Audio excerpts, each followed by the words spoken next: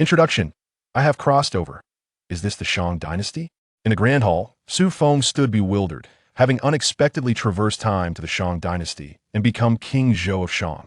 As the imminent battle of Fengshen approached, with King Wu of Zhou poised to invade Lutai, Xu Feng gazed at the beauty in his arms and the kingdom beneath his feet and shouted, "No, I shall never be a tyrant."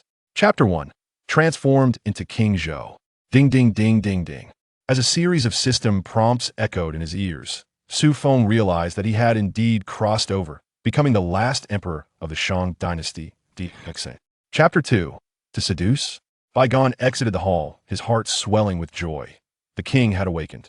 The century-old legacy of Cheng Tang was saved. Upon reaching the noon gate, Huang Feihu and others, spotting Bi Gan, eagerly approached. They were already aware of the king's late-night summons to Bi Gan for a heart extraction. "Your Highness, how did it go?" Huang Feihu inquired. Bi Gan's heart brimmed with elation. "General Huang, it seems Cheng Tang's legacy is indeed salvageable." Meanwhile, Xu Feng had already arrived at his chamber, eagerly accessing the system within his mind. Ding! Task completed. Save Bi Gan and appease Daji. Reward: 10,000 merit points and 100 store coins. What purpose do these merit points serve? And what are these store coins? Xu Feng pondered, bewildered by the sudden influx of new items in his consciousness. Is there even a store? Responding to Xu Feng's confusion, the system explained, the store coins can be used to purchase all items within the system shop, serving as the currency required for transactions. As the system activated the shop button in Xu Feng's mind, a plethora of goods materialized before his eyes. These are modern items. As long as the host accumulates sufficient store coins, they may be purchased for use. Wow! Xu Feng exclaimed, astonished to find an array of modern commodities such as towels, toothbrushes, paper, and pens. He had thought that traversing to the ancient times meant bidding farewell to such luxuries. Do not be overly amazed. Host, these are merely basic items. As your cultivation level increases, the quality of items in the shop will also rise.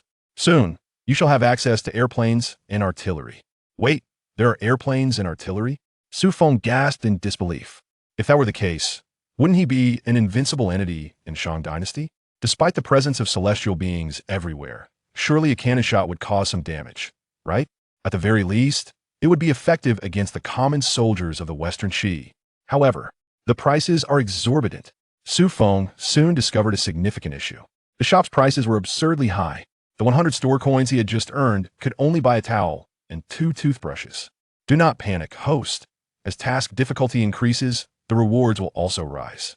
The system then shifted topics. The merit points are fundamental to cultivation, akin to what is commonly referred to as cultivation level. The higher the level, the greater the realm. Oh, I can cultivate? Xu Feng's spirits soared upon hearing this, and he quickly examined his body, discovering apparent changes. Name: Xu Feng. Realm: Qi refinement, 5,000 merit points away from foundation establishment. Magical artifact: none. Wow, not bad. Xu Feng realized that this meant one day he could cultivate to become an immortal, achieving the pinnacle of eternal life. However, the system doused his excitement with a splash of cold water. Do not be overly elated, host. You have merely taken your first steps into the realm of cultivation. Compared to the great figures of the primal chaos, you are as weak as an ant. How so? The system elaborated. The realms of cultivation are divided into 15 stages: Qi refinement, foundation establishment, golden core, nascent soul, spirit transformation, tribulation transcendence, earth immortal, heaven immortal, golden immortal, supreme golden immortal, great luo golden immortal, quasi-saint, saint, heavenly Tao, and great Tao. You have only just entered the Qi refinement stage, and your cultivation journey has barely begun. Good grief. I'm not even considered a demigod. Xu Feng lamented upon counting the 15 realms and reflecting on his current state, feeling a deep sense of despair, truly resembling an insect. The system reassured him. Fear not, host. As long as you continuously complete the system's tasks and accumulate merit points, you will swiftly ascend to immortality. With the impending calamity of Fengshen, your path to power lies in continual enhancement. Ding! As the system concluded, another wave of prompts resonated within Xu Feng's mind. Next task: Persuade Daji. What? Xu Feng was left dumbfounded by the notification. To seduce Daji? Indeed, the system confirmed. Daji is the favored concubine of King Zhou, and much of his tyranny is influenced by her. To avoid being consumed by the flames of Lutai during the calamity, you must persuade Daji to be at your service, thus allowing you to rectify governance and escape your demise. However, this task seems rather daunting.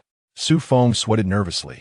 Though he would not consider himself a paragon of virtue, convincing himself to seduce a fox spirit seemed quite the challenge. It certainly would not be easy. Indeed, the system acknowledged. The task of persuading Daji is indeed challenging. Yet, although Daji is a fox demon, she possesses a heart, and as a woman, I believe she can be persuaded. Based on the task's difficulty, the rewards will also increase. 20,000 merit points and 1,000 store coins for persuading Daji. Will you accept the task? I accept. Xu Feng gritted his teeth and resolutely agreed to the task. After all, the rewards were too tempting to resist. Furthermore, as a man, how could he refuse? Having accepted the task, Xu Feng disregarded the late hour and made his way to Daji's chamber, determined to complete the mission at hand. Though he had felt anger towards King Zhou's actions earlier, upon arriving, Daji coyly remarked, "My king, disregarding my life and threatening me with a fox heart, I fear my days are numbered." Who? Hearing Daji's voice from behind the curtains, Xu Feng took a deep breath. He opened the curtains and forced a smile. "My beloved, it is all my fault. I shall make amends for you in the future. It is getting late. Please help me loosen my clothing."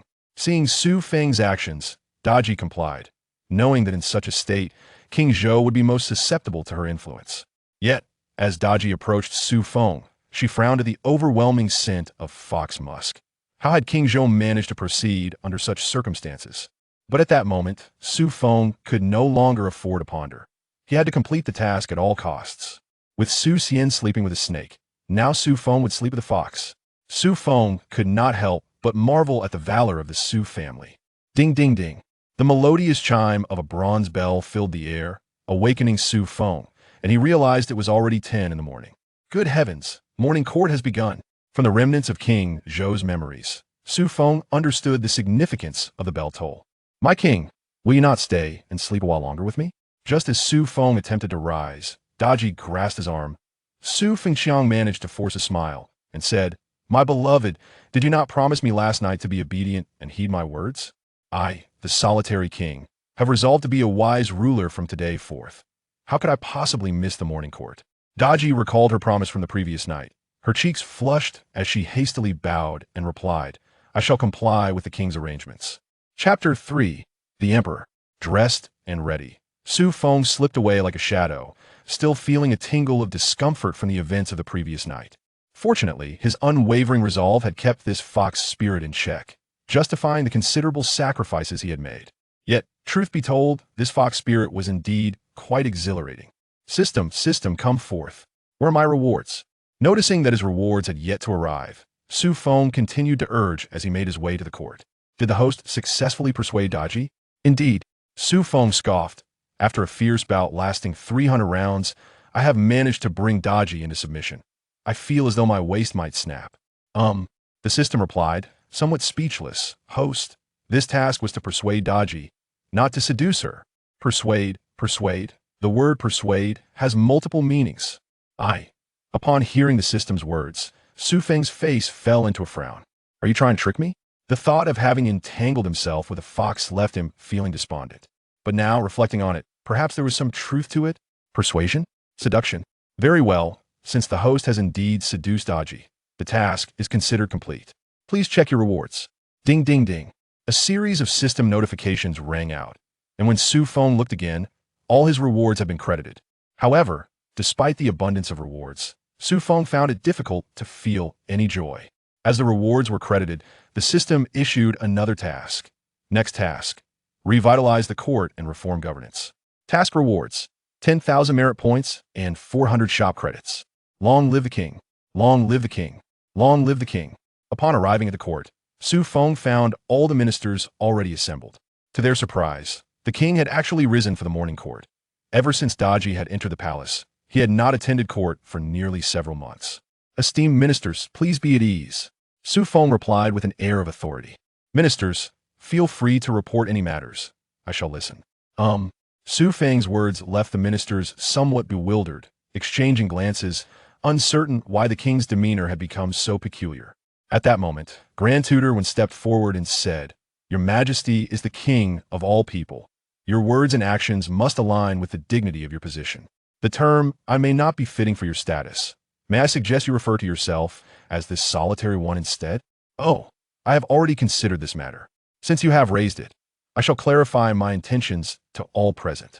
Xu Feng declared, from today onward, I shall change my title from king to emperor. The title of king feels rather mundane, reminiscent of a rustic leader. Thus, from this day forth, I shall be known as emperor, referring to myself as this humble one or I. You may address me as your majesty or emperor. I shall be the first emperor of this realm. I shall be the first emperor, destined to lay the foundation for an everlasting dynasty, ensuring the legacy of the Shang continues for generations. Xu Feng had long contemplated this. The title of king simply lacked the grandeur of an emperor. Moreover, the first emperor of Qin would eventually establish the imperial title. Now that Xu Feng had traversed into this realm, why should he allow Qin Shi Huang to claim the title of the first emperor? Your Majesty, what is the meaning of the title emperor? A minister inquired. Xu Feng promptly explained, the title emperor is derived from the 3 sovereigns and 5 emperors. I adopt this name as I aspire to be a ruler whose virtue matches the 3 sovereigns and whose achievements surpass the 5 emperors. Excellent. Upon hearing this, the ministers rejoiced. They had heard from Bi Gan that Zi Shou had awakened. It seemed today would indeed confirm this, and they all sighed in relief that the Shang Dynasty was finally saved. Xu Feng continued, and about my hair, please have a cut for me. He truly was unaccustomed to long hair. Moreover, the system shop had ample shampoo, and he had long wished to cut his hair and buy a bottle of shampoo to wash it. That is not permissible, Your Majesty. Your hair is a gift from your parents. How could you bear to cut it? Upon hearing this, the ministers were alarmed and opposed. Xu Feng chuckled, esteemed ministers, your thoughts are outdated. Our bodies should be maintained for comfort and convenience. I see no reason not to cut my hair if it is more convenient. Xu Feng elaborated, furthermore, I have committed many foolish acts in the past, causing the demise of numerous ministers. I shall cut my hair to express my remorse, to give the people a satisfactory explanation, and to signify my intent to start anew. Your Majesty is wise. Though the ministers wished to object, they found Xu Feng's reasoning compelling and had no choice but to acquiesce to his request. What is this pillar? At that moment, Xu Feng noticed a heated red pillar in the Grand Hall. One person leaned in and smiled. Your Majesty, this is called Pao Luo, a form of punishment invented by Lady Daji. Upon hearing this, all present were struck with trepidation, having witnessed the brutal nature of this punishment firsthand. Oh, Xu Feng found it intriguing. It seemed the historical accounts of the Pao Luo punishment were indeed true, and he had unexpectedly encountered it in this lifetime. Xu Feng then commanded, bring forth this device. It shall be dismantled. In my Shang Dynasty, we are loyal ministers. There is no need for such cruel punishments. Your Majesty is wise. All were elated by Xu Feng's decision. However, at that moment, 2 individuals hurriedly advised, Your Majesty, this is the punishment most favored by the royal consort, and given the multitude of treacherous officials in our court, this cruel punishment is essential for maintaining order. Oh, is that so? Xu Feng asked with a smile, what are your names? Seeing their expressions, Xu Feng recognized them as treacherous officials without a doubt. Your Majesty, I am Fengshen. I am Yuhan. Upon hearing their names, Xu Feng clapped and laughed. Ah, so it is you 2 treacherous officials. No wonder your words are so pleasing. Esteemed ministers, have you ever witnessed the horrific scene during the execution of the Pao Luo punishment? Replying to Your Majesty, we have seen. Xu Feng's words sent shivers through the assembly. Of course, they had witnessed the Pao Luo punishment when it was enacted on ministers. Very well, today I shall allow you to witness it once more. Xu Feng then commanded, bring forth Fengshen and Yuhan. Let them be subjected to Pao Luo. Today, let the ministers witness. Spare us, Your Majesty. We are loyal subjects. Please do not impose this cruel punishment upon us. Fengshen and Yuhan, who had been so confident before, now found themselves terrified at the prospect of being executed. If you 2 are indeed loyal subjects, then I fear my Shang Dynasty has none. Xu Feng scolded, you have schemed against numerous ministers, and I suspect you orchestrated the downfall of Shi Bo Ho and his son Bo Yikao. How can you still claim to be loyal subjects? Chapter 3. The Emperor Xu Feng dressed swiftly and departed like a shadow, still feeling a twinge of anxiety at the recollection of last night's events. Fortunately, His unwavering resolve had managed to subdue the fox spirit, justifying the considerable sacrifices he had made. However, one must admit, this fox spirit was indeed quite captivating. System, where are you? Where's my reward? Xu Feng urged as he noticed that not a single point had been credited to his account on his way to the court. Did the host persuade Daji? Indeed. Xu Feng retorted dismissively. After battling through 300 rounds last night, I have managed to bring Daji to her knees. My back is nearly shattered. The system responded, somewhat exasperated. Host, the objective of this task was to persuade Daji, not to seduce her. Persuade, persuade. What a play on words. Upon hearing the system's remark, Xu Feng's expression darkened. Are you trying to trick me? To think I ended up entangled with a fox spirit. He felt utterly despondent at the thought. Yet, upon further reflection, perhaps there was a semblance of truth to it. Persuade? Seduce? Very well. Since the host has indeed seduced Daji, the task is considered complete. Please claim your reward. The system chimed with several notification sounds, and Xu Feng found that his rewards had been fully credited. However, despite the substantial rewards, he could not muster any joy. Concurrently, the system issued a new mandate. Next task, revitalize the court and rectify the politics. Task reward, 10,000 merit points and 400 shop currency. Long live the king. Xu Feng entered the court, where all the officials had gathered. To their surprise, the king had risen for the morning assembly. It was noteworthy that he had not attended court for nearly several months since Daji had entered the palace. Esteemed ministers, please proceed, Xu Feng announced with feigned grandeur. If you have matters to discuss, I am all ears. Upon hearing this, the ministers were taken aback, exchanging bewildered glances, perplexed by the king's sudden change in demeanor.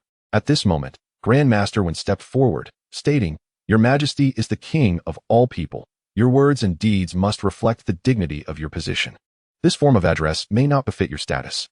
I implore you to refer to yourself as I henceforth. Oh, I have already contemplated this matter. Since you have brought it up, I shall clarify it for all today, Xu Feng replied. From this day forth, I shall alter my title from king to emperor. The term king strikes me as rather pedestrian, reminiscent of a mere mountain chieftain. Therefore, from today onward, I shall be known as emperor, and I shall refer to myself as this humble one or I. Esteemed ministers, you may address me as your majesty or emperor.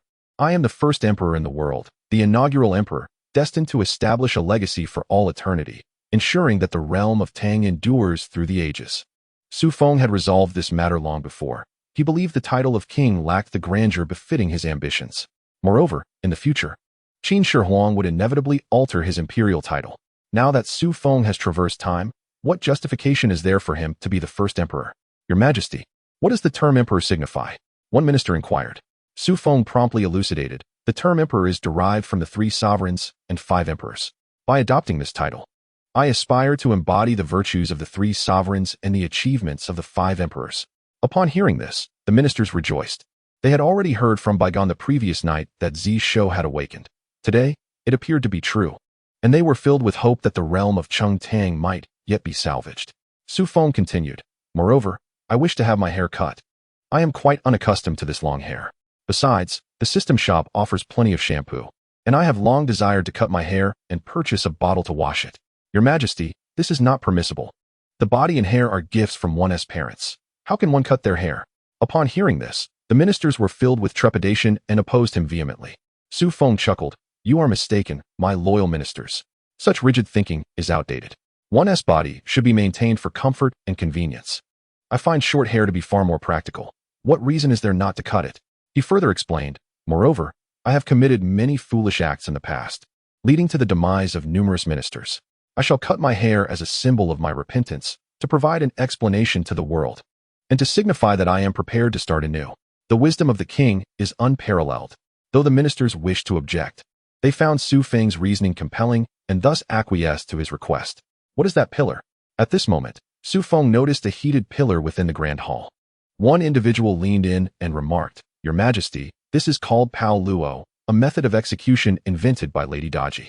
Upon hearing this, all the ministers were filled with dread, having witnessed the brutality of such a punishment firsthand. Xu Feng expressed curiosity, realizing that the historical accounts of the Pao Luo punishment were indeed true. He had never imagined witnessing it in his lifetime. He promptly commanded, Bring someone to dismantle this. In my great Shang Dynasty, we are all loyal subjects. There is no need for such cruel punishments. The king's wisdom is unmatched. The ministers rejoiced at Xu Feng's decision. However, at that moment, two individuals hurriedly advised, "Your Majesty, this is not advisable. This is the punishment most favored by the imperial concubine, and given the numerous treacherous officials in our court. This cruel punishment is a vital tool for maintaining order." Is there such a perspective? Xu Feng inquired with a smile. "What are your names?" Observing their expressions, Xu Feng discerned they were undoubtedly treacherous officials. "I report to your Majesty, I am Fei Zhong. I am Yuhan." Upon hearing these names, Xu Feng clapped and laughed. "So it is you two treacherous officials. No wonder your words are so pleasing. Ministers, have you ever witnessed the horrific scenes when the Pao Luo punishment is enacted?" "We have seen it, your Majesty," they replied, trembling at the memory. They had indeed witnessed the construction of this cruel punishment, having seen it inflicted upon other ministers. "Very well. Today I shall allow you to witness it once more." Xu Feng immediately commanded, "Bring forth. Execute the traitors Fei Zhong and Yu Han with the cruel punishment of cauldron burning. Let the ministers witness this spectacle today. Spare us, O great king. We are loyal subjects, and you must not impose such a dreadful fate upon us." Fei Zhong and Yu Han, who had been reveling in their anticipated entertainment, were now paralyzed with fear upon realizing they were the targets of Xu Feng's wrath. You dare to claim loyalty. It seems that the great Shang Dynasty is devoid of true loyalists." Xu Feng scolded vehemently. "You have conspired against numerous ministers, and I suspect that the treachery concerning the Western Duke and his son, Bo Yikao, was also your doing. Can you still consider yourselves loyal?" Chapter 4. The Edict of Self-Accusation. I fail to comprehend the rationale behind your actions throughout history. What benefit do you gain from accepting bribes from adversaries and corrupting your own nation? You currently occupy high positions, indulging in opulence, yet for the sake of trifling gains, you abandon your country. Once the nation falls, what will you have left to enjoy? Will wise men like GFA ever employ you again? Your Majesty is wise." Upon hearing Xu Feng's words, all the ministers in attendance bowed in submission. "Your Majesty, spare us. We acknowledge our wrongs." Fei Zhong and Yu Han quaked in terror, their legs trembling at the stark transformation of King Zhou from yesterday to today. Xu Feng remarked, "Very well. I have just awakened to my true self and do not wish to see bloodshed. I shall spare your wretched lives. However, remember this, you must be loyal subjects, contributing positively to the court rather than concocting schemes that bring harm. Otherwise, I shall not show mercy." Yes. Fei Zhong and Yu Han hastily expressed their gratitude.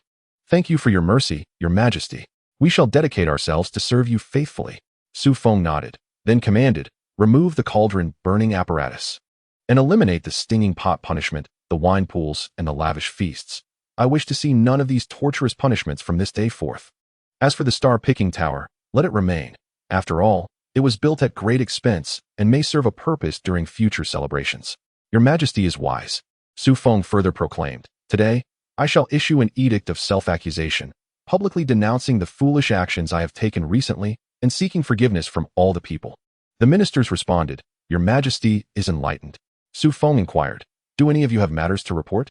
The Grand Tutor then stepped forward, "Your Majesty, Ji Chang has returned to the kingdom and appointed Zhang Zia as his minister. He has already mobilized troops against Cheng Ho. In my old age, I perceive Ji Chang's ambition is considerable. I implore you to dispatch troops promptly to prevent any future rebellion from Western Qi." "These matters were anticipated," Xu Feng replied slowly. Being a traveler from another time, he was well aware of the events from the investiture of the gods. Xu Feng continued, "However, I acknowledge that my previous actions were indeed excessive, such as dismembering his son Bo Yikao for Ji Chang and imprisoning the Western Duke for 7 years. No matter how benevolent one may be, such indignities are intolerable. This matter arises from my own actions. I shall proceed accordingly, apart from issuing a self-reproaching edict. I will also compose a letter to Ji Chang, acknowledging my transgressions and offering my sincerest apologies, whilst additionally allocating a larger expanse of land to him. As for Cheng Ho, let us disregard him. Though he is a court minister, his brutal nature has long incited public resentment, and his demise would pose no consequence. Moreover, his death has become inevitable, and with it, the end of his influence. Let them be. Your Majesty, your wisdom is unparalleled. This course of action is indeed most prudent." The ministers concur. A series of confirmation sounds resonated, and a smile illuminated Xu Feng's face. This unexpected windfall of 10,000 merit points indicated that he was not far from stepping into the foundational stage of cultivation. "If my esteemed ministers have no further matters to present, let us disperse." Xu Feng could hardly contain his eagerness to see what new wares had appeared in his shop. The ministers took their leave. Following the morning assembly, witnessing the transformation of Zhou, all the officials shed their previous gloom, each appearing revitalized. Upon opening the system shop, Xu Feng discovered 2 luminous pearl items newly listed on the shop page. Clicking on the luminous pearl, the product description materialized. Luminous pearl, crafted from modern glass technology. Absorbs sunlight during the day and emits a faint glow at night. Alas, upon reading this description, Xu Feng could not help but scoff. I had thought it to be a genuine luminous pearl. Turns out it is merely a modern inferior product. Yet, upon reflection, it was still better than nothing. After all, it was not excessively priced at 250 shop coins each, providing a source of amusement in moments of boredom.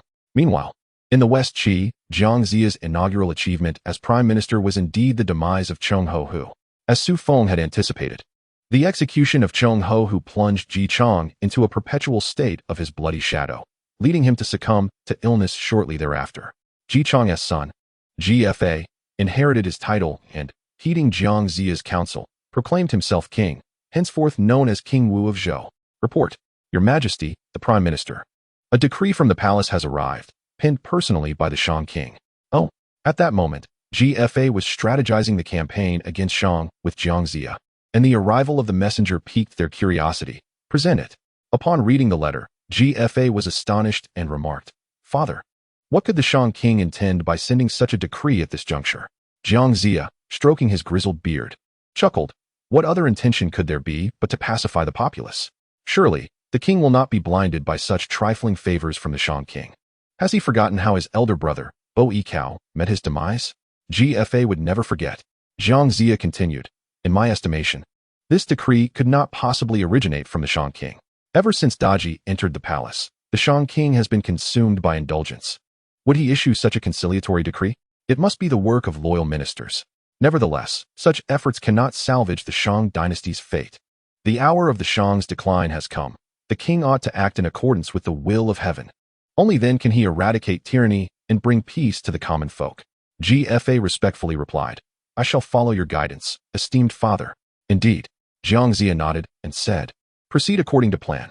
Soon we shall raise our troops to attack the Shang, for this is the decree of heaven. The Shang dynasty is destined for destruction. The king, in declaring himself the martial king, is brazenly opposing the Shang. Not long ago, the Duke of Shibua and I vanquished Cheng Hu. I believe the Shang King will not take this lightly. Father, what shall we do? GFA inquired. Jiang Ziya replied, The Shang forces must first pass through the outer city to march against Shiqi, and they will likely camp at Shiqi Mountain. We can seize the opportunity to freeze Shiqi Mountain, catching them off guard. Freeze? GFA was somewhat astonished by Jiang Ziya's words. Father, it is July. The sun scorching. How can we freeze anything? Jiang Ziya performed a bow and smiled. Your Majesty, do not forget that I have practiced celestial arts under the Yuan Shi Tianzun of Kunlun Mountain. Freezing Shiqi Mountain is a mere trifle for me. That is splendid. GFA exclaimed joyfully. Surely the Shang King would never anticipate that his troops could perish in the sweltering summer due to being frozen, allowing us to strike unexpectedly. Your Majesty, Master Wen requests an audience. Just as Xu Feng had become familiar with a portion of the rear garden, a servant reported. Quickly summon the master in. Master Wen entered, bowing, Your Majesty. Xu Feng responded, My loyal minister, what urgent matter brings you to me at this time? Your Majesty, I bring news. Shiqi has rebelled. Master Wen reported truthfully. As anticipated, Xu Feng replied with remarkable calmness. Though he had traversed time to become King Zhou, he aspired to defy fate and transform into a wise ruler to preserve his life, lest he meet his end in the flames of the Deer Terrace. However, he had only just begun to address the chaos left behind by King Zhou, and altering the course of history at this juncture seemed improbable. Thus, he had already foreseen the imminent events based on the investiture of the gods. Truly, the king is sagacious and possesses foresight. Master Wen was thoroughly in awe of Xu Feng's demeanor. He had expected the king to erupt in fury upon hearing the news, but was surprised by his composure. Moreover, he was deeply impressed by the precision of Xu Feng's predictions. What do you mean by that, my loyal minister? How could I possess such foresight? Xu Feng chuckled. Master Wen continued. Previously, Your Majesty predicted that after Ji Chang attacked Cheng Hu, his fate would be sealed, and indeed it came to pass. Since slaying Cheng Hu, Ji Chang has fallen gravely ill and soon passed away. Now, Shiqi is under the reign of his second son, GFA, a man with considerable ambition, who dares to proclaim himself the martial king. The campaign against the Shang is a scheme orchestrated by him and Jiang Zia.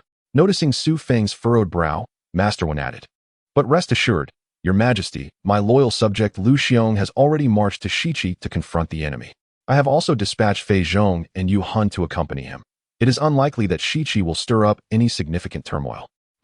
Upon hearing Master Wen's words, Xu Feng's eyes widened in astonishment. "You say Lu Xiong has gone with Fei Zhong and Yu Han?" "Indeed." Faced with Xu Feng's reaction, Master Wen was filled with confusion. "Does Your Majesty perceive something amiss?" Suddenly, a notification from the system chimed in. Mission: prevent Jiang Zia's plot to freeze Mount Shiqi from succeeding. Reward: 20,000 merit points and 500 shop coins. Alarmed, Xu Feng exclaimed, "Quickly, my dear minister, prepare some charcoal and winter clothing at once. I shall personally lead the charge and ensure these supplies reach the front lines swiftly." The system prompt confirmed Xu Feng's suspicions. This was undoubtedly the impending battle to freeze Mount Shiqi. According to Investiture of the Gods, Jiang Zia intended to encase Mount Shiqi in ice, a scheme that would spell doom for the loyal General Lu Xiong and the treacherous Fei Zhong and Yu Han. Although the two traitors were insignificant, General Lu Xiong was a steadfast loyalist of the dynasty. Additionally, Xu Feng felt compelled to save the lives of countless soldiers. Master Wen, somewhat bewildered by Xu Feng's directives, pondered the necessity of preparing winter garments and charcoal in the sweltering heat of July. Has the king become delusional? Xu Feng urged, "Enough of this hesitation. Prepare immediately, dear minister, or it will be too late." "Very well, I shall get to it." Although uncertain of Xu Feng's intentions, Master Wen set about gathering the required items. Once everything was assembled, Xu Feng and Master Wen set forth in grand procession. Despite his advanced age, Xu Feng held unwavering trust in him. In the final days of the Shang Dynasty, it was this devoted minister who had sustained the kingdom. "Dear minister, do you believe I have lost my senses? Why send winter clothing and charcoal to the front lines in such scorching weather?" Noticing the worry etched on Master Wen's face, Xu Feng smiled and inquired, "I would not presume, Your Majesty. Your actions undoubtedly stem from profound reasoning," Master Wen replied. "Ah, speak your mind freely, no need for hesitation. I seek loyal and forthright ministers." "To be candid, Your Majesty," Master Wen confessed, "the court was indeed abuzz with discontent regarding the preparations, and even I found it somewhat questionable. Trust me just this once, dear minister. When we thwart Jiang Zia's scheme, the court will understand my well-intentioned motives." Xu Feng reassured him.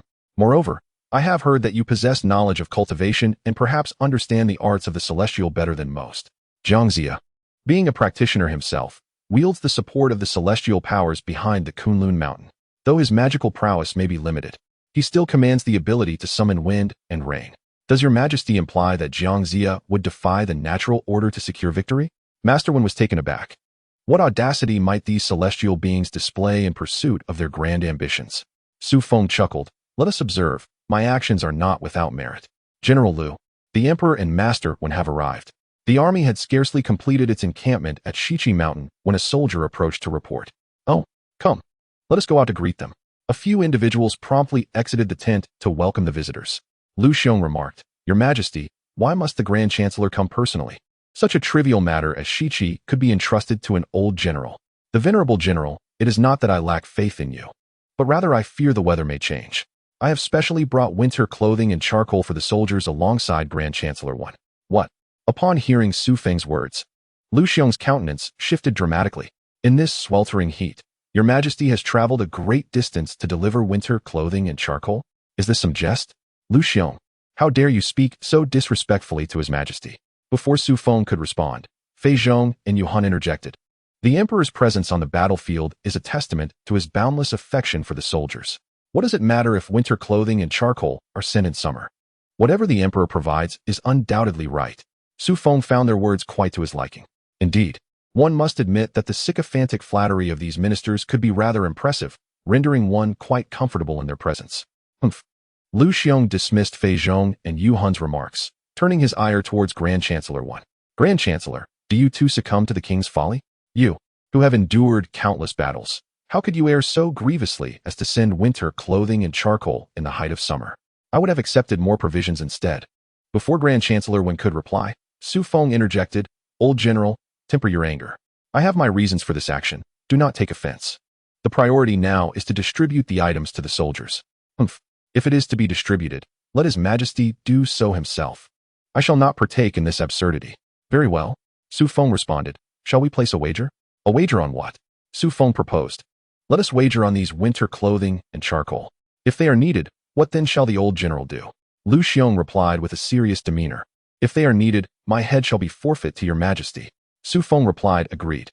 Lu Xiong continued, and if they are not needed? Then my head shall be yours, old general.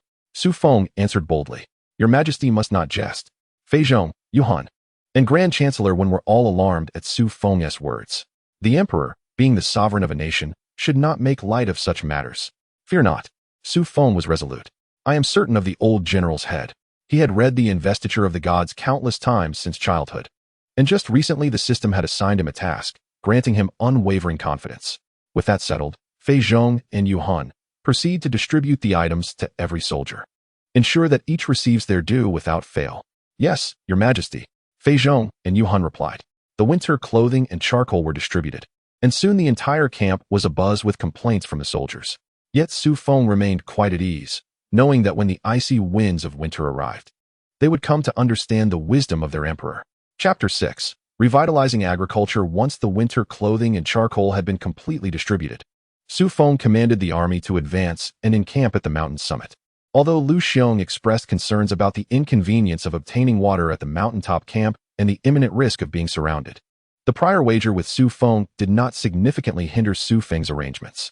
Why hasn't General Lu fallen asleep yet? As night deepened, Master Wen entered Lu Xiong's military tent.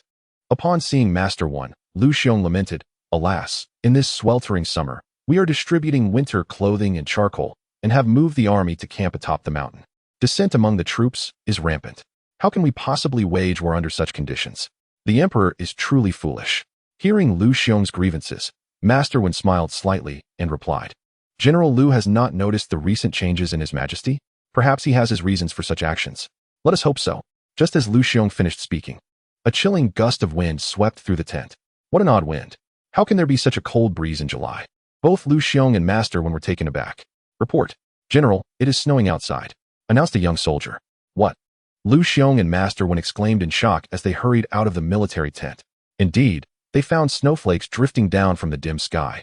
This snow is quite extraordinary, Lu Xiong exclaimed in bewilderment. In all my years, I have never encountered snow in July. As the snowflakes fell, the cold wind grew increasingly fierce, and soon, the temperature plummeted below freezing. Quick, instruct the soldiers to don their winter clothing and light the charcoal. Lu Xiong commanded immediately. As all the soldiers prepared for the cold, the sound of rushing water echoed in the air. When they looked again, they saw that the foot of Mount Shiqi had been submerged by an inexplicable flood. What a close call. Thankfully, we camped at the mountaintop. Otherwise, our army would have surely been drowned. Seeing that the troops were unharmed, Lu Xiong was filled with joy. Father Ya, what a fierce storm and snow. Who would have thought that this summer's sunny days could freeze Mount Shiqi? Father Yu is truly remarkable. Meanwhile, within the Shiqi camp, the chilling air brought great delight to King Wu of Zhou. GFA mused. I bet General Lu never anticipated he would be frozen alive in July. Ha! Zhang Zia, pleased with his own scheme, stroked his beard and chuckled. My king, prepare yourself. Tomorrow morning we shall storm the camp of the old rogue Lu Xiong and capture him alive. The following morning, King Wu of Zhou, GFA, along with Zhang Zia and others, set forth from the city towards Mount Shiqi. After a night of freezing temperatures, the floodwaters at the foot of Mount Shiqi had solidified into ice. Though the sun blazed fiercely today, it was powerless against the hardened ice. Zhang Zia and GFA rode slowly across the icy surface, their faces aglow with joy. The first battle against the Shang had yielded such tremendous success. It would surely send shockwaves throughout the entire Shang Dynasty. When the time came, the spirits of the Shang court would be shattered, making our campaign against them all the more effortless. Charge! Old Zhang Zia, we have been waiting here for too long. Let us rush forth. Capture Zhang Zia and the young prince, GFA. Just as everyone was basking in their triumph, the banners suddenly waved from the mountainside, and the air was filled with the sounds of battle. Zhang Zia, witnessing this scene, wore a bewildered expression. He had calculated this scheme through divination, believing it would surely succeed. Yet, the formidable forces of Lu Xiong appeared wholly unscathed. Your Majesty, retreat. We have fallen into a trap. As Lu Xiong's army advanced, Zhang Zia's troops hastily turned to flee. Ha ha ha, how ridiculous it is for Zhang Zia to attempt a rebellion in such a disheveled state. The soldiers of Shiqi, in their frantic retreat, elicited hearty laughter from Xu Xian atop the mountain. This is all thanks to your majesty. Truly, your foresight is unparalleled. After repelling Jiang Zia and GFA, Fei Zhong eagerly showered praises on Xu Feng. Indeed, your majesty. At this moment, Yuhan chimed in. Who could have anticipated that this sweltering summer would turn into a veritable winter? Our admiration for your majesty flows endlessly, much like the boundless ocean. Fei Zhong and Yuhan exchanged flattering remarks, much to Xu Feng's delight. Had he not traversed through time, he would have surely succumbed by now. At this point, the seasoned general of Xu Xian knelt, stating, Your Majesty's insight is beyond compare. I, an old minister, am truly ashamed. I had a wager with your majesty, and I humbly offer my head. As he spoke, Xu Xian unsheathed his sword and presented it to Xu Feng. Oh, dear general, Xu Feng replied with a smile. That wager was merely a jest. How could I bear to take your life? Xu Xian nodded. Yes, life and death. Just then, a system prompt echoed in Xu Feng's mind. Congratulations, host. You have completed the task and gained 20,000 merit points and 500 shop credits. Next task, revitalize agriculture. Reward 40,000 merit points and 2,000 shop credits. Upon hearing the system's voice, Xu Feng's eyes lit up. This task indeed seemed promising, with such generous rewards. With the celestial conflict now resolved, I shall return to court, leaving the military affairs entirely in the hands of the esteemed general. I hope you take care and exercise caution in your strategies. This task of revitalizing agriculture has no connection to warfare, and Xu Feng was eager to return and prioritize its completion. After all, his cultivation level was still too low. Should formidable figures like Neza, Jinjia, or Erlang Shen ally with Jiang Zia, he might not survive the encounter. Thus, his immediate priority was to fulfill the task and enhance his cultivation. I shall heed your majesty's teachings and will not disappoint your trust. I shall pacify Shiqi at the earliest. Xu Feng then accompanied Grandmaster went back to court. Due to the system's assignment, Xu Feng paid close attention to the agricultural endeavors of the Shang Dynasty along the way. My dear minister, the progress of our farming is lamentably slow. Look, it is already July, yet there are still vast stretches of uncultivated land. Xu Feng noted the abundance of fallow fields. To speak candidly, your majesty, Master Wen remarked, in our dynasty, the primary farming implements are the plow and hoe, with a small portion crafted from bronze, while the majority are fashioned from bone and wood. The labor involved in farming is exceedingly arduous and demands immense human effort. Moreover, with your majesty's decree of a tax system that extracts 10 parts out of every 10, countless farmers have fled to other feudal states, resulting in the abandonment of vast tracts of arable land. 10 parts out of 10 in taxes? How draconian! Xu Feng exclaimed, taken aback. It seems that King Shang Zhou is indeed quite foolish. Let it be decreed that henceforth, the tax burden on farmers shall be altered to a system of 2 out of 10. Xu Feng continued, furthermore, my dear minister, why do we not utilize iron to manufacture our agricultural tools? Iron, Master Wen replied, utterly perplexed. Your majesty, what is this iron you speak of? Chapter 7, The Divine Needle of Stabilization. It suddenly dawned on Xu Feng that they were in the Shang Dynasty, a time before the advent of iron smelting technology, where bronze implements were predominantly in use. You shall come to know in due time, Master Wen. Xu Feng's eyes brightened with a sudden thought. Do you know of the Eastern Sea, Master Wen? I have been to the Eastern Sea to quell the rebellion of King Pingling, the old minister responded, his brow furrowed with curiosity. What purpose does your majesty have in inquiring about the Eastern Sea? Hearing this, Xu Feng's spirit soared. That is splendid. Would the esteemed elder accompany me to the Eastern Sea? What does the emperor seek in the Eastern Sea? Of course, to procure iron. Xu Feng replied earnestly. Once we obtain iron tools for farming, the agricultural efficiency of our Shang Dynasty will experience a remarkable enhancement. When the populace thrives, how could the nation not prosper and the people not live in peace?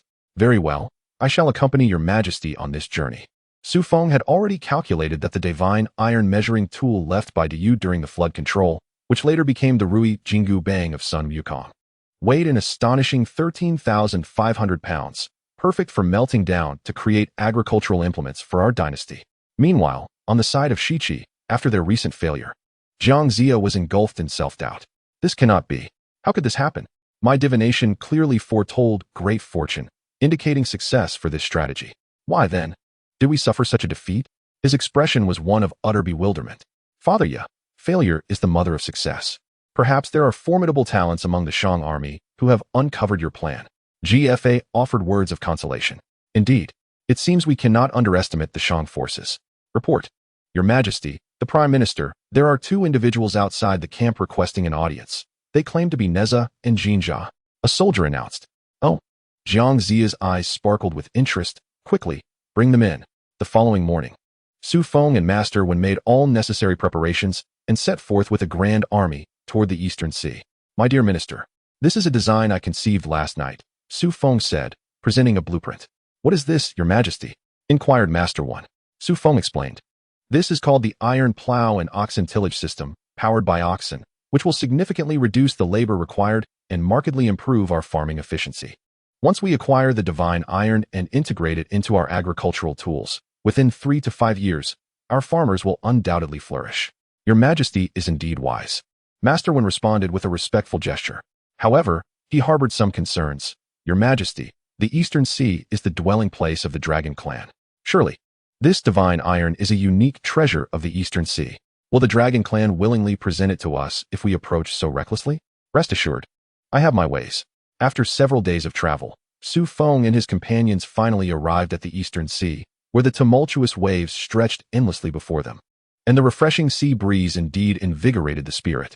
Wow, what a vast ocean. As an inland dweller, it was Xu Feng's first encounter with the sea. However, lacking in cultural refinement, he could only exclaim in awe, Old Dragon King, come forth and meet me. Xu Feng dismounted from the carriage and called out to the boundless sea. Before long, a towering column of water spiraled up from the azure surface, revealing a magnificent azure dragon coiling majestically upon the waves before them. The soldiers of the Shang Dynasty were witnessing such a creature for the first time, and they could not help but marvel in astonishment. Who calls upon me? The Dragon King of the Eastern Sea spoke slowly, his voice resonating through the heavens. It is I. Look below, it is I who beckons you. Your king. Xu Feng shouted at the Dragon King. Ha ha, I never expected to see you, little one. The Dragon King laughed heartily. I thought it was someone of consequence, but it is merely you, this youngling. You, still reeking of infancy, dare to claim the title of our king? Just look at that disheveled hairstyle of yours. It resembles something a dog might gnaw on. At the Dragon King's words, Xu Feng's expression darkened. Although his hair was indeed cut haphazardly, it was not entirely his fault. The bronze scissors here were rather dull, leading to an uneven haircut. Before Xu Feng could retort, the venerable minister Wen interjected, Dragon King of the Eastern Sea, this is the emperor of our great Shang. Do not insult him, or I shall not hesitate to be impolite. Oh, Minister Wen, it has been years, yet your temper remains as fiery as ever. He then turned to Xu Feng.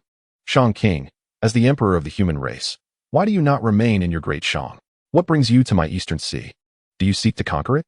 Xu Feng replied, I have come today solely for one thing, the divine measuring tool, the divine needle of the Eastern Sea, left by Diyu during his flood control efforts.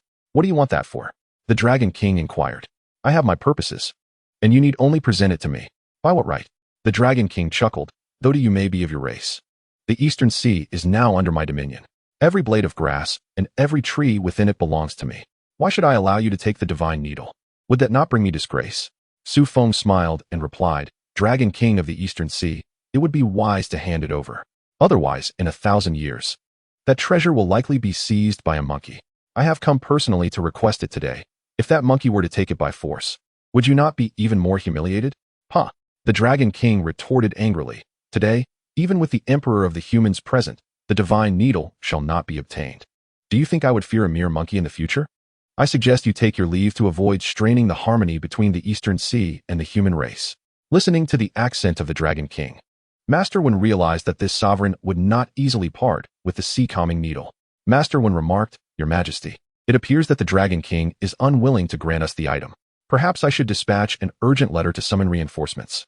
I would risk my life to retrieve the divine iron for Your Majesty. Xu Feng waved his hand dismissively, stating, There is no need to trouble yourself, my loyal minister. I have my own methods. As he spoke, Xu Feng opened the system shop in his mind, recalling the luminous pearls he had seen a few days prior, which would prove most useful now. He currently possessed 2,000 shop coins and spent 500 of them to acquire 2 luminous pearls, one red and one blue, a purchase that indeed pained his heart. As the Dragon King of the East was about to dive away, Xu Feng hurriedly called out, Old Dragon King, do take a look at this. The Dragon King turned back upon hearing Xu Feng's voice and beheld the 2 orbs in his hand, emitting a cold laugh. Ha! What are these worthless trinkets? Do you intend to exchange these for the sea-calming needle? What a jest! Do you truly believe this king is senile? Xu Feng boldly admitted his intention. Indeed, I wish to trade these for your sea-calming needle. Chapter 8. The Sage's Divination. Humph. The Dragon King, displeased by Xu Feng's serious demeanor, exhaled sharply. Human Emperor, do not mock me. That divine iron weighs at least several thousand pounds. Do you think you can exchange it for these trinkets? Although the iron rod was of no use to him, parting with it so readily was a difficult decision for the Dragon King, as it was a treasure of the East Sea. Ah, old Dragon King, allow me to share the origins of these two pearls before you decide whether to trade, Xu Feng suggested with a smile. These pearls are formed from the essence of heaven and earth. The red one is known as the Demon Pearl, while the blue one is called the Spirit Pearl. Upon hearing this, the Dragon King's eyes sparkled with interest. Seeing he had piqued the Dragon King's curiosity, Xu Feng continued to embellish. Your dragon lineage is one of the great clans from the primordial era. Had it not been for your battles with the Phoenix and Qilin clans, your kind would not have been reduced to residing in this remote corner of the East Sea. Surely, you comprehend the significance of the Spirit Pearl and the Demon Pearl to your lineage's fate? Moreover, the third prince of the Dragon Palace has suffered grievous injuries from Neza's assault. Possessing these treasures could facilitate his recovery, would it not, old Dragon King? Do not attempt to deceive me. Neza has already descended to the mortal realm. How could the Spirit Pearl and Demon Pearl still exist? The Dragon King clearly doubted Xu Feng's words. Have you forgotten, old Dragon King? Xu Feng replied with a smile. On that day, your clan confronted Neza at Qintang Pass, forcing him to mutilate himself for his parents, resulting in his corporeal demise. Is it unreasonable for the Spirit Pearl of Neza to have fallen into my possession? As for the Demon Pearl, it has remained with me all along. While the world speaks of the Spirit Pearl's descent, none have ever heard of the whereabouts of the Demon Pearl, and I assure you, it has always been in my hands. What do you intend to do? The Dragon King has been swayed by Xu Feng. After all, this matter pertains to the fate of their dragon clan. I do not wish for anything particular.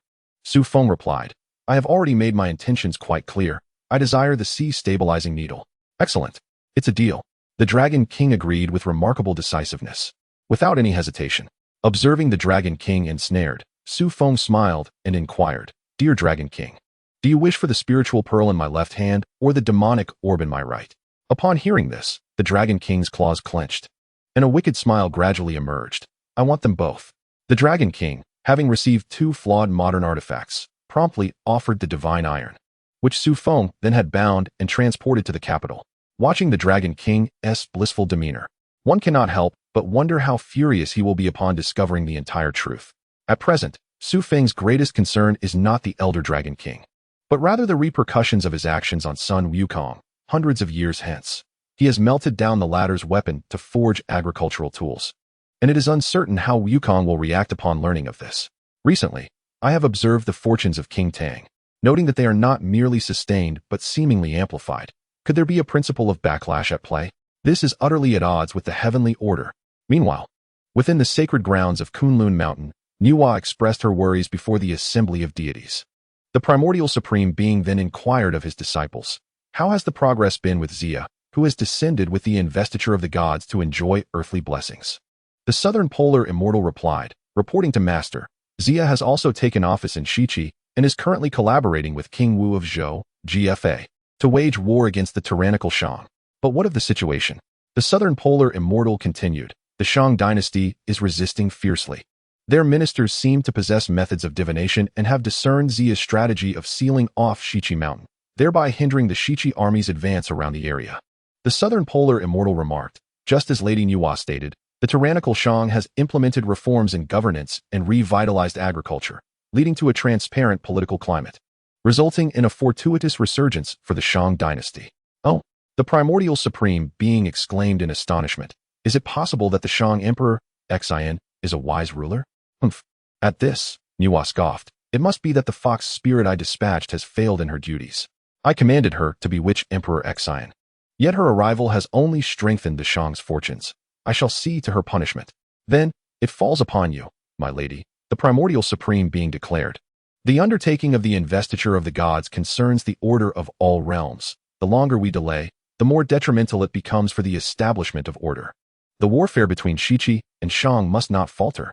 He then instructed the southern polar immortal, dispatch more immortals to assist Xia, striving to vanquish the great Shang at the earliest opportunity. The disciple took his leave. Meanwhile, within the royal palace of the Shang Dynasty, Daji lay in peaceful slumber, while Xu Feng and Master Wen were still en route from the Eastern Sea. The curtains swayed, awakening Daji from her dreams as she heard the sounds of the myriad demons and the urging voice of Nuwa. Hastily, Daji rose and vanished from the palace. Unaware of the goddess's arrival, Daji lamented, "Forgive me for not welcoming you, my lady."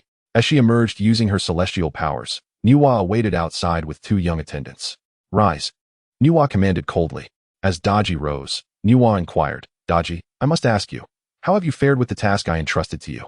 The very recollection of this matter sent a wave of panic through Daji.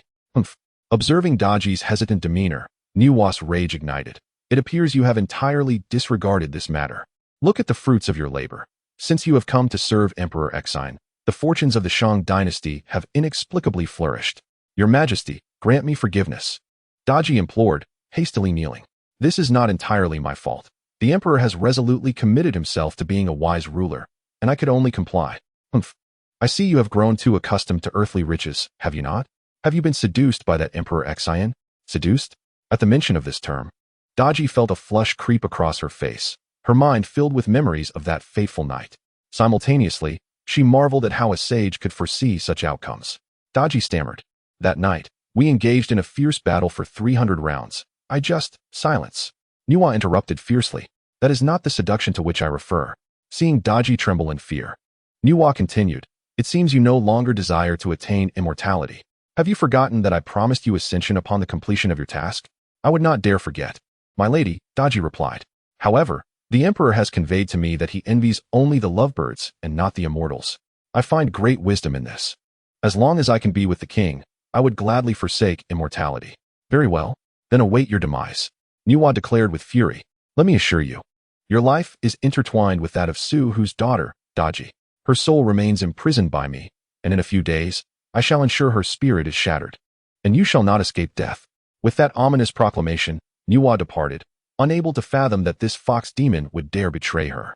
Chapter 9. Rescue Daji. After several days of arduous travel, Xu Feng and Master Wen finally transported the sea-stabilizing needle to Chaoga.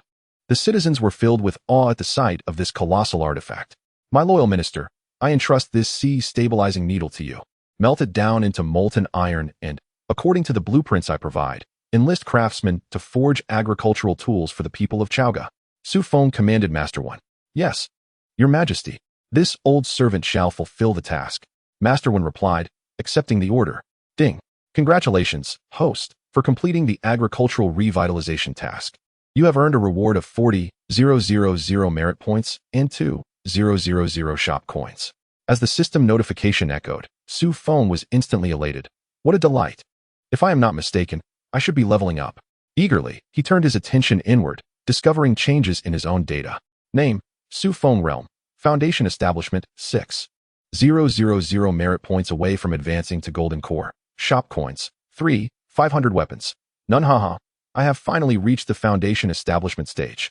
Xu Feng exclaimed. "Now, let me see what new updates the system shop has." With that thought, he opened the system shop, where he indeed found new items had appeared. Among them, one item stood out remarkably. Fa Hai?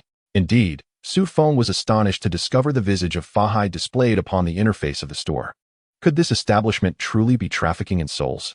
With curiosity piqued, Xu Feng clicked on the product description. Fa Hai, the abbot of Jinshan Temple, endowed with formidable magical prowess. Available for the expenditure of 3,000 store credits for a single use. What on earth? A disposable product priced at 3,000 store credits? This is outrageous. Xu Feng could not help but express his discontent. What use could such a thing possibly serve? A single-use item, and a powerful one at that. In an era replete with deities, this Fa Hai fellow was nothing short of a mere child. Suddenly, a eunuch rushed in from the palace, exclaiming, "Your Majesty, something has befallen Lady Daji." "What has occurred?" Xu Feng inquired. "I know not, Your Majesty. However, for the past few days, the lady's complexion has been rather poor, and today she has taken to her bed." The eunuch answered in a flurry. Upon hearing this, Xu Feng hurried to investigate. Though he was aware that she was a fox demon, as the saying goes, a day as husband and wife brings 100 days of affection. He had at least persuaded her once. Thus, he felt compelled to visit. "My emperor, please forgive this humble servant for not being able to pay my respects." Daji replied weakly upon his arrival. "My beloved, do not move. Rest well, Xu Feng urged, noticing that Daji's complexion had turned exceedingly pale. Xu Feng remarked, "Was she not in good health when I journeyed to the Eastern Sea? How has she come to this state?" "Your Majesty, it is all fate," Daji replied. "Fate?" Xu Feng echoed. "Indeed," Daji continued. "At this juncture, I shall not conceal the truth from you. I am, in fact, a transformed fox demon. I am aware of this." Xu Feng acknowledged. "You know?" Daji exclaimed in surprise. However, recalling the incident where Xu Feng had used a fox heart to vex her, she began to trust his words. Xu Feng was already cognizant of his identity, and with her impending demise, Daji decided to reveal all. "I was sent by the goddess Niwa to bewitch your majesty, with the intent of usurping your throne and fulfilling the great undertaking of deification. A few days ago, Niwa summoned me and instructed me to continue enchanting you. Yet, as you aspire to be a wise monarch, I could not acquiesce to her demands. Now, Niwa intends to take my life as a result. This body originally belonged to Su Hu's daughter, Daji, but a few years ago, I seized her soul. Daji's spirit was subsequently imprisoned by Niwa, and now, should Niwa choose to slay my spirit, I shall perish alongside her." "Goodness, how astonishing!" Xu Feng exclaimed, nodding in disbelief at Daji's revelations. Daji continued, "I acknowledge my transgressions, and as I approach my demise, I hope to earn your majesty's forgiveness. Please do not mock me. That is not my intention, my dear." Xu Feng replied with a smile. "What I mean to say is that the goddess Niwa, being a revered sage, should not resort to such means as a single body housing two souls. It is indeed quite extraordinary." Xu Feng then assured her, "Rest assured, my beloved, I shall not allow my woman to perish so easily. I will seek out the goddess Niwa and surely find a way to save you. However, I remain uncertain whether my beloved consort possesses any means to facilitate my audience with the Lady Niwa. She is a primordial sage, after all, and her presence cannot simply be summoned at will." Daji remarked. "What then shall we do?" Daji continued. "Did your majesty not encounter the divine Lady Niwa at her palace on a previous occasion? It was during that visit that your majesty composed an indecent poem, inciting the lady's wrath and resulting in my being sent to bring calamity upon the realm of Chengtang." "Indeed," Xu Feng nodded. "How could I have forgotten that incident?" "I shall make my way to the palace of Niwa," Daji lamented. "Yet even if I were to meet the Lady Niwa, it would not redeem my fate. She shall never forgive me." "Do not fret, my beloved," Xu Feng reassured. "I possess my own methods. Attend to me. We shall set forth for the palace of Niwa." With a decree from Xu Feng, the servants began their preparations, and in a short while, he, accompanied by his attendants, set forth with great pomp toward the palace of Niwa. He had only heard tales of Emperor Xian visiting the palace to behold the divine image of Niwa, and now he wondered if he might have the fortune to encounter her in person. As they traveled, an attendant approached and inquired, "Your Majesty, what is your purpose for visiting the palace of Niwa? Be mindful not to repeat your previous folly of composing lascivious verses, lest you provoke her ire once more." After the last occasion where King Zhou inscribed an indecent poem, Daji entered the court, leading to a period of governmental neglect and the demise of ministers. Now that order had just begun to be restored, it was difficult for the officials not to attribute this upheaval to the Lady Niwa's retribution. Furthermore, this was not the day of her birth. Xu Feng's uninvited visit to her palace caused them great unease. They feared that the king might once again fall into folly, which would surely spell doom for the century-old legacy of Chengtang. "Rest assured," Xu Feng declared, "my journey to the palace of Niwa is solely to offer prayers for my beloved consort. Of late, she has inexplicably fallen gravely ill and has remained bedridden. Even dreaming of the Lady Niwa, I merely wish to beseech blessings for her." "That is reassuring." The attendant nodded slowly, relieved to set aside the burden of worry. Before long, they arrived at the palace of Niwa. The structure was resplendently adorned, with flowing red banners that invoked a sense of ceremony. Upon entering the grand hall, the statue of the Lady Niwa, pure as jade, stood majestically in the center, flanked by two young acolytes holding jade tablets, standing in solemn reverence. Such a dignified scene compelled Xu Feng to approach with the utmost respect. Although he had always been an atheist, he recognized the need for caution in the Shang Dynasty. Xu Feng respectfully offered incense, expecting to behold the true form of Niwa. However, despite his pious waiting, the statue before him remained utterly unresponsive. Chapter 10. The Conspiracy of the Deification. "What on earth? Am I not as handsome as King Zhou? He seemed to receive divine manifestations, yet here I stand. And not a whisper escapes this statue?" Observing the immovable figure, Xu Feng began to question his very existence. "Must I compose lascivious verses to garner the attention of the great Lady Niwa? Does she have a penchant for such things?" he murmured. The lewd poetry once inscribed by King Zhou on the wall remains vividly legible. Xu Feng, now the sovereign of the Shang Dynasty, felt compelled to give it a try. "Bring me a brush," he commanded, eager to indulge in the endeavor. The attendants accompanying him were taken aback by his request, exclaiming, "Your Majesty, you must not. The goddess Enhua will be enraged, and the world will descend into chaos. What are you kneeling for?" Xu Feng retorted, disdain evident on his face. "Did I specify what I wish to inscribe? I am merely composing verses to extol virtue. You understand nothing. Hurry, bring me a brush." "Yes, yes, Your Majesty," they stammered, regaining their composure. However, once he had the brush in hand, Xu Feng found himself at a loss for words. He was no poet, after all. After a moment of contemplation, an idea struck him. Our female comrades, viewed from above, present two prominent issues. From below, there is a conspicuous flaw. As men, we must seize these pressing matters with diligent hands and utilize the revolutionary spirit to address the evident deficiencies. Perfect. With that, he cast aside the brush, feeling a sense of satisfaction. "What does Your Majesty mean by this?" The ministers gazed at the dense passage he had written, perplexed by its meaning. "Oh, it's nothing. Just some casual verses of praise," Xu Feng replied with a mischievous grin. Before his words could fully dissipate, a wave of disorientation washed over him. When clarity returned, he found himself in an entirely different place. "Old Emperor Xian, on the day of my birth, you insulted me with your lewd poetry, and now you dare to mock me again." A stern voice echoed in his ears before he could fully comprehend his surroundings. "Are you Enhua?" he inquired, piecing together her rebuke. Yet, she did not align with his expectations. "Aren't you supposed to have a serpent's lower half?" "Why?" Before he could finish, Enhua interjected, "Humph. I fear that revealing my true form would terrify you mortals." "Not at all," Xu Feng laughed. "I've encountered far scarier things. Have you seen the zombies in horror films? They are far more terrifying than your appearance." And that was not lewd poetry. Rather, it was revolutionary prose. Xu Feng insisted. "Besides, had I not written that, you wouldn't have appeared." "Humph." Enhua scoffed, then asked, "Speak. What do you seek from me? Do you wish for me to spare Daji?" "Indeed, Goddess Enhua. You are remarkably perceptive. I have come to discuss this very matter," Xu Feng admitted, having been seen through by her. "Impossible." Enhua flatly rejected his plea. "Daji must bear the consequences for her failures. But her incompetence has nothing to do with the mortal Daji. This is a grave injustice," Xu Feng countered, a bitter smile on his face. "Humph. A mere mortal life is inconsequential. You are all but clay figures molded by my hand," Enhua replied with a cold laugh.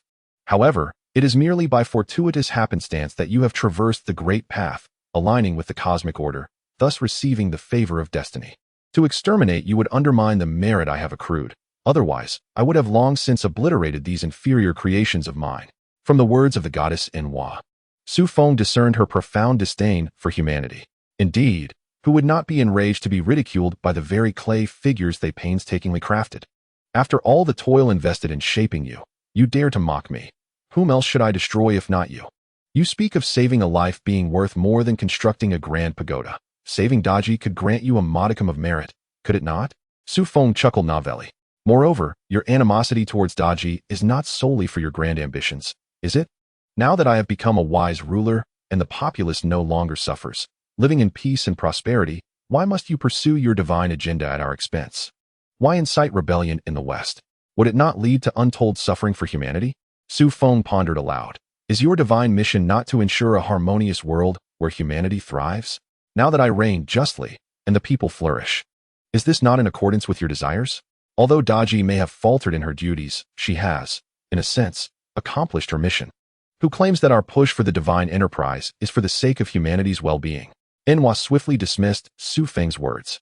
"Let me be frank with you, Emperor of humanity. Maintaining order in this world is indeed correct, but it is the order befitting us, the practitioners of the great path. Not the order of mere ants like you." Enhua scoffed. "Allow me to enlighten you. Emperor, this endeavor to confer divinity is merely a response to the increasing number of enlightened beings since the dawn of creation. We initiated this divine enterprise to regulate the behavior of these enlightened individuals. As for your human race," Enhua chuckled, "you are merely fodder to fill the abyss of the underworld." "What?" Upon hearing Enhua's words, Xu Feng was utterly astonished. "To be candid, Emperor, your human race is but a mere supplement in this divine endeavor." Enhua elaborated. "This divine conferment also establishes a triadic order among the underworld, the mortal realm, and the heavenly court. Those who attain enlightenment must naturally be governed by the celestial realm. As for the underworld, no enlightened being desires to dwell in such a wretched place, which is why we are instigating a divine war, allowing humanity to perish and using the souls of the fallen to fill the void of the underworld. As for the mortals, only those with superficial foundations, like Jiangxia, may enjoy the blessings of the mortal realm. Thus those practitioners may be confined to the earthly domain. Your human race, however, is destined solely for the underworld. As for those who survive the conflict, they merely exist under the dominion of practitioners with shallow foundations. For only those enlightened beings are fit to rule in the mortal realm. How ruthless you are! You have schemed against humanity in such a manner, and yet, you claim the emperor is foolish and tyrannical. This is merely an excuse for your slaughter of humanity, forcing their souls to fill the void of the underworld. Xu Feng has now come to a sudden realization. He has always regarded the endeavor of sealing the gods as overly grandiose. Indeed, Nuwa chuckled, you are merely clay figures shaped by my hands. Although you must endure the suffering of the 6 paths of reincarnation, the mere fact that you exist within the cosmos is a profound mercy of the heavenly Tao. Chapter 11. The Choice Ba. Nuwa's words ignited Xu Feng's anger. Mercy? The fact that our human race has thrived for centuries is a manifestation of the heavenly Tao. We have never required your saintly compassion. What do you saints amount to? Merely having been born a tad earlier, basking in the blessings of the primordial Pangu? How much have you truly cultivated yourselves? Each of you has relied on the primordial purple energy to attain sanctity, flaunting your status before humanity. If I had been fashioned as a clay figure during the time of creation, I would assure you that I would be far more exquisite than your creations. Oh my, are you borrowing the tongue of Hongjun Laozu? Nuwa replied, Dixin, although you are the human emperor, you cannot alter the fate of humanity nor halt the progression of the sealing of the gods. I advise you to accept your destiny and become a foolish monarch. If you desire to be a wise ruler and leave a legacy, you must engage in a life and death struggle with Shichi to supply the underworld with the necessary spirits. And what if I refuse? Xu Feng retorted coldly. Refuse? Nuwa sneered. Then you may test your resolve. At that time, the combined forces of the teachings of Chan, Jie, the human realm, the 4 doctrines of the West, along with the demon race I command, will descend upon your human race, leaving you with naught but ashes. Should your own kind engage in mutual slaughter, there might still be a glimmer of survival. Is this what you call divinity? Xu Feng was taken aback by Nuwa's proclamation. It felt as though he were conversing with a demon. You do not belong to this era. You should not be here. At this moment, Nuwa also noticed Xu Feng's uniqueness. She inquired, Speak, where do you hail from? The future. Faced with Nuwa's fierce gaze, Xu Feng confessed his origins. To be precise, I come from the year 2020. 2020? Nuwa pondered. No wonder the recent human emperor has become so virtuous. It turns out he has been possessed by someone from the future. Nuwa laughed. Future dweller. Since you hail from the future, and I have shared so much with you, you should know what to do, right? You are a clever individual, aware that folly can lead to the downfall of a nation. In light of this, I offer you an opportunity. Assist the celestial beings in successfully advancing the sealing of the gods, and I shall grant you immortality, placing you among the immortal ranks, freeing you from the torment of the 6 paths of reincarnation. What do you think? This proposition was indeed quite tempting. Xu Feng grinned. Of course, Nuwa declared triumphantly. You merely need to use your words to create chaos with Shichi. There is no need for you to take direct action. Surely, this request is quite simple? Simple. Truth be told, Xu Feng was somewhat swayed. After all, what did any of this have to do with him? He had crossed over. If he had not become the tyrant Zhou, wouldn't the sealing of the gods still have reached its conclusion? His ambition to become a wise ruler was merely a means to escape the fate of being burned at the Deer platform. Now, with the assurance from the great deity Enwa that he would not perish and could attain immortality, was this not a delightful prospect? However, he mused, I need some time to ponder this matter, if you please. Xu Feng smiled. Very well. Enwa responded, I shall grant you 3 days to contemplate. During these 3 days, you shall remain in Enwa Palace, and I shall await your reply. With that, Enwa promptly sent Xu Feng back to her palace. Had it not been for Xu Feng's imperial aura, Enwa would have swiftly ended his life and replaced him with a puppet emperor, thus sparing herself the need for such lengthy discourse. Your Majesty, what troubles you? Upon regaining his senses, Xu Feng found himself surrounded by ministers. At that moment, a system notification echoed in his mind. New task assigned. Task, choice. Option 1. Comply with Enwa's arrangement and become a tyrant, biding time until ascension. with the system rewarding unlimited shop coins to help the host endure the tedious wait for the divine tribulation. Option 2. Persist as a wise ruler and fight for humanity. The system rewards 1 million merit points and 10,000 shop coins to aid in upgrades. Xu Feng did not make an immediate decision but addressed the gathered ministers. I am well, merely fatigued from my recent return from the Eastern Sea. Let us return to the palace. The attending eunuchs promptly announced, we shall depart for the palace. With that command, the procession left Enhua Palace and made its way back to the imperial residence. Throughout the journey, Xu Feng remained despondent, as both choices weighed heavily upon him. To be candid, the first option seemed the more practical. For who could ascertain the true worth of 1 million merit points in comparison to the formidable beings of this primordial era? Such a sum appeared rather trifling. Yet, to choose this path would betray his identity as the emperor of humanity. How could he forsake his people in such a manner? Lost in thought, Xu Feng arrived at his chambers. Upon seeing him, Daji inquired, Your Majesty, did you meet with the goddess Enhua? I did, Xu Feng replied, somewhat dazed. She did not acquiesce, did she? Daji asked, noticing his troubled expression. No, while she is yet to agree, the goddess has granted me 3 days to deliberate. Your Majesty, if this choice weighs heavily upon you, do not concern yourself with me. I have enjoyed wealth and splendor for many years. If you aspire to be a wise ruler, then consider the welfare of the people, Daji said through her tears. Xu Feng forced a smile. It is not so grave. Before long, the second day of morning court arrived. Xu Feng had spent the night in contemplation but found no clarity. Ministers, I am greatly troubled by a matter of concern and seek your counsel, he announced. The ministers responded in unison. We are willing to share your burden, Your Majesty. Xu Feng spoke. If presented with 2 choices, one being the divine will and the other one's own thoughts, which path should one choose? At that moment, a minister presiding over the sacrificial rites replied, Your Majesty, it is undoubtedly wise to heed the divine will. No human is perfect. Individual desires and thoughts are invariably flawed. However, the will of the gods is flawless, for it is precisely their transcendence over human shortcomings that earns them the title of deity. Thus, the divine will is never erroneous. Upon hearing this, the court erupted into a flurry of discussion. Xu Feng observed that while some supported the notion, others remained silent, with dissenters almost non-existent. Do all of you esteemed ministers share this sentiment? Xu Feng inquired once more. Indeed, the supporters responded in unison, apart from the silent ones. Only this voice resonated throughout the grand hall. Chapter 12. The deceptive system Enhua granted 3 days' time. On the second night, after consulting with the ministers, Xu Feng found the situation rather amusing. This assembly held such unwavering faith in the divine will, oblivious to the fact that the gods had orchestrated a scheme against humanity during the great calamity of canonization. Yet humanity continued to revere those lofty deities.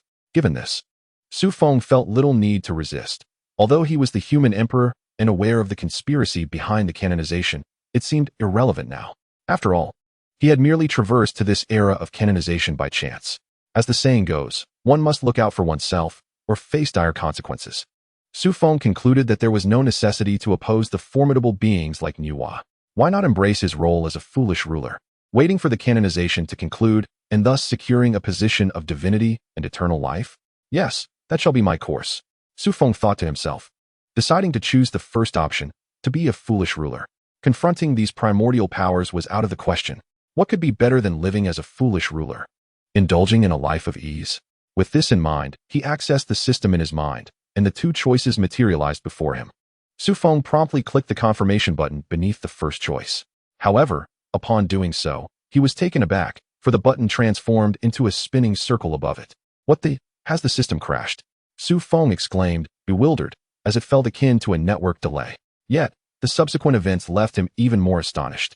Ultimately, the spinning circle vanished, but the confirmation button beneath the first choice had turned gray. Gray? Unclickable? What in the world was happening? Xu Feng was utterly confused. He could no longer confirm his choice. Meanwhile, the confirmation button for the second choice remained intact. Xu Feng's expression darkened. System, are you mocking me? A message appeared. System malfunction. Automatically selecting the second choice in 30 seconds. What the? Xu Feng's eyes widened in disbelief. Is this a joke? System, are you truly betraying me? At this moment, the system interjected.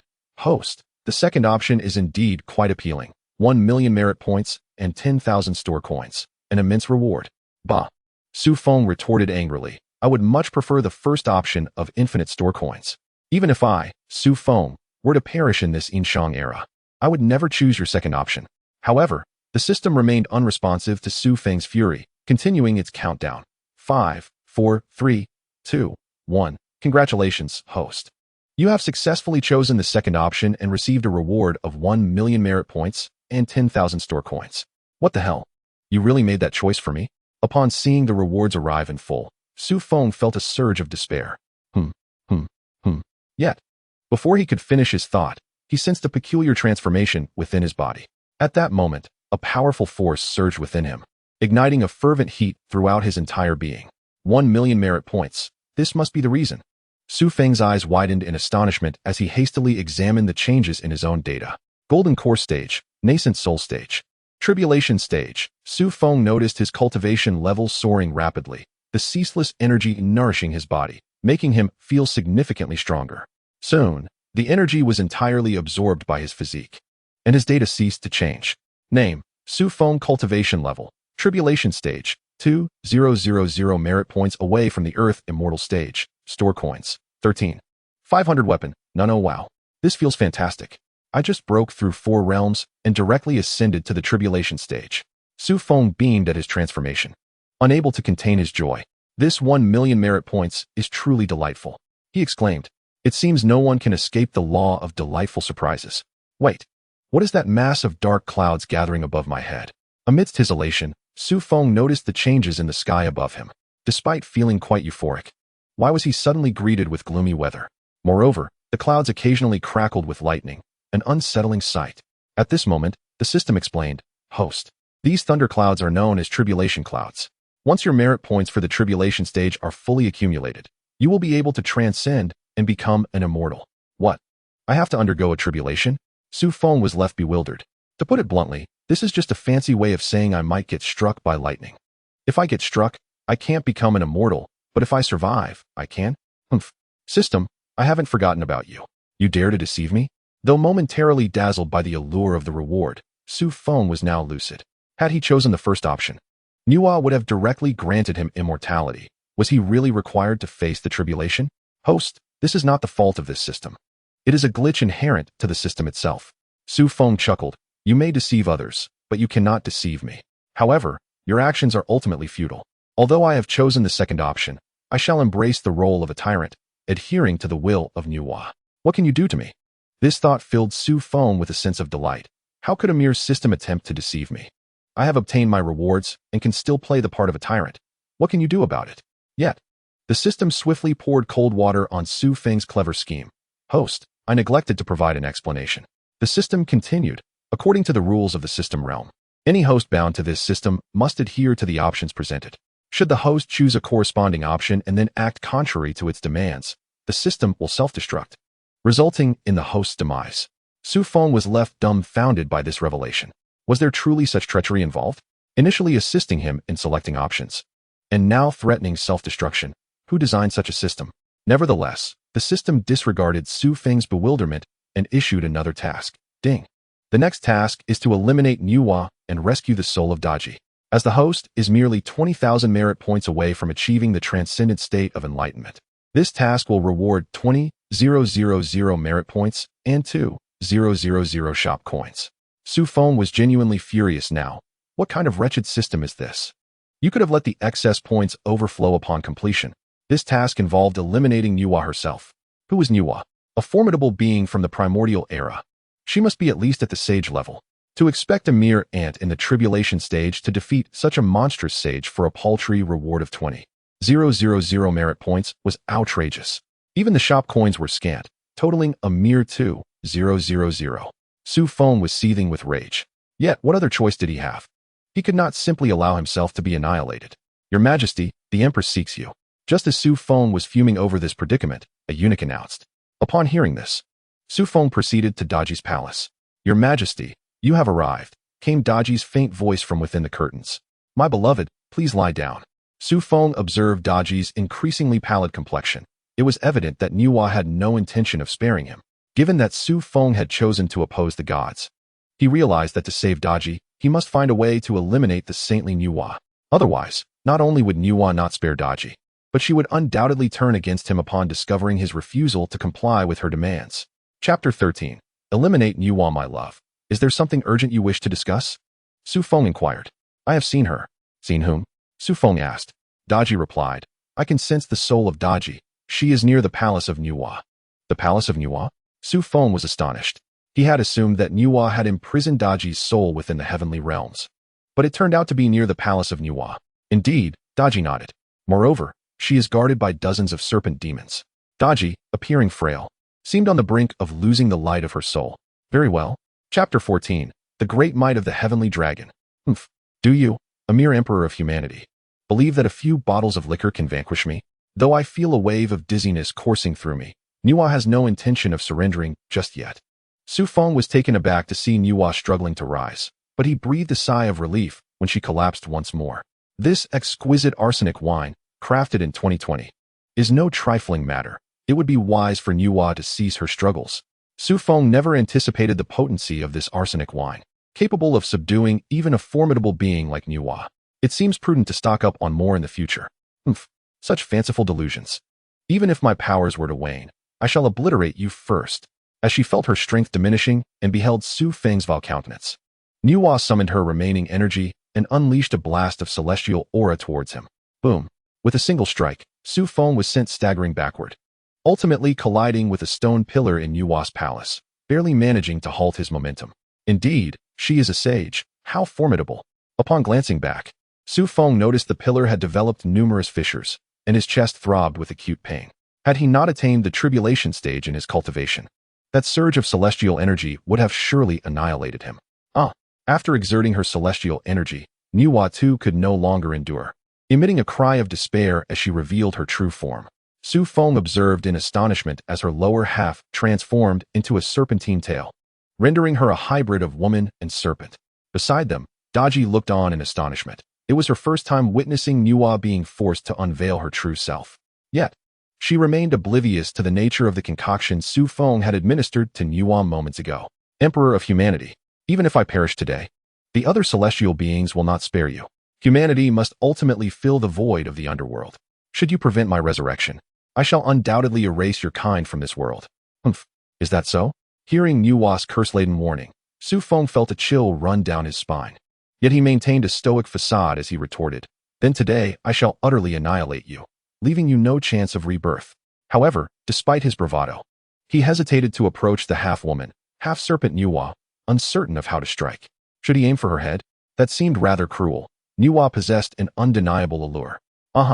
In that moment, Xu Feng recalled a means to confront Nuwa. Indeed, you are the disposable FA high available in the system shop. Hastily, Xu Feng accessed the system shop and spent 3,000 shop coins to procure a FA high. Where's this place? As the coins vanished, a living FA high materialized within Nuwa's palace. Great mage, do not concern yourself with this place. Swiftly subdue this serpent demon. Upon witnessing FA high's emergence, Xu Feng was filled with elation. This fellow is a true serpent hunter. Serpent demon, I have pursued you for so long, and it appears you have taken refuge here. Upon seeing Nuwa, FA high coldly proclaimed, Prepare yourself. With a commanding shout, a fierce gust of wind surged forth, causing his robe to flutter wildly. Nuwa distinctly sensed a formidable aura of malevolence. Although her powers were nearly dissipated due to consuming the Xionghuang wine, she was not one to yield easily. How dare this mere cultivator raise a hand against me? Do you know who I am? I am Nuwa. Fahai dismissed her words with contempt. Audacious serpent demon, even as death approaches, you dare to speak insolently. You claim to be Nuwa, but I am the venerable Hongjun. Prepare yourself. Amidst the cries, the golden bowl soared into the air, and instantly, a radiant light of Buddha enveloped Nuwa's palace. In a flash, Nuwa vanished, her tail sweeping across the banquet tables, sending them crashing toward Fahai. Bang! Fahai's staff struck down several tables with ease. Such trifling skills, daring to show off before me. Behold my great might, heavenly dragon. Boom! Fahai thundered, unleashing a torrent of true energy in the form of a golden dragon that charged fiercely at Nuwa. Boom! Struck by the great might, heavenly dragon, Nuwa was propelled several meters away. Damn it! Is this the clay figure I molded? Nuwa could hardly believe that this bald-headed figure possessed such overwhelming celestial power. Capture! Before Nuwa could utter another word, Fahai raised his golden bowl, swiftly enclosing her within. After securing Nuwa, Fahai turned to Xu Feng and bowed respectfully. Are you unscathed, benefactor? All is well, thank you, master. for your assistance," Xu Feng replied gratefully. "You are welcome. It is the duty of a monk to vanquish demons and eradicate evil." However, in the next moment, Fa Hai's expression shifted abruptly. "Is there more demonic energy?" After uttering these words, Fa Hai's gaze fell upon Daji, his cold eyes brimming with murderous intent, causing her to tremble. "Master, she cannot be captured." Xu Feng felt a pang of anxiety. Indeed, the formidable Fa Hai was not to be trifled with. "Old demon, I shall reveal your true form." Yet, just as he prepared to act, Fa Hai vanished in an instant. That was terrifying. Witnessing this, Xu Feng finally exhaled in relief. Thankfully, it was merely a temporary measure. Otherwise, even Daji might have been taken. "Your Majesty, that individual." Daji was still shaken. "Oh," Xu Feng explained. "That person hails from the future. A highly enlightened monk and a professional serpent catcher. Let us not dwell on this. Can you sense where Daji's soul resides?" Realizing her purpose for being here, Daji hastily extended her spiritual awareness to locate her soul. After a moment, Daji spoke. "Found it. My soul is imprisoned beneath the statue of Niwa. Come forth." Xu Feng urgently summoned the guards outside. "Dig up this statue for me." "Your Majesty, we cannot." The minister presiding over the rituals, seeing it was the statue of Niwa, quickly knelt down to dissuade him. "This is the divine statue of Lady Niwa. Excavating it will invoke heavenly wrath. Spare me your nonsense." Xu Feng kicked him. "Niwa has already been vanquished by me. Now humanity stands against the deities. Do you dare speak to me of heavenly wrath? Dig it up. Who dares to defy me? I shall have him punished." Yes. The crowd hastily agreed and prepared to take action. Once the statue of Niwa toppled, they excavated nearly a meter deeper, revealing an entrance. "Follow me." Xu Feng commanded the soldiers to light their torches, and they began to descend into the abyss. Snakes. So many snakes. The first soldiers to enter encountered trouble, and from their cries, Xu Feng discerned that many had indeed been bitten. Seizing the remaining Realgar wine, Xu Feng poured it down, and soon silence enveloped the depths. As Xu Feng entered the underground prison, he was met with a dimly lit space, suffused with a faint blue glow, evoking an eerie sensation akin to the netherworld. Surrounding the cells, various corpses hung from the binding pillars, some human, others bizarre creatures, likely demons. "Your Majesty, it is the one ahead." Quickly, Daji identified the soul of the mortal Daji. Xu Feng gazed upon a flickering flame imprisoned within a transparent box, its light perilously dim, on the verge of extinguishing. Without hesitation, Daji consumed the soul. As the ethereal flame entered her, Daji emitted a piercing cry, followed by an eruption of strange energy from her form. "I pay my respects to your Majesty." With the dissipating power, a familiar voice echoed in Xu Feng's ears. However, this voice was not the Daji he had known. It resembled another Daji. "You are Daji?" Xu Feng inquired with curiosity. "Yes, your Majesty," Daji confirmed. "No, you are not the Daji I recognize. You are the Daji from the mortal realm?" Xu Feng began to piece together the puzzle. "Indeed, your Majesty, I am Su Daji, daughter of Su Hu," she affirmed. "But where is that Daji? What has become of the fox demon Daji?" Xu Feng pressed anxiously. Could it be that the fox demon perished when this mortal Daji's soul returned? Despite her being a demon, Xu Feng found it hard to accept this outcome after having subdued her. "Daji is here, your Majesty." Just as Xu Feng was consumed by concern, another voice emerged from the shadows. Upon hearing it, a smile broke upon Xu Feng's face, for it was a voice he knew all too well. "You are still alive. Thank heavens." Yet, as the torchlight dispelled the darkness, the visage before him rendered Xu Feng incredulous. Though the fox demon Daji had assumed a human form, she bore a pair of fluffy ears atop her head and a soft, snowy tail protruding from behind. Noticing Xu Feng's astonishment, the fox demon Daji spoke gently. "Your Majesty, Xu Daji has been rescued, and I must take my leave. Over these years, I have been most grateful for your Majesty's affection. Yet I am acutely aware of my grave sins and no longer worthy to stand by your Majesty's side. Alas, Daji, since fate has allowed you to stand by my side, it must be acknowledged as a rare blessing." As Daji prepared to depart, Xu Feng spoke. "Moreover, your kin have already been vanquished by my imperial uncle. Now, having offended the goddess Enwa, where else can you find refuge? It would be wise to remain by my side, wouldn't it, for mutual support?" Xu Feng was not a fool. Although Daji had taken on the form of a fox spirit reminiscent of a character from the game Honor of Kings, her beauty had undeniably intensified. In the past, he had relished playing as Daji, and now, with a living embodiment of her standing before him, how could he not embrace this opportunity?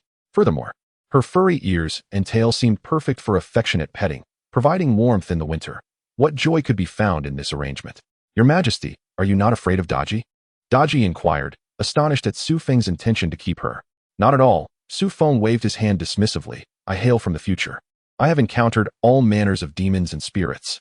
Thank you, Your Majesty. The fox spirit Daji expressed her gratitude. Henceforth, you shall be my master. Please feel free to command me. Absolutely. Xu Feng chuckled. To prevent any confusion between the two of you, I shall call you Little Fox, while the mortal Daji will retain her original name. Despite today's tumult, having swiftly dealt with Enwa and gained an enchanting fox spirit for his harem, Xu Feng felt quite pleased. Your Majesty, are you down there? At that moment, the voice of Minister Wen echoed from above. Indeed, Minister Wen, please wait. I shall ascend shortly. Xu Feng casually set the Enwa dungeon ablaze, leading Daji and Little Fox upward. Your Majesty, what is this?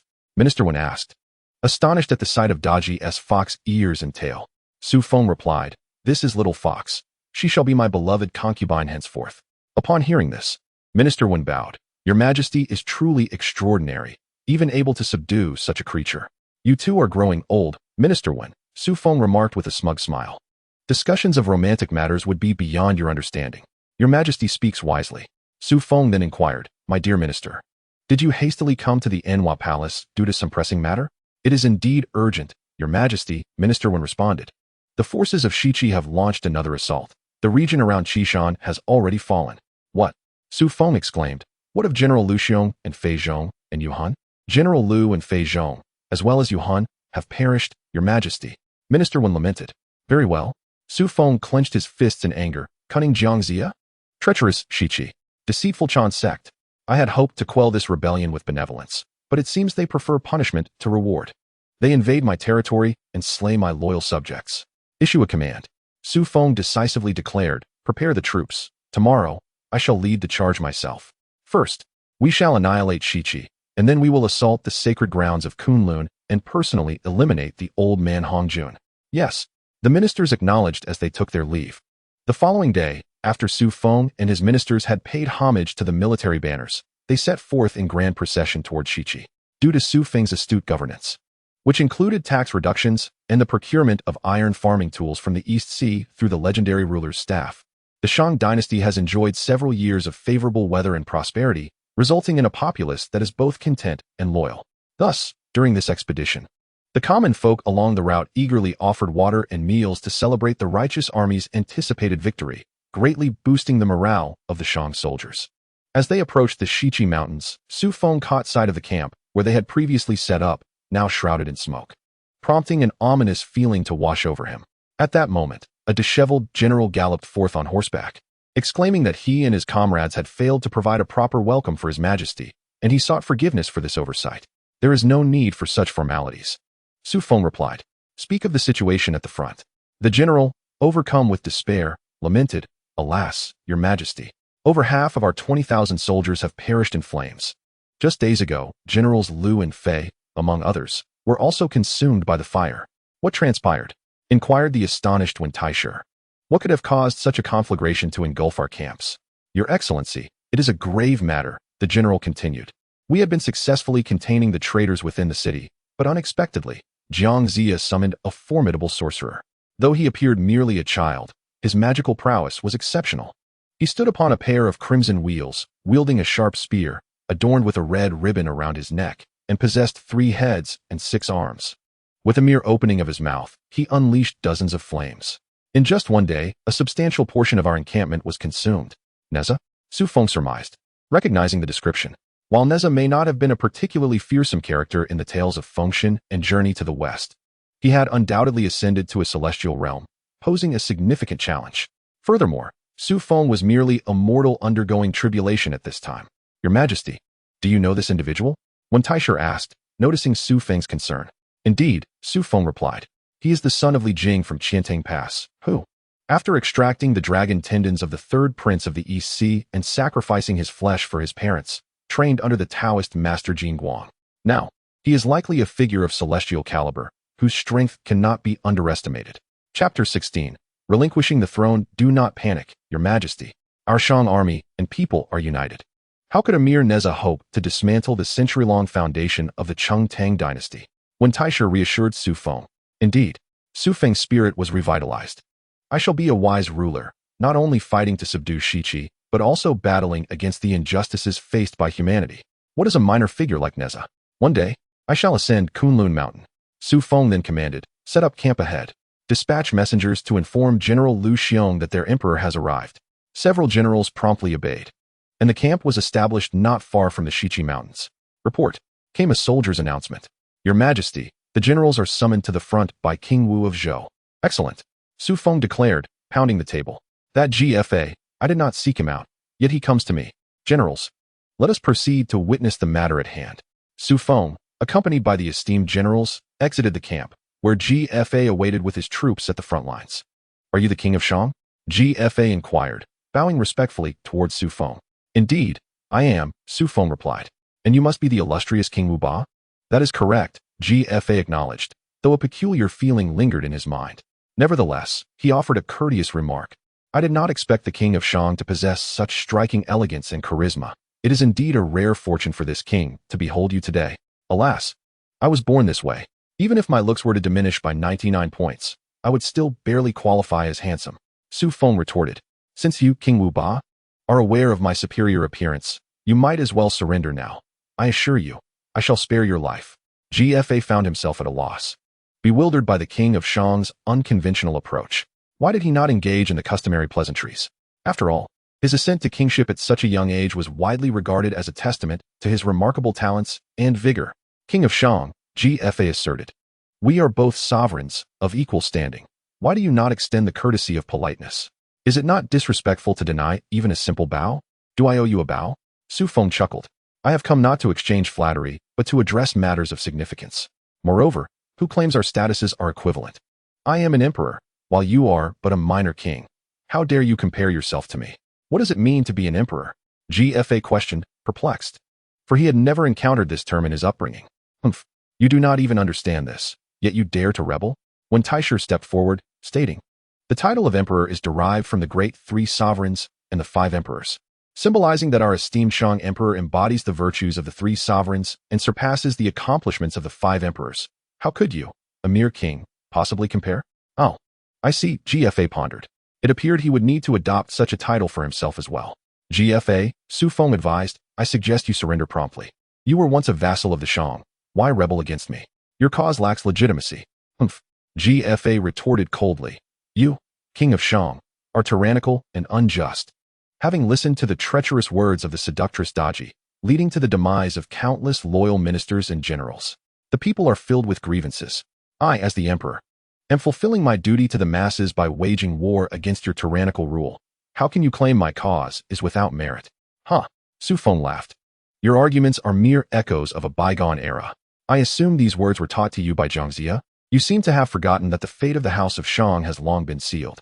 However, if you were to visit Chaoga now, where are these grievances you speak of? Where is the suffering populace? Besides, do you possess any evidence for your claims of my tyranny, having listened to Daji? I could easily accuse you of slander. Who do you think you are? Do I appear to be afraid of my wife? Given the chance, accompany me to Chaoga. And I assure you, if I say to go east, Daji would not dare suggest going west. GFA found himself speechless. Indeed, he had recently heard that the king of Shang had suddenly awakened, reforming domestic policies, promoting agriculture, and ensuring prosperity throughout the realm. He hardly resembled a tyrant. GFA, I perceive you are a person of considerable intellect. Can you not discern the conspiracy lurking behind this divine decree? Xu Feng inquired of GFA. Of course I am aware of it, GFA replied. Since you are cognizant, why then do you still incite rebellion? Xu Feng retorted with mounting ire. In the past, I was an inept ruler, and your insurrection was justifiable. However, I am now a wise sovereign. What rationale do you possess for your defiance? Is it not a futile sacrifice of countless valiant lives that aligns with the desires of those deities? You, who incessantly boast of acting for the benefit of the common people, do you truly believe your current actions serve their interests? I command you to lay down your arms at once. I can guarantee your safety, and moreover, the fief of Shiqi still belongs to your esteemed Ji lineage. Absolutely not. GFA vehemently opposed. This king shall not withdraw his forces. At that moment, Xu Feng began to surmise GFA's intentions. Do you aspire to usurp my throne and reign as the king of all mortals? Indeed, GFA acknowledged, no longer concealing his ambitions. To secure my rightful place, you would sacrifice the blood of innumerable soldiers and ally with Jiangxia and the other deities. offering the souls of our kin to fill the voids of the underworld. What a noble king you are, Xu Feng mocked. For the sake of your throne, you would willingly become a mere pawn of the gods. What concern is that of yours? GFA retorted angrily. By what merit do you claim the title of Emperor of Humanity while I am denied? Very well, Xu Feng replied with a smirk. If it is the title of Emperor you covet, I shall concede it to you. Are you serious? GFA's eyes glimmered with hope at Xu Feng's words. Indeed. Provided you withdraw your forces to minimize the sacrifice of our people, and henceforth govern wisely, I am willing to relinquish the throne to you, Xu Feng promised. Initially, he had no desire to be known as King Zhou, but to thwart the deity's malevolent designs and safeguard the fate of humanity, he was prepared to abdicate. Alas, your majesty, how could this GFA, a mere child, be worthy of such dignity as the king of all people? Indeed, your majesty is currently devoted to the welfare of the populace, comparable to the revered Yao and Shan. There is no one more suited to the role of emperor than you. The ministers fervently opposed Xu Feng's intention to relinquish the throne. Xu Feng reassured his ministers. As long as the human realm remains peaceful and ceases its internal strife, what harm is there in my abdication? He then turned to GFA and asked, So, GFA, do you accept my terms? If you agree, I shall immediately withdraw my forces. Agreed, GFA exclaimed joyously. Provided you follow through, I shall promptly withdraw my troops. I assure you, Xu Feng declared to the assembly. From this day forth, should GFA accept my conditions, he shall henceforth be your emperor. Excellent. Witnessing Xu Feng's swift acquiescence, GFA promptly turned his horse and called out to his generals, Withdraw the troops. Wait. An elder voice interjected. However, just as the forces of the King Wu prepared to retreat, a resounding voice echoed through the ranks. Chapter 17, Silence. You shameless old rogue. As the armies of GFA parted to create a passage, the onlookers beheld a venerable elder, wispy white beard and hair, slowly approaching them astride a peculiar creature. Xu Feng recognized him without a doubt. This was none other than Jiang Ziya. In the epic investiture of the gods, who else could it be but Jiang Ziya? Mounted on such an unusual beast? Suddenly, a notification echoed in Xu Feng's mind. Jiang Ziya detected. Host's next task, eliminate Jiang Ziya. Task reward, 3,000 shop coins for the Transcendence pill. Following the system's announcement, Xu Feng was even more convinced that the figure before him was indeed Jiang Ziya. However, the system seemed rather unreasonable. How could it expect him to eliminate Jiang Ziya after their first encounter? Although the old man appeared to be in his 80s, and Xu Feng believed he could potentially overpower him, the current situation was far from favorable. An imposing army of hundreds of thousands loomed before him. Alongside formidable beings like Neza, how could he possibly slay Jiang Ziya? Did this system truly believe he possessed the prowess to claim the head of an enemy general amidst such chaos? Nevertheless, what was this Transcendence pill? Xu Feng pondered. Since his last encounter with Nuwa, he had already accumulated sufficient merit for transcending. Could this be related to that? Glancing upwards, he noticed the storm clouds gathering above his head, denser than before. Jiang Ziya steadily approached GFA, cupping his hands in respect. Your Majesty, you must not be swayed by the honeyed words of the Shang King. He would not willingly relinquish the throne of humanity. Moreover, as you witnessed, the ministers of the Shang were far from compliant when he suggested yielding to you. Even if the Shang King truly intended to cede power, could your Majesty's reign be secure? GFA nodded thoughtfully, responding, Your words hold merit. Indeed, I nearly fell prey to the Shang King's seduction. Xu Feng found no surprise in Jiang Ziya's counsel. After all, his ultimate goal was to fulfill the grand task of bestowing divinity, not to assist the King of Wu in claiming the throne of humanity. Jiang Ziya reassured GFA, Your Majesty need not reproach yourself, being young. It is only natural to be tempted by his allure. Since the Shang King is so persuasive, I shall confront him and chastise him, ensuring he is thoroughly humiliated, thus dampening the spirits of his army.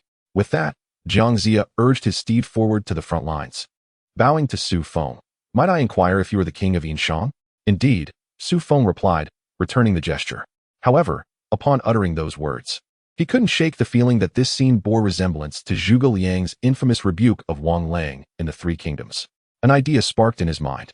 If the system tasked him with eliminating Jiang Ziya, why not emulate Zhuge Liang and verbally vanquish Jiang Ziya instead? The frail old man before him certainly seemed ripe for such an endeavor.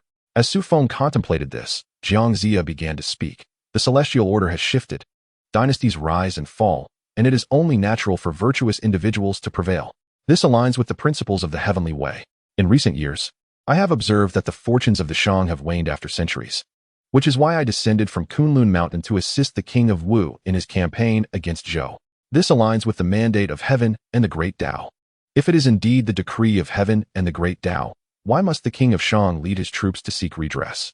Would it not be more prudent to remain in your palace as a foolish monarch? Ha ha. After hearing Zhang Ziya's words, Xu Feng chuckled. I had anticipated that as an elder of over 80 years, you would impart profound wisdom at the front lines of battle. To my surprise, you have merely come to encourage me to be a foolish ruler. Yet, this is not astonishing. For you are not the first to suggest I play the role of a fool. Zhang Ziya, once a member of the human race. Have you forgotten your origins after merely a few years of cultivation? Now you have become a pawn of the gods, striving to fulfill this absurd endeavor of deification? Do you believe I am unaware of your true nature? Do you genuinely think I would believe the words of the primordial heavenly sovereign? That you are too lacking in talent to attain immortality and can only revel in earthly pleasures? Silence. Zhang Ziya's face flushed with indignation upon hearing Xu Feng's remarks. You wish for me to remain silent, yet I shall speak. Xu Feng said calmly, as I understand it, at the tender age of 8. You experienced your first stirrings of desire while riding the old sow of a neighbor, prompting your family to deem you unfit and send you to the sacred Kunlun Mountain for cultivation. Is that not so? You speak nonsense. Upon hearing this, Zhang Ziya immediately lost his composure. How does he know this? Yet Xu Feng paid no heed to his reaction and continued, when you were 10, you were punished by your master, Tong Tian, for peeping at fairies bathing, forced to face the wall in reflection for an entire year. After emerging from your confinement at 11, you learned divination from your master solely to deduce the times and locations of the fairies' baths. You once had an affair with a bug demon. You boldly confessed your feelings to Nuwa, only to be soundly beaten. You even castrated yourself in an attempt to rid yourself of lust, thus rendering yourself a eunuch. Therefore, my dear Chancellor, it is not your lack of talent that hinders your cultivation. Rather, it is the frivolous pursuits you engaged in during your years at Kunlun that have left you still untransformed after decades of practice. If I had your time, I would have long since attained sainthood.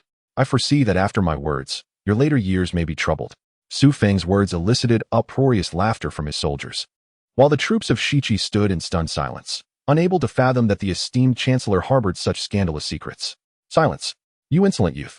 Zhang Ziya's face burned red from the collective reaction. You lack martial virtue. How dare you unveil the secrets of an elder over 80? I advise you to mind your tongue. Silence, you shameless old thief. You have squandered over 80 years of life. At this, Xu Feng stood and exclaimed, as a citizen of the Yin Shang and a member of the human race, you should serve the great Shang and strive for the welfare of humanity. Yet you choose to assist that GFA and the gods for your own interests, truly resembling their lapdog. You have contributed nothing of worth to our kind or the great Shang, and yet you dare to prattle before the armies? Zhang Ziya was now visibly enraged. I have never encountered such unmitigated shamelessness. Xu Feng pointed at Zhang Ziya, berating him furiously. With a final exclamation, Zhang Ziya coughed up a mouthful of blood, tumbling from the mythical beast he rode, and thereafter fell silent. Chancellor! Chancellor! Upon witnessing Zhang Ziya collapse, the army of Shiqi was thrown into utter chaos. Master Ziya! Father Ya! Father Ya!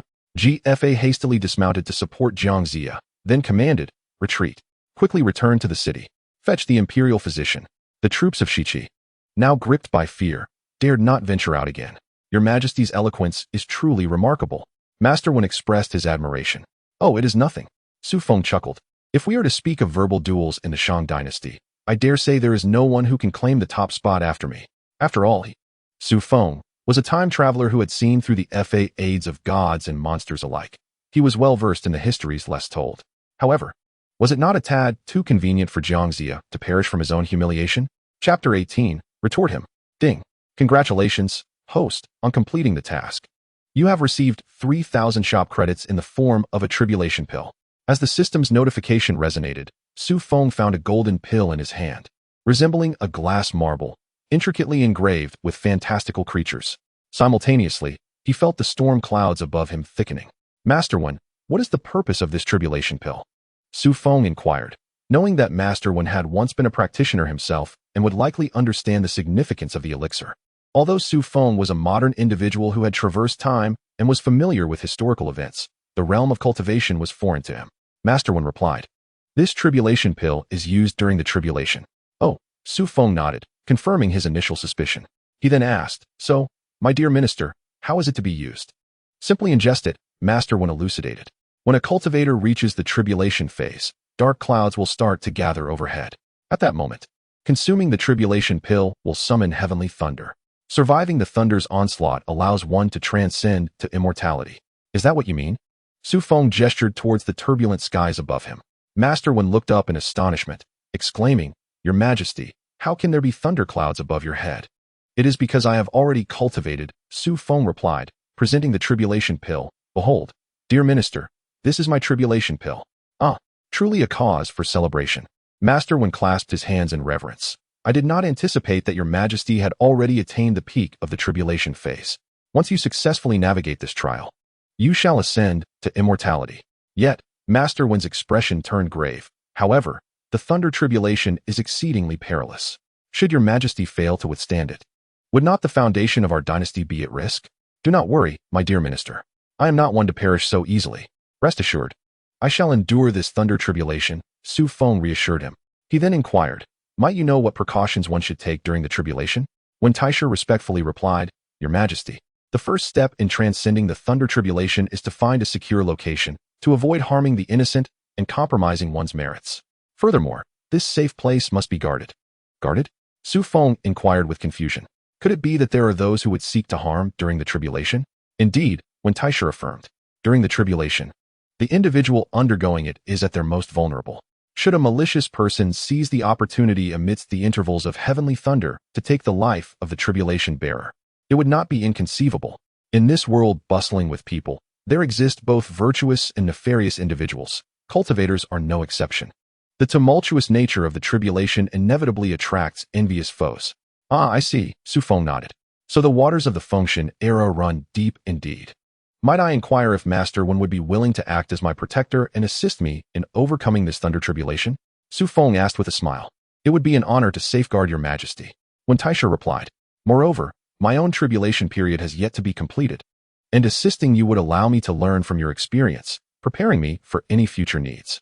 "Oh," Xu Feng exclaimed in surprise. "Master Wen has not yet transcended the tribulation period?"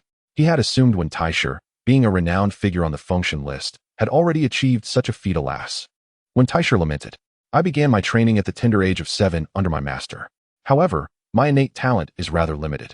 Now, in my twilight years, I find myself over 30,000 merit points short of transcending the tribulation, and accumulating such merit is no easy task."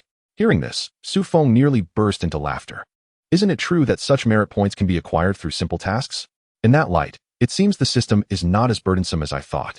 To have reached the tribulation period at your age, your Majesty, is truly a sign of great potential." When Taisha remarked, "Do not worry, my loyal minister," Xu Feng reassured him. "Once I have successfully transcended the tribulation, I shall devise a means to assist you in breaking through as well." With the system at his disposal, Xu Feng felt confident in his ability to find a solution. "Then I shall thank your Majesty." Although he understood that in cultivation others could not provide much aid, when Taisha still gratefully acknowledged Xu Feng's words. After examining his own data, Xu Feng noticed a change had indeed occurred. Name, Xu Feng Realm. Tribulation, completion, store currency, 15,000 weapon. None. Xu Feng turned to Wen Taisha and said, "My loyal minister, I have just had a fierce confrontation with Jiang Zia, who happens to be Neza's master. His temperament is quite volatile, and I suspect he will come to raid our camp tonight. Let us do this. Please send a few soldiers to my tent to retrieve some items. I have my own methods to deal with him." "Understood," Wen Taisha replied. Upon returning to his tent, Xu Feng opened the store and boldly spent 5,000 points to purchase over 100 fire extinguishers. Neza is known for his fiery temperament, and tonight these extinguishers will certainly put an end to his antics. Regardless of his so-called samadhi true fire, I am confident that my modern extinguishers will render it ineffective. Soon, Master Wen arrived with his men and was taken aback by the sight of the scattered red canisters. "Your Majesty, what is this?" Xu Feng explained. "This is a fire extinguisher specifically designed to extinguish flames. Observe carefully, and I shall teach you how to use it." After a demonstration, everyone was captivated, marveling at this remarkable invention. Indeed, it is a divine tool. Its craftsmanship is exquisite, and its design is ingenious, a true weapon against fire. Master Wen exclaimed. At that moment, a soldier rushed in with urgent news. "Your Majesty, Master, Neza has returned, and has already set fire to dozens of our tents." "Ah, what delightful timing." Xu Feng replied joyfully. "Your Majesty, it is Neza," the soldier insisted. Whoever it may be, Xu Feng declared. Brothers, grab the fire extinguishers and charge forward. Onward. With Xu Feng leading, hundreds of soldiers armed with fire extinguishers surged out of the camp. Neza, you dare to incinerate my camp again. Do you have no sense of martial honor? Xu Feng shouted at Neza hovering in the air. Martial honor? Neza scoffed. Tyrant, you have slain my master, Xia. Today, I shall avenge him by taking your life. With a thunderous cry, Neza transformed, sprouting 2 additional heads and 4 extra arms. Tyrant, prepare to meet your end, he bellowed, charging menacingly towards Xu Feng. Unfazed, Xu Feng commanded, brothers, seize Neza with the extinguishers. Tonight, I shall treat you to stewed lotus root with meat. In an instant, over 100 fire extinguishers simultaneously sprayed towards Neza, enveloping the sky in a thick white mist. With a loud bang, Neza plummeted to the ground, his fiery wheels extinguished by the spray. Tyrant, what sorcery is this? Behold my 3 calamities, true fire. Enraged, Neza prepared to unleash his flames.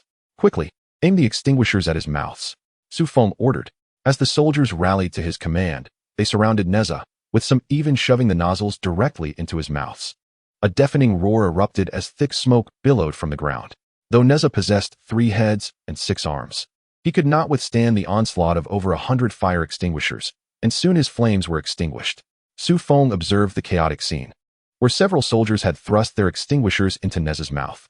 The moment they pressed the handles, white powder erupted from both his mouth and rear, creating a spectacular sight. Capture him. Enjoy the lotus root. With Neza thoroughly doused, Xu Feng swiftly commanded his men to seize him. The clamor of soldiers echoed as they moved to apprehend their foe. As a few soldiers were about to take action, a resounding noise echoed through the air. When Xu Feng and his companions turned their gaze, they discovered that Neza had burrowed into the ground like a gopher, making his escape. The earth escape technique. Master One exclaimed in astonishment. He runs faster than a rat. Fortune favors him.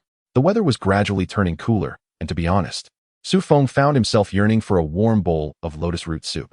Your Majesty, this device is truly remarkable, exclaimed over 100 soldiers with delight.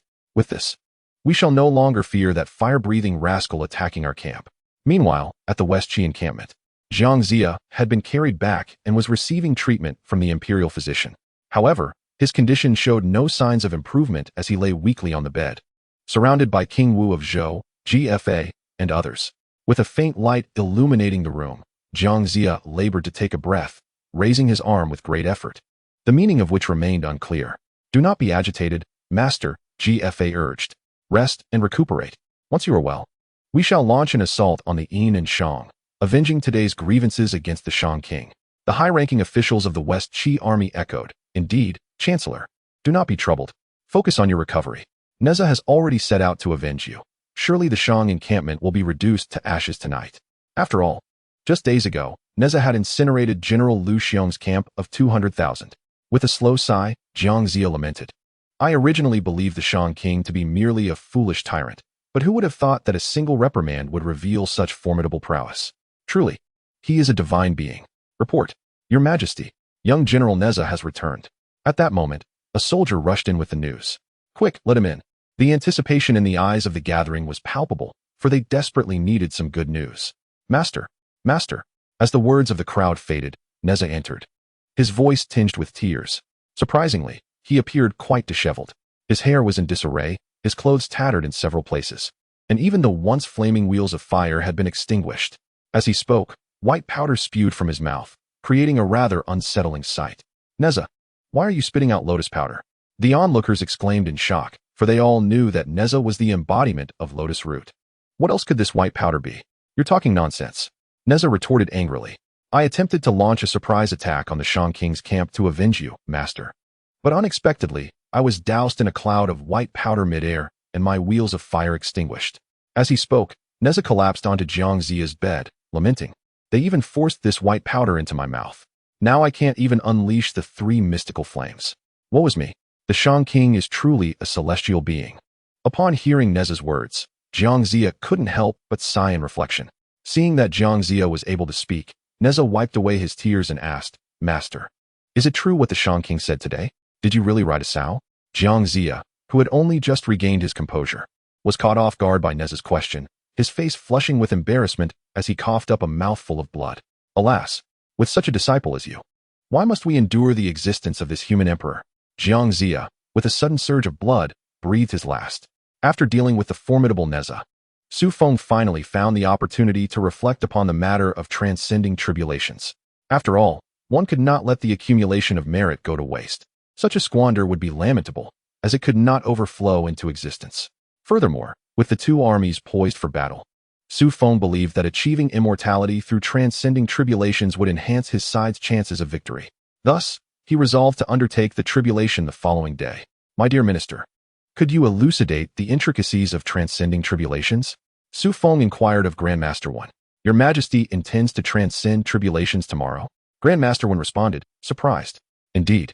Xu Feng replied, I cannot continue in this manner indefinitely. Grandmaster Wen remarked, indeed. The tribulation clouds are categorized into 3 tiers, upper, middle, and lower.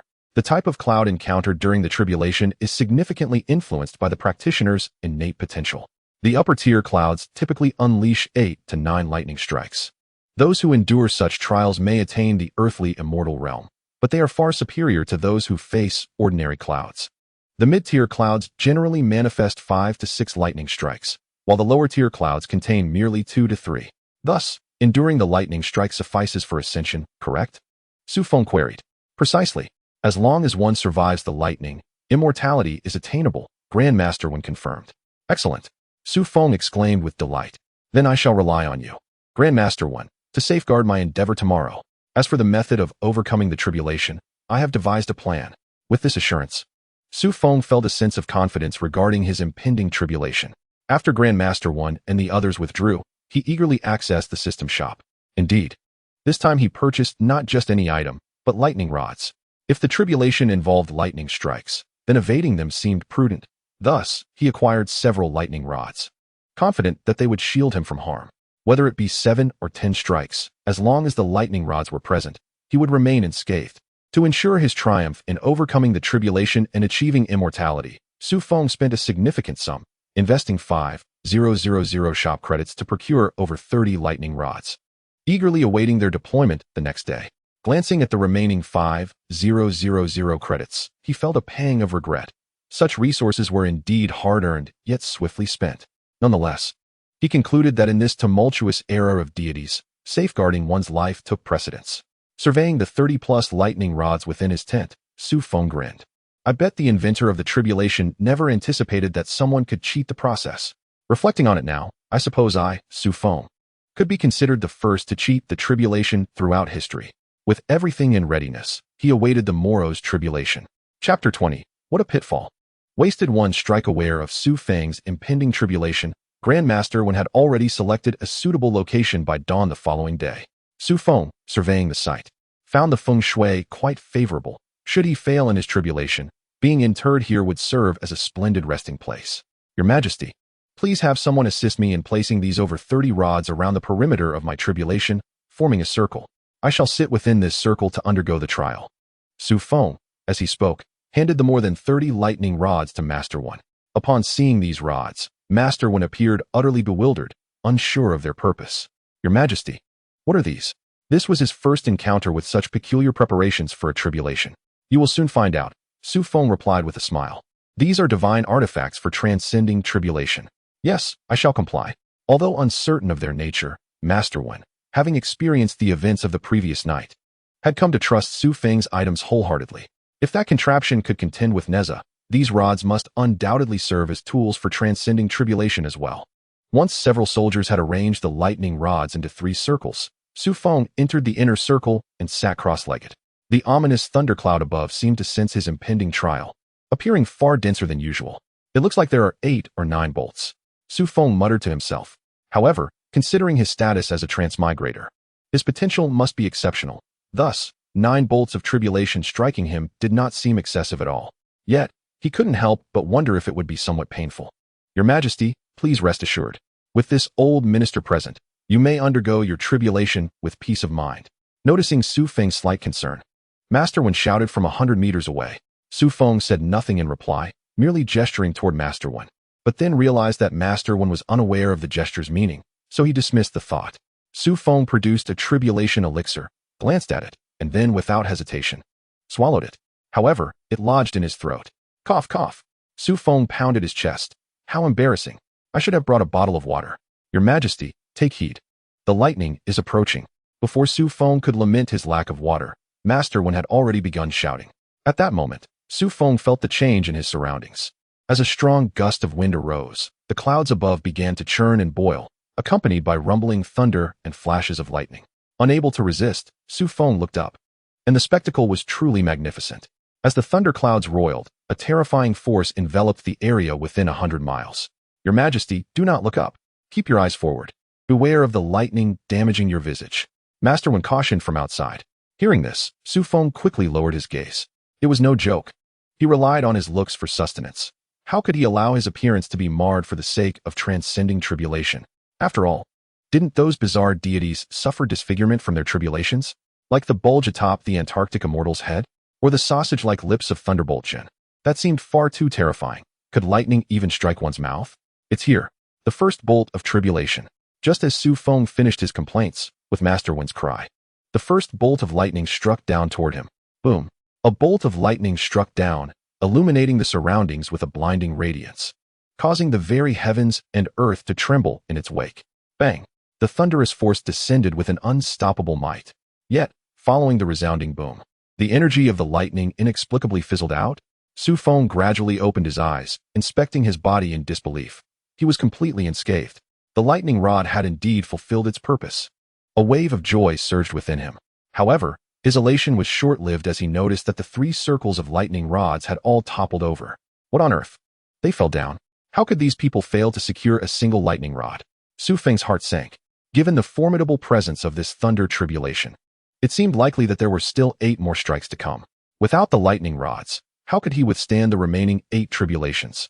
As the first strike of the tribulation settled, the venerable Wen Taishe, observing from 100 meters away, was momentarily dumbfounded upon seeing Xu Feng unscathed.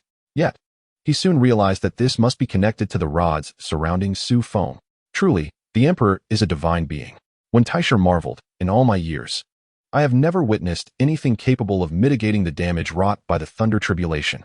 Nevertheless, a frown creased his brow as he lamented. Even though this method has allowed you to evade the harm of the tribulation, avoiding its strikes means your physical form cannot ascend to immortality. Your Majesty, this cannot be allowed. Contemplating this, Wen Taishe called out to Xu Feng, although this method has nullified the harm of the tribulation, if it does not strike your body, your flesh cannot transform into a divine body. I implore you to withdraw those rods. What? Why didn't you say this sooner? Xu Feng, who had just been anxious about the lightning, felt despair upon hearing Wen Taishe's words. It appeared he had squandered the opportunity to be cleansed by the first thunder tribulation. In other words, his earthly immortal realm would henceforth be diminished by the power of an entire tribulation compared to others. I beg your forgiveness, Your Majesty. Wen Taishe bowed from a distance. I had no inkling that you possessed such instruments capable of offsetting the damage of the tribulation. I shall retrieve those rods immediately to prevent any further delay in your ascension. There is no need for you to blame yourself, my esteemed elder. Seeing Wen Taishe's deep remorse, Xu Feng comforted him. This is also my oversight for not inquiring beforehand. As for the rods, you need not worry excessively. The first strike of the tribulation has already felled them, rendering them ineffective. The old minister bowed again in acknowledgement. As the winds intensified and the thunder began to rumble ominously once more, Xu Feng sensed that the second thunder tribulation was imminent. To avoid any further mishaps, he inquired, My dear minister, does it follow that as the frequency of lightning strikes increases, their power amplifies, thus resulting in greater magical prowess post-ascension? Indeed, that is the underlying principle. Wen Taishe affirmed. However, he added, the thunder tribulation follows its own ordained count. It cannot be altered by mere mortals. How could Your Majesty possibly compel it to strike more frequently and enhance its potency? Upon hearing the words of Master Wen, Xu Feng chuckled. Since this is the nature of the matter and the essence of the rules, I now understand how to invite the thunderclouds to strike me a few more times. As he spoke, the thunder began to rumble once more. Suddenly, with a resounding crash, a brilliant light shot into the sky, and the second thunder tribulation descended upon Xu Feng. Your Majesty, be cautious. The second thunder tribulation is upon us. Master Wen quickly cautioned. Chapter 21. Who will cross the tribulation? With Master Wen's warning, Xu Feng did not dare to be negligent and hurriedly summoned the true energy within him to shield his entire being. This thunder tribulation was one he intended to face head-on. He could not afford to be careless. If a single bolt were to strike him down, It would be utterly humiliating. Master Wen, feeling anxious for Xu Feng, was prepared to rush forward and shield him from the thunder tribulation should anything untoward occur. Bang! Before Master Wen's thoughts could settle, the second thunder struck Xu Feng with great force. Amidst the flashes of lightning and the booming thunder, Xu Feng's cries intertwined with the chaos. A gust of wind swept through, and a thick cloud of dust spread from the point of the strike. Goodness! The power is truly immense. As the dust settled, the once smooth ground had been transformed into a deep crater, from which Xu Feng's voice could be heard faintly. At this moment, Xu Feng's hair stood on end, his face covered in dirt, and as he spoke, wisps of black smoke escaped his mouth, rendering him quite a pitiful sight. However, he was not severely harmed. "Your Majesty, are you all right?" Master Wen shouted anxiously from outside. "I'm fine," Xu Feng replied. Yet, the next moment shocked him, for he realized that he was now entirely unclothed. The thunder had reduced his garments, including his undergarments, to mere ashes, leaving nothing behind. It was only natural, he thought, as clothing is but an external possession, incapable of withstanding the might of a thunder tribulation. However, Xu Feng's thoughts were not focused on this. Upon seeing himself in the nude, his mind wandered to the scenes of female cultivators undergoing their tribulations. If a single bolt can leave me bare, how exhilarating would it be to secretly witness the female cultivators facing their tribulations? He mused, eliciting a foolish grin as his lower body reacted inappropriately. Just as Xu Feng indulged in these fanciful thoughts, he heard an angry snort emanating from the thundercloud above, seemingly displeased with his impure thoughts about ascending to immortality. Goodness! Does the thundercloud possess emotions? Xu Feng was startled. Before he could comprehend this, another bolt of lightning struck from the clouds above. Boom! This bolt was significantly thicker than the previous two, its brilliance unmatched. He exclaimed, as the thunder roared. As the thunderbolt descended, it instantaneously stirred up layers of dust, uprooting even the surrounding trees and shattering boulders the size of grinding stones into fragments. Xu Feng felt the immense pressure. As the thunderbolt struck, he let out a painful scream, blood gushing from his mouth. Goodness, this thunder truly has a temperament. Xu Feng was now unequivocally convinced that the thundercloud possessed consciousness. What on earth is happening? On the side, Master Wen was left in a state of astonishment. Although it is said that each successive tribulation thunder grows more ferocious, this was only the third thunder of Xu Feng's tribulation. There should be no way it could wield such power. The recently dissipated thunderbolt could rival that of the 9th strike from an elite thundercloud. No, it should be classified as the 10th. Though an elite thunder tribulation consists of at most 9 strikes, Master Wen felt that Xu Feng's previous thunderbolt was even more terrifying than the 9th from an elite thundercloud. Thus he categorized it as the 10th. What kind of thundercloud is this? Why is its power so immense? Meanwhile, within the confines of Kunlun Mountain, all the cultivating immortals were captivated by Xu Feng's tribulation. Some were disciples of the Chan school, while others belonged to the Gongbao, who was undergoing tribulation. The South Pole elder inquired curiously. "I do not know who it is, but I suspect it is within the territory of West Qi," responded Shin Gongbao. "Oh." The South Pole elder stroked his beard and continued to ask, "What number of thunder is this? Why is its power so great?" "The 3rd strike," Shin Gongbao replied truthfully. "What? The 3rd strike?" The South Pole elder was utterly astonished. How can the 3rd thunderbolt possess such colossal power? Even my Master S tribulation thundercloud back in the day could not have wielded such might. As he spoke, the South Pole elder joined in observing the spectacle of the thunderbolt. Meanwhile, as Xu Feng endured this thunderstrike, he was indeed convinced that this thundercloud was conscious. This makes things simpler. Did Master Wen not say that the greater the power and frequency of the thunder tribulation, the stronger the magical power upon ascension? Let it come again, with even greater force. With these thoughts, Xu Feng slowly stood up. Though he stood exposed, he pointed at the thundercloud and shouted, "Is this all you've got? Put in some effort, have you not eaten?" "Oh no." Upon hearing Xu Feng's words, Master Wen was filled with dread. Boom. As soon as Xu Feng's words fell, the thundercloud underwent a violent transformation. The thundercloud roiled, seemingly brewing an even mightier thunderbolt. "I will strike you down." Boom. With a furious roar emanating from the thundercloud, a larger, thicker, and brighter bolt of lightning. No, it should be called a thunder pillar, descended violently upon Xu Feng. Boom. The thunder pillar crashed down, sending dust soaring thousands of meters high, and a fierce wind howled, overwhelming the scene like an apocalyptic nightmare. Oh, at that moment, within the sacred grounds of Kunlun Mountain, a gathering of immortals witnessed the thunder pillar cascading from afar, and they could not help but exclaim in astonishment. Who is undergoing tribulation? How astonishing. Indeed, if successful, the strength of this earthly immortal could rival that of a heavenly immortal. The deities exchanged excited remarks, their hearts brimming with exhilaration. However, it seems he may not withstand this lightning pillar. What a pity. While exceptional talent is indeed a blessing, the intensity and frequency of the tribulation clouds are doubled, and if he cannot endure, his previous efforts will be in vain. Yet, many lament the situation. The ferocity of these lightning clouds is unprecedented in a millennium. It is uncertain if the one facing this tribulation can prevail. Why are you all gathered here making such a racket instead of cultivating? The primordial supreme being emerged, visibly displeased by the noise of the disciples. Master. The crowd quickly bowed in respect. Master, someone is undergoing tribulation. One disciple explained eagerly.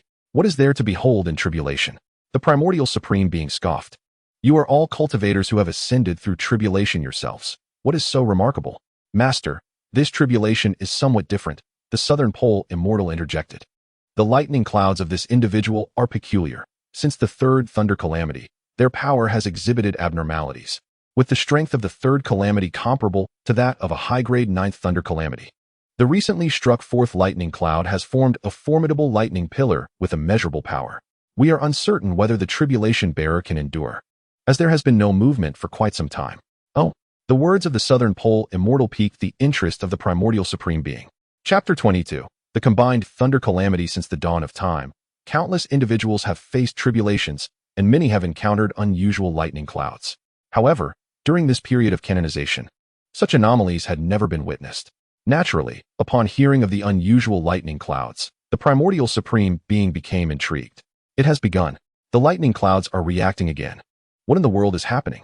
The lightning clouds began to change, leaving the celestial beings of Kunlun Mountain dumbfounded, as this transformation was unlike anything they had ever seen. How could this be possible? Even the primordial supreme being found it hard to believe his own eyes. This was a spectacle his disciples had not witnessed before, known as the combined thunder calamity. It signifies that instead of striking one by one, multiple thunder calamities merge into a singular, powerful strike. Such a scene had only occurred during the tribulation of his master, Hongjun Laozu. Who would have thought it would be repeated today? At this moment, Xu Feng, after being struck by the lightning pillar, had his body buried in the earth. He pulled himself free and prepared to confront the lightning clouds once more. He also noticed changes in his physical form. His skin had begun to shed, replaced by glistening golden flesh. Xu Feng was overjoyed, further intensifying his resolve to face the lightning clouds. Xu Feng raised his head and exclaimed, "Is this really all the power it possesses? I shall not indulge in idle fantasies, for I will confide in you. Once I attain the status of an immortal, I shall boldly observe female cultivators as they transcend tribulations. No, I shall gaze without reservation. By then, I will have become an immortal. What can you do to me? Not only will I watch, but I shall also rush into the tribulation zone to unite with them. Wouldn't that be exhilarating? After all, you cannot harm me. Humph, scoundrel. Today, the heavenly Tao shall strike you down." The thunderclouds, incited by Xu Feng's words, swelled with fury, originally dispersed to create an atmosphere. The thunderclouds began to converge upon Xu Feng from 100 miles around, rapidly multiplying in size above his head. Observing the formidable presence of the thunderclouds, Xu Feng felt a twinge of trepidation. Nevertheless, in pursuit of strengthening his earthly immortal prowess, he had no choice but to brace himself. The 5th, 6th, 7th, 8th, and 9th strikes. My heavens! As Xu Feng's tribulation began to coalesce, Master Wen was left trembling with fear. Your Majesty, this is a combined thunder tribulation. What is a combined thunder tribulation? Upon hearing Master Wen's quivering voice, Xu Feng sensed impending doom. It signifies multiple thunder strikes merging into a singular strike. Master Wen elucidated, originally, 5 strikes were required. Now only 1 is necessary. That sounds rather favorable, Xu Feng thought foolishly. In other words, this would at least save time during the tribulation, would it not? As Xu Feng looked up, he indeed observed the remaining thunder strikes beginning to fuse into one. Within this singular thunder strike, he could vaguely discern many ferocious beasts in tumult. There were Taotai, dragons, phoenixes, and Shilants. Various ancient and mysterious powers converged into the combined thunder strike, which began transforming from a blinding white to a deep purple. Master, look. The thunder tribulation is changing color. Indeed, I can faintly hear the roars of the ferocious beasts. It's quite unsettling. All disciples began to panic. After much contemplation, Yuan Shi Tianzun sighed. This is known as a combined thunder tribulation. Those who encounter such a phenomenon during their tribulation are unlikely to survive. This thunder tribulation is the highest among those preserved within the heavenly Tao, amalgamating the powers of 3,000 demons from the primordial era, the strength of Panga's creation, and the might of the dragon, phoenix, and Qilin, as well as the forces of the ancient witch and demon. Its power is not inferior to that of creation itself. I have yet to witness anyone withstand such a thunder tribulation, aside from my master, Hongjun Laozu. Today, I have opened my eyes. After hearing Yuan Shi Tianzun's words, all disciples nodded fervently, convinced that this cultivator had no chance of survival. At that moment, Xu Feng grasped the enormity of the thunder tribulation's power. He dared not show any negligence and summoned every ounce of strength to prepare for defense. Perish, shameless wretch! With a thunderous roar, the purple combined thunder strike descended, its thickness beyond description. Bang! Ah! The combined thunder strike. As the thunder strike fell, Xu Feng's anguished cries echoed through the air, resonating amidst the tremors of heaven and earth. Even the very ground beneath Xu Feng's feet fissured, cracking open in a multitude of seams. The soldiers led by Master Wen had been swept away, leaving them lost to the chaos. While the valley where Xu Feng stood was utterly leveled by the catastrophic thunder tribulation, the earth sinking down by 100 meters. The brilliance of the purple thunder was so intense it enveloped the heavens and the earth, shining with a radiance rivaling that of the sun. The violent tremors persisted for over 10 minutes before gradually subsiding, leaving Xu Feng in the pit in a profound silence. Your Majesty, are you all right? Master Wen, covered in dust and dirt, clambered to his feet, his face a canvas of terror, uncertain whether it stemmed from Xu Feng's silence or the sheer horror of the thunder tribulation. Humph. Upon witnessing Xu Feng's lack of response, the thundercloud exhaled a heavy sigh. In your next life, be a mere mortal. Do not pursue immortality again. With that, it prepared to dissipate. Wait. Yet, just as it was about to disperse, a voice emerged from the dust, Xu Feng's. Meanwhile, within the sacred grounds of Kunlun Mountain, as the thunder tribulation began to wane, the celestial beings appeared despondent. What a pity, spoke Yuan Shi Tianzun, such a promising cultivator, destined to fall so soon. Nanny, the thundercloud, upon hearing Xu Feng's voice, could hardly believe its ears.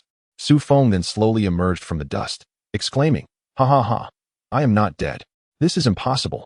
The thundercloud was incredulous upon witnessing Xu Feng's survival. Boom. Seeing Xu Feng rise, it unleashed another bolt of lightning towards him. Master, look. At that moment, the disciples of Kunlun Mountain were preparing to leave when they noticed the distant flickering of lightning. Oh, more thunder? That fellow is still alive? Yuan Shi Tianzun remarked in astonishment. Bang! A bolt of lightning struck down, yet Xu Feng remained utterly unfazed. He was at a loss as to why, but after enduring the thunder tribulation, his body had gained significant resilience. The recent strike felt merely like a tickle. Ha! How delightful, dear thunder. Boom. Another bolt fell. I have decided. Xu Feng shouted, once I achieve immortality, I shall first attend to your family's business. Boom. Another strike. I want to see how your sister looks while undergoing her tribulation. Unclothe it. Boom. And your elder sister. Boom. And your wife. Boom. And your mother. Boom. And your grandmother. The final strike was immensely powerful, knocking Xu Feng to the ground, face first into the dirt. As the thunder ceased, Xu Feng slowly waved his hand from the pit, saying, Never mind, I shall not look at your grandmother. She is too old. Boom. Chapter 23. Super Earth Immortal Master, what is happening? The disciples of the Kunlun Mountain sacred grounds were left dumbfounded as they witnessed the distant thundercloud flashing and striking the ground. Although they too were cultivators who had undergone tribulations, they had never encountered a situation quite like this. The words just spoken indicated that the tribulation of thunder had recently concluded, signifying a successful transcendence. Yet, why did the storm clouds persist in their onslaught? The primeval heavenly sovereign wore an expression of bewilderment. Was it a case of retribution for the deceased? However, he deemed such an idea improbable, for the storm clouds were a manifestation of the heavenly Tao. Surely, even the most ungrateful of tribulation bearers would not provoke the Tao to such an extent. The notion of retribution was utterly unfounded. Yet, what could possibly explain the continued strikes from the clouds? Logically, once one had endured the final strike of the thunder tribulation, they ought to ascend to immortality.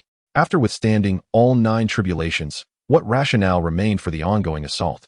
No matter how the primeval heavenly sovereign pondered or attempted calculations, clarity eluded him. Hesitant to venture forth due to his dignity, he ultimately relayed to his disciples, It appears that the storm clouds have lost their sanity. Meanwhile, Xu Feng, after enduring numerous strikes from the thunder tribulations, felt as though he were enveloped in a refreshing breeze. He was, after all, reaping the benefits of his mischief. Addressing the storm clouds, he inquired, "Do you have parents or siblings? Pray tell, how do storm clouds marry and procreate?" Boom.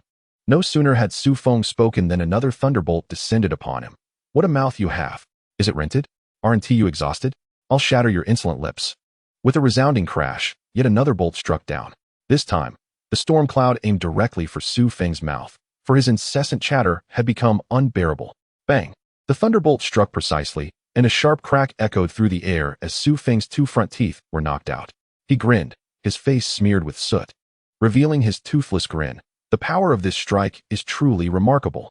Smoke wafted from his mouth as he continued, "Oh, storm cloud brother, do you truly have parents and siblings?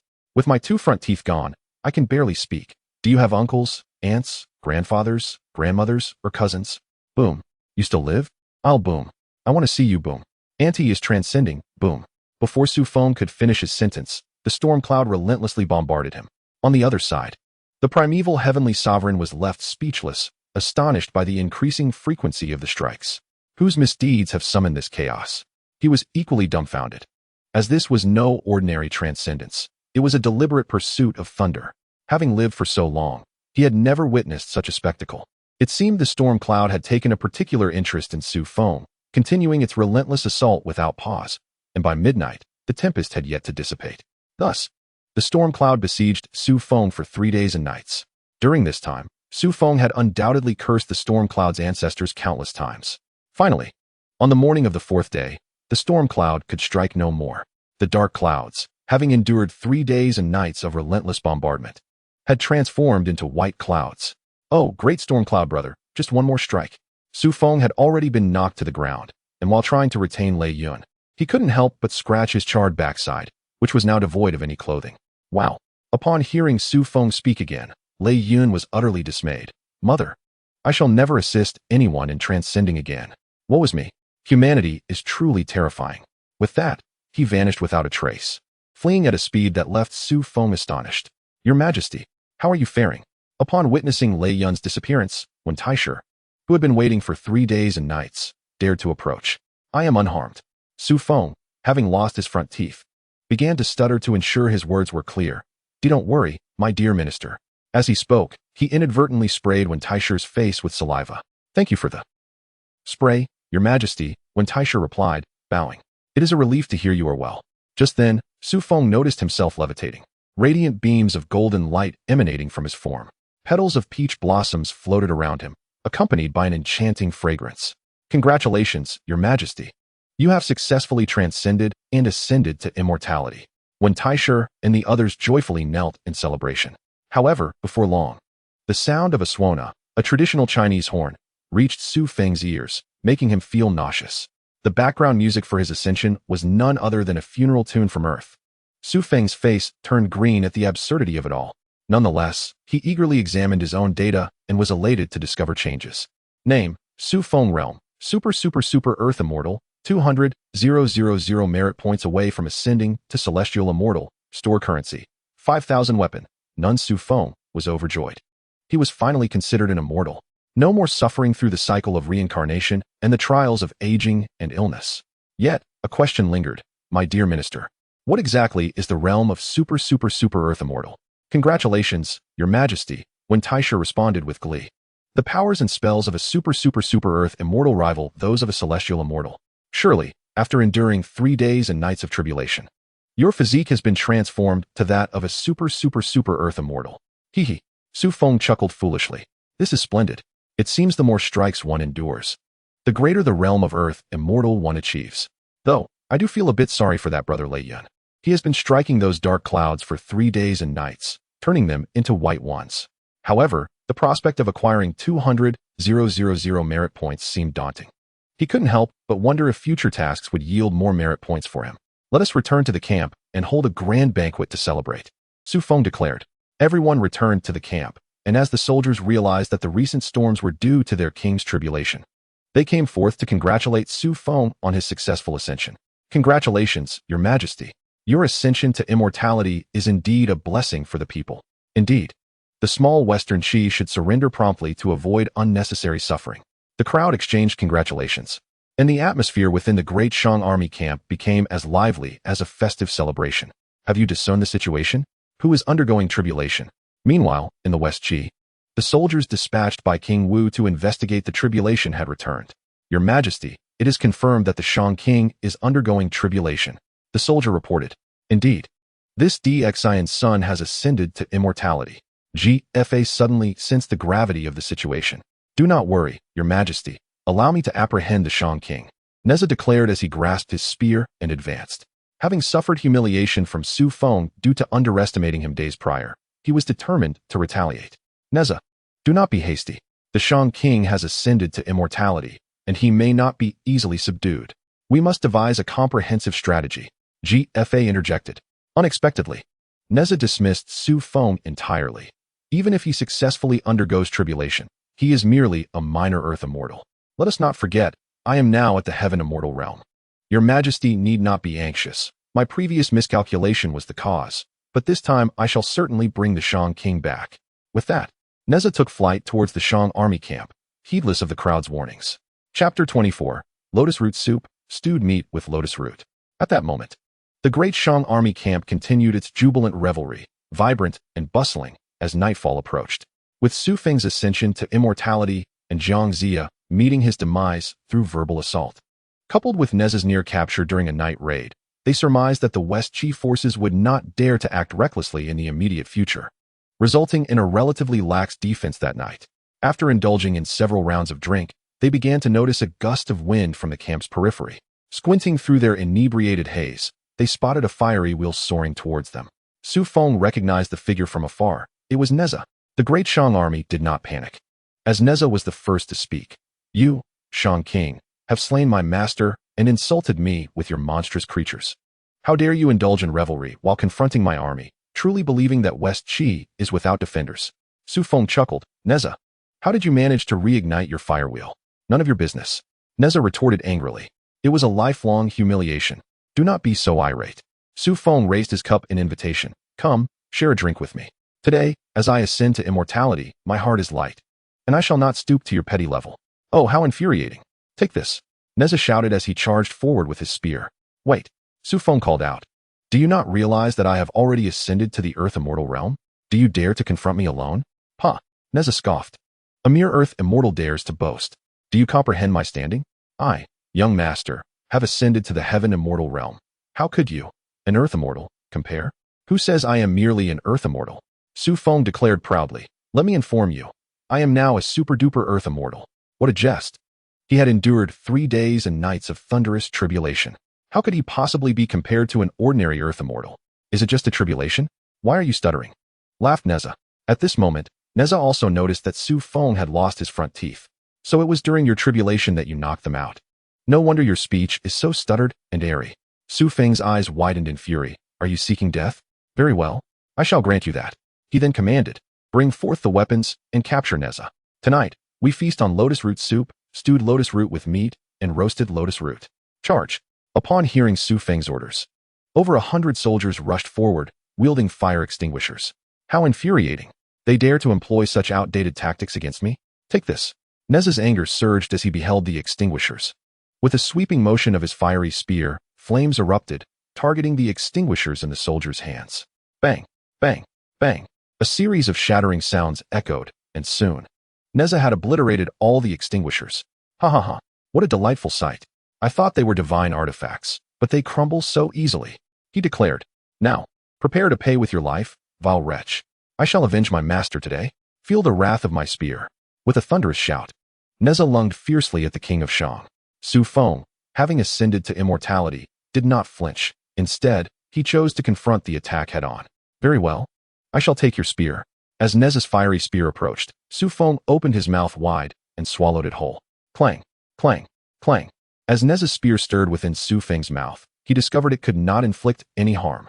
Astonished, Neza exclaimed, what kind of mouth do you possess? Why is it so resilient? His fiery spear, a legendary weapon capable of slicing through iron, was unable to pierce Xu Feng's mouth, leaving Neza utterly flabbergasted. Haha, my mouth has been tempered by heavenly tribulation, Not even the thunderclouds of the tribulation could breach it, let alone your paltry spear. Xu Feng chuckled. How infuriating. But wait. There's a peculiar taste. What is this scent? Have you lent it to a girl? With a spray, he returned the spear, dripping with saliva. Ah, this is maddening. Neza seethed upon seeing his spear covered in Xu Feng's spit. Witness my mystic silk. As he spoke, Neza hurled his mystic silk towards Xu Feng. However, Xu Feng showed no fear at the oncoming assault. Rather, he laughed. A boy playing with a girl's toy? Allow me to keep this safe for you. With a swift motion, he claimed Neza's mystic silk for himself. How can this be? Neza could hardly believe his eyes. A mere earthly immortal can seize my treasure? Could there truly exist an exceptionally powerful earthly immortal? My master never mentioned such a being. My son, what other tricks do you possess? Xu Feng bellowed. Now it's my turn. Behold my great might heavenly dragon. Roaring, Xu Feng, newly ascended, was unsure of what technique to use, but felt the surge of celestial energy within him and struck forth. To his astonishment, a golden dragon materialized. Oh no, Neza gasped. Recognizing the overwhelming aura as a power only a high celestial could wield, he hurriedly invoked his earth-escaping technique to flee. You think you can escape? Mountain moving technique. Though Xu Feng proclaimed the art of mountain moving, he had merely shifted a colossal stone. With a thunderous crash, the stone obstructed Neza's path. Clang. At the sound of the commotion, Neza emerged from the ground, fuming. Who has the audacity to place this rock here? Capture him. However, before Neza could react, he found himself surrounded and bound tightly by Xu Feng's soldiers. Your Majesty, we have captured Neza. But we are uncertain of the meaning behind your mention of lotus root soup and stewed lotus root with meat, a general inquired. Do not panic, General. Simply cut Neza, and he will become the lotus root. Xu Feng replied. O tyrant, you cannot consume me. If you dare to eat me, my father and brother will never forgive you. My master will not let you off either. Neza exclaimed in a fit of rage upon hearing Xu Feng's intentions. Observing Neza's distress, the soldiers were incredulous at Xu Feng's words. Though the boy was indeed reckless, he appeared merely a child. Was it not too cruel to consume him?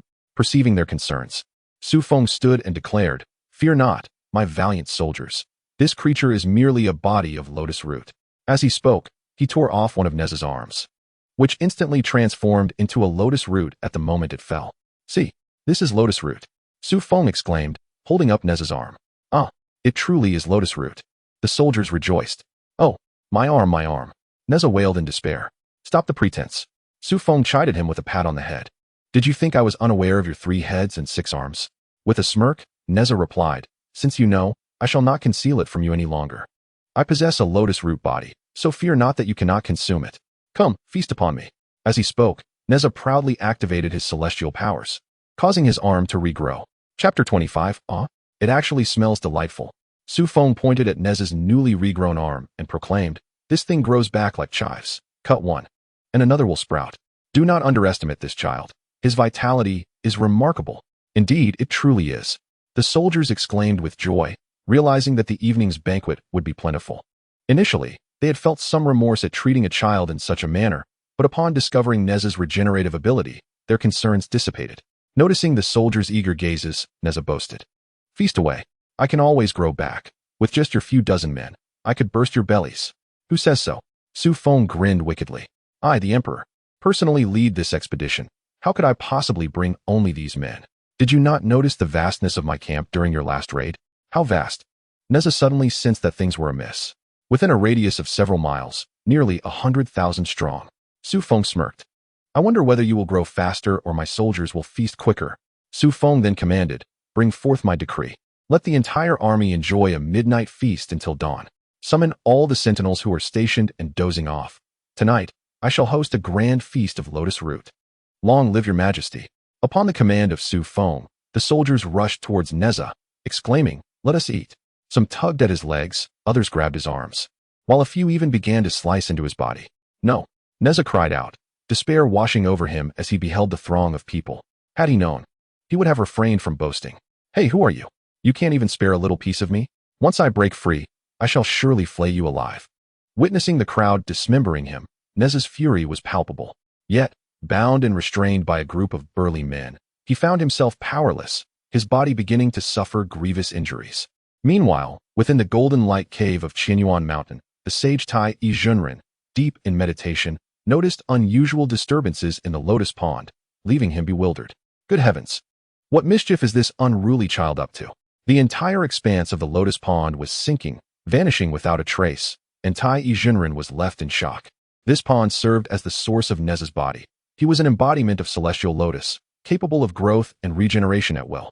More precisely, it allowed for replacement. Thus, if any part of Neza's body were damaged in battle, he could effortlessly replace it with a lotus from the pond. However, each replacement came at a cost. For every part replaced, a corresponding lotus would vanish from the pond. But today, everything seemed amiss. His disciple was, after all, a celestial being. Such a fierce battle should not lead to such rapid depletion. As the last lotus leaf submerged into the water, not a single lotus was left in the pond, and Tai Yizhenren's mouth dropped open in astonishment. This is serious. I must go to Shiqi and investigate. With that, Tai Yizhenren soared through the clouds towards Shiqi.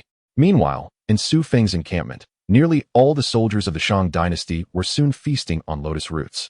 As various camps ignited fires and prepared additional meals, some, too impatient to cook, began to devour Neza directly. Hurry, aren't you endowed with 3 heads and 6 arms? Grow more. The crowd complained. Neza, appearing as a youthful child, was besieged by millions of soldiers eager to partake. Though he possessed the ability to regenerate, he was increasingly unable to keep pace with the ravenous onslaught, his body's growth failing to match the speed at which he was being consumed. Faced with a pack of ravenous soldiers, Neza had no choice but to unleash his 3 heads and 6 arms, finally alleviating the strain on his body. Observing the famished soldiers, he harbored serious doubts about Xu Feng's tendencies towards cruelty and starvation among his troops. Why aren't you growing, little Neza? In less than an hour, Xu Feng approached, bearing a steaming bowl of lotus slices. At this moment, Neza was reduced to nothing but a head, weeping uncontrollably. Woo-woo, I can't grow back, he lamented. His words rang true. Although he could still sense the celestial energy in his head, inexplicably, his body refused to regenerate. This was utterly illogical. His master had once told him that as long as a small fragment of his body remained, possessing celestial powers would allow for infinite growth and rebirth. Enough with the tears, Xu Feng consoled him. We can always ask your master for a new one when we return. However, we're quite tired of lotus root this time. Next time, perhaps you could bring back a meaty body. I suggest a pig's body that can regenerate infinitely, considering pork is rather expensive nowadays. Xu Feng grinned mischievously at Neza. Get lost. Neza retorted angrily. Were it not for the fear of depleting his celestial energy and being unable to regenerate upon returning, he would have incinerated Xu Feng with his 3 flames of truth. Come on, don't be so irritable, Xu Feng said, picking up a slice of lotus root from his bowl. Here, have a bite. It's delicious. Woo-woo, my body. Neza cried out. His body had been devoured by Xu Feng and his companions, and now that Xu Feng was offering it back, Neza felt it was a loss not to partake. It was his body. If they had eaten it and he did not, wouldn't that be a tremendous loss? However, after a few bites, he exclaimed, hey, this is surprisingly tasty. Neza's eyes lit up, and he devoured 3 large bowls. Of course, Xu Feng beamed with pride. How could my Xu-style braised lotus root not be delicious? Once everyone had satisfied their hunger, Xu Feng instructed a soldier. Take Neza back and kindly thank GFA for the midnight snack. Reporting in, the young general has returned. Meanwhile, at the Western Qi, GFA awaited anxiously, along with Tai Yizhenren and others, eager for Neza's arrival. If Neza delayed any longer, they would have to march their troops forward. Quickly, please. Everyone urged excitedly. However, as the soldiers lifted Neza, now merely a head, the crowd gasped in shock. Master Wu, my disciples have been consumed.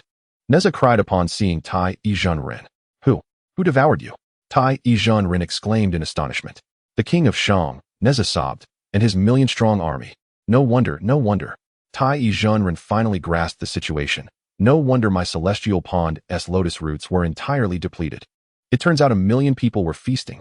Who could withstand that? Tai Yizhenren further explained to Neza, disciple. I neglected to inform you that while your body can continuously regenerate, it must be nourished by the lotus roots cultivated in my celestial pond. With the lotus roots gone, your body naturally cannot grow back. Chapter 26. Li Jing arrives master. Why didn't you say so earlier? Neza complained. Had he known this was the case, he wouldn't have foolishly activated his celestial powers to grow his body. Now, not only had he exhausted the celestial pond's lotus roots, but he was also unable to regenerate his own body.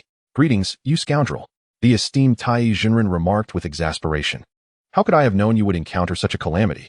Had you heeded my advice and not recklessly ventured into the camp of the Shang King, The lotus roots from the celestial pond would have sufficed for your lifetime. Observing the ongoing dispute between master and disciple, GFA and the others interjected, "Revered master, let us cease this quarrel. Our utmost priority now is to devise a means to restore Neza's body." "Indeed, master," Neza whimpered, casting a pitiful glance at his mentor. Sighing, Tai Jinren lamented, "The lotus roots from the celestial pond are now depleted. We shall have to utilize this child's head to plant anew. Once I tend to the celestial pond, and the lotus roots flourish, Neza will be able to assist you all in combating the Shang." "What, master? The lotus roots can truly be replanted?" Neza exclaimed joyfully upon hearing his mentor's words.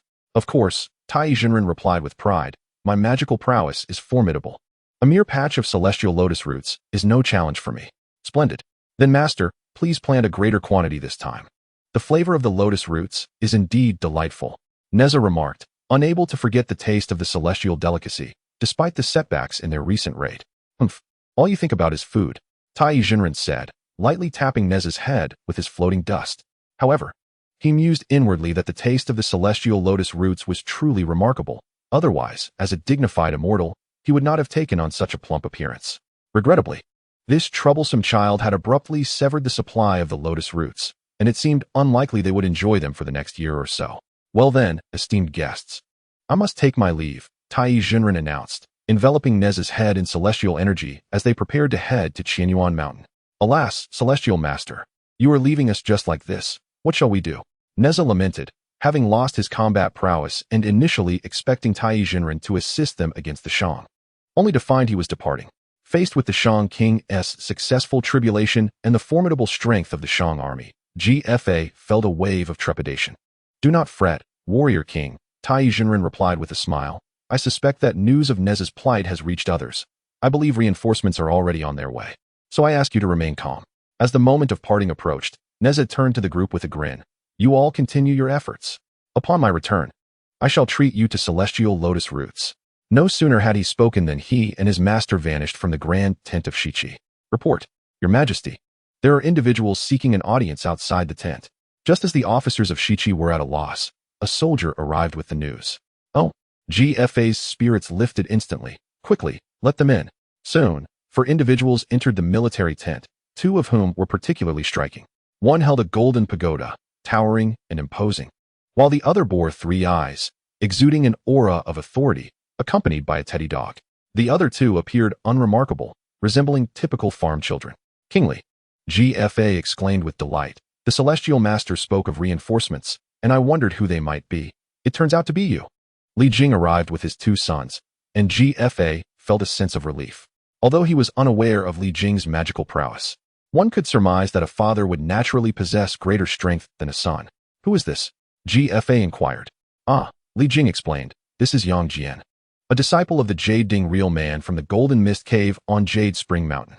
He accompanies me to assist King Wu in the grand endeavor against the Shang." Upon hearing this, GFA and the others rejoiced. "This is splendid. But what of Neza?" Noticing Neza's absence, Li Jing expressed concern. "I heard that Neza was devoured, so we hastened our journey here." He hesitated, for the notion of being eaten seemed preposterous. "Indeed," GFA elaborated, "the young general infiltrated the enemy camp, only to be captured after the Shang King attained his tribulation and was subsequently consumed by over 1 million Shang soldiers." Li Jing's expression darkened upon hearing GFA's account. While his son was a lotus root incarnation and could continually regenerate through celestial magic, how could anyone withstand being consumed by such a multitude? Sensing the worry etched on the faces of the 3, GFA comforted them. "However, fear not. Just moments ago, Tai Jinren visited. He took Neza back to cultivate, and I trust he will reappear before long." "That is reassuring," Li Jing replied. "How despicable!" Jin Jia and Mu Jia exclaimed in anger. "The Shang King is indeed tyrannical. He even desecrated our brother's body. Father, let us mobilize our forces immediately. We should take advantage of the Shang army's lowered guard to capture the Shang King and avenge our brother."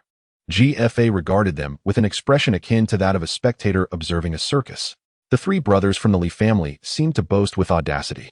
Looking at these 2, they appeared rather ordinary, far less impressive than Neza. Yet here they were, proclaiming their intent to capture the Shang King. Neza had previously uttered similar proclamations, and what had been the outcome? He had been consumed. "There is no rush," Li Jing interjected. "It is already late at night. We have traversed a long distance and should rest before making further plans in the morning. This arrangement seemed quite reasonable. After a night of toil, GFA was eager for slumber. What of my Uncle Zia? Yang Jian inquired, surveying the surroundings and finding no sign of Jiang Zia. He was berated to death by the Shang King, GFA stammered. What? Li Jing and the others exclaimed in shock. This is outrageous. Yang Jian responded in fury. Nevertheless, he remained composed. Gentlemen, this is a matter of great importance. I must inform my master of this news, so I will take my leave for now. Once I have resolved the situation regarding Uncle Zia, I shall return to assist you in vanquishing the tyrannical Shang. As soon as Yang Jian spoke, he vanished into thin air. Well then, GFA observed the fierce warrior's abrupt departure, and the fervor for battling the Shang diminished significantly. Li Jing quickly organized. Please prepare. Your Majesty, tomorrow morning, we shall lead our troops forward to quell the arrogance of the Shang army. It is also in vengeance for my son. Jin Jia Mujia, you should prepare as well. Jin Jia and Mujia replied in unison, yes. For the impending expedition tomorrow morning, Jin Jia and Mujia are resolute in their determination to succeed. This resolve stems not only from the magical arts they have acquired from their respective masters, but more crucially from the plight of their younger brother Najia, which has ignited their fighting spirit. Chapter 27. The Linglong Treasure Pagoda. Last night, after indulging in a sumptuous feast, Xu Feng slept soundly. However, despite having secured victories in recent days, he remained cautious and summoned his generals early in the morning to deliberate on the next course of action. After all, behind the forces of Shiqi lie the deities of the sacred Kunlun Mountain. Although they had defeated Najia, it was inevitable that the venerable Yuan Shi Tianzun would send reinforcements. Moreover, as of now, they had yet to encounter any of the 12 golden immortals from the Chan sect. Report, Your Majesty, esteemed generals, the Shiqi army has come to challenge us. A soldier entered to relay the news. Oh. Upon hearing the enemy's challenge, Xu Feng instantly became alert. However, he pondered, having just incapacitated Najia last night. It was surprising that Shiqi dared to issue a challenge today. The support from those of the Chan sect is indeed swift. Xu Feng promptly commanded, Generals, prepare to march with me to confront the enemy. I am eager to see whom Yuan Shi Tianzun has dispatched this time. The generals donned their armor and, with Xu Feng at the forefront, advanced towards the battlefield. By the time they emerged, the Shiqi army was already arrayed in formidable formation outside their camp, exhibiting a disciplined display far more organized than when Jiang Zia and King Wu had led them.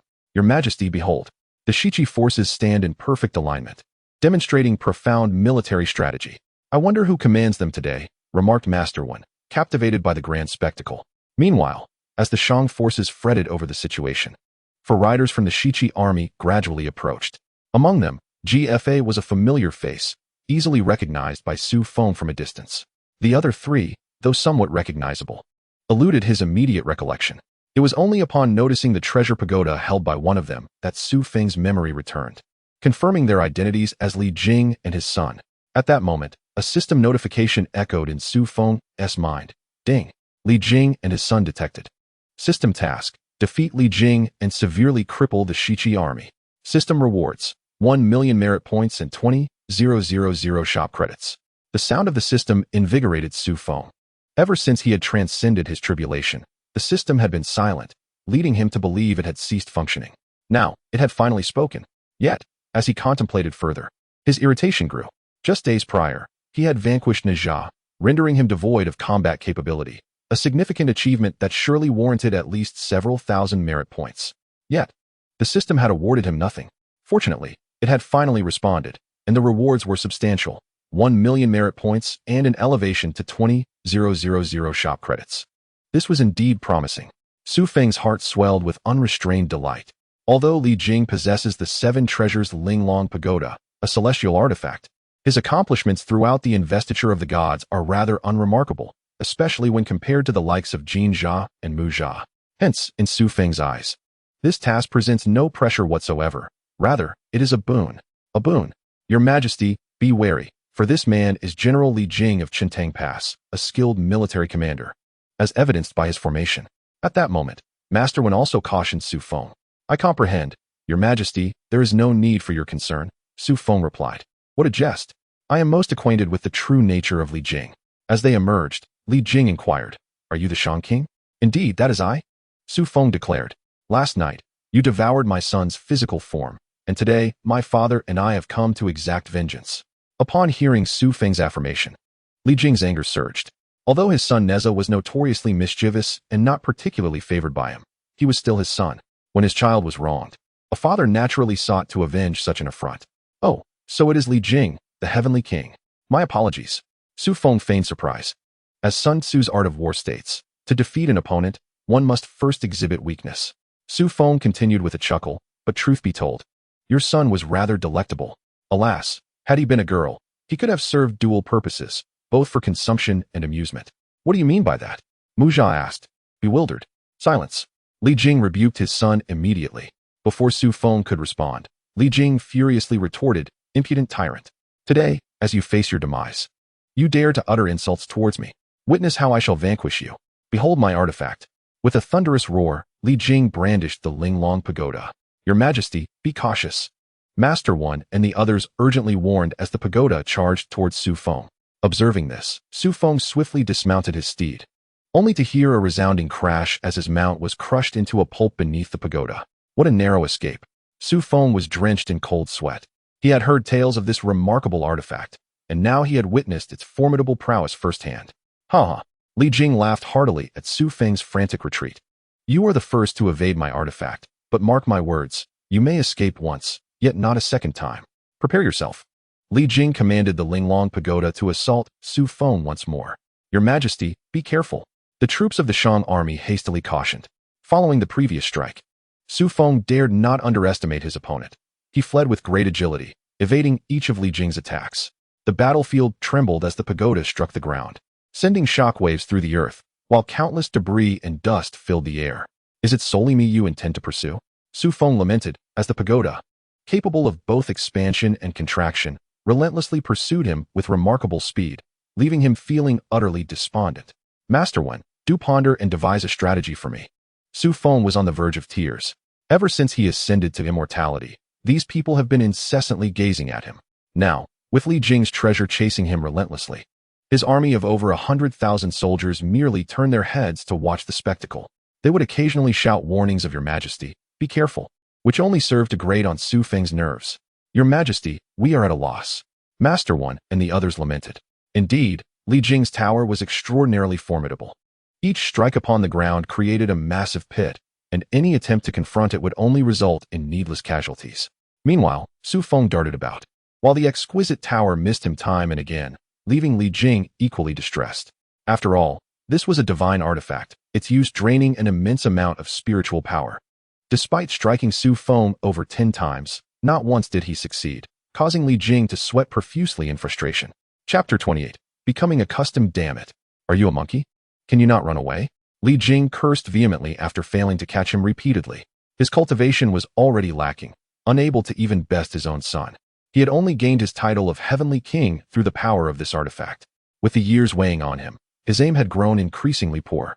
At that moment, Li Jing was perplexed as to why, on ordinary days, he could easily ensnare Neza, yet today his accuracy had faltered so drastically. Do you take me for a fool? Xu Feng retorted, exasperated. With you smashing the ground all around, how could I possibly stand still? If you want me to stay put, then put that thing away. Humph. A pipe dream. Li Jing scoffed, anger rising within him. You are forcing my hand. A secret technique? Xu Feng was taken aback, wondering what kind of trick could be employed with that tower. As he pondered, Li Jing shouted in haste. Jinjia, throw your brother over here. Why, father? Mu Jia questioned, bewildered. Enough chatter. I have my reasons. Li Jing commanded. Throw him. Aim for that fellow. Though Mu Jia was uncertain of his father's intentions, he complied with the command. Whoosh. As Xu Feng dodged, he heard the sound of rushing wind, and upon glancing back, a dark figure was hurtling towards him. Bang. With a tremendous crash, Xu Feng and Mu Jia were sent sprawling. Damn it. Before Xu Feng could voice his complaints, he opened his eyes to see Li Jing's tower ascending once more, bearing down on him. Naturally, he dared not linger and bolted away. Stay close to me, my son. Li Jing instructed Mu Jia urgently upon seeing Xu Feng attempt to flee. Obeying, Mu Jia matched Xu Feng's pace closely. Bang! In the next moment, Xu Feng felt a shadow loom overhead, and looking up, he saw the tower descending upon him. Father, I'm still inside. Realizing he too was ensnared, Mu Jia cried out in desperation. What the hell? Hearing Mu Jia's voice, Xu Feng felt utterly speechless. Is this your ultimate move? You've ensnared even your own son. At that moment, Upon seeing the pagoda trap Xu Feng, Li Jing let out a sigh of relief. There's no helping it. I'm so accustomed to ensnaring my son that when it comes to someone else, my aim isn't quite as sharp. Xu Feng could only shake his head in disbelief. Oh, my back. Li Jing twisted his waist and remarked, it seems I must refrain from exerting myself too much in the future. Father, what does refrain mean? Mu Jia inquired. Be quiet. You're so inquisitive. Mu Jia continued. Then what shall I do, father? Do not worry, Li Jing replied. Once I reduce that fellow to mere blood and viscera, I shall release you. Your Majesty. Your Majesty. Upon seeing Xu Feng ensnared, the soldiers of the Shang Dynasty began to panic, each scrambling to action, wielding shovels and picks in a desperate attempt to break open the pagoda. Hearing the commotion outside, Xu Feng was at a loss for words. Now you choose to act? He thought, chuckling to himself. Seeing the Shang army in disarray, Li Jing laughed heartily. You might as well save your efforts. The weight of my pagoda exceeds millions of pounds. Do you truly believe you can pry it open? Pagoda formation. Flames. Without further ado, seeing Xu Feng trapped, Li Jing began to channel his magical artifact, intending to roast Xu Feng alive within. Good heavens! As soon as Li Jing's words fell, flames erupted around the pagoda, leaving Xu Feng utterly bewildered. I'm being burned alive. Father, please stop. However, moments later, the cries emerging from within were not Xu Feng's, but Mu Jia's voice.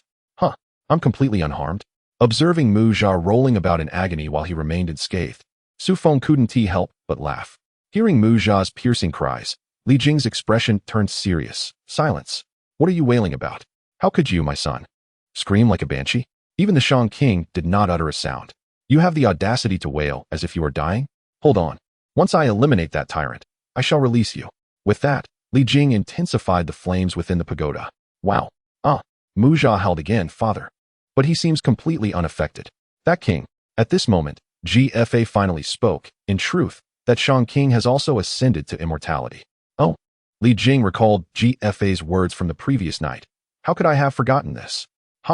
Having ensnared him with such difficulty, I'm a bit too excited. With that, he awkwardly retracted the flames within the pagoda.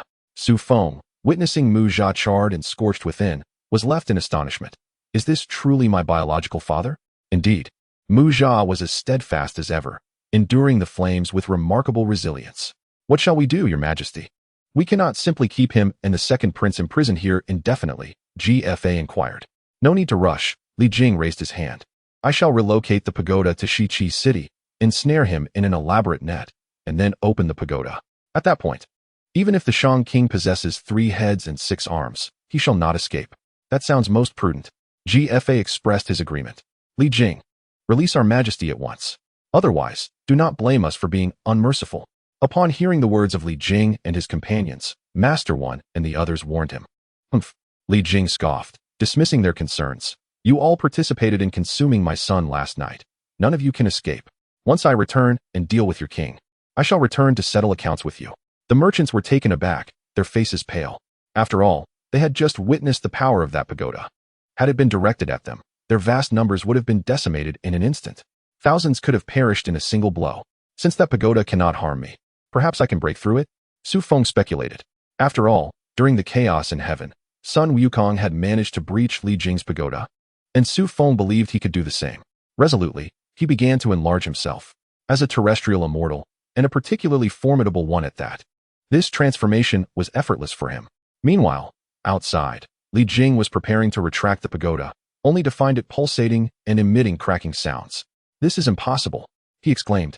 Panic-stricken, this pagoda was a top-tier celestial artifact, crafted from thousands of spiritual materials. Even those below the quasi-saint level could hardly escape its grasp, let alone shatter it. To witness signs of fracture on his treasured pagoda was beyond belief, especially considering it contained merely a minor terrestrial immortal. Chapter 29. The pagoda can be upheld. Bang. In the incredulous gaze of Li Jing and his companions, the once mighty pagoda was shattered into countless pieces by Xu Feng. How could this be possible? Li Jing's face reflected sheer astonishment. Since acquiring the pagoda, he had never encountered anyone capable of shattering it. The soldiers present were equally dumbfounded.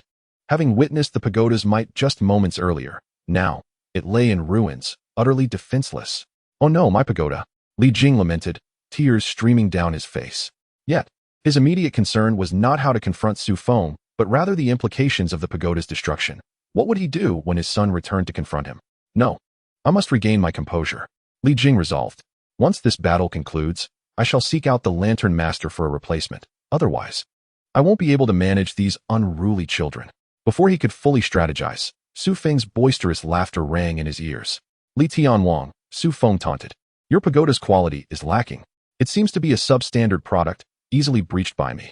No wonder, centuries later, you couldn't even contain a mere monkey. Perhaps you should consider a birdcage instead. At least you could amuse some birds. Why burden yourself with this pagoda? People look at you as if you are insane.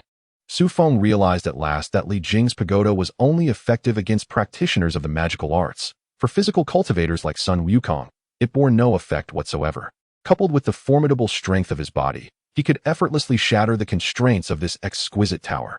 After enduring the onslaught of the thunderclouds for 3 consecutive days and nights, one could only marvel at the resilience of his physique. Breaking through a tower was merely a trivial endeavor. Oh, how infuriating! Xu Feng exclaimed as he emerged from the tower, audaciously mocking Li Jing, who was instantly consumed by rage. Jinjia, lend me your sword. I shall personally slay this fellow to avenge your brother, Mujia, Li Jing declared vehemently. Meanwhile, Mujia lay lifeless after being burned. Father, Jinjia remarked disdainfully in response to Li Jing's demand. Isn't this second brother the one you burned? Scoundrel, Li Jing retorted. There are 3 forms of unfilial conduct, and being a nitpicker is the worst. Enough of your nonsense. Hand over the sword. I will personally extinguish this brat. With a languid demeanor, Jinjia retrieved his treasured sword, displaying a complete lack of emotion. Wait. Just as Li Jing prepared to strike Xu Feng, the latter signaled him to halt. Xu Feng had witnessed Li Jing's unparalleled ability to catch blades with bare hands, and was uncertain if this version of Li Jing would exhibit the same prowess. Thus, he had no intention of engaging in a direct confrontation. Moreover, after fleeing for so long, he was thoroughly exhausted. What do you wish to do? Li Jing inquired. I propose, King Li, that we have already exhausted ourselves with this back and forth. It seems rather unwise for just the 2 of us to engage in combat, while the others merely spectate, Xu Feng suggested. At that moment, the soldiers from both the Shang and West Qi armies had lost their initial formations, sprawled lazily in disarray, resembling vacationers rather than combatants. What do you propose? Li Jing observed that the soldiers were indeed watching the spectacle, as Xu Feng had pointed out. Why not transform our martial contest into an intellectual duel? Xu Feng proposed. Oh, how would that work? Li Jing found the idea intriguing. Let us pose questions to one another. Whoever fails to answer shall be deemed the loser. What do you think? Xu Feng suggested. Excellent. Li Jing immediately cast aside his sword. When it comes to intellect, this king fears no one. I do not wish to be accused of bullying the weak. You may ask the first question. Then I shall not hold back. After pondering for a moment, Xu Feng inquired. I have a question that perplexes me. Why are you named Li Jing, yet your 3 sons are called Jinjia, Mujia, and Nejia? Adding surnames to that would create quite an awkward sound, wouldn't it? If it sounds unpleasant, why bestow such names? Indeed, father. Before Li Jing could respond, Jinjia could no longer contain his curiosity and interjected. Moreover, you have always been strict and harsh with us. We initially believed it was because we were not exceptional enough that you treated us this way. Yet today, as we 3 brothers have attained immortality, bringing glory to our family, why do you still treat us so harshly? Look at your younger brother. Jinjia pointed at the lifeless body of Musa on the ground and exclaimed, Brother, today you are destined to be reduced to charcoal. Since my birth, our father has been exceedingly strict with me, often subjecting me to reprimands. When our second brother Musa was born, he immediately began to strike him. As for our third brother Neza, your treatment was even more egregious, forcing him to cut flesh from his own body and pry into the bones of our father. At times, I find myself pondering whether we are truly your biological sons. After all, Uncle Wang next door has always treated us with kindness. Hearing Jinjia's words, Xu Feng could not suppress his laughter. So, it seems that even in the Shang Dynasty, there existed a neighborly figure like Uncle Wang. Silence. Li Jing admonished in response to Jinjia's remarks, his expression darkening as painful memories resurfaced. You know very well why you were given such names. Do we know? Jinjia replied, bewildered. The questions he had posed were lingering doubts he had harbored over the years. How could he possibly know? Indeed, Li Jing continued, your mother carried you for a year, which is normal, but for your brother Musa, she endured for 2 years, and for your brother Neza, an outrageous 3 years. Do you have any idea how I have spent these years? What has it been like? The entire assembly was captivated, eager for the answer to Li Jing's powerful declaration. 3 years have passed, and I could have held a banner in my hands. Do you understand how I have endured? Li Jing declared with fury. Had I named you trash, it would have sufficed. And you dare question how your father has fared? Upon hearing this, the atmosphere thickened with tension. Xu Feng nearly choked on his own blood, realizing the true nature of Li Jing. With a crash, Li Jing hurled his weapon to the ground and turned to leave. Wait, you haven't asked me the question yet. Xu Feng called out, perplexed by Li Jing's sudden departure. I shall not fight any longer, Li Jing replied slowly. Father, where are you going? Jin Jia inquired, confused, for according to Xu Feng's strategic rules, his father had not yet been defeated. Home, Li Jing replied, to find your mother. Xu Feng could clearly see the mischievous grin on his face. Li Jing added, remember to bring your brother along. I shall return first. Hey, Kingly. Eldest son? GFA was left bewildered. What kind of nonsense is this? He just declares he won't fight anymore and heads home to find his wife? What are you waiting for? Charge! Xu Feng shouted to his troops as Li Jing departed in frustration. Kill them! The Shang army finally reacted, raising their weapons and charging forward. Retreat! Quickly retreat! Seeing the advancing Shang forces, GFA immediately faltered, urgently commanding his troops to turn and flee. Chapter 30, Buried Ding. Congratulations to the host for completing the task, earning 1,000,000 merit points and 20,000 store coins. Hee, what a delight. As the system's prompt sound echoed in the air, Xu Feng wore a grin reminiscent of a foolish son from a wealthy family. Although he had long suspected that Li Jing was coming to bring benefits, he never anticipated that Li Jing would resign so swiftly. Having traversed the Shang Dynasty for quite some time, this was his first encounter with such a laid-back deity. To simply declare his departure and return home to find his wife, what a true man Li Jing is. Amidst his excitement, Xu Feng hastily turned his attention inward to examine the changes in his data. Name, Xu Feng Realm, Super Earth Immortal, 100,000 away from breaking through to the Celestial Immortal Realm. Store currency, 25,000 weapon, none at this pace. I only need to complete one more task to break through to the Celestial Immortal Realm. Xu Feng exclaimed with delight. The thrill of leveling up was simply exhilarating.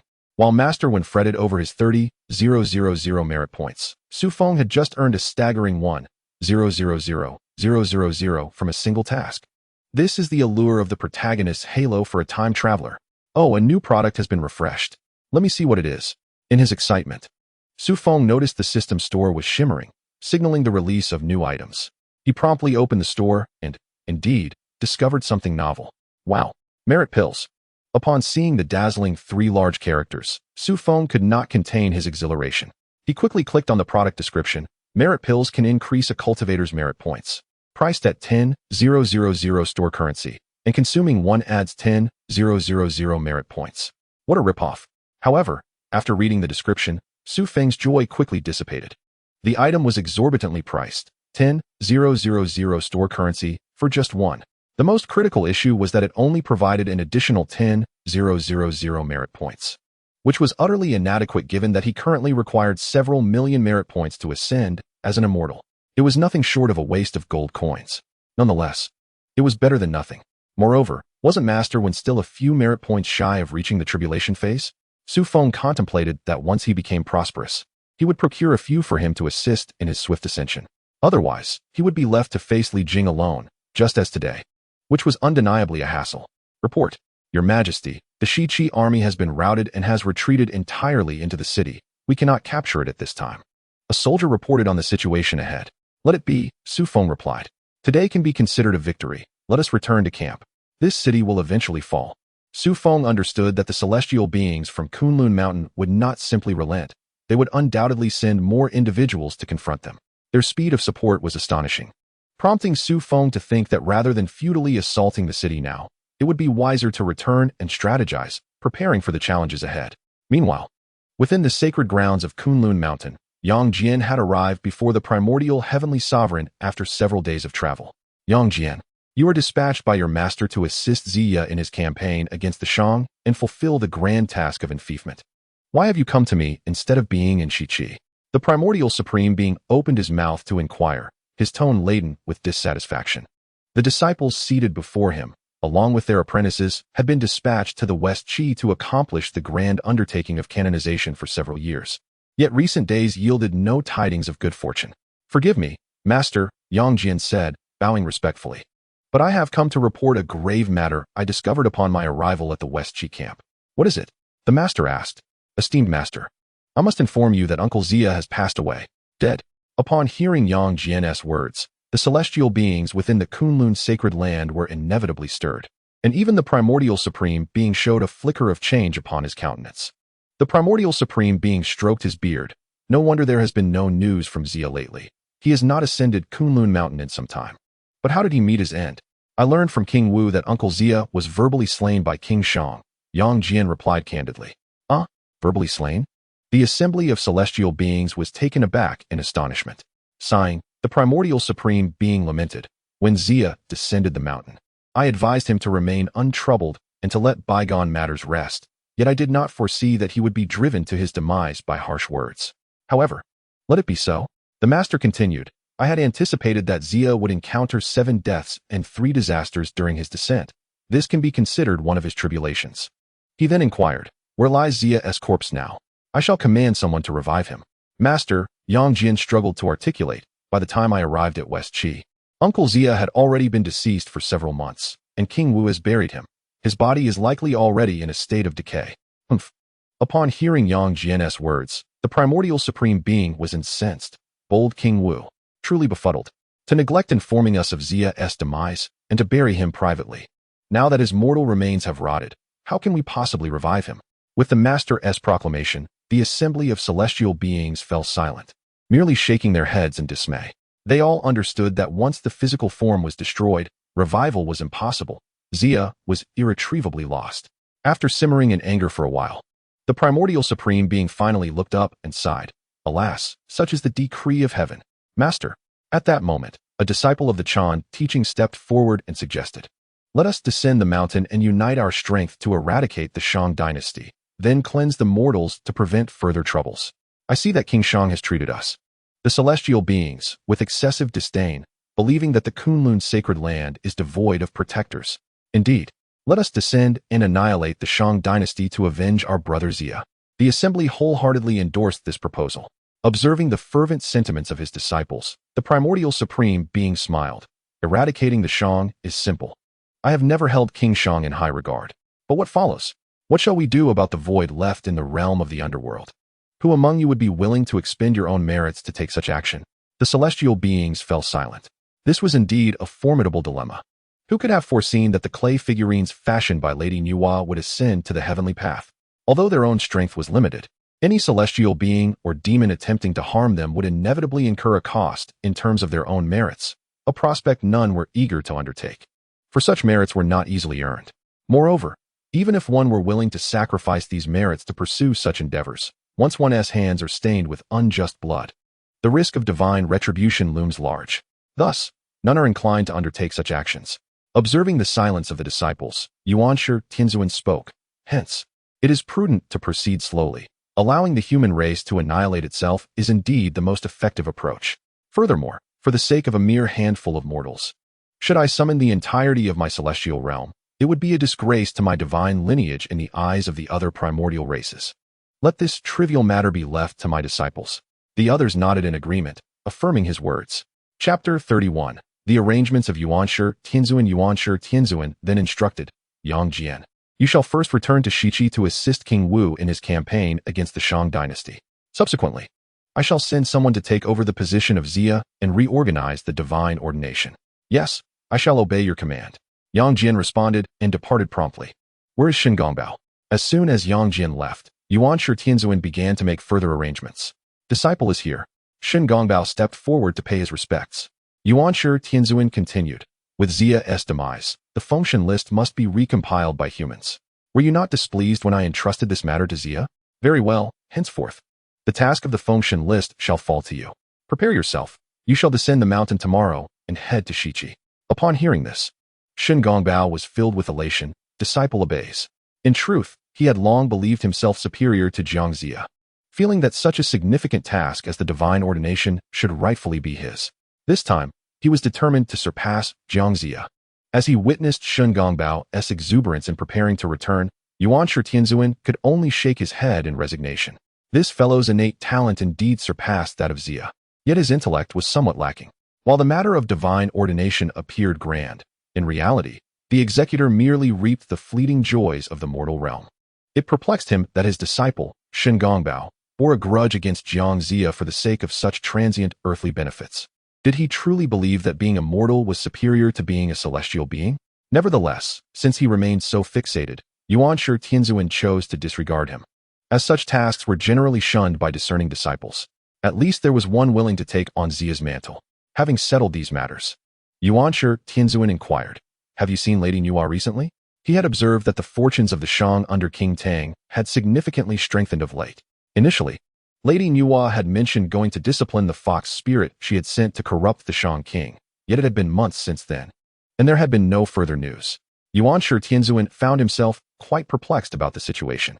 A disciple responded, reporting to Master, "We have not seen Lady Nua in recent days." "Oh, this is indeed strange," Yuanshi Tianzuan mused, feeling a profound sense of incredulity. After all, the divine ordination was led by Lady Nua herself, who had invested great effort into this matter. It was unexpected that she had been absent for several days, leaving Yuanshi Tianzuan in a state of bewilderment. Yet he did not allow his thoughts to drift into negativity. After all, with the formidable prowess of the revered goddess Enhua, even he might not stand a chance against her. Who, then, could inflict even the slightest harm upon her? Thus, this matter was soon cast aside by the primordial heavenly venerable, who inquired, "What have you discovered?" Who was responsible for the unprecedented convergence of thunder during the tribulation. The occurrence of the convergence of thunder had indeed sent ripples through the entire assembly of immortals at Kunlun Mountain. Though the primordial heavenly venerable refrained from investigating personally out of concern for his reputation, the inability to decipher the situation ultimately compelled him to send disciples for inquiry. After all, matters concerning the Shang Dynasty had become increasingly peculiar of late. At this juncture, the Southern Pole immortal stepped forward and reported, "Respected Master, we have uncovered the truth. The convergence of thunder was instigated by the Shang King during his tribulation." The revelation from the Southern Pole immortal sparked astonishment not only among the assembly of immortals, but also elicited a measure of disbelief from the primordial heavenly venerable himself. After all, the site of the tribulation was within the domain of Shiqi, leading him to speculate that perhaps another saint had emerged from there. Moreover, considering the Shang King's notorious tyranny, he could hardly fathom associating such a significant event with the ruler. "Master, if that is indeed the case, should we, the 12 golden immortals, not mobilized to preempt any future calamities?" The Southern Pole immortal ventured cautiously. This was his first encounter with something as enigmatic as the convergence of thunder, and he could not quite articulate its implications. Yet, witnessing the primordial heavenly venerable's momentary astonishment left him with a sense that the situation was far from straightforward. "That will not be necessary." The primordial heavenly venerable promptly dismissed the Southern Pole immortal's suggestion. After all, he has only just transcended to immortality. A mere terrestrial immortal like Yang Jian or Shen Gongbao should suffice to handle him. The 12 golden immortals are my ultimate trump card against the Shang, and I shall reserve them for dire circumstances. Furthermore, even if the Shang King possessed exceptional potential and his tribulation storms were extraordinary, he remained merely a fledgling deity at the threshold of earthly immortality. Transitioning from the realm of terrestrial immortals to the sanctified domain is a journey that cannot be accomplished in a mere decade or century.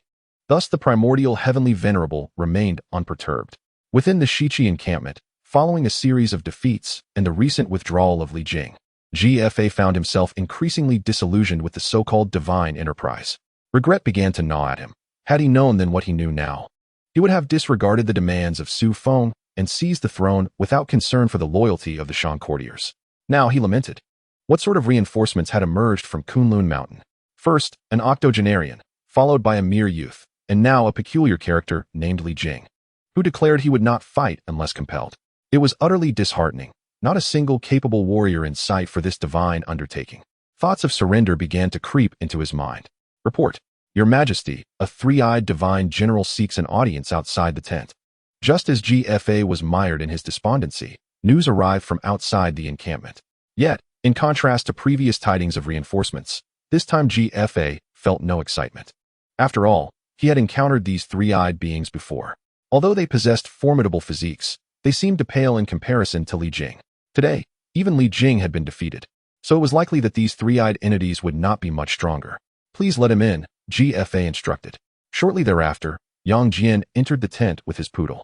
The poodle, upon seeing a stranger, became excessively excited, circling around GFA before rubbing against his leg. Witnessing this, GFA's expression darkened, as memories of Li Jing's earlier misfortune resurfaced. "Your Majesty," Yang Jian exclaimed loudly to divert GFA's attention. "General Yang has returned from Kunlun Mountain. It has been a long and arduous journey." GFA offered a perfunctory acknowledgement, casting a disapproving glance at the poodle. "Where are King Li and his son?" Yang Jian inquired, noticing the tense emptiness. "We engaged in battle with the Shang army today," GFA replied wearily. "Did we lose?" Yang Jian asked, bewildered. "No. General Li has resigned. He has gone home to find his wife." GFA's response was tinged with exasperation. Recalling King Li's earlier remarks about being able to hold a pagoda, the thought made GFA feel an urge to retch.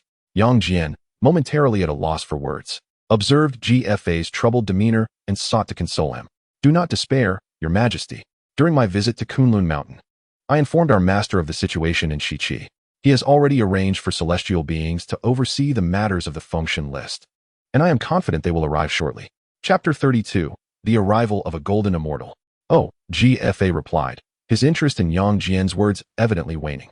After years of setbacks against Shang, he had lost all hope in the lackluster celestial beings dispatched from Kunlun Mountain. Observing GFA's lack of spirit, Yang Jian promptly offered, "Today, the Shang army has achieved a great victory. Tonight, they will surely underestimate us, believing we lack the audacity to launch a surprise attack. Therefore, I request permission to raid their camp." Yang Jian could see that Shiqi desperately needed a victory. Raid their camp? GFA, initially listless, was taken aback by Yang Jian's proposal. Why do these celestial beings always favor raiding camps? The troubling part is that they have never succeeded. Absolutely not. GFA resolutely opposed the idea, unwilling to risk Yang Jian's capture and subsequent fate, as he would bear some responsibility for the disciples of the Chan sect at Kunlun Mountain. "Do not worry, Your Majesty. I will return quickly and show King Shang the might of Yang Jian." Yang Jian insisted, disregarding GFA's objections. "Oh, you." GFA sighed in exasperation, thinking to himself that having an extra "I didn't mean" he could trust him any more than others.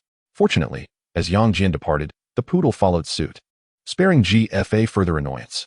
Meanwhile, on the Shang army's side, despite today's victory, Xu Feng found it difficult to relax. He is aware that these numerous victories, both grand and trivial, cannot possibly shake the foundation of Shiqi, let alone the very roots of the Kunlun Mountain's teachings. Thus, upon hearing of this recent defeat, it is inevitable that they will dispatch another envoy. However, it remains uncertain who this next envoy will be. Although he boasts an army of 1,000,000, in the end, he alone takes action. In this celestial duel, mere mortals must stand aside. Xu Feng contemplated that this situation could not persist. Despite being an extraordinarily powerful immortal, he could hardly withstand their endless waves of assaults. Were not the disciples of the Jie sect, as depicted in the Investiture of the Gods, also quite formidable? Yet, did they not ultimately succumb to the overwhelming might of the Chan sect, either through sheer numbers or relentless strategies? As someone who has experienced such events, Xu Feng had no desire to repeat the misfortunes faced by the Jie sect.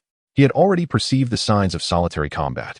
Therefore, Xu Feng resolved that once the turmoil subsided, he would return to court, granting him the opportunity to assist Wen Taishe, Bi Gan, Huang Feihu, and the other generals in their ascension to immortality, thus ensuring he would not be left to fight alone in the future. Bang! Ah! Alert! Alert! Just as Xu Feng was making these plans, commotion arose outside the tent. So soon? Xu Feng was taken aback. He had anticipated that the Chan sect would not relent. Yet he was surprised by their rapid response. He wondered who had come this time. "Report, Your Majesty. Our camp is under attack," a soldier hurriedly informed him. Upon hearing this, Xu Feng immediately exited the tent, prepared for battle. As he stepped outside, he was met with a scene of flames raging, as a significant portion of the camp was engulfed. It seemed that their assailants were no mere soft targets. Their tactics surpassed even those of Nez's raid on the camp. From the darkened sky, beams of celestial energy shot forth like lasers, tearing apart everything in their path. Amidst the chaos, Xu Feng could vaguely hear the sounds of barking. "Ha! Is the 1,000,000-strong merchant army so easily vanquished? They are hardly worthy of my intervention." A booming laughter echoed through the obsidian sky. Yang Jian? Upon hearing this name, Xu Feng was astonished. He had not expected Yang Jian to be among the attackers. This individual was not to be trifled with. Ding! At that moment, a notification sound resonated in Xu Feng's mind. Yang Jian detected. New system task. Defeat Yang Jian. Task reward. 2,000,000 merit points. 25,000 shop currency. Though the reward was extraordinarily high, Xu Feng could only curse under his breath. He hadn't even encountered this person yet, and the damned system was already assigning him a task. Defeat Yang Jian? Did it think this fellow was Neza, easily conquerable? Merchant King, so you were hiding here. As Xu Feng raged against the system in his mind, Yang Jian was already soaring toward him. Upon encountering Xu Feng, Yang Jian wore a look of disdain and remarked, I expected you to have triumphed over Li Jing's family, perhaps possessing 3 heads and 6 arms. Yet, you appear rather unremarkable. Indeed, even Louis Ku's appearance is rather plain. Xu Feng retorted, as for the 3 heads and 6 arms, that pertains to Neza. Despite his peculiar looks, he is indeed formidable. However, it is unfortunate that I have already defeated him. While speaking, Xu Feng scrutinized Yang Jian's data with his gaze. To his astonishment, he discovered that Yang Jian was, in fact, a golden immortal. A wave of panic washed over him. He regretted his earlier statements, fearing that provoking this golden immortal could spell his doom. Xu Feng also pondered how the primordial heavenly venerable had deviated from the expected. After all, he himself was merely an earth immortal, and ascending to the celestial realm seemed a distant prospect. How could they have sent a golden immortal to confront him? Oh, you certainly have a bold demeanor. Yang Jian scoffed upon hearing Xu Feng's words. Since you were so capable, why not engage in a battle with me? Prepare yourself. Before Xu Feng could finish his sentence, Yang Jian activated his third eye, unleashing a beam of celestial energy towards him. Xu Feng was initially taken aback, but quickly dodged. With a thunderous boom, the ground beneath his feet was transformed into a massive crater. Impressed by the power of this laser-like attack, Xu Feng felt a chill run down his spine. Could you not wait for me to finish speaking? He muttered in exasperation, realizing that this opponent was not easily swayed. I've heard tales of your eloquence, to the point of silencing Master Xia. Naturally, I cannot match your verbal prowess. Yang Jian responded, since I cannot outwit you, I shall resort to combat. Behold my blade. With that, he swung his trident-bladed weapon towards Xu Feng. The strike was both majestic and executed at a cunning angle, leaving Xu Feng with no room to evade at such close quarters. Indeed, the prowess of a golden immortal was evident. This attack appeared flawless, far superior in precision compared to Neza's spear techniques. Realizing he could not evade, Xu Feng braced himself and met the blow with his arms. A resounding clash echoed through the night, igniting sparks in the darkness. Remarkably, Xu Feng managed to withstand Yang Jian's formidable strike. Truly, the strength of a golden immortal was impressive. Although he had blocked the attack, Xu Feng could feel a numbing pain radiating through his arms. Oh, it seems you two have attained physical immortality, capable of withstanding my trident blade with mere flesh. It appears Neza's defeat at your hands was not without reason. Yang Jian expressed his astonishment, realizing he had underestimated Xu Feng. After all, he could never have anticipated that an earth immortal could pose a challenge to him, even if he had not exerted his full strength in that last strike. However, his judgment was entirely correct in most circumstances. An ordinary earth immortal would indeed have met their demise under his recent strike. Yet, he overlooked one crucial detail. Xu Feng was no mere earth immortal, but a truly formidable one. Did you just realize that? I have endured the fury of thunderclouds for 3 days and nights. Do you think your feeble blade can cleave through me? Xu Feng proclaimed with a triumphant expression as he discovered that his arm had successfully blocked Yang Jian's trident blade. It appeared that Yang Jian was not as formidable as he was reputed to be. Could it be that his reputation was merely a facade? Humph. Do not revel too soon. Yang Jian retorted with a disdainful smile upon witnessing Xu Feng's arrogance. Though your body has been refined to attain immortality, making it exceedingly resilient, your earth immortal physique is still no match for my trident blade. As he spoke, Yang Jian withdrew his weapon, and in the next moment, his palm began to radiate a golden glow. With a swift motion, he coated the blade with this luminous energy, transforming it into a dazzling weapon. Prepare to meet your end. Unleashing the full might of his trident blade, Yang Jian struck at Xu Feng with an imposing force, challenging him. Let us see if you can withstand another blow. However, Xu Feng was not foolish. Upon witnessing the glowing blade sweep towards him, he evaded the attack, recognizing that he had ample distance to escape unharmed. After all, he was not contending with a celestial immortal, but a genuine golden immortal. With a swish, the trident blade sliced through the air, creating a sound akin to a fierce gale. Compared to his initial strike, this second attack was undoubtedly far more ferocious. Though Xu Feng deftly dodged, he felt a sharp pain in his waist, involuntarily exclaiming in distress. How formidable! When he glanced down, he noticed a gash had been inflicted upon his waist. Although not deep, blood began to seep from the wound. Moreover, Xu Feng realized that this injury had not been caused by the blade itself, but rather by the blade's energy. Had he been struck directly, he would have certainly perished. Such thoughts sent a chill of sweat cascading down his spine. This blade sought his life. Before Xu Feng could catch his breath, Yang Jian soared into the air once more, delivering another imposing strike towards him. Your Majesty, catch my sword. At that moment, witnessing Xu Feng unarmed, the veteran Wen Taisher hurled his sword towards him. With no time to ponder, Xu Feng grasped the sword and summoned all his strength to block the incoming attack. Clang! The clash of weapons resonated through the air as Yang Jian landed firmly while Xu Feng was forced to retreat several steps. Incredible! Xu Feng felt a numbing sensation in his arm, struggling to maintain his grip on the weapon. Furthermore, the sword in his grasp had been cleaved into two by Yang Jian. Xiao Tian dog, attack him! Observing Xu Feng being pushed back, Yang Jian commanded the fierce Xiao Tian dog to pursue, preventing Xu Feng from escaping through sorcery.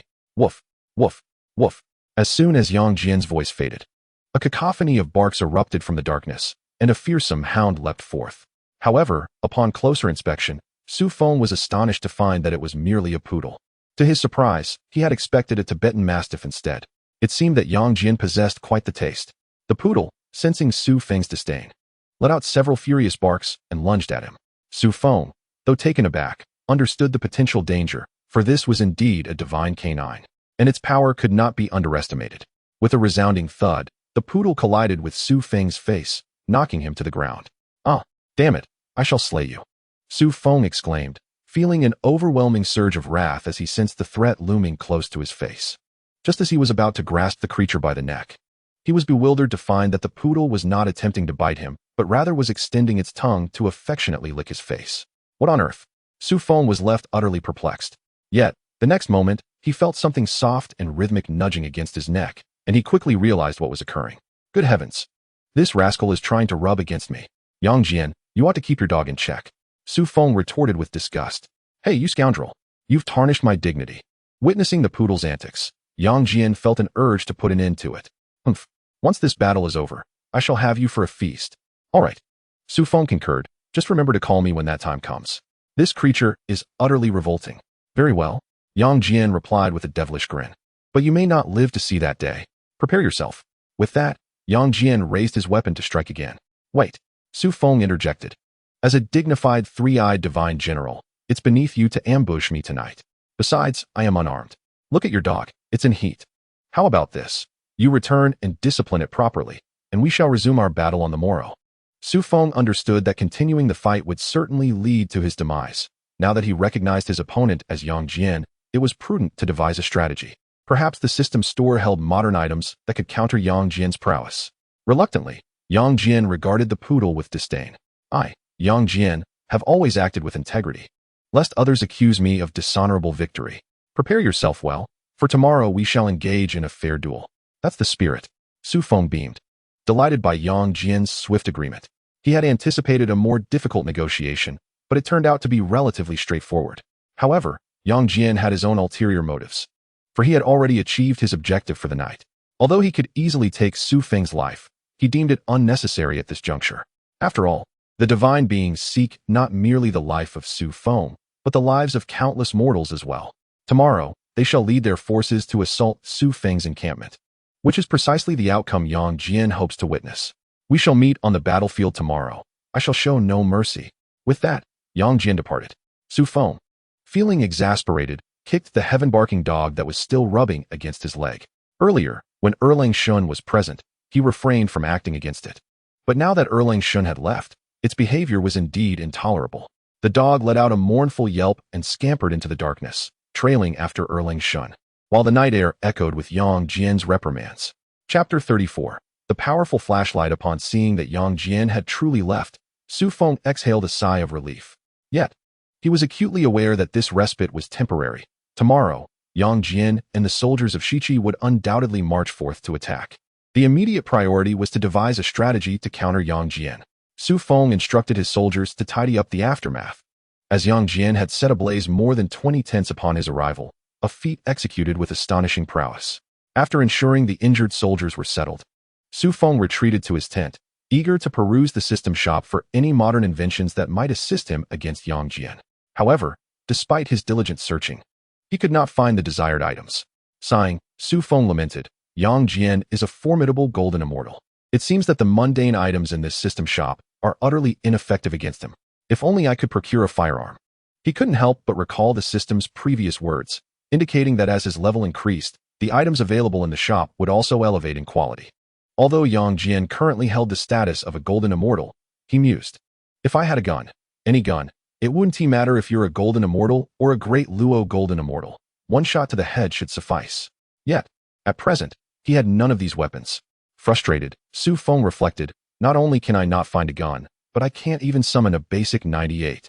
Staring blankly at the system shop interface, he realized that without powerful equipment, he was entirely outmatched by Yang Jian. Am I to face him unarmed? His laser eyes are far too formidable. The events of the evening still haunted him, particularly Yang Jian's celestial eye technique. Suddenly, an idea struck him, and his eyes lit up. That fellow's strength lies in his vision, does it not? Then I shall turn the tables on his eyes. With newfound excitement, Xu Feng recalled having discovered an excellent item in the system shop, a device capable of causing temporary blindness. It was none other than a powerful flashlight. Without hesitation, Xu Feng eagerly navigated the system shop interface, and indeed, the powerful flashlight appeared before him, priced at a mere 500 shop coins. Haha. As Xu Feng gazed at the ultra-bright flashlight, a radiant smile illuminated his face. This powerful flashlight could emit an overwhelmingly intense beam of light, even in the midday sun, capable of momentarily blinding anyone who dared to look directly at it. The scant descriptions only heightened Xu Feng's anticipation regarding its formidable capabilities. With confidence, he mused, Langshen, do you not possess 3 eyes? Do you not rely on their might? Tomorrow, I shall allow you to experience the power of my flashlight. With that, Xu Feng pressed the button on the flashlight, and indeed, a blinding beam burst forth, dazzling in the darkness, akin to a sun shining brightly. Meanwhile, at the West Qi military camp, Yang Jian returned triumphantly after a successful raid on the enemy's encampment. Ha ha ha, what a thrill! I have incinerated dozens of the Shang army's camps, bringing honor to our warriors. How about the Shang king? Have you captured him? GFA inquired, surprised by Yang Jian's return. After all, he was the first among the deities to succeed in the ambush since the campaign against Shang began. No, I intentionally let him go to face him again tomorrow, Yang Jian replied. However, rest assured, I did manage to wound him, avenging today's defeat. Oh, GFA felt a twinge of disappointment upon hearing that Yang Jian had not brought the Shang king back. You should prepare yourself, for tomorrow's battle will determine our fate. Fear not, Wang. I have thoroughly assessed the strengths and weaknesses of the Shang army. Although the Shang king possesses some power, he is ultimately no match for me. We shall surely emerge victorious. Excellent.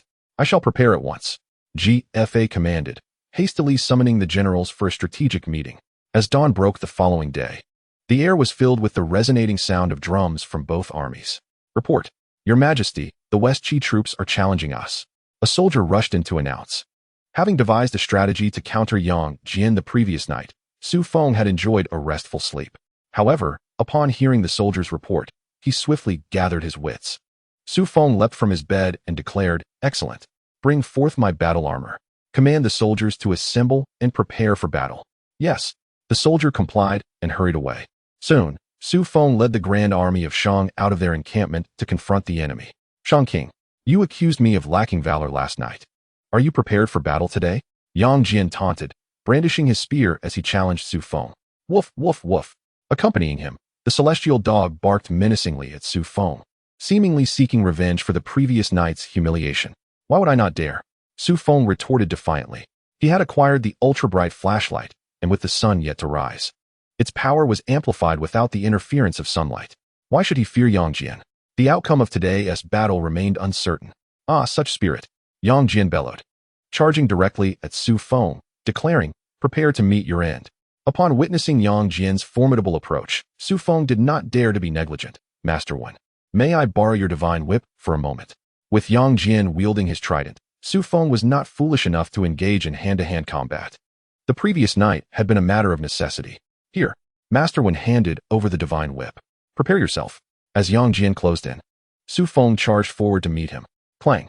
The clash of their weapons resounded swiftly. In the initial exchanges, both fighters exhibited a vigorous back and forth. Although Xu Feng was merely a terrestrial immortal at present, he remarkably held his own against Yang Jian. What a remarkable lad. Just a night apart. and his martial prowess has evidently grown. After over 30 rounds of combat, Xu Feng showed no signs of faltering, leaving Yang Jian astonished. After all, their previous encounter had seen Xu Feng retreating under Yang Jian's might, yet today, he was impressively formidable. Yang Jian speculated that this improvement might stem from Xu Feng's newfound weaponry, considering their prior encounter had been unarmed. Now you understand, Xu Feng proclaimed proudly. Since you recognize my strength, you might as well surrender. With his powerful flashlight as a trump card, Xu Feng felt emboldened, his martial capabilities evidently soaring. Humph. Yang Jian scoffed. No matter how strong you may become, you are still no match for me. Remember, I have yet to unleash my full strength. Chapter 35. Flee for your life. The two combatants were locked in a fierce struggle, leaving the soldiers of both armies awestruck, particularly the soldiers of the Shang Dynasty, who had only known their king's innate strength, were taken aback by his remarkable combat skills. The soldiers of Shiqi were equally astonished by Yang Jian's prowess. Finally, amidst numerous defeats since the rebellion began, they had a capable warrior on their side. Hope surged for a triumphant reversal, especially GFA, who had thought Yang Jian was merely boasting the previous night, now recognized the man possessed genuine skill. Behold my celestial eye. Whoosh. Bang. After nearly 100 exchanges with no clear victor, Yang Jian decided to get serious and unveiled his third eye. Are you revealing your trump card? Xu Feng chuckled inwardly. I feared you wouldn't. Otherwise, my powerful flashlight would have been in vain. Take this. As Yang Jian's strike missed, his celestial eye unleashed a laser beam. Clang. Thud. Damn. That packs a punch. Xu Feng raised the divine whip to parry the attack, but was forced to retreat, his arm numbed from the impact. Truly, the power of the third eye was extraordinary, something others lacked, yet he possessed. Xu Feng perplexedly mused why he had no unique attributes of his own. If he had two mouths, he would surely berate Yang Jian to his heart's content. Ha!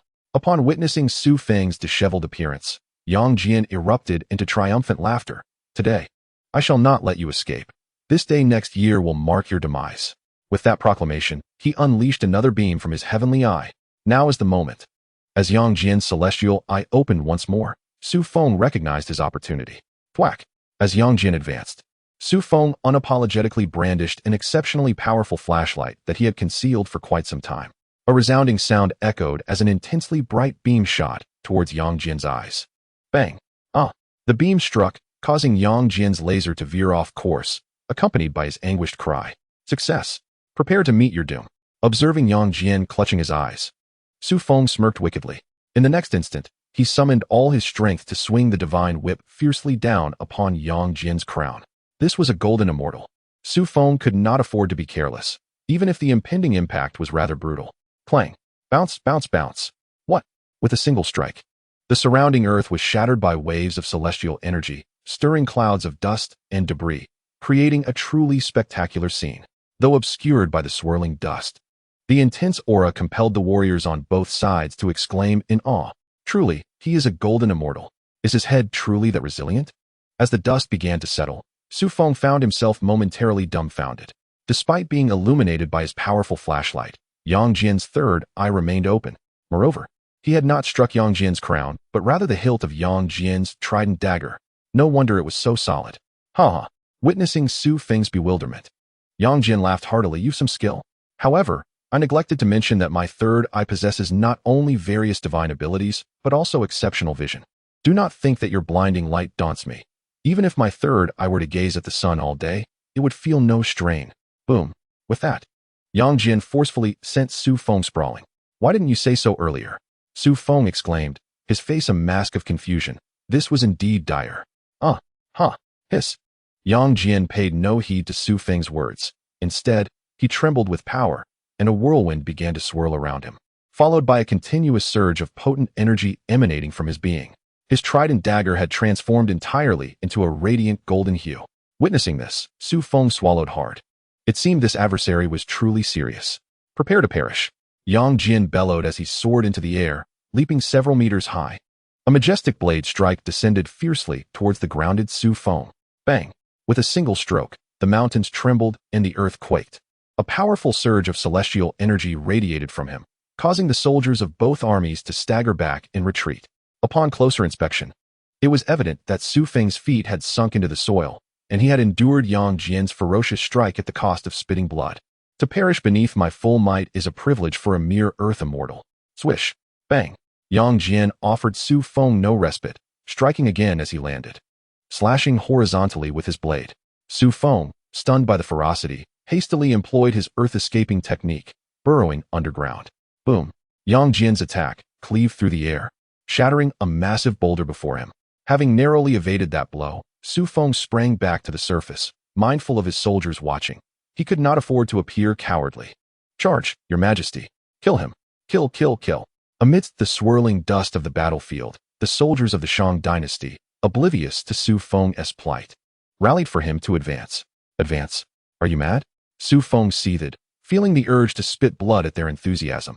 If you're so eager, why don't you go yourself? Seeing Xu Feng in a precarious position, Yang Jian showed no mercy, letting out a cold snort before charging towards him with his spear. The celestial hound, sensing Xu Feng's faltering resolve, grew ever bolder, baring its teeth and rushing forward, evidently seeking vengeance for the kick it received the night prior. Faced with the oncoming duo of Yang Jian and the hound, Xu Feng felt a wave of trepidation wash over him. As long as the green mountains stand, I shall not fear the absence of firewood. He swallowed hard and bellowed to his soldiers, flee for your lives. Before the soldiers could comprehend the gravity of the situation, Xu Feng had already summoned his celestial energy and vanished from sight. This was no jest. He had traversed realms with the aspiration of becoming a wise sovereign, not for the sake of immortal fame, but for the preservation of his own life. Knowing full well he could not contend with Yang Jian, there was no reason to remain and await his demise. Retreat. The first to react was the revered Master One, who, disregarding the soldiers' confusion, urged his inked Qilin and hastily retreated. Upon realizing the absence of both their emperor and general, the Shang soldiers began to panic. Witnessing Xu Feng's hasty flight, GFA, who had endured much frustration, felt a surge of relief. He quickly commanded his troops to pursue. Brothers, charge! Slay them! What? Seeing the spirited GFA shouting from his mount, the thousands of Western Qi soldiers stared at him in bewilderment. What do you mean, what? A group of soldiers, momentarily dazed, left GFA exasperated. The enemy is in retreat. Pursue them with vigor. What are you dawdling for? Oh. At last, the Western Qi soldiers snapped to attention. Brothers, charge. Kill. Chapter 36. Retreat from Chaoga. This cannot be blamed on them, for since the uprising of Shiqi against Shang, they have scarcely tasted victory. Over time, they have grown accustomed to defeat. Though they usually appeared on the battlefield, they were always prepared to flee. The thought of pursuing their enemies had never crossed their minds. Charge. Kill. Slay. The soldiers of Shiqi pursued with fervor, relishing the thrill of the chase. After years of being relentlessly pursued by the Shang army, it was finally their turn to hunt. Indeed, there was an exhilarating delight in the pursuit. The inner monologue of the soldiers from Shiqi echoed with laughter as they witnessed the Shang army crumble into disarray, casualties mounting. Yang Jian was filled with elation, laughing heartily at the sight. This was precisely the outcome he desired. The more human soldiers fell in battle, the better. Should their numbers dwindle significantly, the vacancies in the underworld would be ample, indifferent to whether they belonged to the soldiers of Shiqi or Yinshang. Having secured a hard-fought victory, the soldiers of Shiqi descended into madness, leaving desolation in their wake. The encampments of the million-strong Shang army, hastily erected mere days prior, were trampled into the earth beneath their feet. The terror of the situation was palpable. Meanwhile, Xu Feng dared not pause, desperately employing the earth escape technique to flee. The opponent he faced was no ordinary foe, but the golden, immortal Yang Jian. If he did not run for his life, that formidable adversary would surely spell his doom. Xu Feng sprinted for over 20 miles, only halting when his legs could no longer carry him. Had he known earlier, he would have borrowed the ink Qilin from Master One. What use was this divine whip now? It had become a burden. Emerging from the ground, Xu Feng was breathless, and the divine whip in his hand had only served to weigh him down. Despite its seemingly small size, it was remarkably heavy. Escaping with it felt akin to running with a load. Reluctant to part with it, for it was indeed a precious artifact, he hesitated to discard it, especially as it would be poor form to explain its loss to Master One. Hearing the sound of hooves behind him, Xu Feng steeled himself for another escape. Your Majesty. Wait. This time, however, he was called to halt. Upon recognizing Master One, he let out a sigh of relief. Your Majesty, are you unharmed? Seeing Xu Feng panting heavily, Master One quickly dismounted the ink Qilin to inquire. No harm. Xu Feng waved his hand. I merely ran too hastily. Glancing back, he asked, what of the Shiqi army? Have they not pursued us? No, Master One replied. Your Majesty, You have covered over 20 miles in an instant, leaving them far behind. Were it not for my Qilan, I too would have struggled to keep pace with you. As for the three-eyed divine general, he has not given chase either. That is good to hear. Xu Feng sighed in relief. Where are our soldiers? Have they arrived? Xu Feng inquired further. They do not possess your extraordinary abilities, your majesty. Master Wen responded. Even with all their might, they have only managed to cover 2 to 3 miles at most. Very well. Xu Feng waved his hand and said, what they desire is me. They will not trouble them. Although he was aware that these words were merely a beautiful deception, Xu Feng felt compelled to utter them to console Grand Tutor Wen. A defeat might be for the best, Xu Feng remarked. I have not returned home in quite some time. It would be delightful to spend some time with Daji and the little fox. Grand Tutor Wen felt a pang of embarrassment. Your Majesty, not far ahead lies General Huang Feihu's defensive territory. We should proceed forthwith to avoid further complications as night falls. Grand Tutor Wen suggested, once your Majesty returns to Chaoga to recuperate, it would not be unwise to engage in battle again on another day. Such a plan is indeed prudent. Xu Feng concurred with Grand Tutor Wen's words. Have Huang Feihu maintain a steadfast defense. The Western Qi army must not be allowed to cross the Yellow River. This is their final bastion. If they breach this line and cross, it would lead to the Battle of Mai, a fate that the former King Zhou of Shang met with disastrous consequences. Xu Feng was determined not to witness such an outcome. As a person who traversed through time, he aspired to be a wise ruler, unwilling to be inferior even to the historical King Zhou. Although King Zhou was indeed foolish, he had managed to endure until the celestial primordial beings themselves took to the battlefield. If he were to be dispatched to the Battle of Mai by Yang Jian, it would be a blow to his dignity. Upon returning to Chaoga, Xu Feng felt a sense of relief. However, the defeat weighed heavily on his heart. The entire court, both civil and military officials, was engulfed in trepidation upon hearing of the defeat. Yet they remained loyal subjects, prepared to share Xu Feng's fate, devoting themselves even more diligently to their duties. Thus, despite the significant loss, days passed without any reports of the Western Qi army crossing the Yellow River. Your Majesty, observed Grand Tutor Wen, noticing Xu Feng's continued despondency after his return to court, I have come today to visit you. Ah, my dear minister, please take a seat. Xu Feng gestured for him to sit. Your Majesty, Grand Tutor Wen continued, the rebels of Western Qi have been halted by General Huang Feihu at the outer passes. Please do not be troubled. That is good to hear. Xu Feng's heart lifted considerably. Order them not to engage in prolonged battles. They should hold their ground. Once I devise a strategy to confront that three-eyed divine general, I shall personally lead the charge once more. The old minister obeys. Seeing Xu Feng still troubled, Grand Tutor Wen sighed. It pains me to see your Majesty in distress, and I am unable to alleviate your burdens. I feel a deep sense of remorse. Alas, my abilities are limited. I am yet to transcend and attain immortality. When you battle the three-eyed divine general, I can only watch helplessly, for I am of no use. Suddenly, Xu Feng's eyes brightened at Grand Tutor Wen's words. Indeed, if one cannot contend with him, then let us summon two. He had already dueled with Yang Jian for hundreds of rounds. Adding Grand Tutor Wen to their ranks would surely enhance their chances of victory.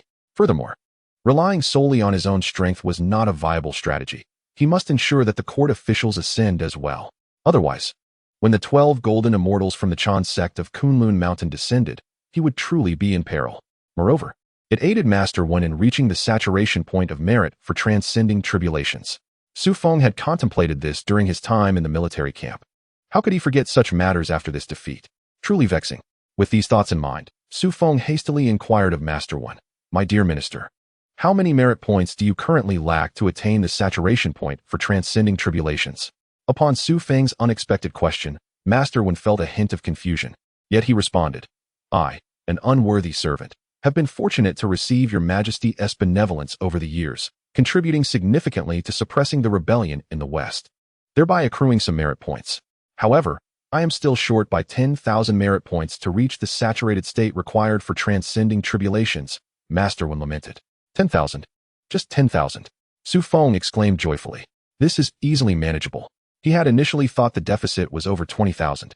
But to discover it was merely 10,000 meant that a single merit elixir would suffice. Although the elixir was exorbitantly priced, acquiring an additional ally at this juncture was exceedingly advantageous. Chapter 37. Master Wen's Transcendence. Easily manageable? Master Wen was somewhat taken aback by Xu Feng's assertion. Accumulating 10,000 merit points would typically require at least half a year. How could it be so simple? Behold, My dear minister, Xu Feng said, wishing to avoid unnecessary dialogue, as he promptly accessed the system store and purchased a merit elixir. With over 20,000 store coins at his disposal, procuring an additional 1 or 2,000 merit points was quite feasible. What is this?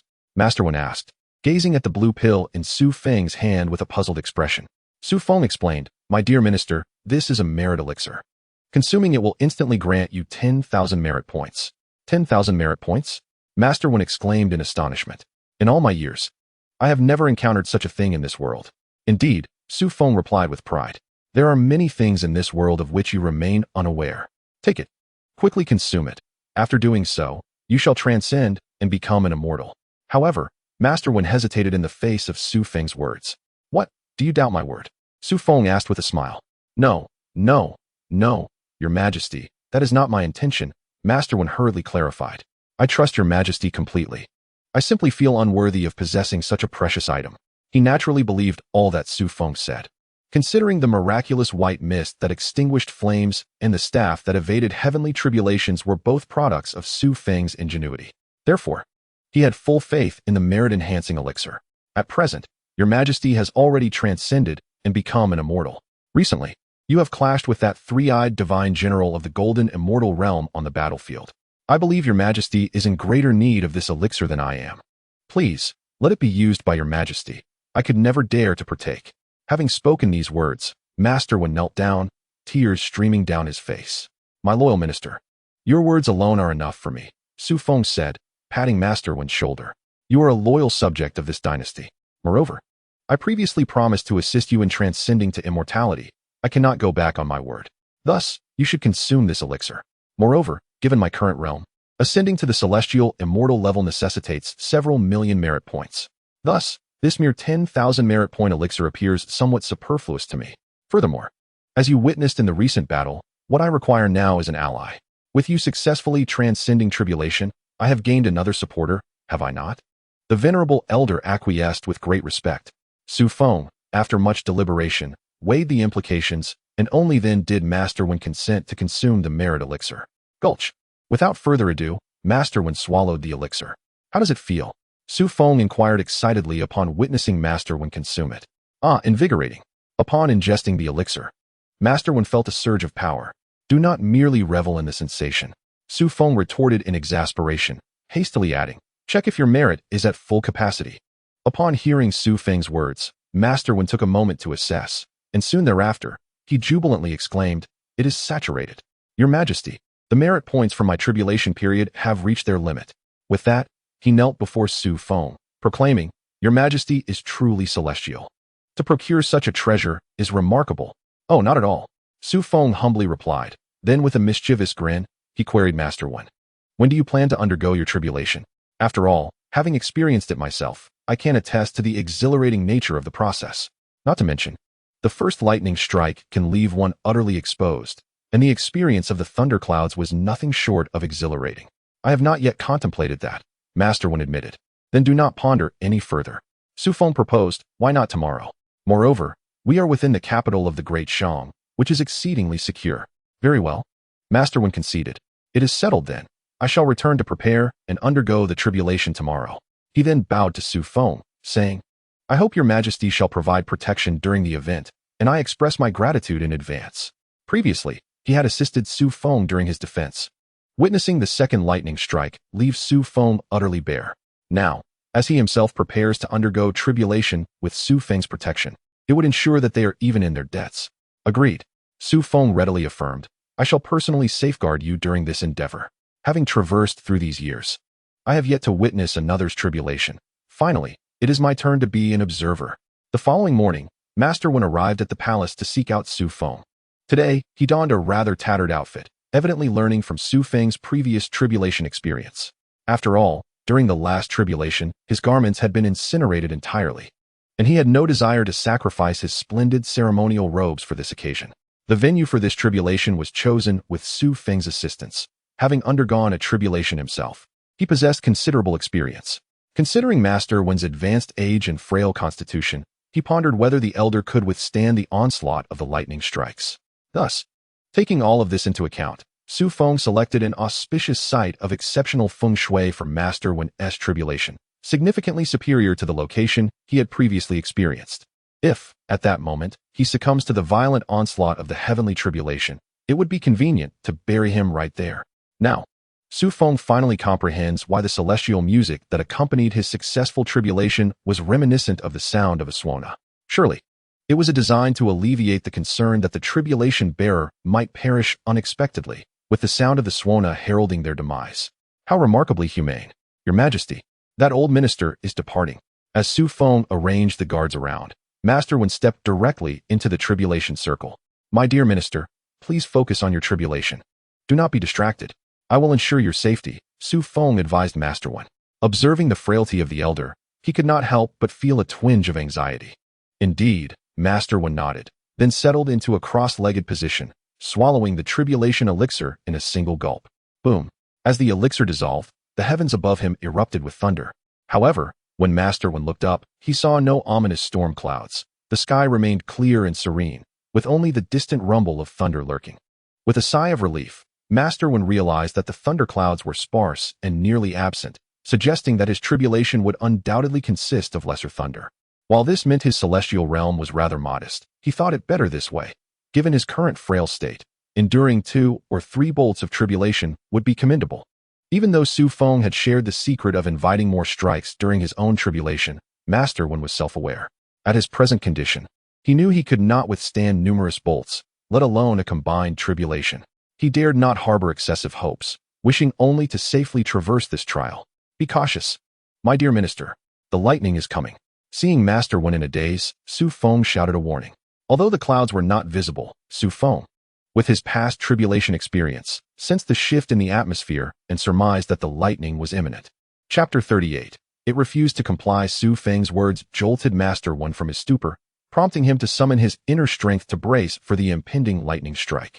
Having observed Xu Feng's tribulation, Master Wen had grasped the formidable power of the thunder, and he could not afford to be careless. A single bolt could leave one utterly bereft of attire. As the thunderous roars intensified above, Master Wen felt a surge of trepidation.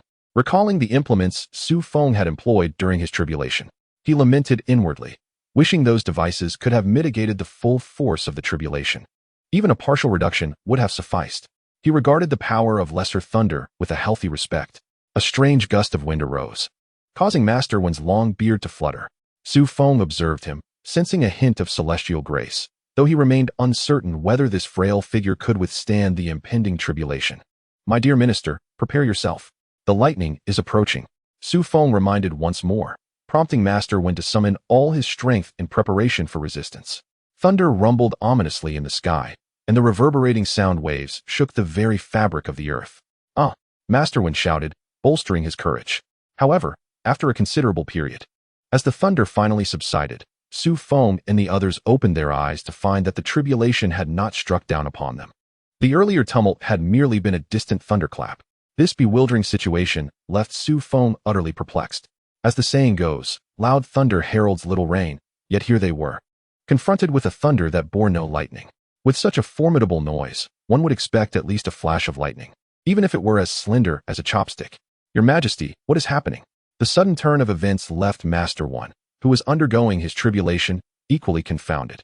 It was his first experience with such a trial, and he had no knowledge of what was transpiring. His master had never mentioned such a scenario to him. Seeing the absence of any lightning, Master Wen felt a wave of embarrassment. This was perplexing. Previously, Xu Feng had endured 3 days and nights of tribulation. Yet in his own trial, there was naught but silence. I have no idea.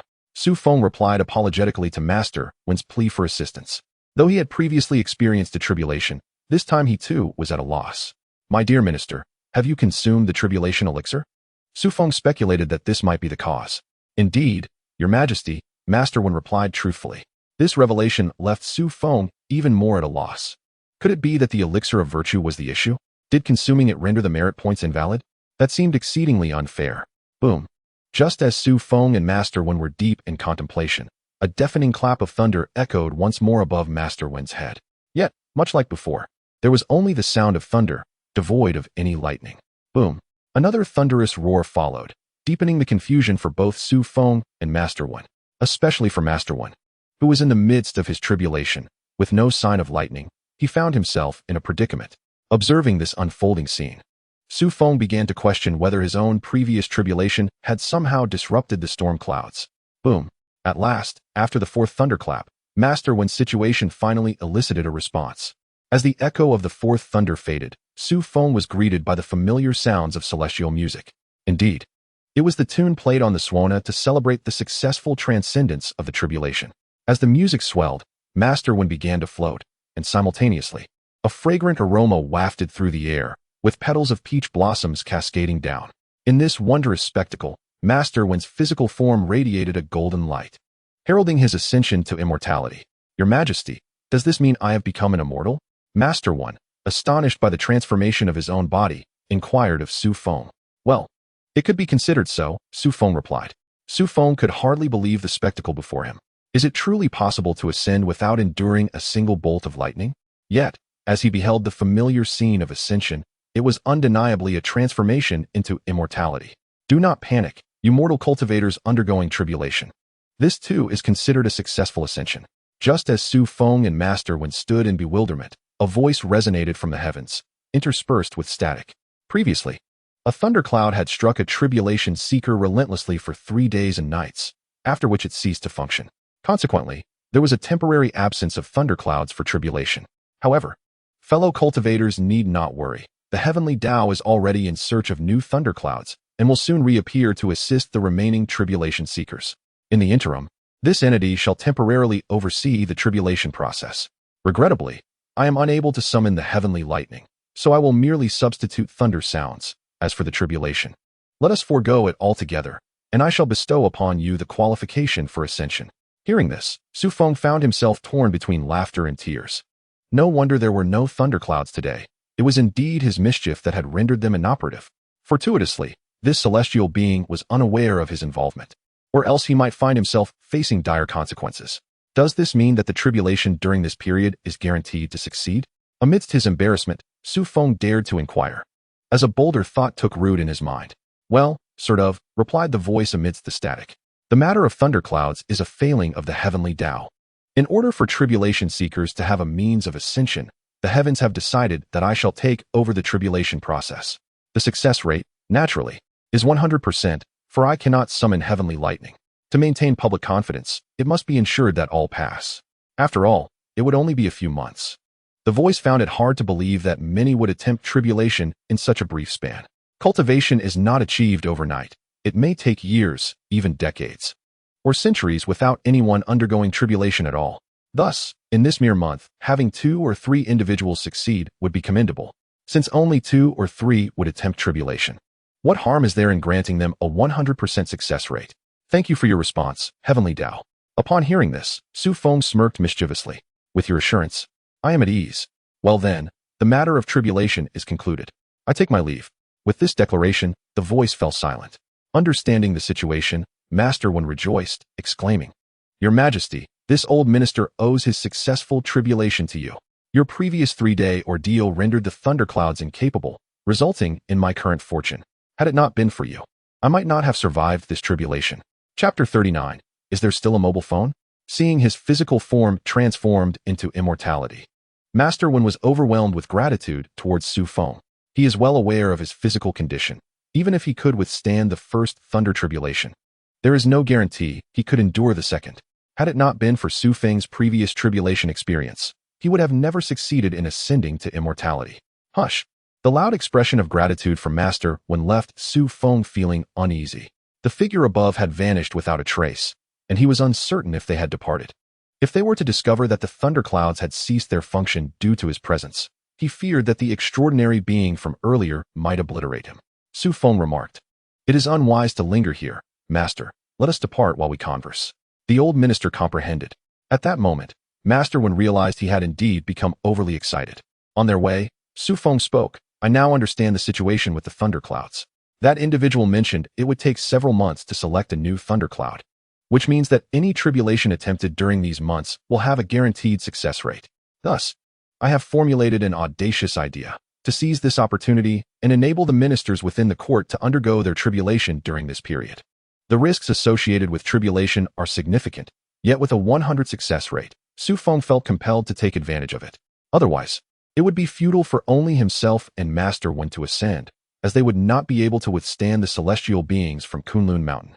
Therefore, he planned to help all loyal ministers of the Shang Dynasty ascend to immortality, and if necessary, he even considered aiding the common people of Dashang in their tribulation. With that, they could establish a celestial dynasty. And what fear would they have of the celestial beings from Kunlun Mountain? The Emperor's thoughts are commendable, Master Wen expressed, albeit with concern. However, the matter of merit is quite challenging. Even if your Majesty possesses a few merit pills, they may not suffice to assist many through their tribulation. I presume these merit pills are quite expensive? Indeed, they are, Xu Feng replied, but I will devise a way. I do not wish to miss such a remarkable opportunity. He had already lost a number of capable loyalists due to the tribulation, and thus he felt an urgency to seize this chance. Oh, by the way, dear Minister, the pressing matter at hand is to resolve the conflict with Huang Feihu. Prolonging it is not a viable solution. Your Majesty speaks truly, Master Wen acknowledged. However, with the forces of West Qi pressing in and the assistance of the three-eyed divine general, how shall we break the enemy? Let us seek external assistance. Xu Feng chuckled. Why should they from West Qi be allowed to call for help while we cannot? Are you not a disciple of the Jiejiao? Since West Qi has summoned celestial beings from the Chanjiao, why should we not invite celestial beings from the Jiejiao to aid us? This was an idea Xu Feng had conceived the previous night. After all, within the context of the investiture of the gods, the Jiejiao had supported King Zhou, including figures like Zhao Gongming, the three sisters of the heavens, and the four demon generals. Very well, Master Wen solemnly declared, since I have already ascended to immortality, I shall undertake a journey to summon my fellow Taoists to assist us. That is splendid, Xu Feng exclaimed with excitement, especially Zhao Gongming. He is truly formidable. You must ensure he descends to aid me. The old minister understands. Master Wen replied as he took his leave. As long as Zhao Gongming is summoned, how could Yang Jian possibly fear defeat? Having secured the necessary assistance equates to resolving Yang Jian's predicament. However, the foremost challenge facing Xu Feng at present pertains to the matter of the merit elixir. After all, he does not wish to let such a splendid opportunity slip through his fingers. Yet, the issue lies with the store currency. He currently possesses a mere 14,500 points, which amounts to the ability to procure only a single merit elixir. Even if someone were on the cusp of transcending the tribulation with just 10,000 merit points left, it would only aid one individual in achieving immortality, which is far from Xu Feng's aspirations. Furthermore, the system's tasks are stagnant, leaving him incapable of amassing a substantial amount of store currency in the interim. Just when Xu Feng found himself at a loss, the system store flickered, indicating the arrival of new merchandise. He hurriedly accessed the system store, and to his astonishment, he discovered a mobile phone. Indeed, the system store had just unveiled a genuine mobile device, leaving Xu Feng utterly astounded. Upon clicking the description, he confirmed it was indeed a real phone, not a mere toy, priced perfectly at 4,500 store currency points. Without hesitation, Xu Feng purchased the coveted item, and as the screen illuminated upon his possession, a long-lost smile graced his face. What followed next left Xu Feng in sheer disbelief. Could there truly be internet access? He never anticipated that even in this distant Shang Dynasty, he could connect to the web. However, the phone's home screen displayed only a handful of applications. Eagerly, Xu Feng opened one of the apps, and upon viewing the myriad of posts, his excitement intensified. After years of traversing this era, he finally encountered a modern social media platform, and the exhilaration was overwhelming. Regardless of familiarity, Xu Feng hastily commented on several posts. Bro, I'm trapped in the Shang Dynasty. Quickly summon scientists to devise a time machine to rescue me. The Shang is on the verge of being breached. If this drags on, I'll be done for.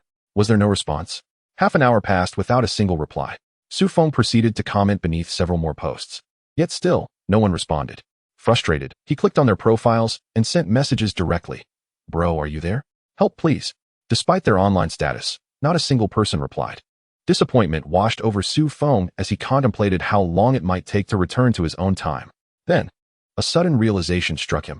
He could simply make a phone call. How could he have been so foolishly excited? After giving himself a light slap, he picked up the phone to dial. He was not calling anyone else but his mother. Upon entering the number and dialing, Xu Feng's face radiated with anticipation. Beep. Hello. Your call is not in the service area. Hearing this message, he was left utterly incredulous. There is evidently a signal. Why am I not in the service area? Are you jesting with me? Xu Feng attempted another call, but met with the same result.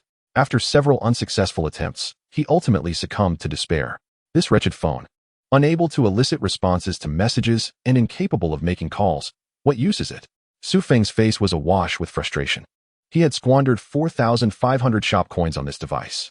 Does he not realize that shop coins are what he currently lacks the most? What has the emperor riled up about? Is it still concerning Yang Jian? Chapter 40. The dynamic wave. As Xu Feng wallowed in his troubles, a familiar voice resounded from behind, Little Fox's voice. Ever since her separation from Daji's body, she had remained by his side, although she initially found it somewhat disconcerting to appear before others in this form. Years had passed, and she had grown accustomed to it, her attire becoming increasingly bold and her beauty more captivating. It is somewhat embarrassing to admit that since returning from the Enhua Palace, including this recent setback upon his return, Xu Feng had visited Little Fox more frequently than Daji. Perhaps it was a natural desire for a change of palate after indulging too much. After a moment, Xu Feng snapped back to reality from his reverie about Little Fox's beauty, realizing that it had unearthed some troubling memories, thus causing his distress. Since these are troubling memories, why dwell on them? Wouldn't it be better to remain cheerful? Little Fox consoled. Your Majesty, what is that? At that moment, Daji also noticed the phone in Xu Feng's hand. Oh, Xu Feng promptly lifted the device, explaining, My dear, this is called a phone, an item from several millennia hence. Hearing this, Little Fox chuckled. Your Majesty, do not jest with me. I assure you, I am not lying, Xu Feng replied earnestly. He then embraced Little Fox and said, Come, my dear, let us take a photograph for remembrance. A photograph? Before Little Fox could grasp the concept, Xu Feng opened the camera and clicked, capturing an image. Since they could not return, why not take a few photographs as keepsakes? After he passed, he could bury the phone with him, leaving future archaeologists with an astonishing enigma. Look, does this photograph not turn out quite well? Xu Feng boasted, displaying the image to Little Fox. To his credit, his photography skills were quite impressive. They both appeared exceptionally photogenic and bore a striking resemblance as a couple. Upon seeing the photograph, Little Fox was taken aback. Your Majesty, what treasure is this? Has our soul been ensnared? Laughing heartily at Little Fox's alarm, Xu Feng reassured her, Fear not, this is merely a photograph. Your soul is safe. A photograph? Little Fox remained perplexed. Xu Feng elaborated. It is akin to painting, capturing your likeness upon the surface. How could your soul be lost? It is simply that this phone renders images more vividly. Oh, I see. Little Fox nodded, finally comprehending the meaning of taking a photograph. Come, my dear, help me take a photograph for remembrance. Xu Feng handed his phone to the Little Fox, eager to capture a photograph of himself seated upon the throne to flaunt later. During interviews, when queried about his professional experience, he envisioned responding nonchalantly, I have ruled as an emperor for several years. After demonstrating the camera function a few times, the Little Fox adeptly took pictures, yielding commendable results. Xu Feng captured several images of the Grand Hall and promptly shared them on his social media, accompanied by the caption, As the Emperor of Shangzhou, I shall never be a tyrant. Mission accomplished. He felt quite pleased with his post. Little Fox, how many merit points do you still need to complete your tribulation? After indulging in trivial matters, Xu Feng turned his thoughts back to the significant issues he had discussed with Master Wen earlier that day. Upon hearing his inquiry, Daji responded with a bow. I am lacking 30,000 merit points to achieve perfection in my tribulation. 30,000. That presents a challenge, Xu Feng mused. However, noticing he had only 1,000 shop coins remaining, just enough to purchase a merit pill, he decided to spend the coins on a merit pill for the Little Fox. After all, he felt quite joyful about their photo session that day. My beloved, this is a merit pill. Consume it, and you shall instantly gain 10,000 merit points. Xu Feng said with a smile as he handed her the pill. Merit pill? The Little Fox looked puzzled. Your Majesty, do you possess such a thing? If I can acquire a wondrous device like a phone, surely I can obtain a merit pill as well? Xu Feng replied with pride. Moreover, I gifted one to Master Wen yesterday, and after consuming it, he transcended and became an immortal today. That explains it, the Little Fox nodded. No wonder I saw Master Wen in such high spirits today. He has indeed become an immortal. Indeed, Xu Feng said with a meaningful tone. To be candid with you, my dear, this item is quite precious. I have only this final one left, and it is bestowed upon you. Thank you, Your Majesty. The Little Fox, grateful, accepted the pill without further pretense and consumed it. As expected, warmth enveloped her upon ingestion, followed by a surge of energy that filled her entire being. When she next looked, she had indeed gained an additional 10,000 merit points. Seeing the astonishment on the Little Fox's face, Xu Feng inquired, My beloved, how much longer do you estimate it will take to gather the remaining 20,000 merit points? Your Majesty, the little fox replied with a bow, conservatively speaking. It will take at least 6 months. 6 months, Xu Feng reflected. That is rather slow, and the tribulation benefits will have long passed. He then encouraged the little fox. Continue to strive, and I shall seek ways to procure more merit pills to assist you in your ascension. I am most grateful, Your Majesty, she replied. As the saying goes, great kindness requires no thanks. How shall I repay you? Xu Feng gazed at her with a mischievous smile. Understanding his implication, the little fox blushed deeply. I leave it to Your Majesty's discretion. Xu Feng then embraced the little fox and carried her toward the inner chambers. Buzz buzz. The following morning, Xu Feng was roused from his slumber by the persistent vibrations of his mobile phone. Upon glancing at the screen, he was taken aback.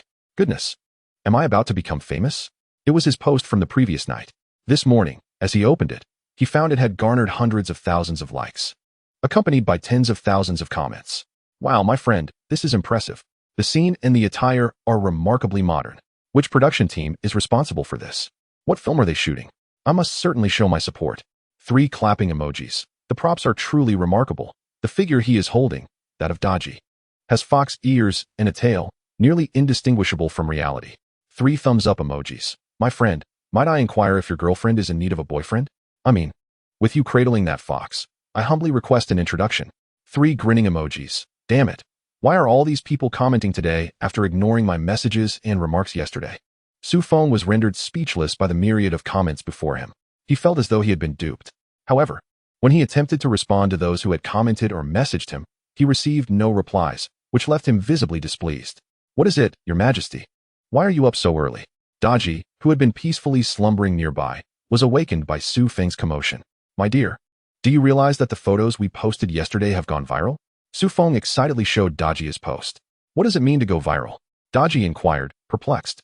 It means that many people have seen it and believe our capture is splendid, Xu Feng explained with difficulty. What is the use of that? The little fox queried. Still confused. Chapter 41. Believe me. Please believe me. Xu Feng pondered and realized that it indeed seemed rather inconsequential. In this moment, it may seem futile, but in 2020, these fans could be converted into real gold and silver. Back then, live streaming was immensely profitable. Live streaming. Just as Xu Feng recalled the comments, he noticed that there appeared to be software promoting live broadcasts. Scrolling to the top, he discovered several streaming rooms in action, which filled him with excitement. In a flurry of activity, Xu Feng clicked on one of the live streams, and soon, the familiar sounds of contemporary music filled the air. Goodness, is someone really live streaming the most dazzling national style in 2020? Xu Feng's face darkened with disbelief. Then, a scantily clad female host appeared on the screen, and Xu Feng was filled with a mix of excitement and surprise.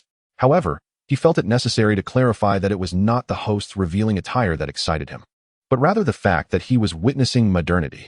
Your Majesty, who is this person? Why are they dressed so peculiarly and so revealing?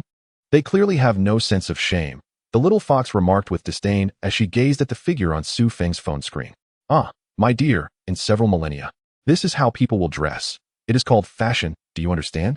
Xu Feng attempted to explain. Fashion. The little fox clearly did not comprehend the term. Yet she ventured a question. Does Your Majesty like this style? Should I dress like this in the future? No. Upon witnessing the earnest demeanor of the little fox, Xu Feng immediately felt a surge of timidity. My beloved, you look most enchanting in that attire.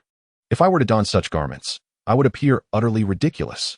After uttering these words, Xu Feng managed a smile that was tinged with awkwardness. If the little fox were to present herself in such a manner before the court officials, she would surely face scathing criticism from the ministers. Even if she were to withstand the barrage of insults, the officials would undoubtedly persist with their daily admonitions, causing him endless vexation. Welcome to the realm of the divine, where I, King Zhou of Zhou, shall never be a tyrant. The moment that line concluded, the female streamer welcomed Xu Feng's account into the live stream. However, she furrowed her brow and remarked, why such a peculiar username? Wait, they can see my account? Upon hearing the streamer's words, Xu Feng was elated. He had long believed his account was invisible, and if they could see him, there might be hope.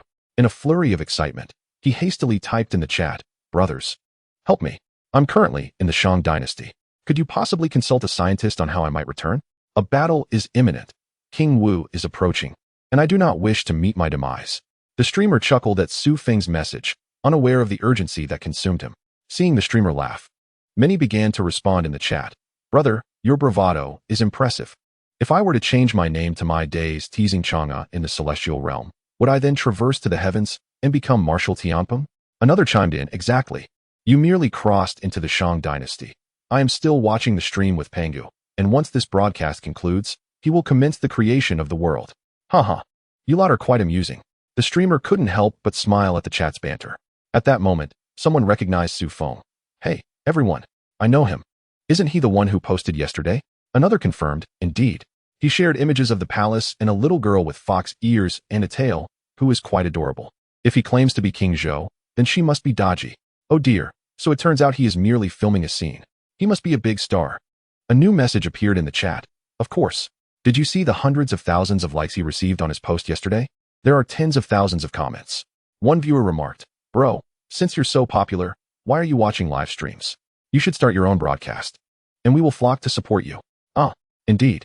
Xu Feng suddenly realized, typing here will never suffice. Why not initiate a live stream to clarify everything? My beloved. Assist me in dressing quickly. There is no time to lose. Xu Feng exclaimed, hastily requesting the little fox's help. He certainly could not conduct a live stream while lounging in bed. Hey, don't go anywhere. As Xu Feng was dressing, the viewers in the female broadcaster's room began to exit one by one, all eagerly anticipating entry into Xu Feng's live stream. Sensing an opportunity, Xu Feng hastily left the female broadcaster's room and promptly activated his own live stream. Soon, a flurry of notifications ensued, accompanied by a multitude of usernames flooding in as countless netizens entered the room.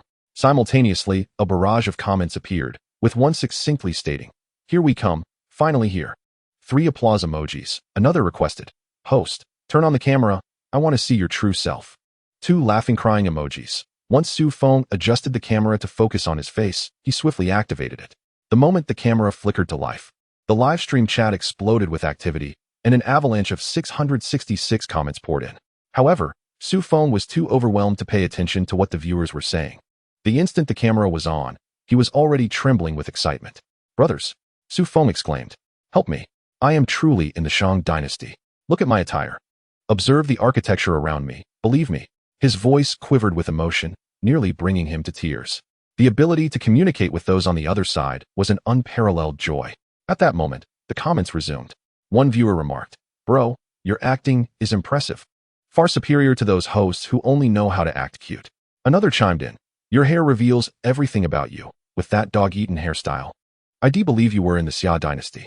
3 laughing crying emojis. Xu Feng, bemused by the comments, couldn't help but think, this is not the point. The crux of the matter is that I have traversed time. I am in the Shang Dynasty, having become King Zhou. You must save me. GFA, that foolish youth, is about to launch an attack. If you do not assist me, I shall be lost. Quickly, contact the scientists, or at least call the police. Xu Feng's vivid descriptions and heartfelt emotions were genuine, yet despite his fervent pleas, no one believed his words. They all assumed he was merely performing.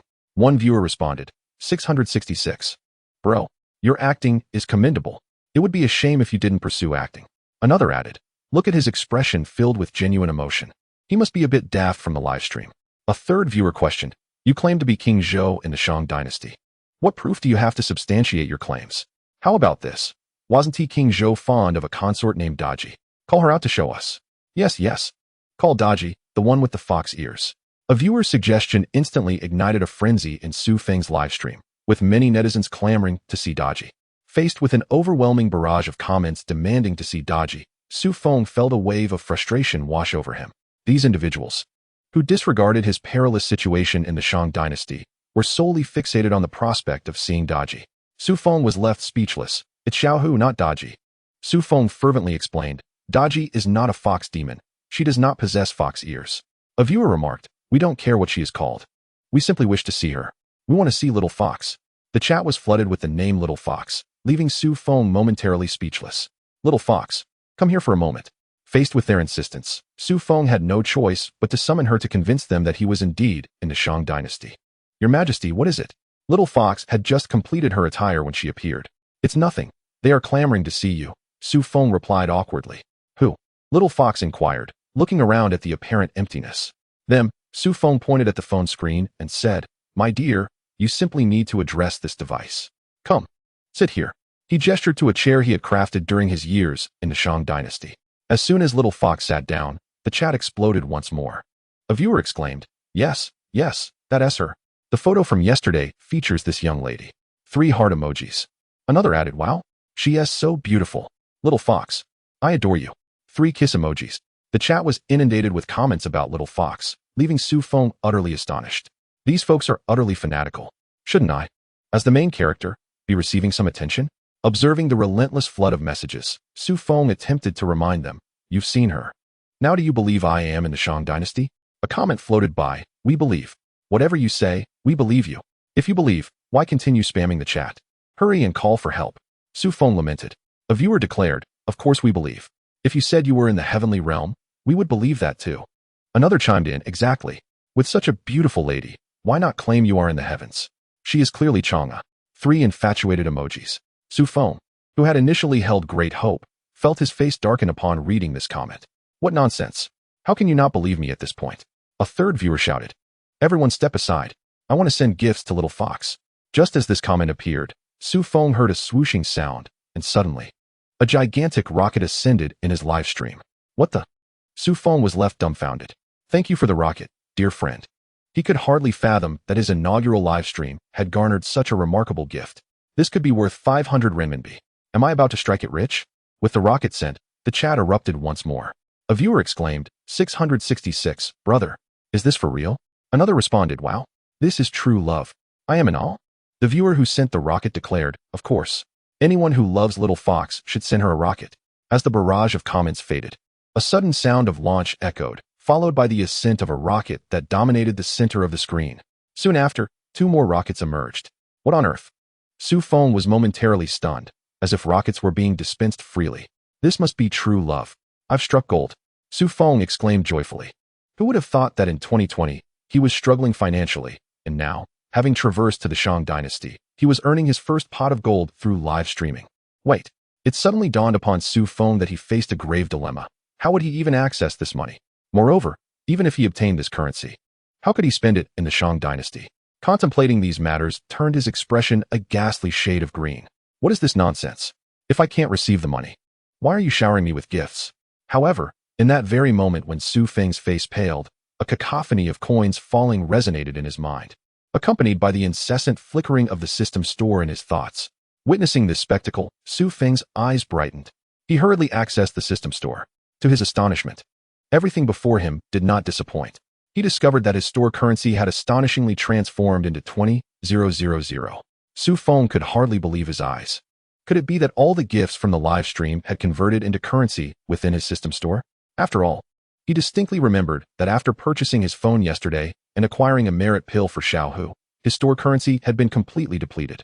This is wonderful. Xu Feng beamed, grinning like a fool. Earlier, they had showered him with 4 rockets, each valued at 500 renminbi, and now his store currency had soared from 0 to 20,000.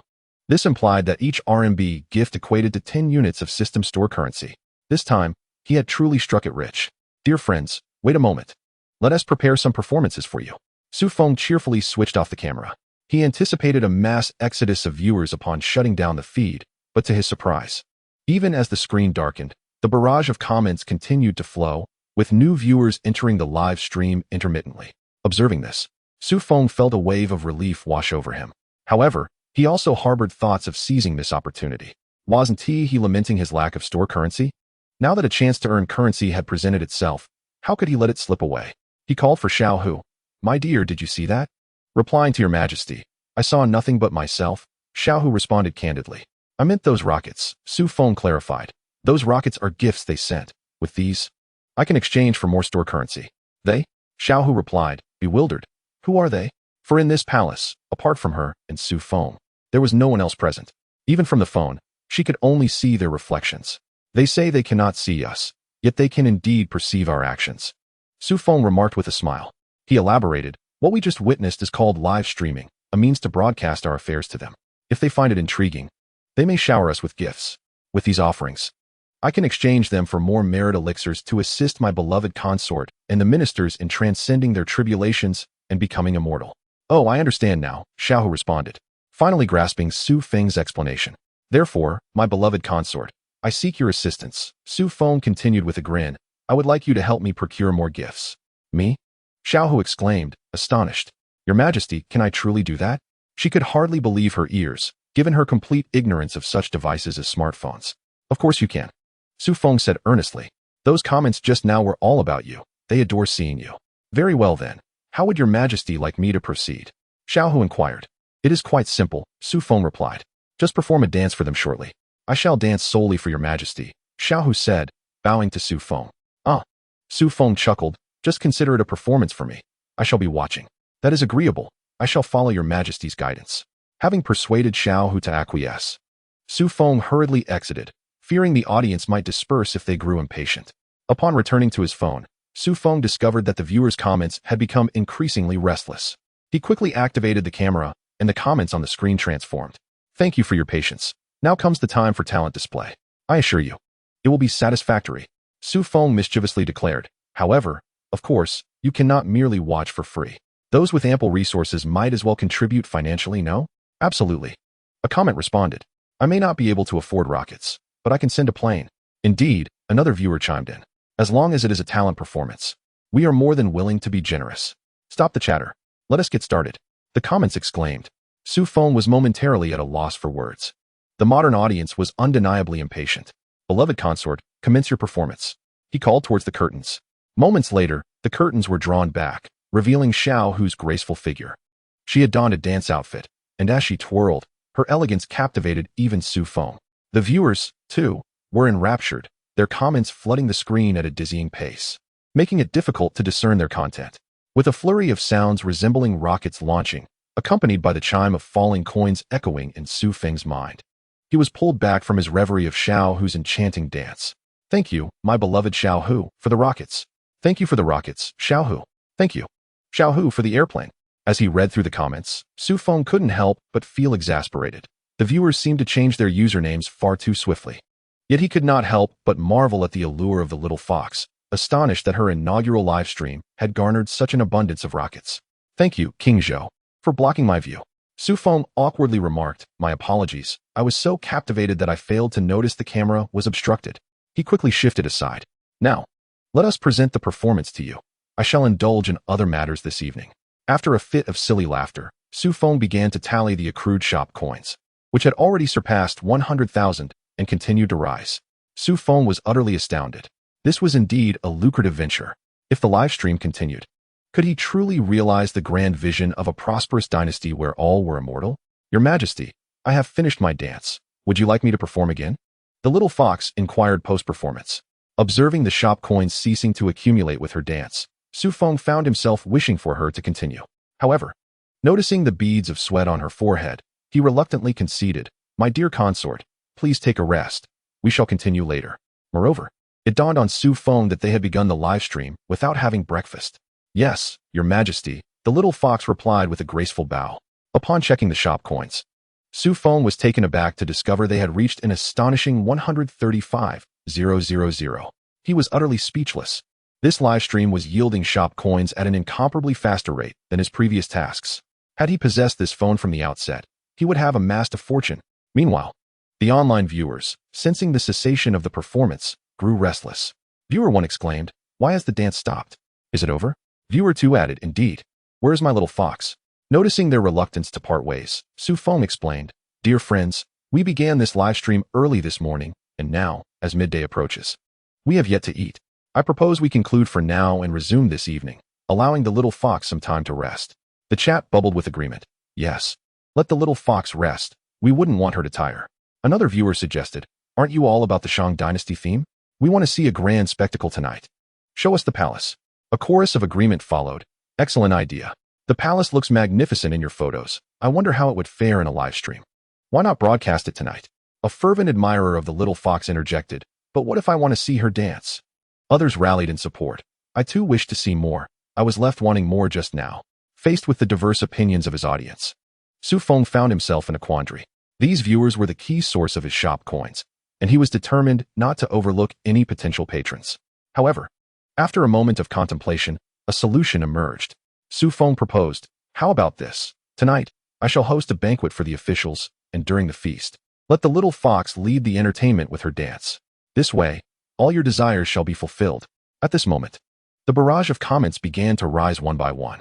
User 1 exclaimed, Excellent. This is the best. Everyone's demands are being satisfied. User 2 added, I will definitely show my support tonight. Observing the absence of dissent, Xu Feng spoke again. However, let me be clear, to meet all your requests. This will be a grand affair, and it will not come cheaply. You all must contribute to the rockets, planes, and sports cars. User 1 replied, all right, no problem. I guarantee my support. User 2 proclaimed, tonight, I will go all out. Even if it means eating instant noodles for the month, I will send rockets for Little Fox. A flurry of identical comments filled the screen. Bro, 666. Very well. Seeing their enthusiasm, Xu Feng realized he would earn a substantial income that evening. And a broad smile spread across his face. So it's settled. At 8 o'clock tonight, in the live broadcast the deified, I, Shang Zhou, will not be a tyrant. Let us meet without fail. With a wave, he concluded the session. Upon closing the live stream, Xu Feng let out a sigh of relief. Although the broadcast was profitable, catering to the audience's whims was indeed exhausting. It was only the first day, and they were already demanding such a grand spectacle. He wondered what outrageous requests might follow. Nonetheless, in order to seize the opportunity for a guaranteed success during the thundercloud strike, Xu Feng was determined to give it his all. Chapter 44. The grand event. After ending the live stream, Xu Feng finally felt a sense of relief. While the broadcast was lucrative, pleasing the viewers' tastes was truly taxing. However, when he glanced at his store currency, he was astonished to see it soar from 135,000 points to 220,000. His fatigue vanished in an instant. Previously, the maximum reward for a task was merely 5,000 points. He never expected that a single live stream would yield over 200,000 store points. What a miracle! This 220,000 store currency could be equated to 220,000 merit points, which could undoubtedly assist numerous ministers in their cultivation towards immortality. The key was that another broadcast awaited him that night. It was imperative to execute a grand spectacle. Your Majesty, is this the end? Little Fox inquired as Xu Feng closed his phone. Yes, this morning's session has concluded, Xu Feng replied, still grinning widely. However, there is another session tonight. The thought of potentially earning hundreds of thousands more in store currency filled him with uncontainable excitement.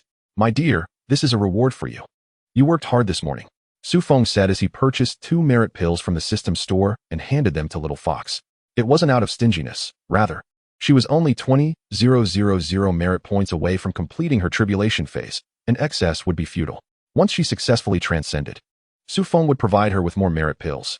Moreover, given the varying cultivation levels of the ministers, if their progress towards the tribulation phase differed significantly, the consumption of merit pills would be greater, so Xu Feng had to consider these factors as well. Xu Feng's intention was to first allow each of them to transcend to the Earth immortal stage, and then gradually address subsequent matters. As the adage goes, strength lies in numbers. He firmly believed that a dozen Earth immortals could certainly overpower a single golden immortal. Thank you, Your Majesty, the little fox replied. But I merely performed a dance and truly do not deserve such a precious reward. Xu Feng had already gifted her a merit pill the previous day, and today he presented her with 2 more, leaving the little fox somewhat astonished by the attention she received. While she yearned to transcend to immortality as soon as possible, she was also acutely aware of the value of the merit pills. Seeing the little fox reluctant to accept, Xu Feng reassured her, My beloved, please accept these. The recent gains were entirely thanks to you. These are rightfully yours. Moreover, our earnings from the live broadcast are far greater than this. Once you transcend to immortality, I shall bestow upon you even more. Xu Feng continued with a smile. However, even though consuming these 2 merit pills will allow you to complete your transcendence, let us set that matter aside for now. Tonight, I am hosting a grand live broadcast, and I shall require you to lead the dance. At your command, Your Majesty. The little fox finally acquiesced. Xu Feng then instructed his attendants, Convey my imperial decree. A grand banquet will be held in the palace tonight, inviting all civil and military officials. No one is to be absent. Ensure that this message reaches everyone. Yes, the eunuch replied, departing to fulfill his orders. Concurrently, under Xu Feng's directive, the palace steward began to relay instructions to prepare the banquet. Xu Feng was quite satisfied with their efficiency, as they swiftly transformed the grand court into an elegant dining hall. The royal chefs commenced preparations for the evening's feast, utilizing exquisite delicacies from land and sea. Since they were to broadcast their grand endeavor, it was essential to present it in a luxurious manner, showcasing the prosperity of their great Shang Dynasty. Furthermore, should they fail to prepare a lavish spread, the online viewers might deem it less than grand. Observing the bustling activity within the palace, Xu Feng felt time dragging on. Although he had taken a late breakfast due to the morning broadcast, it was only just past 1, leaving him with an eternity until the evening hour of 8. With no recourse, he resorted to capturing a few photos to tease the online audience about the content of tonight's broadcast, hoping to draw in more viewers. Finally, the clock struck 8:10, and Xu Feng, unable to contain his eagerness, arrived in the palace hall, where the civil and military officials were trickling in. "Long live the emperor," the officials proclaimed. "Please wait a moment, my lords. Only bow when I signal the beginning. Let us do it anew." Xu Feng instructed as he initiated the live broadcast, not wishing for the online audience to miss this grand spectacle. The ministers were momentarily bewildered by Xu Feng's actions. "All right," Xu Feng declared, having set up the live stream. "Begin. Long live the emperor." Despite their confusion over Xu Feng's intentions, the officials followed suit. As the viewers entered the live streaming room, they were profoundly astonished by the grand spectacle before them. Within less than a minute of the broadcast commencing, the screen was filled with the exuberant expression 666.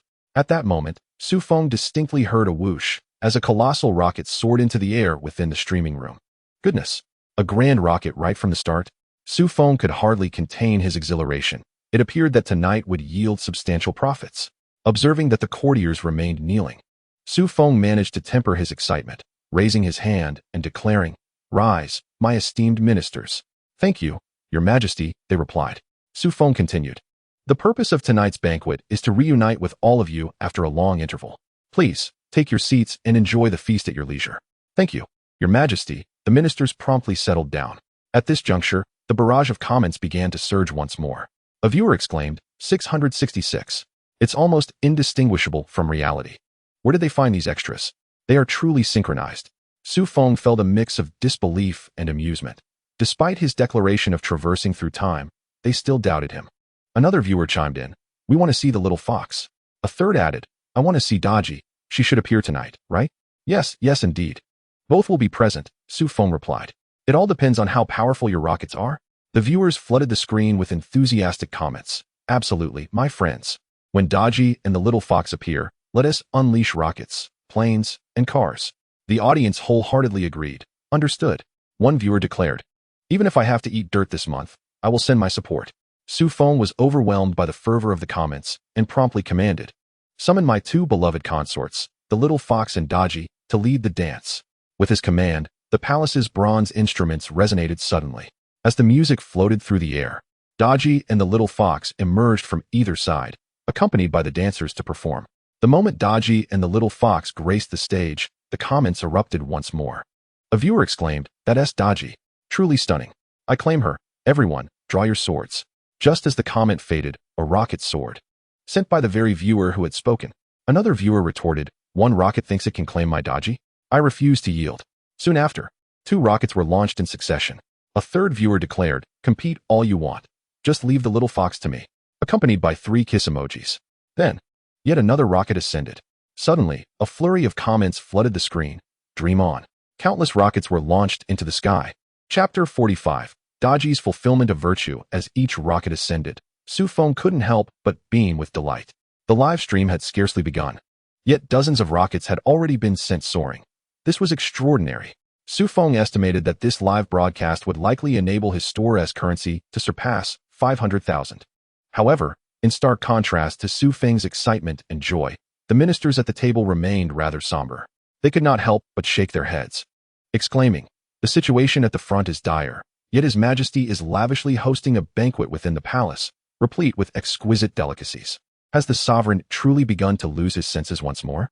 Indeed, the crowd murmured in agreement, lamenting that after such a defeat, the emperor had become listless, consumed by indulgence. The glorious legacy of the Shang Dynasty seemed at great risk of being forsaken. Meanwhile, the viewers tuning into the live stream appeared to discern these issues, inundating the chat with comments. Viewer 1. The host seems rather displeased with the extras. Could it be that the food is merely an illusion? Viewer 2. I doubt it. It's likely the hostess' compensation is too meager. Viewer 3. These extras lack professionalism. Next time, don't hire them. Hire me instead. I am far more skilled. I require no payment. Only the WeChat contacts of Miss Daji and Miss Fox. 3 infatuated emojis. The viewers chimed in unison. I want that too.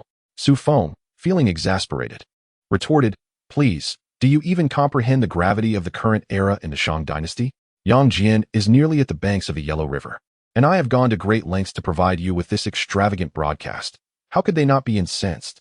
The viewers responded, "Oh wow. 666. So that's the backdrop. It seems those extras are indeed putting in some effort." Viewer 1. It appears we have misjudged the extras.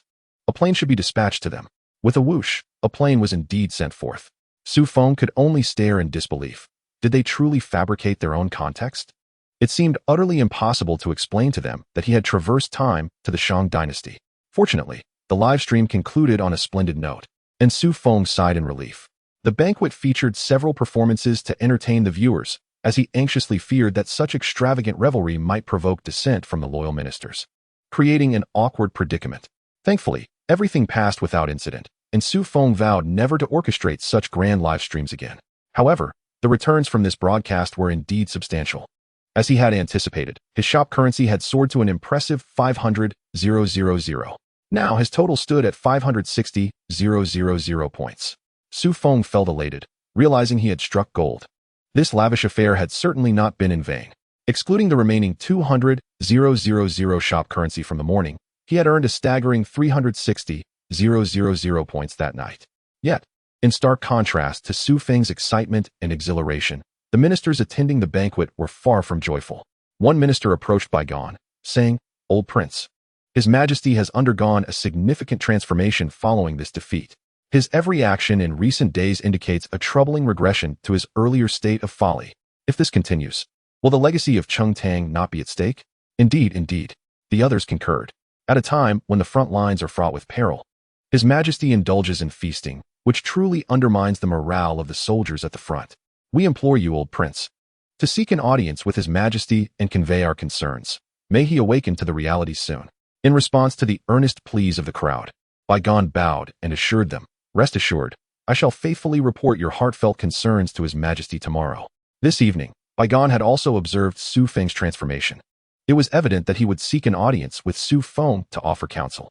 Moreover, he had steeled himself for the ultimate sacrifice if necessary, even to the extent of extracting his own heart once more. "My beloved, how many merit points remain before you achieve perfection in your tribulation?" Xu Feng inquired of Daji upon returning to the palace. As the saying goes, one loves beauty even more than the land. Thus, matters of ascension must be contemplated with them in mind. "Why do you inquire at this time, Your Majesty?" Daji looked at Xu Feng, slightly puzzled, for he had never before shown interest in such matters. Nevertheless, she responded, "I am of limited talent, and I still require 100,000 merit points to reach the pinnacle of my tribulation." 100,000, Xu Feng echoed in astonishment. Although he now possessed several 100,000 store coins, this sum was indeed substantial, and the thought of expending such a fortune was not without its pangs. "This is equivalent to 20 rockets. Very well, let us ensure your tribulation is perfected. Tomorrow, I shall arrange for you to undergo the tribulation alongside Xiao Hu," Xu Feng declared, promptly spending 100,000 store coins to purchase 10 merit elixirs for Daji. "What are these, Your Majesty?" Daji questioned, gazing at the blue elixirs in confusion. Before Xu Feng could respond, Xiao Hu chimed in, "Sister, these are merit elixirs. Consuming one will augment your merit by 1,000 points. Thus, 10 of them will grant you a total of 100,000 points, enabling the completion of your tribulation. Such a thing exists in this world." Daji was taken aback. "Of course. Would His Majesty speak falsely?"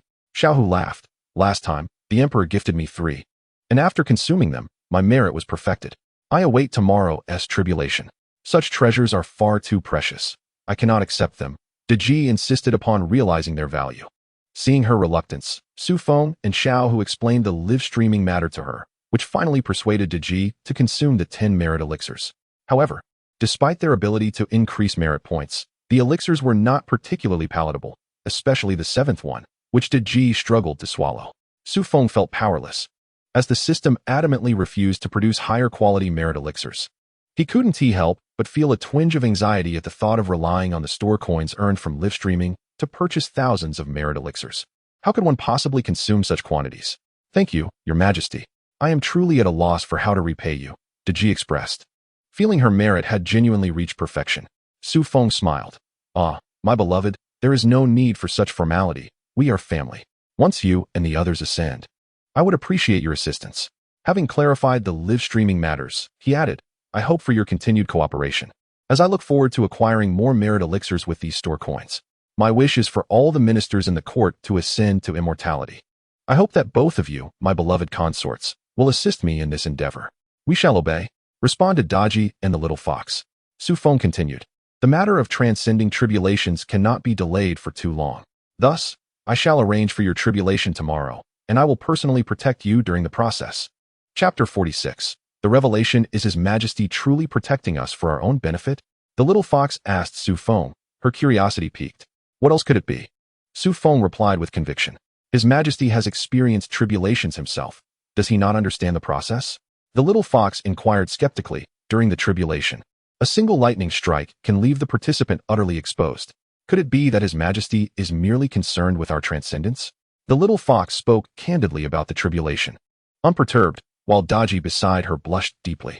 After all, Daji had never encountered such matters, whereas the little fox, as a creature of the demon clan, had seen many tribulations. However, Daji reassured herself that Xu Feng had likely seen everything worth seeing, and it would not matter if he witnessed her in a vulnerable state during the tribulation. Do you take me for someone else? Xu Feng retorted, indignant at the little fox's familiarity with the tribulation. I protect you during the tribulation for your own good. Besides, as my wives, who else would you seek protection from? Furthermore, who said that the tribulation must leave one exposed to lightning? I assure you, you will not be struck tomorrow. Is His Majesty speaking the truth? The little fox's heart leaped at his words. If the tribulation could be undergone without being struck by lightning, it would spare them the suffering of flesh and skin. Yet, she still questioned Xu Feng. But if one is not struck by lightning, can it still be considered a tribulation? Will one still attain immortality? Of course. Xu Feng began to explain leisurely. Do you recall the scene from a while ago when the tribulation clouds unleashed their fury for 3 days and nights? Indeed, Daji replied. That occurred within the borders of Shiqi, while your Majesty was engaged in battle ahead, observing the tribulation clouds for 3 days and nights. The ministers speculated that Shiqi was about to produce a sage, and that the troops in the front would be in peril. Not long after, news of your Majesty's defeat reached us. Daji's words intrigued the little fox. Your Majesty, were you truly in Shiqi that day? Did someone from Shiqi indeed transcend? Do not heed the nonsensical chatter of those ministers, Xu Feng said with a hint of pride. Let me tell you, it was I who underwent the tribulation that day. Is your Majesty speaking the truth? Daji and the little fox were both astounded by Xu Feng's declaration, especially the little fox, who understood that the more one was struck during the tribulation, the stronger their powers would be upon achieving immortality. Additionally, the appearance of the combined thunder tribulation that day left her in disbelief, as she understood its significance. Indeed, it is the truth. Do you still doubt my words? Xu Feng remarked. If you do not believe me, you may inquire of Master One. It was he who provided me with protection. At that moment, when the thunderstorm erupted, it sent him flying. As he reminisced about the scene during his tribulation, Xu Feng couldn't help but smile. Not only was it amusing to recall how Master One was so frightened by the thunderstorm that his legs buckled and he was blown away, but more importantly, it was the moment when he scolded the thundercloud into submission. Xu Feng further explained. It was precisely because the thundercloud struck me for 3 consecutive days and nights that it has since ceased its work. Ceased its work? Both Little Fox and Daji found it hard to believe their ears. Is it possible that the thundercloud during tribulation possesses consciousness? Indeed, Xu Feng continued his explanation. Thus, in recent months, there has been no appearance of thunderclouds during tribulation, as the heavenly Tao is seeking another suitable thundercloud. Now we have a new entity, whose origins are unknown, and this being does not wield the heavenly Tao's thunder tribulation. It merely substitutes thunderous sounds for the actual tribulation, serving merely as a formality. Therefore, the success rate of tribulation in recent months has been 100%. This is precisely why I have been diligently earning shop currency to exchange for merit pills, so that my beloved consorts and the loyal ministers may ascend to immortality. Xu Feng spoke earnestly. After all, tribulation carries risks, and I would not wish to lose my beloved consorts and loyal ministers in the process. Once you ascend to immortality, I hope you will assist me in earning more shop currency, ensuring that I do not miss this rare opportunity for a risk-free tribulation. We understand. Daji and Little Fox both bowed in response. All right. It has been a long day. We must prepare for tribulation tomorrow, so it is best to rest early. Yes, Your Majesty, Daji and Little Fox replied, beginning to assist Xu Feng in undressing. Xu Feng could not help but lament the beauty of his life. With Daji sleeping to his left and Little Fox to his right, it truly was a blissful existence. At this rate, he might not wish to return. The following day, Xu Feng, along with Little Fox and Daji, rose early, for they needed to prepare for the tribulation. This time, Xu Feng had chosen the same location for Daji and Little Fox as the one where Master Wen had undergone his tribulation. For the feng shui of this place was indeed excellent. Moreover, since Master Wen's tribulation had occurred without any thunderclouds, the site remained undamaged after one tribulation and could be reused indefinitely. In the future, Xu Feng intended to designate this location for the tribulations of his ministers, thus sparing himself the need to search for suitable sites daily.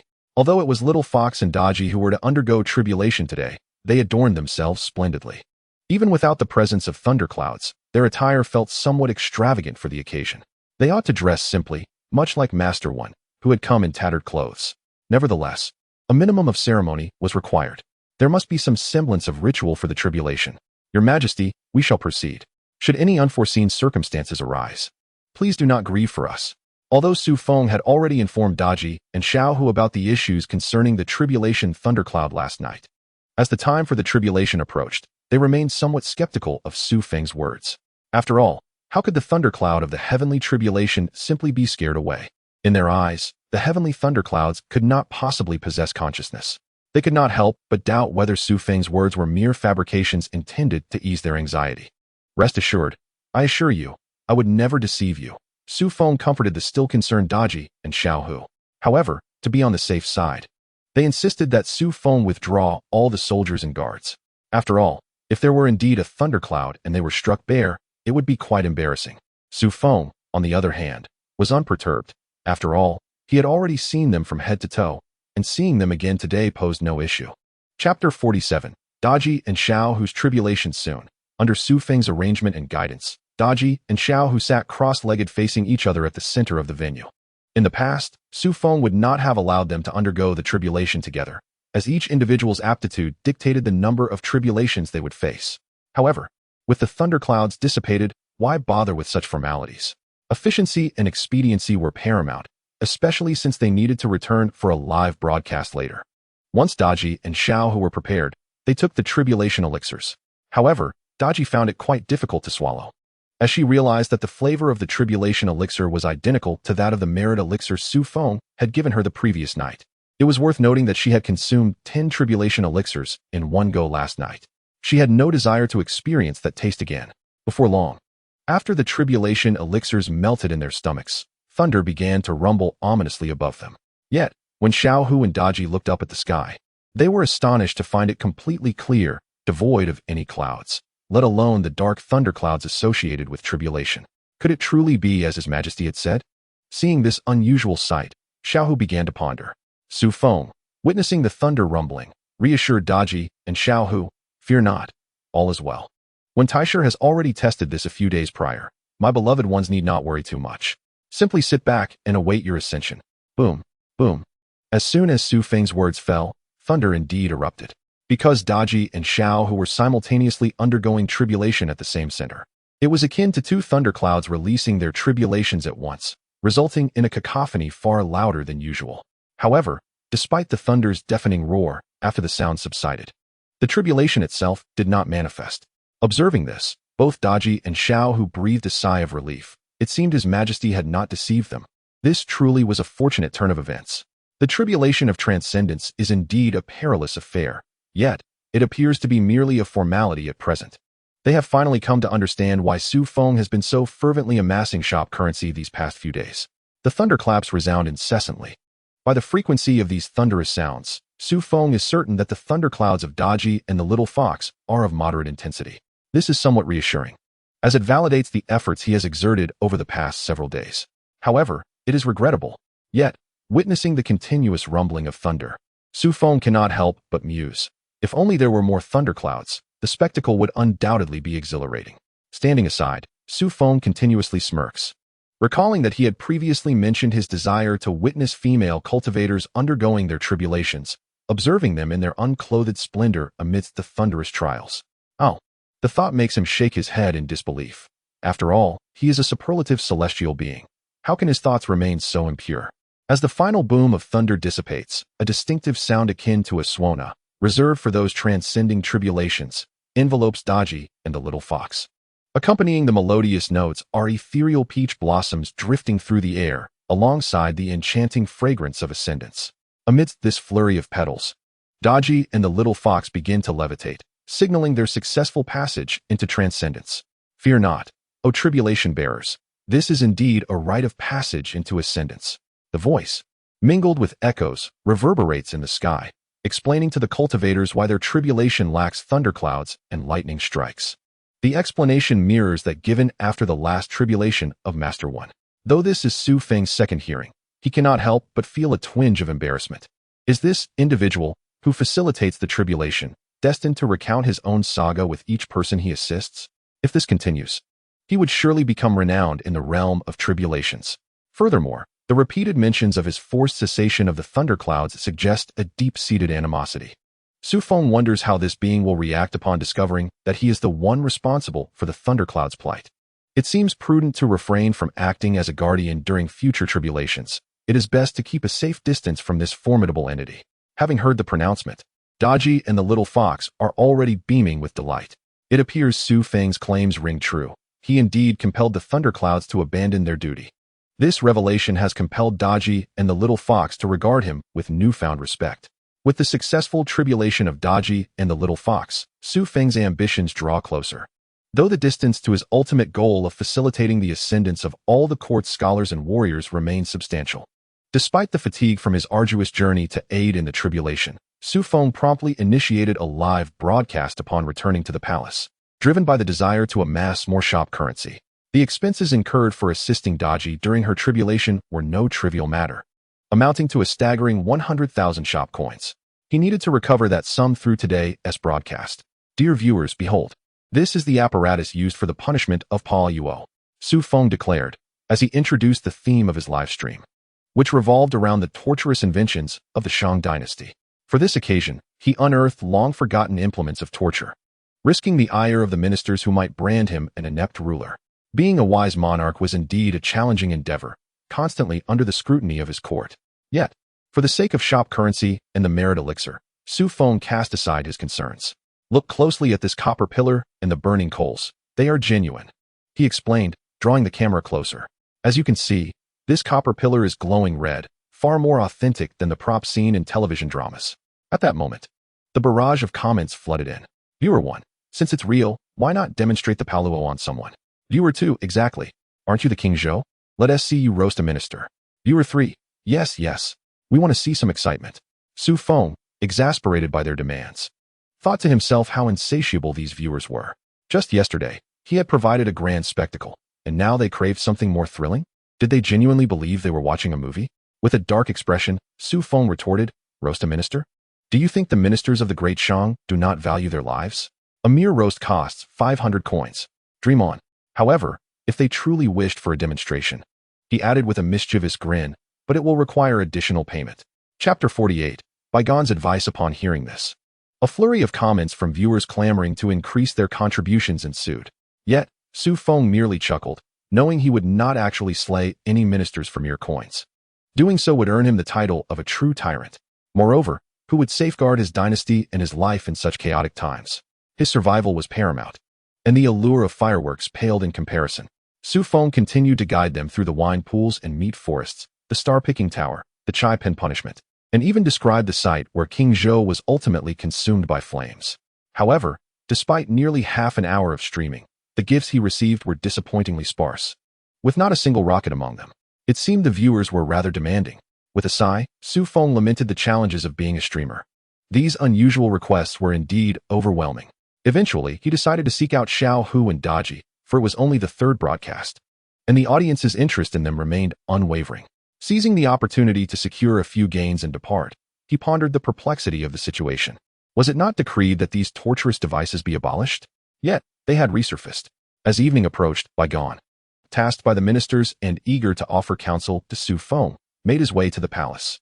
However, upon entering the grand hall, he was taken aback by the sudden presence of the notorious torture instruments, prompting him to confront the head eunuch with indignation. Your Highness, temper your wrath, temper your wrath. The eunuchs, frightened by Bi Gan's rebuke, immediately knelt before him, explaining that this was all in accordance with the emperor's wishes. The foolish monarch is truly leading his nation to ruin. Bi Gan's ire intensified upon hearing their explanation. In previous years, he had rejoiced at the emperor's newfound wisdom. Yet after this defeat, it seemed he had regressed to a state of foolishness. With the Grand Tutor absent from court, having sought assistance elsewhere, it fell upon him, as the emperor's uncle, to uphold the legacy of Cheng Tang. Straightening his attire, Bi Gan resolutely proceeded towards Xu Feng's chambers, determined to speak candidly. If he could not sway Xu Feng, he would prefer death. Along the way, he encountered the cauldron of scorpions and the opulent feasts, which only fueled his growing fury. Approaching Xu Feng's quarters, he could hear the laughter of Xu Feng, Daji, and the little fox, deepening his distress. At that moment, Xu Feng was engaged in a live broadcast with Daji and the little fox. To his surprise, their performance proved effective, as the viewership skyrocketed after their appearance together. Within mere hours, the 100,000 shop coins Xu Feng had spent the night before were swiftly recovered, and his balance had even increased beyond that amount, leaving him in high spirits. Indeed, the emperor had become foolish, once again ensnared by the vices of indulgence. In stark contrast to the merriment of Xu Feng, Daji, and the little fox, Bi Gan's frustration boiled over. Your Highness has decreed that no one is allowed entry without his command. A eunuch informed him as he attempted to enter. Humph! Bi Gan scoffed. What are the emperor and his consorts engaged in? The presence of Daji alone had been overwhelming. Now, with the addition of a half-fox companion, he doubted Xu Feng's ability to resist such temptations. They must have been reveling for 2 or 3 hours, the eunuch replied. Haven't they emerged for a meal? Bi Gan inquired. No, they have not, came the reply.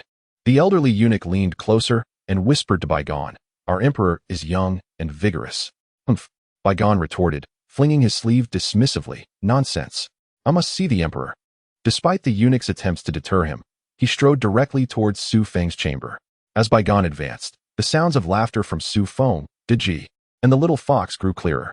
Turning a corner, he finally caught sight of Xu Feng and his companions. However, they did not engage in that action. Instead, they were laughing at a small trinket, which left Bi Gan somewhat disappointed. Your Majesty, what exquisite taste you possess. Bi Gan directly refrained from bowing and spoke with disdain. In light of the pressing war ahead, how can your Majesty still indulge in merriment here? Do you truly disregard the lives of the soldiers at the front? Do you truly neglect the legacy built over a century by Cheng Tang? Oh.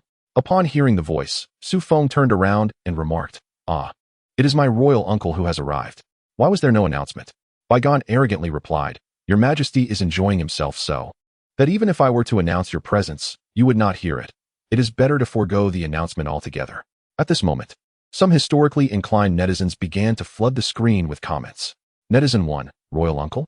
According to the anchor's narrative, if the anchor is King Zhou, then this royal uncle must be Bi Gan.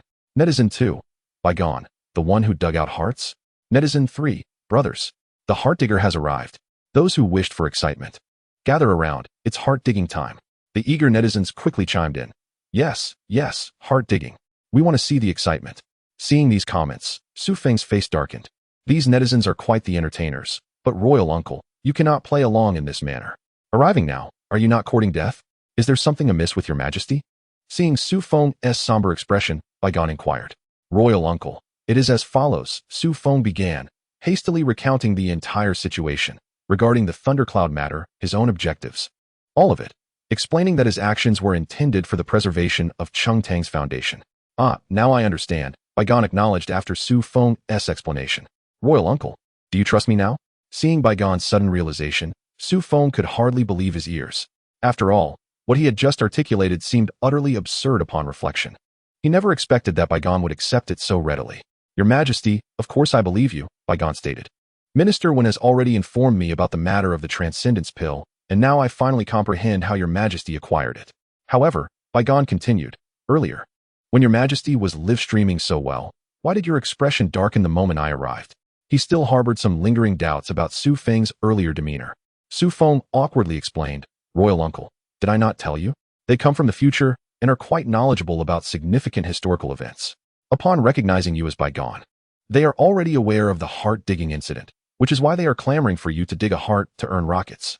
Noticing Bi Gan's expression shift to one of displeasure, Xu Feng reassured him, but do not worry, Royal uncle, I am not a tyrant. I would never allow you to dig out your heart merely to amuse the crowd and secure rockets. Chapter 49. I only engage in the real digging out hearts is out of the question. Lacking any talent, I can only rely on my looks to earn rockets. Observing the comments demanding heart-digging, Xu Feng couldn't help but chuckle mischievously. As Xu Feng's words hung in the air, a sudden, sharp sound pierced through from behind, followed by a pained gasp from Bi Gan. "Uncle Huang, what on earth are you doing?" Xu Feng turned around in shock, only to find Bi Gan's dagger plunged deep into his chest, a trickle of blood beginning to flow forth. Xu Feng, witnessing the agony etched across Bi Gan's face, felt a wave of anxiety wash over him. Bi Gan, in excruciating pain, was half kneeling, exclaiming, "The live stream is all about authenticity, my friends. If the audience says to dig out the heart, then dig it out. No objections, right? Let the rockets and planes fly." At this sight, the online community erupted, with a barrage of 666 comments flooding the screen. Some even declared, "In society, my brother is fierce and speaks little." Rockets and other gifts began to rain down, leaving Xu Feng utterly bewildered. This was quite an impressive display from Bi Gan. Just after a brief discussion, he had grasped the essence of live streaming. His art of soliciting gifts surpassed even that of Daji and Xiaohu. Truly, he was a national treasure. Can the heart of a vegetable survive? Can the heart of a human endure? After a moment, Bi Gan could no longer withstand the searing pain and turned to Xu Feng for answers.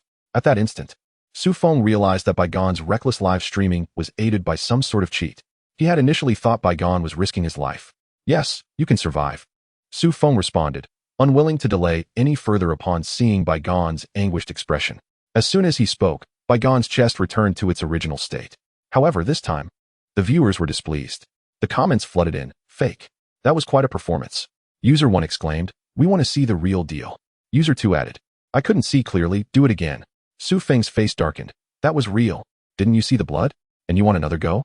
Though Bi Gan was aided by a cheat, the act of digging out his heart, while devoid of life-threatening consequences, was indeed painful. "Oh well, let us wrap this up," he said calmly, addressing the viewers' demands. "You want to see the heart being dug out, right? Tonight, I'll give you a proper show." Bi Gan drew his dagger once more, pulling back his clothing to reveal his pristine chest, grinning. "See this? Genuine muscles. And this is a real dagger. Just send in 1 rocket, and I, Bi Gan, will plunge it into my chest. If you send in 100 rockets, I'll extract my exquisite heart for everyone to see. No objections, right?" As soon as he finished speaking, the comments poured in again. "No objections, brother." Suddenly, a rocket soared upwards, filling the entire livestream screen. "Great." Seeing the rocket ascend, Bi Gan clapped his thighs in excitement. "Thank you, my dear friend, for the rocket. Let us get started." Without hesitation, he drew his dagger and plunged it into his chest. Suddenly, the screen was filled with an avalanche of 666 comments. "My dear friends, we are merely 99 rockets short. We must hasten to witness the spectacle of the heart of 7 apertures. Otherwise, I fear that I shall bleed out and be unable to endure much longer." With a deft stroke, the seasoned Bi Gan, armed with past experiences of heart extraction, engaged in spirited banter. Whoosh! Just as Bi Gan finished speaking, countless rockets soared into the air. True to his word, Bi Gan took a blade to himself with every rocket launched. Witnessing Bi Gan's relentless dedication, Xu Feng couldn't help but admire his commitment. It seemed he would have to provide him with several merit pills after the broadcast to calm his nerves. With a sudden gasp, "Oh no!" The entire palace was filled with the sound of sharp instruments piercing through flesh, as Bi Gan's cries echoed throughout the night. For the entire duration, he engaged in live-streaming his heart extraction process, and Xu Feng lost count of how many times he had inflicted wounds upon himself. However, noticing that the currency in his system store had surged to 980,000, Xu Feng realized that Bi Gan had indeed endured quite a bit. Before long, dawn broke, and Xu Feng awoke to find Bi Gan still live-streaming, leaving him momentarily speechless. A netizen exclaimed, "Oh my goodness! Brother, are you still at it? I just woke up." Whoosh! Another rocket ascended. "Has your majesty awakened?" Meanwhile, outside the palace, Master One, having been entrusted by Xu Feng to summon Zhao Gongming, had returned. Unbeknownst to them, the eunuchs who had been on watch all night reported back. "They?" Master One inquired, puzzled. Indeed, the eunuch responded softly, "Last night, His Highness Bi Gan came to offer counsel, but he has yet to emerge. Last night, both Consort Daji and Consort Xiao who were present, I could only hear the sounds of His Highness Bi Gan's cries echoing from within, suggesting they were engaged in some sort of activity." Hearing this, Master Wen's face flushed with embarrassment. How could His Highness Bi Gan partake in such antics? Yet, he quickly retorted, "Enough nonsense. That is impossible. His Highness is not of such character." With that, Master Wen entered the palace to seek out Xu Feng and the others. Upon stepping into the inner chamber, upon seeing Bi Gan kneeling there in self-harm, Master Wen was utterly taken aback. "My dear minister, you have returned?" Xu Feng sighed in relief upon seeing Master Wen. As long as Zhao Gongming could be summoned, he need not rush to accumulate store currency, and Bi Gan could ease up on his strenuous live-streaming efforts. "What has happened to His Highness?" Upon inquiry, Bi Gan weakly replied, "I am live-streaming heart extraction." Seeing yet another rocket ascend, he instantly perked up, exclaiming, "Thank you, dear friends, for the rocket." Xu Feng, at a loss for words, said, "Your Highness, it's time to take a break. You've earned quite enough." "I have long wished to rest," Bi Gan lamented, "but last night, Your Majesty was asleep. I wish to inquire if a heart devoid of purpose can endure, or if a person without a heart can survive." Unable to find anyone to ask, I feared dozing off and unwittingly meeting my demise. In response, Xu Feng awkwardly assisted Bi Gan in addressing this conundrum, and Bi Gan proceeded to explain everything to Master Wen, with a flurry of sounds.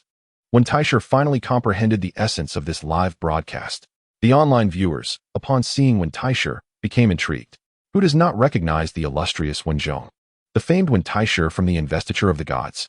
Soon, witnessing the audience's enthusiasm, Wen Taisher decided to join Xu Feng's live streaming crew. "Bring forth my steed, the ink Qilin, for our esteemed guests to behold." Chapter 50. Eastern Victory under the diligent efforts of Bi Gan and Wen Taisher. Xu Feng's earnings for today were remarkably abundant.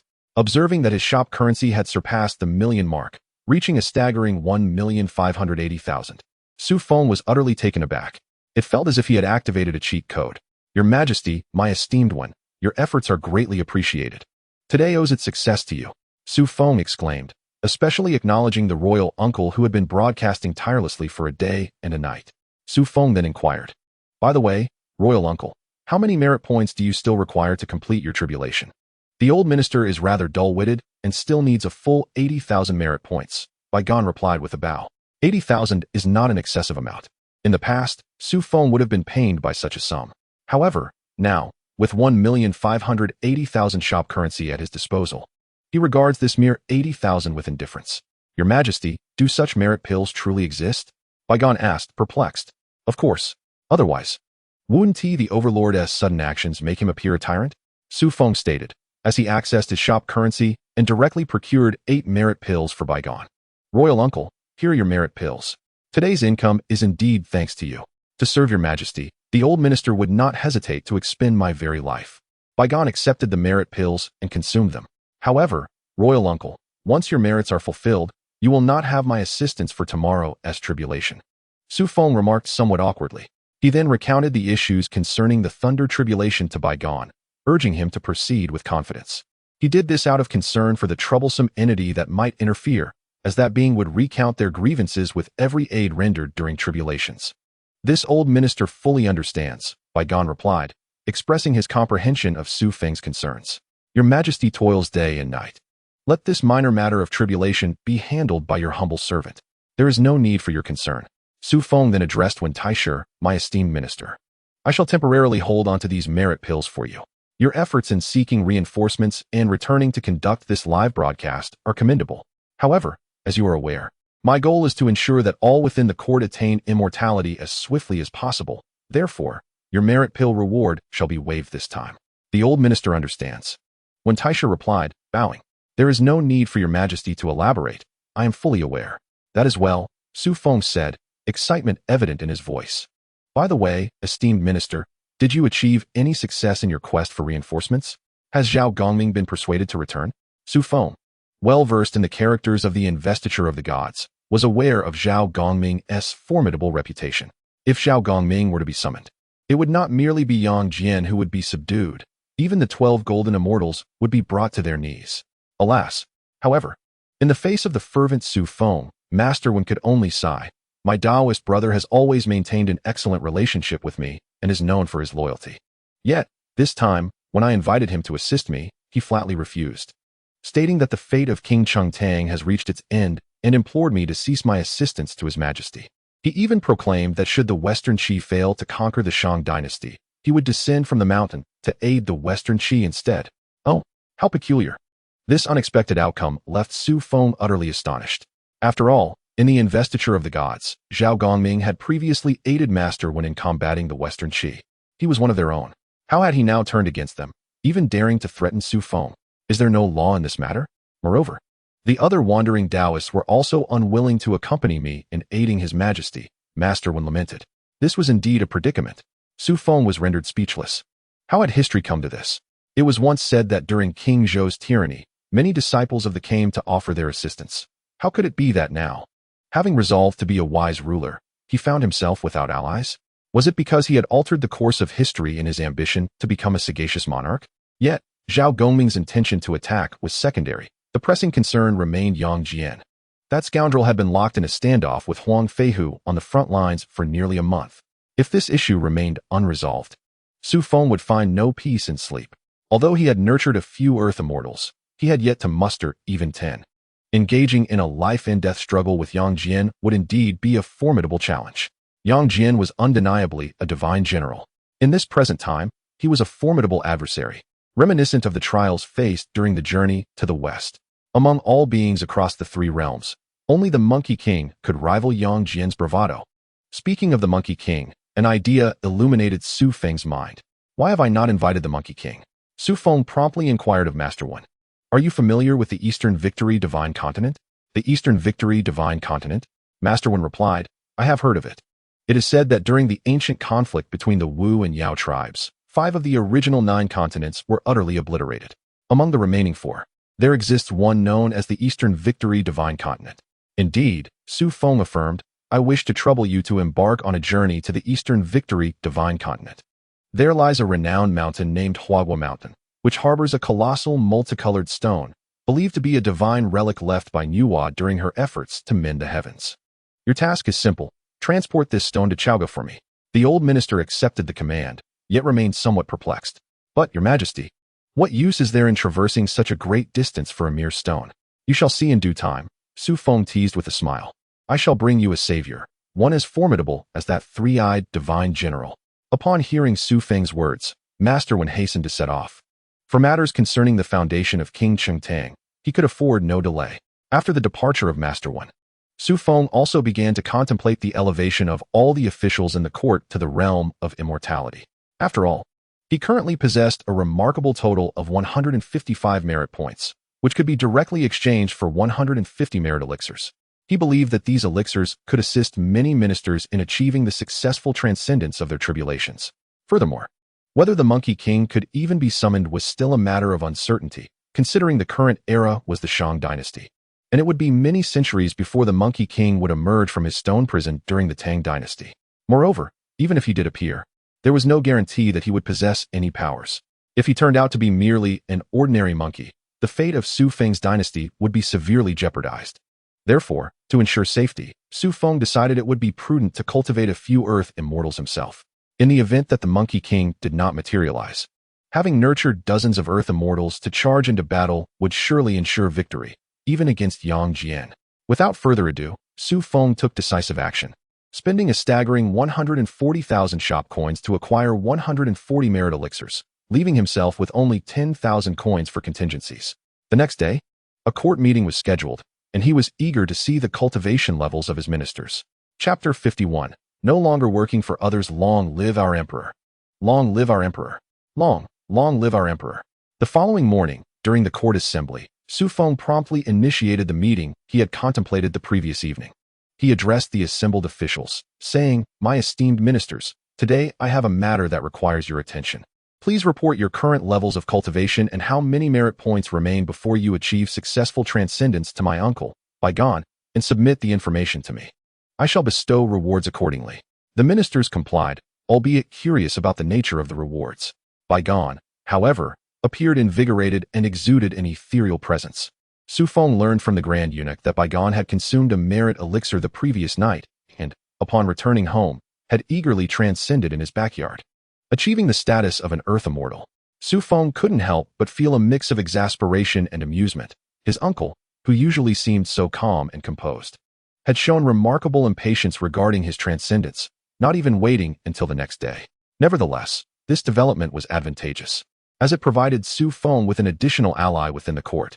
Soon, Bi Gan meticulously recorded the cultivation statuses of all the ministers. To Xu Feng's astonishment, He found that the least accomplished among them still needed over 200,000 merit points to reach successful transcendence.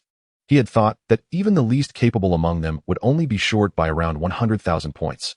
But to discover someone lagging by such a significant amount was truly disheartening. Xu Feng, upon seeing the daunting figures on the list, felt an overwhelming urge to weep in frustration. What in the world? You truly are the most incompetent group of ministers I have ever had the misfortune to lead. However, there is no alternative now. Since the plan is set and the merit elixirs have been exchanged, it would be impractical for one to consume so many at once.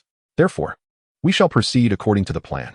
Given the excessive number of individuals and the inadequacy of their qualifications, it is astonishing that some are still lacking over 200,000 merit points to achieve the perfect transition to the tribulation phase. Alas, the merit elixirs I possess are insufficient for all to reach that stage. Hence, I shall first allow those among you who are closest to the required merit points to undergo the tribulation. Xu Feng declared as he passed the roster to Bi Gan. Uncle, please read aloud the names I have marked, and summon them to receive their merit elixirs. As you command, Your Majesty, Bi Gan responded, reading each name in turn. Soon, all were presented with their respective merit elixirs, and during this process, Xu Feng elaborated on the effects of these potions, filling the court with immense joy. It goes without saying that this was the first time they had been made aware of the existence of merit elixirs. However, for those ministers who did not receive a merit elixir, do not be too disheartened. Strive diligently in your cultivation. I shall not forget you. Xu Feng continued.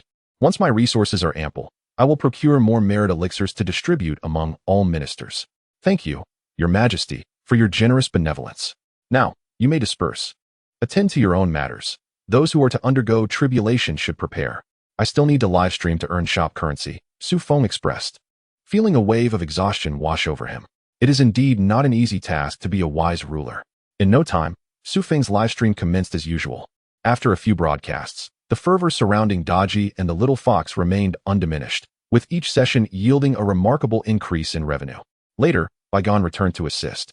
And to Xu Feng's surprise, after a night of heart-wrenching performances, the audience remained fervently engaged with Bi Gan's heart extraction antics. For several consecutive days, Xu Feng's income showed no signs of decline. With the shop currency accumulated, Xu Feng's original goal of assisting several ministers in achieving the perfect transition to the tribulation phase within the week was far exceeded. As he directly elevated over a dozen ministers to the divine altar, Your Majesty, there is trouble. On that day, while Xu Feng was live streaming, Bi Gan rushed in, flustered. What is it, uncle? Has the front line been breached? Xu Feng's heart tightened at the thought. The stones from the mischievous monkey had yet to arrive. And now the front line was compromised? No, Bi Gan panted. It is the tribulation thundercloud. There has been a problem with it. Hearing this, Xu Feng let out a sigh of relief. He then chuckled, saying, Why the panic, uncle? Hasn't the tribulation thundercloud already had issues before? How much worse could it get? Did I not mention this to you? No, Your Majesty, Bi Gan replied. This time, the agent responsible for the tribulation has encountered problems as well. And he is refusing to continue. What? Xu Feng was taken aback. If that individual refused to proceed, who would facilitate the tribulation for his ministers? Without support for his ministers in battle, who would assist in realizing the grand vision of a celestial empire for all in the Shang Dynasty? This simply cannot be allowed. I must go and investigate. Upon contemplating these matters, Xu Feng hastily exited the palace, accompanying Bi Gan to the auspicious site designated for tribulation. Goodness gracious, this marked the 57th occurrence. How many more must there be? Did you not assert that no more than 4 or 5 practitioners would undergo tribulation within a month? Yet, in a mere week, a staggering 57 individuals have appeared, far exceeding the celestial criteria for ascension. I have toiled endlessly. How shall I account for this to the heavenly order? I refuse to continue. From a distance, Xu Feng could hear the cacophonous voice of the tribulation participant, rife with despair and indignation. Unlike the usual clear skies, today the heavens bore a solitary white cloud above the tribulation site. But why did that cloud seem so familiar? At that moment, the cloud spoke. Brother, we are just as perplexed. In the past, I indeed assisted only 4 or 5 individuals in a month. How is it that over 50 have appeared in just 1 week? Upon noticing Xu Feng's arrival, the minister undergoing tribulation wore a befuddled expression, seeking assistance. What on earth was happening? After consuming the tribulation elixir for half a day, there had yet to be a single rumble of thunder above, while the 2 entities overhead had been chattering incessantly for nearly a day. Hey, you up there? Do you remember me? Xu Feng recognized the white cloud as the very thundercloud that had struck him for 3 consecutive days and nights, transforming him into this peculiar form. And it seemed it had not changed since. Brother, it was him. He is the one who turned me into a cloud. Now I can no longer summon the heavenly tribulation, rendering me completely unemployed. The cloud lamented. Xu Feng felt a wave of embarrassment wash over him at this revelation. Just then, the noisy entity above also recognized Xu Feng. Ah, it's you. A few days ago, you brought 2 or 3 individuals for tribulation. Surely this multitude of participants cannot have been arranged by you as well. Chapter 52. The bewildered GFA. Indeed, it was I who orchestrated this. Xu Feng felt emboldened, for he had not been struck by lightning in several days, and his body now tingled in anticipation. Moreover, he had come to realize that this noisy entity was likely a manifestation of the heavenly order. Therefore, anything it conjured would inherently be beneficial to his cultivation. With that in mind, Xu Feng eagerly hoped for more strikes, aspiring to ascend to an even higher celestial tier, surpassing his previous state. Just as Xu Feng's words concluded, a distinct sound of someone spitting blood could be audibly discerned from above. The entity's voice returned. Oh no, humanity is indeed terrifying. Well, you cannot blame me. Xu Feng replied with a mischievous grin. Who told you to boast about 100% success rate for tribulation recently? I couldn't possibly let this opportunity slip by. Could I? Noticing that the entity had no intention of retaliating, Xu Feng continued to inquire. Tell me, do you have parents? Oh no, here we go again. It's him. It's definitely him. Flee for your lives. Mother, this time the individual entwined with the sound system did not react, while the nearby tribulation thundercloud erupted into a frenzy. As Xu Feng posed this question, it immediately fled in tears, vanishing without a trace. The one entangled with the sound system was left there, wearing a face of sheer terror. Madam, this is too frightening. I bid you farewell. Hey, don't go, my friend. Xu Feng discerned from the tone that this fellow also intended to leave. At least help someone through the tribulation. They have been waiting for you for quite some time. With a sudden sound of spitting blood, Xu Feng thought, well, he has ascended now. Oh mother, I shall never assist others in transcending tribulations again. Humans are too terrifying. After aiding the last individual in their ascension, the one intertwined with the sound system also made a swift exit. Hearing the increasingly distant cries, Xu Feng's face flushed with embarrassment. It seems I have driven another one mad. Who knows how long it will take to transcend the tribulation again. Meanwhile, within the borders of Shiqi, due to the inability to breach the city fortified by Huang Feihu, Yang Jian had been diligently assisting GFA in his cultivation. Today, GFA reached a state of perfection. Yang Jian had chosen an exceptional site for GFA's tribulation and personally safeguarded him through the process. Do not worry, my lord. Just follow my instructions for the tribulation, Yang Jian advised. When the thunder tribulation descends, muster all your strength to withstand it. Do not be distracted. The might of this thunder tribulation is beyond that of ordinary lightning. A momentary lapse in focus could lead to your obliteration. Do you understand? I understand, GFA replied. His grip tightening around a tribulation pill, his heart racing with unease. Very well, then consume the tribulation pill, and when the thunder tribulation arrives, exert all your strength to resist. Yang Jian added, if you find it unbearable, just call out to me, and I will rush in to shield you from the remaining thunder tribulation. My corporeal form has transcended, and this mere thunder cannot harm me. GFA nodded and swallowed the tribulation pill. However, he was not inclined to accept Yang Jian's assistance in withstanding the thunder tribulation. After all, he was the king of Shiqi, of equal standing with the Shang king. The Shang king had endured 3 days and nights of thunder tribulation without fear. Even if he could not hold on, he would endure, for he must uphold his dignity. Yet after half a day of taking the tribulation pill, there was no reaction from the sky above. Yang Jian and GFA exchanged puzzled glances, feeling somewhat awkward. My dear minister, why is there no response? GFA inquired. Embarrassed. It makes no sense, Yang Jian pondered helplessly. Every aspect appears flawless. Why has there been no reaction after taking the tribulation pill? Suddenly, a peculiar wind arose, and Yang Jian immediately heightened his vigilance. It comes. My lord, be cautious. Yang Jian surmised it must be a lower-tier thundercloud, otherwise, they would have seen it. It was unfortunate that GFA's aptitude was too weak. Ah, I am frightened. Minister, quickly come and shield me. I cannot hold on. Upon hearing Yang Jian's words, GFA, who was initially quite anxious, could not help but shout in panic, teetering on the brink of despair. Yang Jian wore a face full of disbelief, remarking, My king, we have not even begun the tribulation yet. GFA awkwardly smiled. It was merely a reflex, a reflex.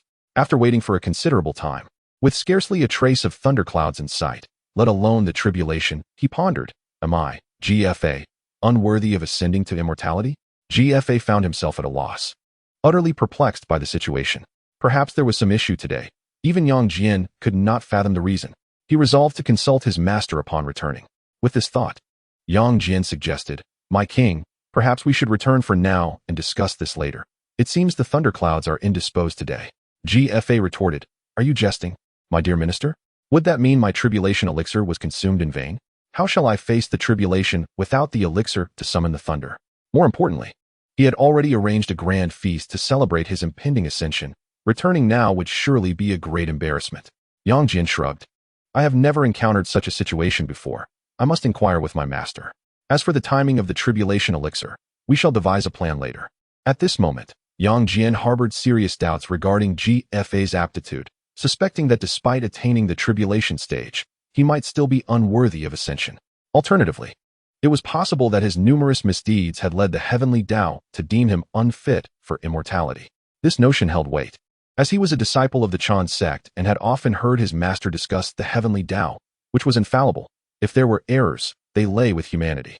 Meanwhile, in the Shang Dynasty, Xu Feng continued his livestream as usual. Although those undergoing tribulation had ceased their efforts and practitioners could not progress, the shop's currency still needed to be earned. After all, this currency was akin to money, and who in this world would disdain an abundance of wealth? Certainly not Xu Feng. With money at his disposal, he approached challenges with unwavering confidence. Through diligent efforts over the past few days, Xu Feng amassed a significant fortune. Upon earning this wealth, he generously exchanged thousands of merit elixirs in one go. Hadn't the ministers been clamoring for these merit elixirs, vying for them fiercely? Now that he had the means, he could afford to provide them abundantly. Merit elixirs for all. Immortality for everyone. Xu Feng chuckled foolishly. Indeed, he had earned quite a substantial amount over these few days. Chapter 53. A feast for all my esteemed ministers. Have you not been incessantly requesting merit elixirs these past few days? The time for bounty has arrived. Last night, I swiftly exchanged for several thousand merit elixirs. Today, during our morning court, we shall refrain from political matters and simply indulge. I shall host a grand elixir feast. Xu Feng proclaimed to the assembly of ministers. He then clapped his hands and commanded, bring forth the elixirs. Let each of you receive a bowl. If it is insufficient, feel free to refill. Today, we shall have an abundance of merit elixirs. Soon, the merit elixirs were distributed, leaving the entire court in a state of astonishment. The abundance of elixirs is of little consequence. The paramount issue lies in the fact that, after several days of consumption, the ministers find themselves utterly unable to ingest any more. Why do you not partake? Just a few days prior, you were all incessantly beseeching me for these potions. Observing the lack of joy among the ministers, Xu Feng felt considerable perplexity. In response to the emperor, one minister explained, we have consumed the virtue pills day and night, and now we can scarcely keep them down. Some of us feel the urge to vomit at the mere sight of them. As soon as this pronouncement was made, indeed, several ministers began to retch. Your Majesty, I beg your pardon for my impoliteness. One individual managed to clarify after a considerable pause. It is simply that we have taken too many virtue pills. Now, upon seeing them, we are unable to resist the urge to expel them. Indeed, Your Majesty. Another minister interjected, these pills possess a most peculiar taste. Initially, we bore it for the sake of achieving a successful tribulation period. But now they seem far more repugnant than excrement. Yes, yes, the others echoed. Your Majesty, we would rather consume excrement than these wretched things. Xu Feng felt a flush of embarrassment. How had they changed so swiftly? Just days ago, they had urged him to procure these pills, and now they had transformed into such a lamentable state.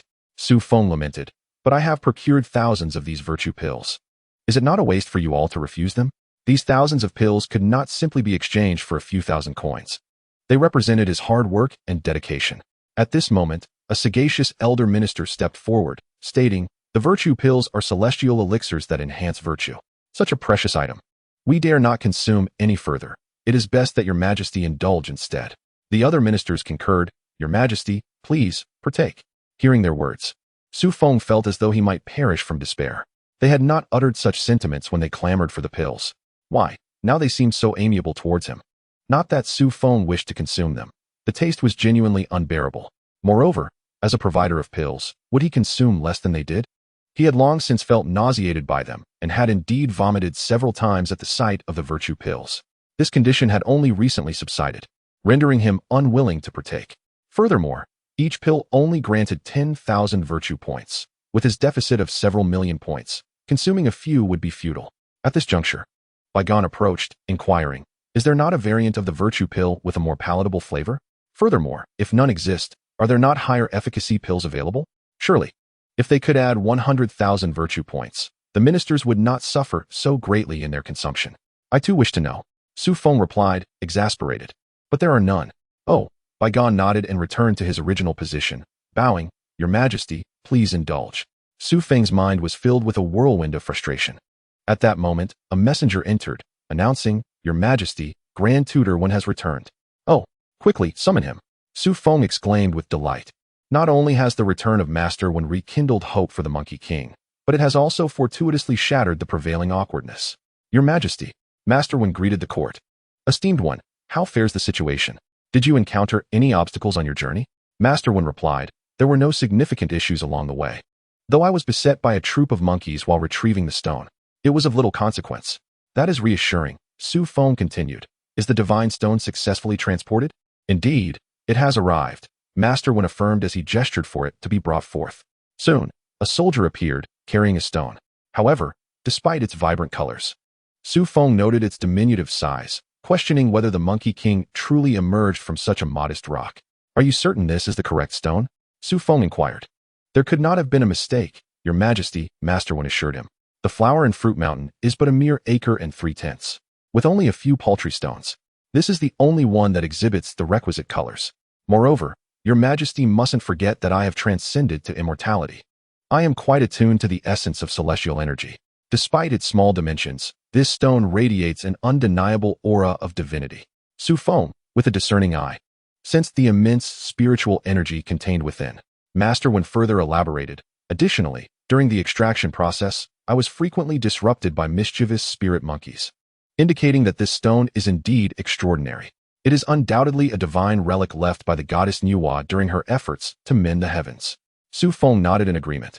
"In that case, I shall take possession of this stone. All ministers, you may now disperse. Feel free to take as many merit elixirs as you desire." "Ah, indeed." Xu Feng added to Master One, "You may indulge in the merit elixirs to your heart's content. Consider this a reward for your arduous journey." With Master One absent for a time, he would not yet tire of the elixirs. Upon hearing Xu Feng's words, Master One was elated, having noticed the abundance of elixirs in the hall. "Thank you, Your Majesty. I shall not be modest," Master One exclaimed, seizing a handful of elixirs and consuming them, leaving the other ministers in astonishment. "Why are you not partaking? Do eat. There is far too much for me to finish alone.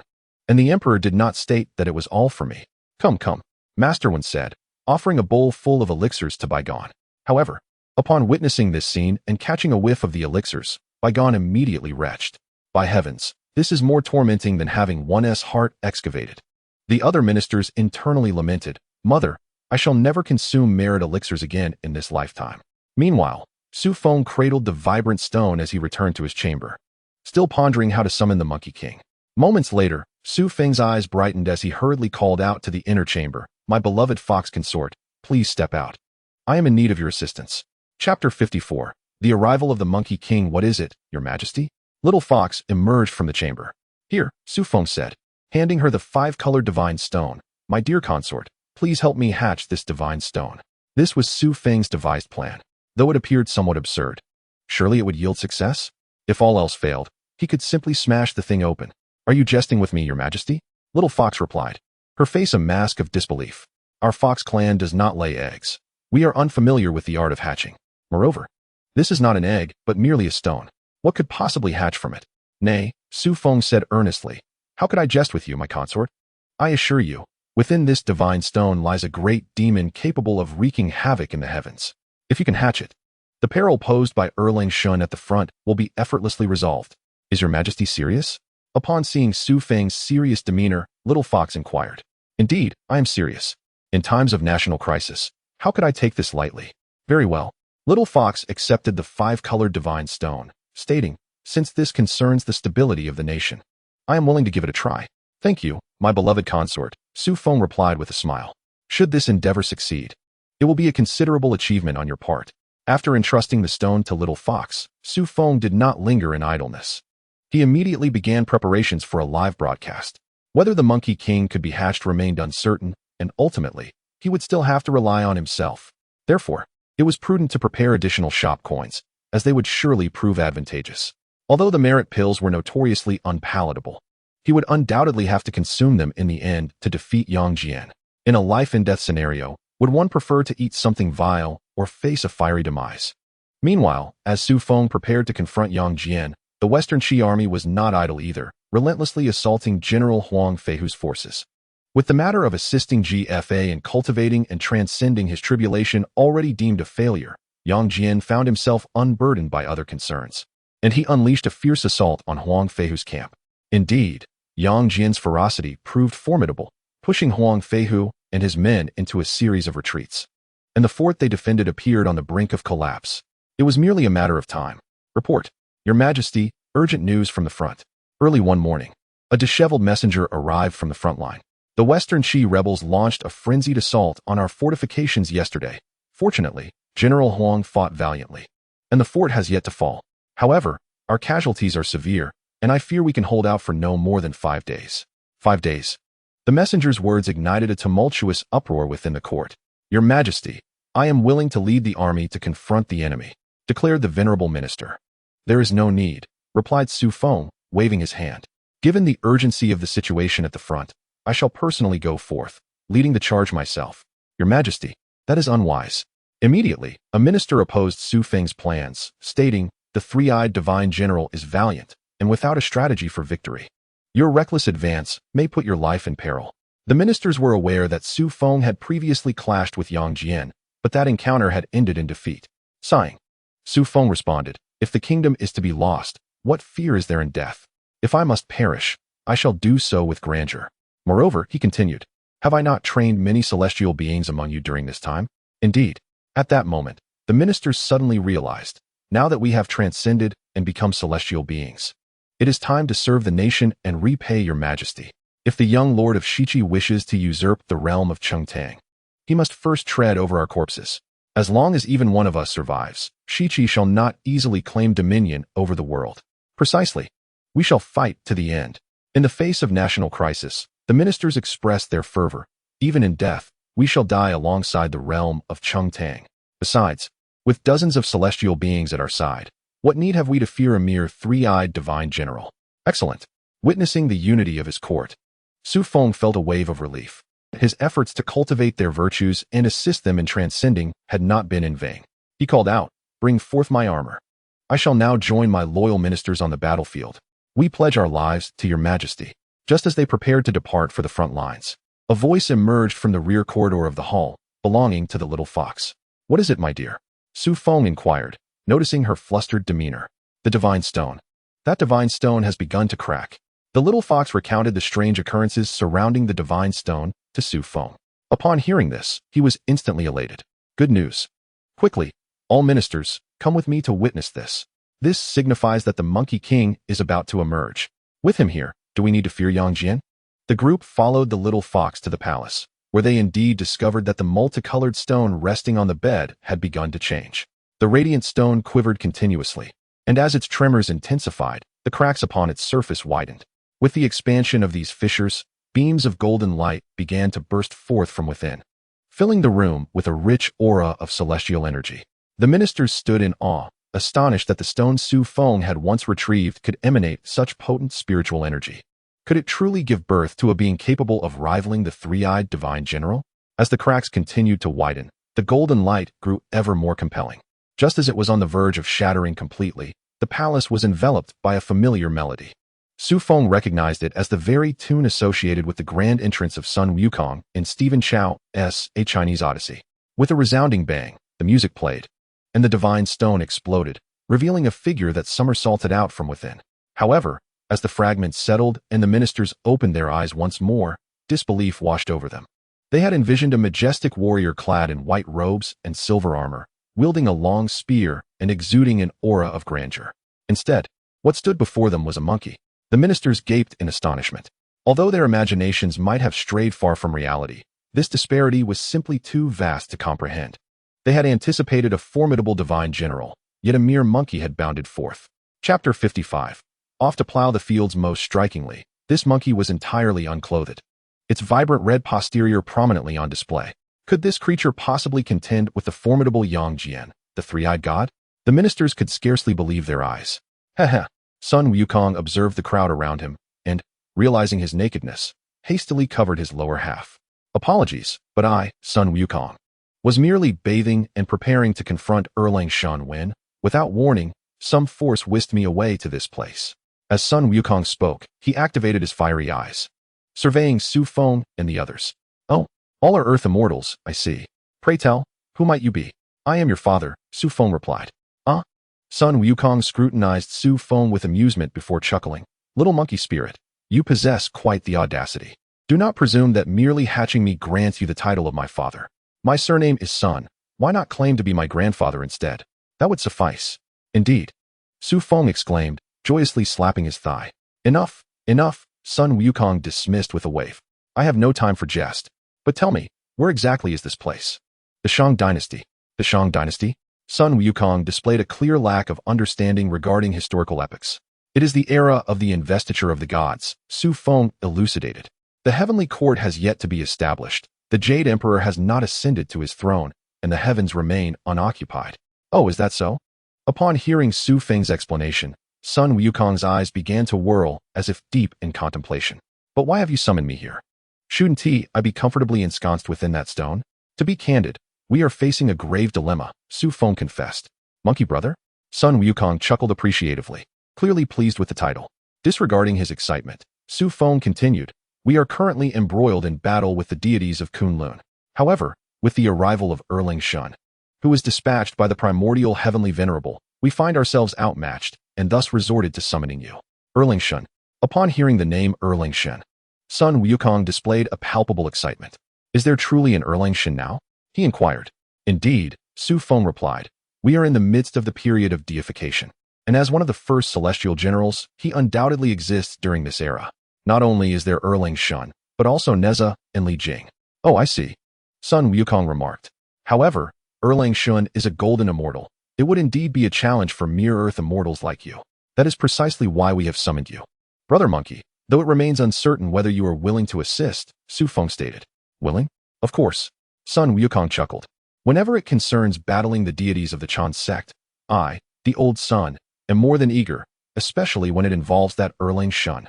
Yet, Sun Wukong harbored some doubts. But since you mortals have attained immortality, why do you still oppose the celestial beings? He asked. Xu Feng responded, this matter is rather intricate. It stems from the great undertaking of deification, as those deities intend to use the souls of our kind to fill the void in the underworld. Since it harms the interests of humanity, I, as the Emperor of Man, cannot simply overlook it. Haha, Sun Wukong exclaimed, patting Xu Feng on the shoulder and laughing. Little brother, you remind me of myself. I cannot abide the hypocritical demeanor of those celestial beings. Moreover, the three realms have been under their dominion for far too long. The Jade Emperor has held his title for thousands of years, and it is high time he relinquished it. This is why I stirred up trouble in heaven. Sun Wukong affirmed. When it comes to battling others, that is one thing, but when it involves deities, I will certainly lend my aid. It is no wonder that upon my summoning, I sensed a strong scent of fox. It turns out your significant other is a fox demon. At that moment, Sun Wukong noticed the little fox beside Xu Feng and remarked, Little brother, you are fortunate. You have a taste for both humans and demons. Xu Feng smiled in response. It is merely because the little fox is exceedingly charming. I could not resist. Does Brother Monkey not find her beautiful? Sun Wukong scrutinized the little fox for a moment before replying. She is indeed lovely, but compared to the female monkeys of my flower and fruit mountain, she falls several tiers short. He then added with a grin, since you have an interest, I could introduce you to a few female monkeys later. Xu Feng's face instantly darkened at Sun Wukong's words. Brother Monkey, perhaps we should leave that be. The female monkeys of your flower and fruit mountain are better off with you. I jest. How could a mere monkey compare to this little fox? After all, they are just black gorillas. Since you are not inclined, I shall not press the matter further. Now, let us first address our concerns at the front lines. At this moment, Bi Gan also spoke up. Indeed. The situation at the front is urgent. We should depart post-haste. The ministers concurred. Yes, Brother Monkey. Let us set off now, Xu Feng suggested. Not so fast. Sun Wukong waved his hand dismissively. I must first visit the Dragon King to procure a suitable weapon. You summoned me in haste while I was bathing, and I even forgot my golden staff. The three-eyed generals possess boundless magical powers, and, like me, have mastered the art of transformation in 72 forms. It would be quite disadvantageous to engage them without a suitable weapon. Speaking of which, Xu Feng suddenly recalled the matter of Sun Wukong's golden staff. That object had been melted down shortly after my arrival in this realm, repurposed into agricultural tools. Do you perceive any issue with this? Noticing Xu Feng's grim expression, Sun Wukong inquired. Xu Feng, feeling rather awkward, replied, "To be frank, monkey brother, your iron staff has already been melted down into farming implements, which I have provided to the common folk for plowing the fields." What? Upon hearing this, Sun Wukong was infuriated, his fur bristling. You melted my Rui Jingu Bang into farming tools for the fields? Is this how you seek my assistance? Without a weapon, how can I aid you in battling the deities? Xu Feng, looking quite embarrassed, responded, I never anticipated you would traverse here. After all, it is still several millennia before you make your appearance. When I melted the golden staff, I contemplated how you would react upon discovering it had been transformed by predecessors. But I never imagined this thought would materialize so swiftly. Without a weapon, how do you expect me to fight? Sun Wukong retorted, vexed. Monkey brother, you could use another weapon, Xu Feng suggested. There are countless divine artifacts under heaven. Why must it be the golden staff? Moreover, while that staff is indeed forged from divine metal, it was merely a measuring rod left over from the era of Diyu, and not a true divine artifact. Why not seek a more suitable weapon? Chapter 56, Advancing to the Front Lines. Sun Wukong sighed. Even if I were to find one, I have grown accustomed to that staff. Using another would not yield my full potential. Seeing Sun Wukong's troubled expression, Xu Feng waved his hand. It is merely a staff. The great Shang Dynasty has plenty of them. In fact, I have a copper pillar meant for torture in the hall. If you fancy it, take it. Is that truly the case? As soon as Xu Feng finished speaking, Sun Wukong became immensely excited. Quickly, take me to see it. Now Xu Feng felt awkward. Monkey brother, do you truly wish to see it? Initially, he merely intended to lighten the mood, but he had not anticipated the monkey would be so enthusiastic. It should be noted that it was merely an ordinary copper pillar, a veritable instrument of punishment. To use it as a weapon would be quite absurd. Of course it's true. Sun Wukong looked at Xu Feng with a smile. Are you reluctant to part with it, or having second thoughts? When I sought a suitable weapon from the old Dragon King, he bore a similar expression. Who says I am reluctant? Xu Feng replied earnestly. Let us go and see. At this point, there was no choice but to gamble on a dead horse as if it were alive. If they could not find a weapon, this monkey would refuse to cooperate, and they would all be doomed. Nevertheless, Xu Feng added, however, monkey brother, if it does not meet your satisfaction, do not blame me. Rest assured, I am not that kind of person, Sun Wukong reassured. Soon, the group made their way to the grand hall of the court. Upon entering, Sun Wukong was instantly captivated by the imposing bronze pillar that dominated the grand hall, scrutinizing it with keen interest. Is this what you were referring to, my dear brother? He inquired. Xu Feng responded affirmatively. Indeed, it is this very bronze pillar. Observing the lack of enthusiasm on Sun Wukong's face, Xu Feng further probed, what is the matter? Monkey King, are you not satisfied? Sun Wukong nodded. In comparison to my Rui Jingu Bang, this is indeed somewhat inferior. However, the pillar's golden hue and considerable size do suggest it could serve as a formidable weapon. Since no better options are available, I shall begrudgingly accept it as my armament. Shrink, shrink, shrink. Sun Wukong commanded the bronze pillar as if it were his trusty staff. To everyone's astonishment, the massive pillar obediently diminished in size, ultimately transforming into a perfectly wieldable staff.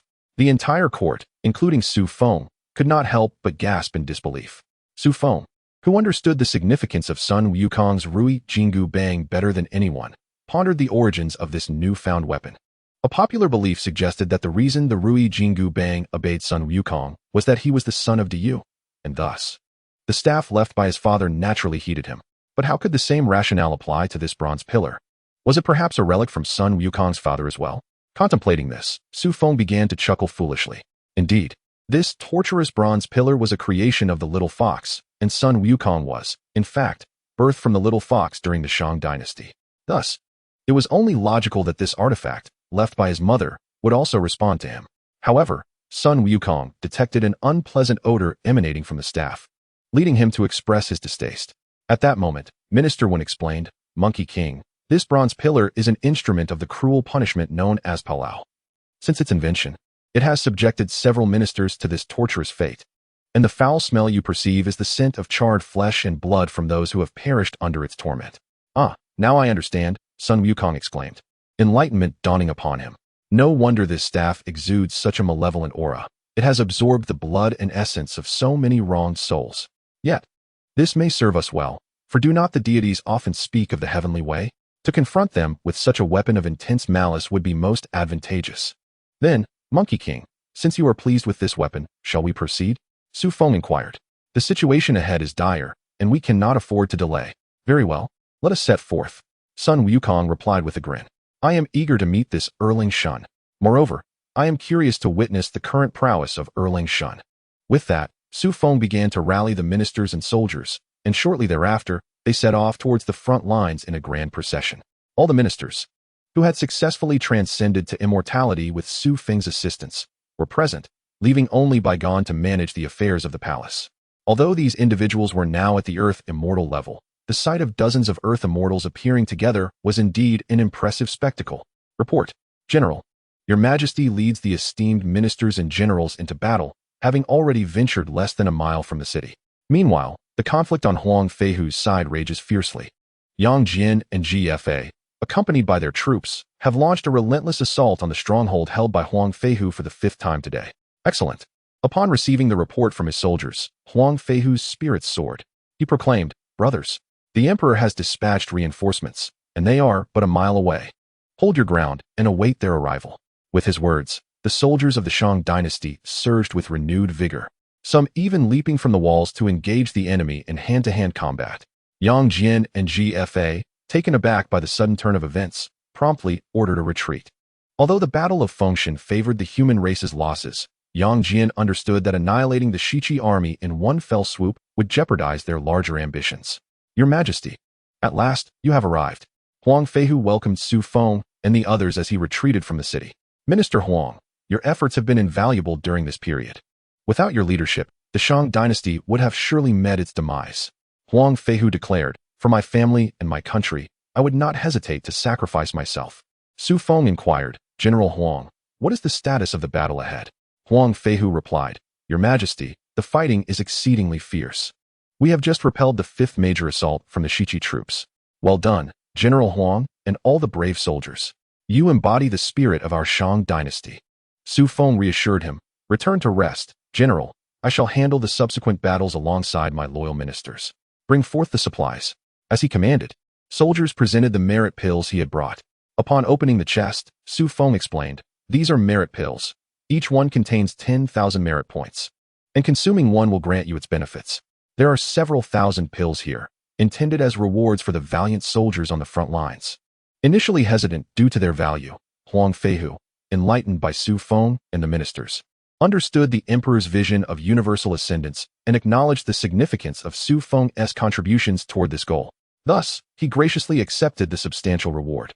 A report came, Your Majesty, esteemed ministers, the Shiqi forces are attacking once more. Chapter 57, The Initial Clash. Huang Feihu felt a tightening in his chest upon hearing the news, inwardly cursing. Today, the Shiqi army seemed frenzied, launching yet another fierce assault on their fortress. Just after repelling their 5th offensive, they mounted another attack in less than the time it takes to brew tea. Observing the worry etched on Huang Feihu's face, Xu Feng comforted him, Rest assured, General Huang. This time, I shall take charge. The soldiers have fought valiantly all day. Let them rest while my troops manage the defense. Huang Feihu complied, directing the injured soldiers to retreat, yet he did not rest. Instead, he remained alongside Xu Feng and the others to defend the city. Why has the Yinshang army retreated? GFA observed the soldiers atop the city begin their retreat and inquired of Yang Jian with a hint of skepticism. Whatever trickery they are up to, Yang Jian replied, This city must be taken today. The delay has already stretched on for far too long. GFA then commenced issuing orders for a vigorous assault. However, just as the forces of West Qi were poised for action, the city gates held by Huang Feihu swung open, and a troop emerged from within. Upon witnessing this, both GFA and Yang Jian were struck with confusion. Could it be that Huang Feihu was preparing to surrender? Yet, when they beheld the figure leading the procession, their doubts were swiftly dispelled. For it was none other than Xu Feng, the sovereign of the Yinshang. The arrival of the Shang King? How could their reinforcements have arrived so swiftly? GFA found himself momentarily lost in thought. Although Xu Feng had suffered defeat at the hands of Yang Jian previously, it had not been a complete rout. Over the years of rebellion, the West Qi forces had often fallen to Xu Feng, and now that he had appeared, GFA sensed the gravity of their situation. With the Shang King here, it appears the conquest of the city may be thwarted, GFA lamented. In stark contrast to GFA's trepidation, Yang Jian remained remarkably unfazed. What is there to fear? Merely an earth immortal. Moreover, let us not forget, he was once my subordinate who faced defeat. His return changes little. I shall simply vanquish him once more. With that, Yang Jian rode forth to the front lines, grinning as he addressed Xu Feng. Ah, Shang King. So you dare to show yourself. I had thought that after your last defeat, you would cower like a turtle, but here you are, once more daring to face me. Of course, Xu Feng responded, emboldened by the presence of Sun Wukong. Last time I was alone and could not triumph, but this time I come with reinforcements. Oh, Yang Jian realized with clarity. So you have summoned allies? Upon using his celestial sight, he indeed observed that Xu Feng was flanked by numerous officials of earth immortal stature. Yang Jian remarked, in that case, let us confront you all at once to simplify matters. However, despite the presence of dozens of earth immortals, Yang Jian, a golden immortal, regarded them with utter disdain. Xu Feng waved a finger. I believe you are mistaken. Today, your opponent is not us, but him. As he spoke, Xu Feng directed Yang Jian's gaze towards Sun Wukong. Ha ha. Upon seeing the monkey, Yang Jian burst into laughter. I thought you had summoned some formidable expert. Instead, you bring forth a mere monkey. Is there truly no one of worth in the Shang Dynasty? Are you not afraid I might capture it and keep it as a pet? The troops of West Qi erupted in laughter at this, mockingly observing the seemingly frail simian, clearly devoid of any fighting prowess. Hey, faced with the derision, Sun Wukong was thoroughly incensed. Three-eyed freak, how dare you mock me, old son? Soon, you shall learn what true power is. Hearing Sun Wukong's words, Yang Jian's expression shifted slightly. Who are you calling a freak? This was a source of discomfort for him during his childhood. After all, he was born with 3 eyes. When he played with his peers, they were all utterly astonished. Hee. Observing Yang Jian's irritation, Sun Wukong chuckled and remarked, who else present possesses 3 eyes? I have often wondered, while others have merely 2 eyes, including myself. How is it that you are so peculiar? Could it be that your father, having 3 testicles, birthed such an anomaly as you? After all, those with 2 testicles can only produce offspring with 2 eyes. Humph. Yang Jian retorted angrily, impertinent monkey. How dare you mock me? I shall take your life. With a fierce shout, he charged towards Sun Wukong, brandishing his trident. Seeing Yang Jian's aggressive advance, Xu Feng expressed his concern. Monkey King, do you think you can handle this? Shall I lend you a hand? Although Sun Wukong had shown prowess during the upheaval in heaven, Xu Feng felt that the longer the battle continued, the more arduous it became for Sun Wukong, who seemed somewhat outmatched by Yang Jian. Fear not. Sun Wukong reassured Xu Feng. Though he has an additional eye, I do not fear him. Besides, had it not been for the interference of the Celestial Hound and the golden cuffs of the Supreme Lord during our last encounter, I would not have been captured by this 3-eyed aberration. Moreover, having finally crossed paths with Erling Shun, I am eager to witness the difference in martial prowess between the Yang Jian of yore and the one who confronted me in heaven. With that, Sun Wukong charged forward, wielding a copper pillar towards Yang Jian. Clang. As they drew closer, their weapons clashed violently in midair, producing a thunderous sound that echoed through the skies, clearly indicating that both were exerting their utmost strength. Haha, this 3-eyed creature possesses considerable strength. You might just rival your future self. After a brief exchange, Sun Wukong laughed. Yet, it seems that after centuries, your martial ability has seen no improvement. Oh, at that moment, Sun Wukong teased Yang Jian about his appearance. I never imagined you once looked so unremarkable. No wonder during my ruckus in heaven, you failed to catch up with Sister Chang'e. Humph. Yang Jian shot back, as if we were already acquainted. If you are frightened, surrender now. I will not show mercy simply because you are a monkey. Here I come. With that, Yang Jian charged again. As Yang Jian's strength was on par with his own, Sun Wukong did not dare to underestimate him and quickly took up a defensive stance. The sounds of clashing weapons reverberated incessantly as the two engaged in aerial combat, unleashing a dazzling array of celestial techniques. After exchanging blows for 100 rounds, neither could gain the upper hand. Both were evenly matched, revealing no signs of fatigue or weakness. The soldiers on both sides watched in astonishment. Realizing this was indeed a true celestial battle, with each strike and movement laced with lethal intent and profound techniques. Chapter 58. A Hint of Intrigue? Upon witnessing the fierce clash between Sun Wukong and Yang Jian, Xu Feng breathed a sigh of relief. He had initially underestimated the bronze pillar, thinking it not to be a formidable weapon. Yet, he was astonished to find it wielded so artfully by Sun Wukong. It became evident that the true essence of a weapon lies not in its form, but in the prowess of its wielder. When an expert employs a weapon, even scrap metal can transform into a divine artifact. Conversely, in the hands of a novice, a legendary weapon may be rendered as useless as mere refuse. The astonishing power displayed by the monkey left the ministers of the Shang Dynasty in a state of disbelief.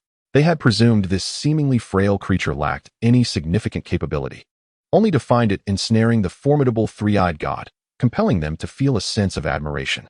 Meanwhile, the army of Shiqi was engulfed in trepidation, particularly GFA, who was taken aback by Xu Feng's unexpected and extraordinary ally. It appeared that their dream of breaching Chaoga would have to be postponed. Crash. On the other side, Sun Wukong seized an opening in Yang Jian's defense and struck with a powerful blow. Though the opportunity was ripe, Yang Jian deftly blocked the attack.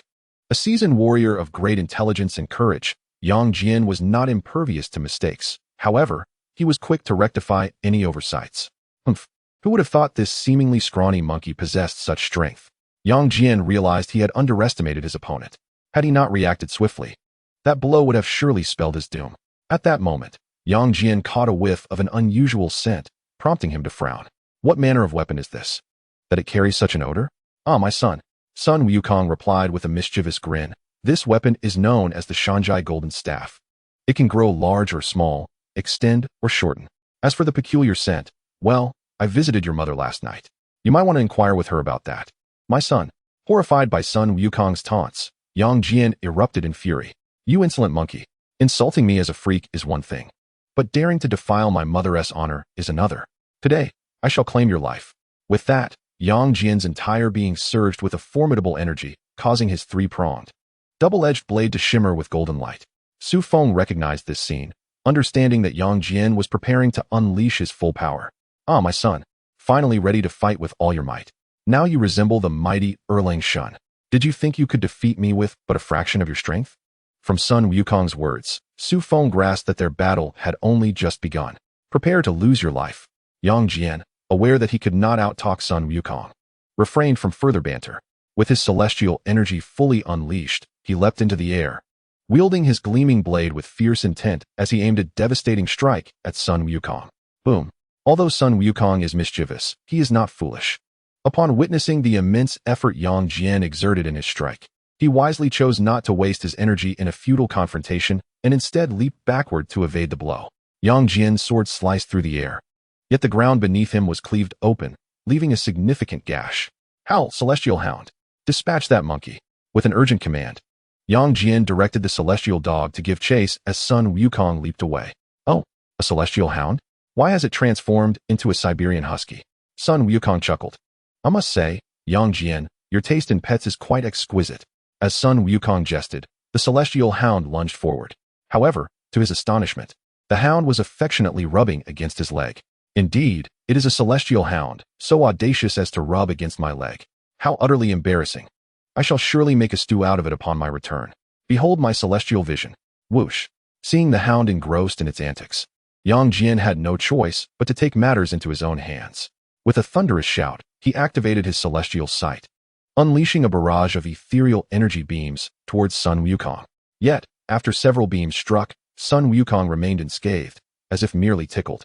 Having refined his physical form into that of an immortal and consumed countless elixirs in the furnace of the supreme Lord Laozi, Sun Wukong's physical resilience far surpassed that of ordinary immortals. Transform. Observing the stalemate, Sun Wukong resorted to his famed 72 transformations. Oh, the 72 transformations? Quite intriguing. Yang Jian, recognizing the technique, decided to engage Sun Wukong in a contest of magical prowess. Sun Wukong morphed into a bird, prompting Yang Jian to transform into a hawk in pursuit. At this moment, Sun Wukong communicated telepathically with Xu Feng. I will draw him away. You must defeat the opposing forces.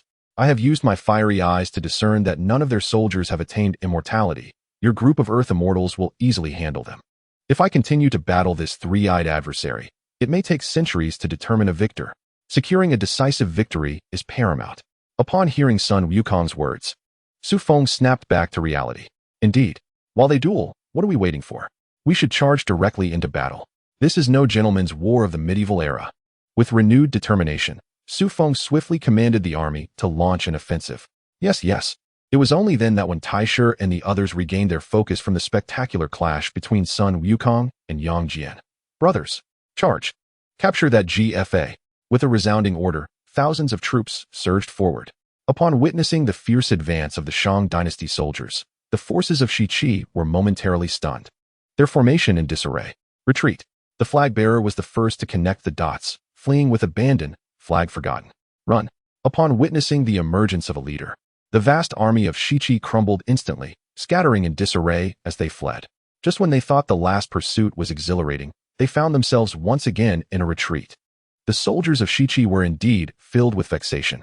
Xu Feng led his troops in a victorious chase, pursuing the enemy for dozens of miles, reclaiming numerous lost strongholds along the way, effectively erasing months of effort by the Shiqi forces. Meanwhile, the Shiqi army fled in utter disarray, abandoning their armor, and ultimately sought refuge within the confines of their own cities. One could only wonder about the fate of the Monkey King. The battle raged on until twilight, and by the time Xu Feng and his men settled down, night had fully descended. Sun Wukong and Yang Jian had been embroiled in combat for an entire day, and as darkness fell, there was still no sign of his return, leaving Xu Feng anxious. Chapter 59. Capture the teddy, stew the dog meat. Report, Your Majesty. The monkey has returned. Just as Xu Feng was fretting over Sun Wukong's absence, a soldier entered the tent to deliver the news. Oh, Xu Feng exclaimed joyfully, quick. Bring him in. Moments later, Sun Wukong limped into the tent. Brother monkey, you are injured. What has happened? Xu Feng deduced from Sun Wukong's appearance that he was likely hurt. With a hint of resignation, Sun Wukong replied, I was engaged in a duel with Yang Jian, and just as victory was within my grasp, that wretched howling dog found me with its keen nose and bit me, causing me to lose my advantage. They say the howling dog thrives on carrion, and its teeth are venomous. It indeed inflicted quite the pain upon me. Venomous? Xu Feng pondered. Where were you bitten? This is no trifling matter. I must assist you in extracting the poison and applying medicine. Are you truly willing to help me extract the poison? Sun Wukong's eyes lit up. Absolutely, Xu Feng affirmed earnestly. Sun Wukong had engaged in battle for the sake of his realm. It was only fitting that he receive some consideration. Seeing Xu Feng's earnestness, Sun Wukong chuckled and revealed the wound. Look, that howling dog chose to bite me in the most unfortunate place. Had it been elsewhere, I would have dealt with it myself. Since my little brother is keen to assist, I shall reluctantly accept your help. Get out of here, Xu Feng exclaimed, delivering a playful kick as he caught sight of Sun Wukong's reddened rear. So, this is the kind of monkey brother you are? Xu Feng couldn't help but question the veracity of the legends. How did the four men, Tang Sung and his disciples, navigate their physiological needs on the long journey to the west? It was rumored that Tang Sung transformed Sun Wukong into a beauty to resolve such matters. Now, observing the monkey's flamboyance, it seemed there might be some truth to that tale. Ouch, my back. Sun Wukong protested innocently. You were the one who offered to help. And now you've kicked me. This is injury upon injury. Had we not been allies, I would have struck you with my staff long ago. But that howling dog is indeed despicable. Xu Feng broached the topic, expressing his frustration. It's one thing to endure frequent vexations, but the truly irksome part is that at critical moments, it always seems to thwart our endeavors. To vanquish Erlang Shun, we must first deal with his sycophant. Indeed, Sun Wukong added, on our way back, I, the great sage, have already devised a plan. That howling dog shall be captured and stewed. Only then can I alleviate the grievance of being bitten on the backside. I intend to take action tonight. Would you care to join me, my young friend? Is that feasible? That creature is alive and remains with the Western Qi army, Xu Feng remarked. Moreover, after today's defeat, the Western Qi forces will undoubtedly be on high alert to prevent a night raid. Fear not, Sun Wukong replied confidently. When I pilfered the peaches of immortality from the Queen Mother and the elixir of life from the Old Lord, the quantities were far greater than this mere dog. What can they do to me? I ask you, do you dare? Then let us proceed, Xu Feng decisively declared. Once we secure it, we shall feast on stewed dog meat tonight. Not a problem. I have never failed in my endeavors, Sun Wukong boasted. Let us be off. As he spoke, he vanished into thin air, and Xu Feng understood he was heading towards the Western Qi army. Xu Feng couldn't help but marvel at the prowess of this golden immortal. His stealth was unparalleled, unlike his own struggles as a mere earth immortal who had to burrow underground. Someday, when Xu Feng ascended to the golden immortal realm, he too would engage in such escapades. However, the next moment, Xu Feng obediently burrowed underground to follow suit. After expending immense effort, Xu Feng finally infiltrated Yang Jian's camp. It was his first solitary venture into enemy territory, so he tread cautiously, moving slowly and expending considerable celestial energy. Why did you take so long? I, the great sage, have been waiting anxiously.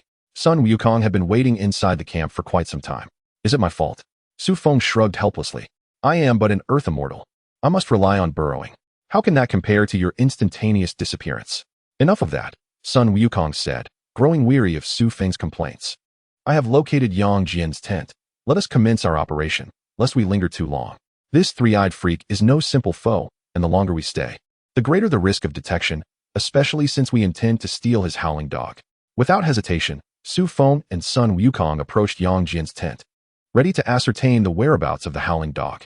However, after peering into the tent for some time, they failed to spot the creature. Brother monkey, over there! Xu Feng suddenly exclaimed, having spotted it. It turned out to be tied outside the tent. This was likely due to its earlier altercation with Sun Wukong, causing Yang Jian considerable embarrassment, for he was usually never without his loyal companion. Had the dog not bitten Sun Wukong earlier, it might have faced a dire fate upon Yang Jian's return tonight. At that moment, the howling dog lay on the ground, shaking its head as it rubbed against the earth. This creature truly was incorrigible, an unrepentant lecher. Even in its dreams, it seemed preoccupied with thoughts of beauty. What shall we do, brother monkey? If we approach, it is certain to sense us, and upon discovery, it will surely bark. Xu Feng suggested, how about I quietly approach? And before it notices, deliver a decisive blow? It would be reduced to a lifeless creature. No, no, Sun Wukong replied with a mischievous grin. That would be far too lenient for this foolish dog.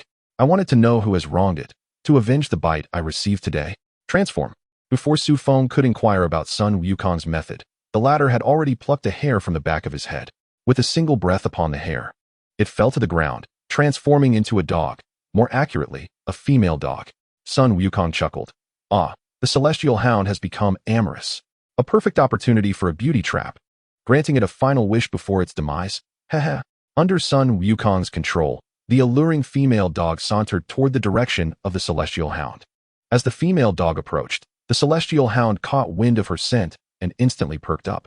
Upon opening its eyes and spotting the oncoming female dog, its expression brightened, its tongue lolling out, saliva dripping, a true embodiment of desire. However, Sun Wukong had no intention of allowing it such indulgence. He directed the female dog to retreat, leading her to a secluded, shadowy corner, a perfect spot a few dozen meters from Yang Jian's camp, ideal for their plan. Chapter 60. In the midst of feasting, spring had arrived, ushering in the mating season for the animals, and the air was thick with the scent of pheromones. At this early springtime, Yang Jian's celestial hound had long been in heat, and upon seeing the female dog, it was utterly captivated. Without hesitation, it gnawed through the rope that bound it and eagerly followed. Being a divine hound, it could easily snap chains, let alone ropes, especially in the Shang Dynasty, when dog leashes were non-existent. It took the bait. Let us go. Seeing the celestial hound trailing behind, Sun Wukong followed with delight. When Xu Feng and Sun Wukong reached the corner, they beheld the celestial hound already mounted upon the female dog, engaged in a rather primal display. Yet, to be fair, the celestial hound truly behaved like a beast. Hey, monkey brother, it will still escape this way, won't it? Xu Feng expressed his concern. Rest assured, it won't get away, Sun Wukong declared as he approached and seized the celestial hound by the neck. Feeling the grip around its neck, the celestial hound recoiled in fright, thinking it had been discovered by Erling Shun, causing it to shrink into a ball, its lower half shrinking in response. Look, you see, Sun Wukong remarked, holding the celestial hound aloft. This dog gets stuck during mating. Such a basic principle, and you're unaware? Seems to be the case, Xu Feng chuckled. At this moment, he recalled the scenes from his childhood in the village, where he often witnessed the rural dogs with their hindquarters stuck together. My son, let you bite me. Soon, I, old son, shall stew you for supper, proclaimed Sun Wukong as he departed with the Cerberus. When the Cerberus realized it was Sun Wukong and attempted to cry out, its mouth was already covered, rendering it unable to utter a sound. Do you now see who old son is? Consider yourself fortunate to meet your demise with clarity. Haha. Upon returning to his own tent, Sun Wukong released the Cerberus to subject him to blatant humiliation. At this moment, without Yang Jian's presence, the Cerberus, stripped of its protective might, dared not bark. Sun Wukong began preparing dog meat, while Xu Feng ignited the stove. Before long, a richly flavored hot pot broth was ready. Ha ha ha. I wonder what expression will grace Erlang Shen's face when he discovers we have feasted upon his hound. Come, come, let us indulge. After a vigorous simmering, the Cerberus had become tender and flavorful. After taking a bite, Xu Feng gave a thumbs up. Though this Cerberus usually appears fierce, its taste is unexpectedly delightful. Indeed, it is a pity Erlang Shen will not share in this fortune. Your Majesty, monkey brother, are you not yet asleep? What is happening here? At that moment, a figure approached from outside the tent. Xu Feng recognized it as Minister Wen. Oh, it is you, Minister Wen. Haha, surely, you were drawn by our enticing aroma. Sun Wukong then offered Minister Wen a seat. Please, Brother Wen, sit down and sample the flavor of Erlang Shen's Cerberus. To speak candidly, monkey brother, I was indeed lured by this delightful scent, replied Minister Wen as he took a seat. Did you just say this is Erlang Shen's Cerberus? What is the story behind this? Haha. Sun Wukong chuckled. Not long ago, I, old son, accompanied your majesty to the camp of Shi Qi and stole that wretched Cerberus to stew.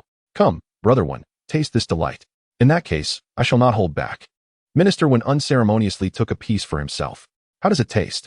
Sun Wukong and Xu Feng inquired in unison. Minister Wen nodded vigorously. The flavor is indeed quite good. Haha.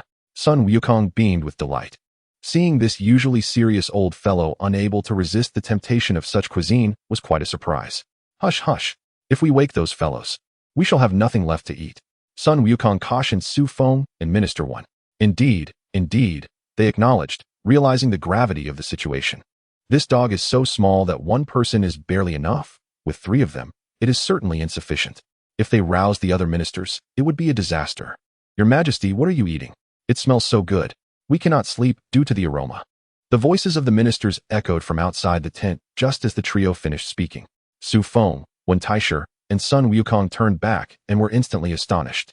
Good heavens, what a crowd. Everyone has come. Report. I inform you, General. The army of the Shang Dynasty has come to challenge us.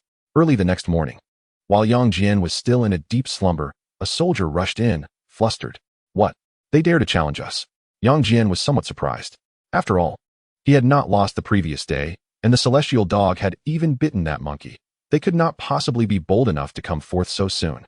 Nonetheless, Yang Jian donned his armor and grasped his spear. Today, I shall slay that monkey. This will eliminate the looming threat of the Shang. Yang Jian exited his tent. Celestial dog, accompany me into battle. After a moment of silence, there was no response from the celestial dog. Celestial dog, Yang Jian, growing increasingly irate, approached. This creature has been increasingly insufferable. It is one thing to be lustful, but now it has even learned to be lazy. Once I assist the deities in completing this grand endeavor, I shall certainly make it a feast for the occasion, and then journey through mountains and rivers in search of a robust and diligent divine hound. However, when Yang Jian arrived, he was taken aback. The celestial dog was nowhere to be found. Yet, the traces indicated that it had gnawed through its own leash, so Yang Jian was unaware of its predicament, believing it had merely slipped away in discontent over last night's reprimand. By the heavens, this creature dares to run away. Yang Jian was both astonished and furious. It seems I shall not complete this divine endeavor. Once I repel the Shang army, I shall hunt it down and prepare a feast. Humph. With a huff of indignation, Yang Jian proceeded to join GFA, preparing the troops to face the enemy. Soon, the army of the Western Qi marched forth in grand procession, heading towards the battleground between the 2 camps. At that moment, the Shang army was fully arrayed, awaiting battle. After resolving the nuisance of the celestial dog the previous night, the soldiers of the Shang army brimmed with confidence. Xu Feng felt the same. Intending for this battle to be the end of Yang Jian, he planned to march straight into the city of Western Qi, lest the teachings from Kunlun Mountain send someone to discuss the divine endeavor again. Chapter 61. Monkey look? What is that? Hee. Three-eyed freak, where is your canine lackey? Why is it absent? Upon seeing the troops from Western Qi emerge, Sun Wukong stood at the forefront of both armies, mockingly inquiring of Yang Jian. After feasting on the celestial dog the previous night, he was clearly feigning ignorance. Humph. At this moment, the mere mention of the celestial dog still filled Yang Jian with rage. That creature has gone off, no doubt with some she-dog. Once I deal with you lot, I shall personally retrieve it and prepare a dog meat feast to celebrate. Although Yang Jian had only prevailed over Sun Wukong through the assistance of the celestial dog in their previous clash, he had scolded the creature the night before, and today it had fled without a word. Yang Jian could not swallow this humiliation. After all, he was still its master. It was merely a dog he had raised. Even without it, he would still slay Sun Wukong today. My son. Upon witnessing the furious Yang Jian, Sun Wukong prepared to stoke the flames further. You need not be enraged. Your howling celestial dog has already been devoured by me. There is no need for you to harbor anger over it. Although I must admit, when I caught it yesterday, it was indeed mounted upon a female dog. What did you say? Sun Wukong's words undeniably escalated Yang Jian's fury. You consumed my howling celestial dog? Indeed, Sun Wukong retorted, tossing out the discarded hide from the previous night. You wished to slay it for a feast, and I have merely assisted you in that endeavor. Regrettably, there were too many witnesses last night, and I could not reserve a morsel for you. I hope you will not take offense. The mention of the howling celestial dog ignited Yang Jian's wrath further. Upon using his heavenly eye, he confirmed the hide's origin, leading to his immediate fury. Wretched monkey. You dared to feast upon my beloved canine. Even if it had succumbed to earthly desires, its flesh was meant for my consumption alone, not for a foul creature like you. Impudent monkey. Prepare to meet your demise. Yang Jian, thoroughly incensed by Sun Wukong, brandished his trident and charged forth. Today, he was resolute in avenging his fallen companion. Come at me. With a clang, the battle commenced. Aware of Yang Jian's fierce advance, Sun Wukong did not falter. Seizing a copper pillar, he met Yang Jian head-on, and in an instant, the clash of their weapons echoed throughout the battlefield. Unlike the previous day, Yang Jian unleashed his full prowess, no longer holding back. The anger directed at Sun Wukong was one matter, but after yesterday's encounter, he had gleaned the extent of Wukong's abilities. He understood that to triumph today, he must exert every ounce of strength. A three-eyed monstrosity, it appears you are truly desperate. Is it merely over a piece of meat? If need be, I could simply steal another dog to offer you. Sun Wukong perceived the intensity of Yang Jian's resolve, recognizing that today's confrontation would be a life-or-death struggle. How could such words escape your lips? Yang Jian retorted angrily. The howling celestial dog was my dear brother, my loyal companion. How could I possibly consume him? My fervor today is solely to avenge him. Huh, how amusing.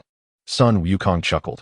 I had thought your eyes were your only excess, yet your audacity rivals it.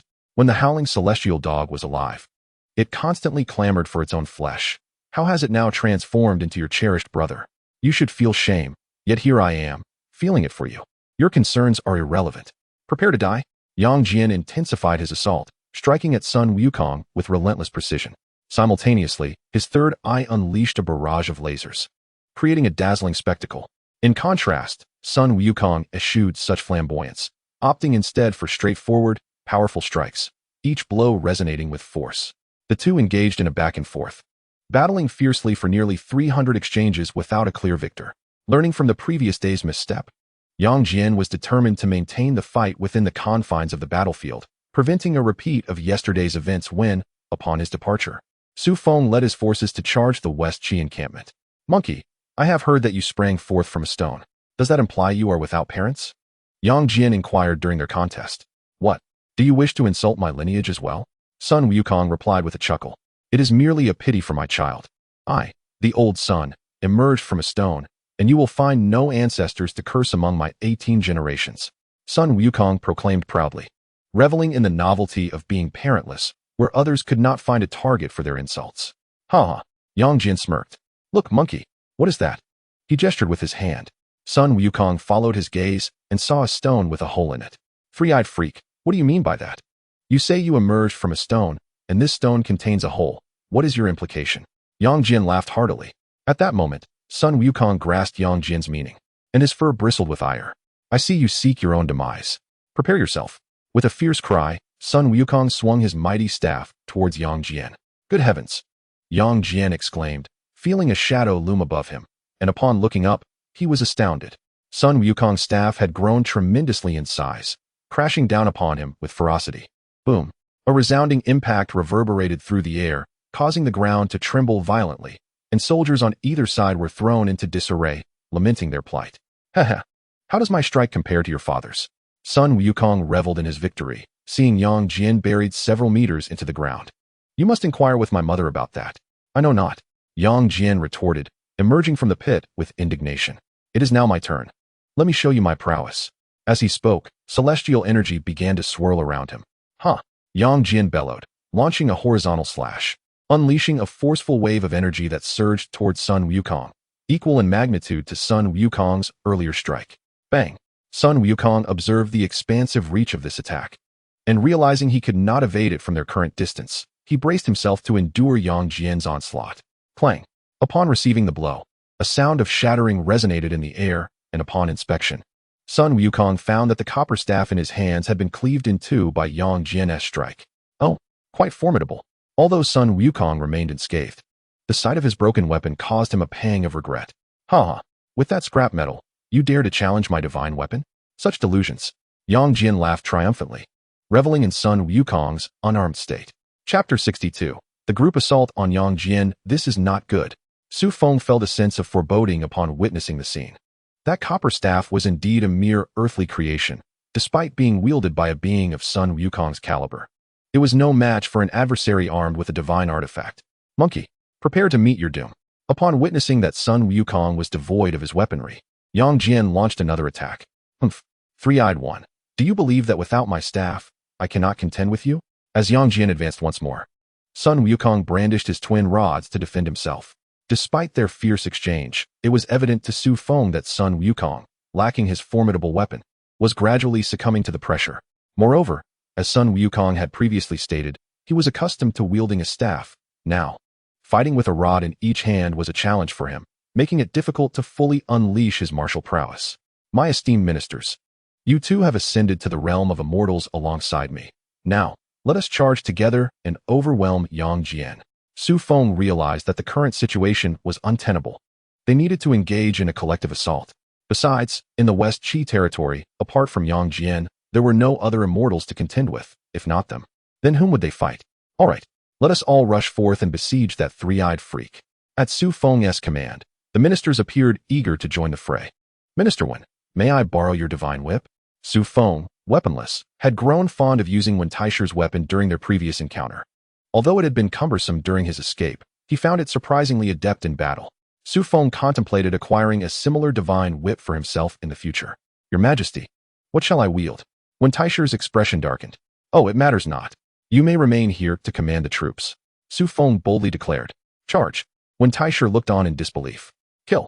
As Xu Feng soared into the air, over 50 ministers who had transcended to immortality followed closely behind. Witnessing this spectacle, GFA was utterly astounded. This is the marvel of ascension. They can fly like this. He still could not comprehend why the thunderclouds had not struck him. Behold my heavenly seal. Bang.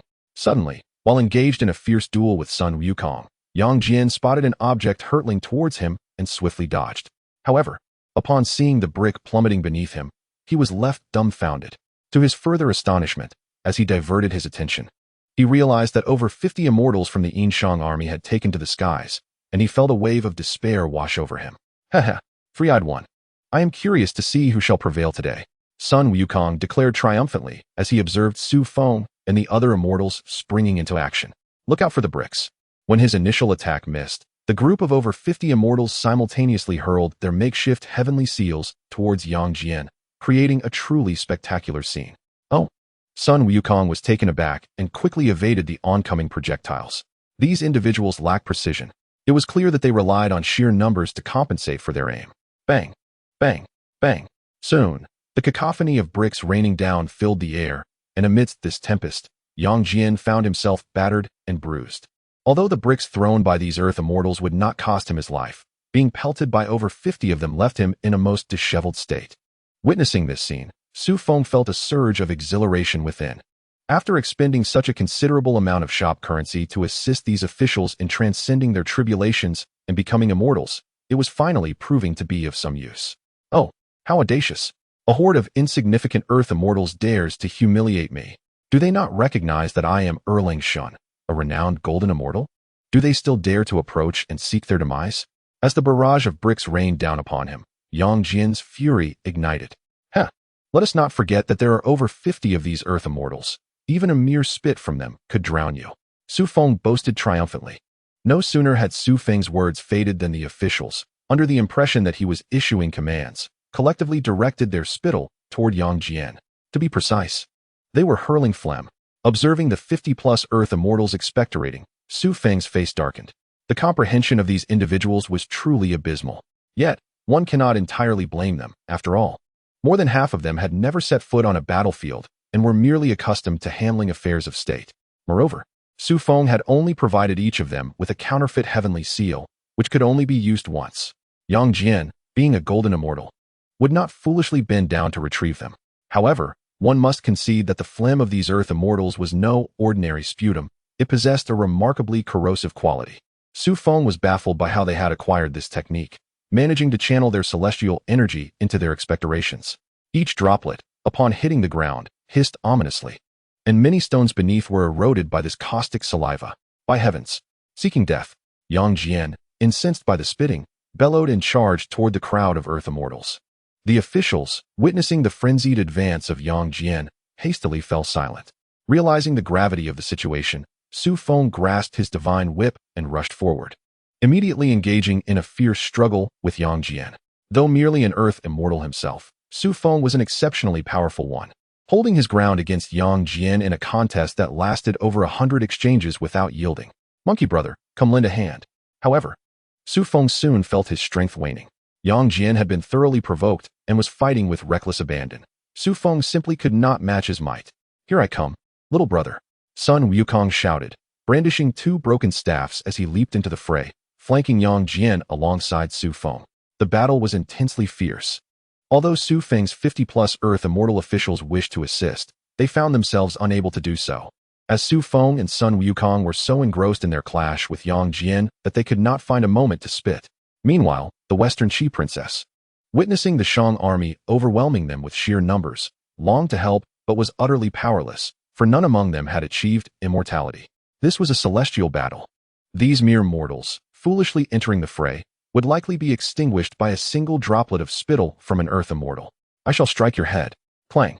Soon. Under the relentless assault from Xu Feng and Sun Wukong, Yang Jian gradually revealed his vulnerabilities. Seizing the opportunity, Sun Wukong struck fiercely at his head with a staff.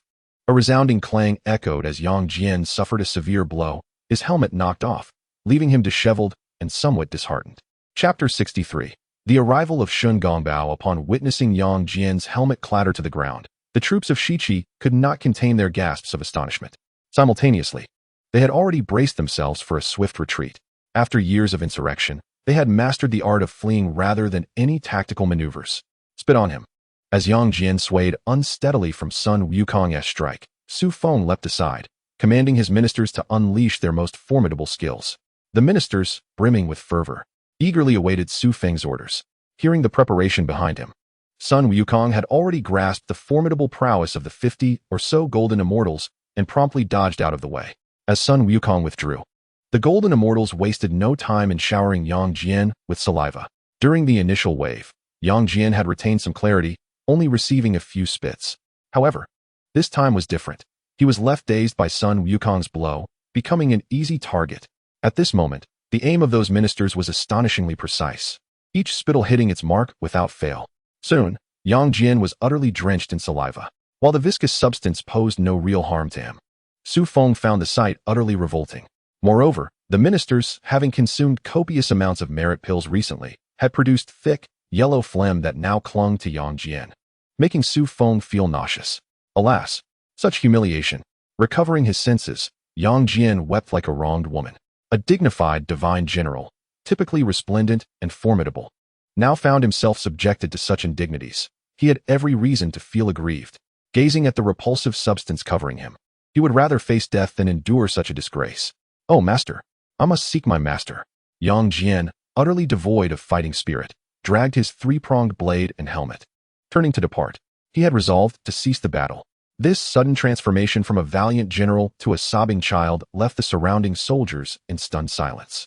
They could hardly fathom that such a mighty being would ever exhibit such a reaction. Master One, what are you dawdling for? Lead your men forward.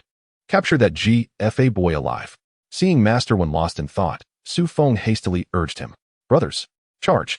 Only then did Master One snap back to reality, hastily rallying the troops to advance. At this moment, the soldiers of Shiqi finally grasped the situation. It was time to flee. The well-prepared soldiers discarded their helmets and armor, sprinting away faster than rabbits. After all, they were experts at escape. If the soldiers of the Qin dynasty were to witness my retreat, it would signify my defeat.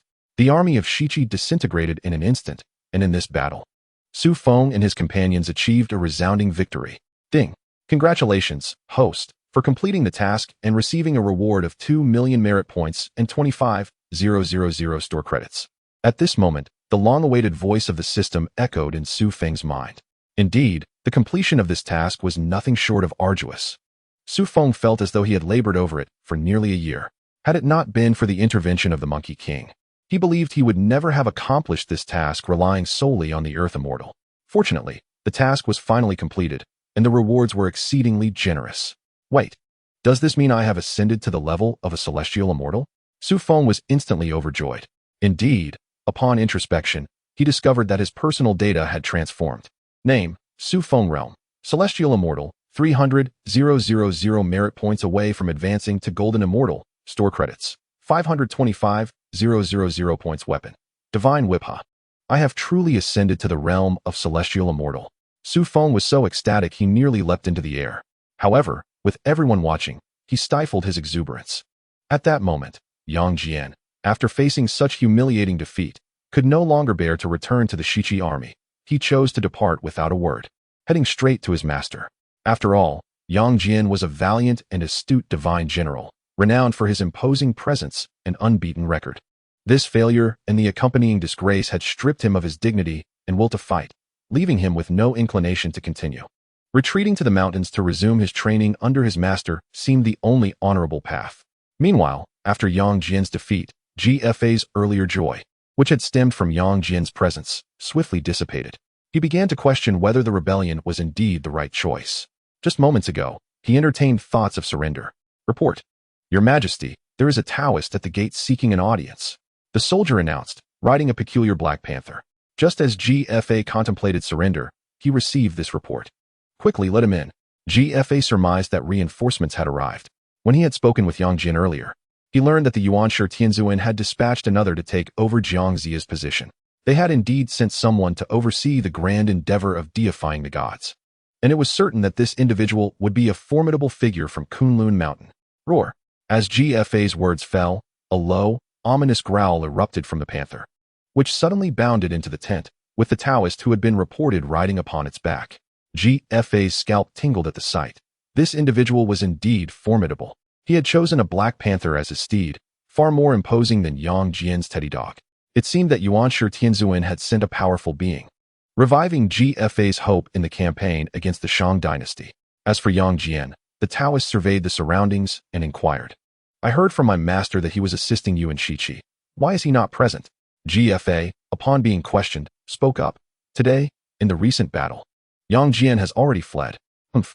Shun Gongbao coldly remarked, a group of inept fools. Is this the grand endeavor of canonization presided over by my junior brother Jiang Ziya? Had I been in charge from the outset, this project would not have languished for so long. However, this may turn out for the best. Now that I, Shun Gongbao, have taken over, I shall no longer concern myself with the third-generation disciples Jiang Ziya has gathered. Since the great immortal is here to assume the position of the adopted father, GFA shall henceforth regard you as the chancellor. GFA, being quite perceptive, understood the implications. The title of chancellor aside, Shun Gongbao declared, tomorrow, I shall personally rectify military discipline and assess the situation. From now on, the army shall be governed by my methods. Under my guidance, the forces of Shiqi shall undoubtedly achieve victory in every battle. What are the mere Shang forces to be feared? Rest assured, with my leadership, the grand endeavor of canonization shall succeed, and the Shang shall surely fall. Your throne will be secure.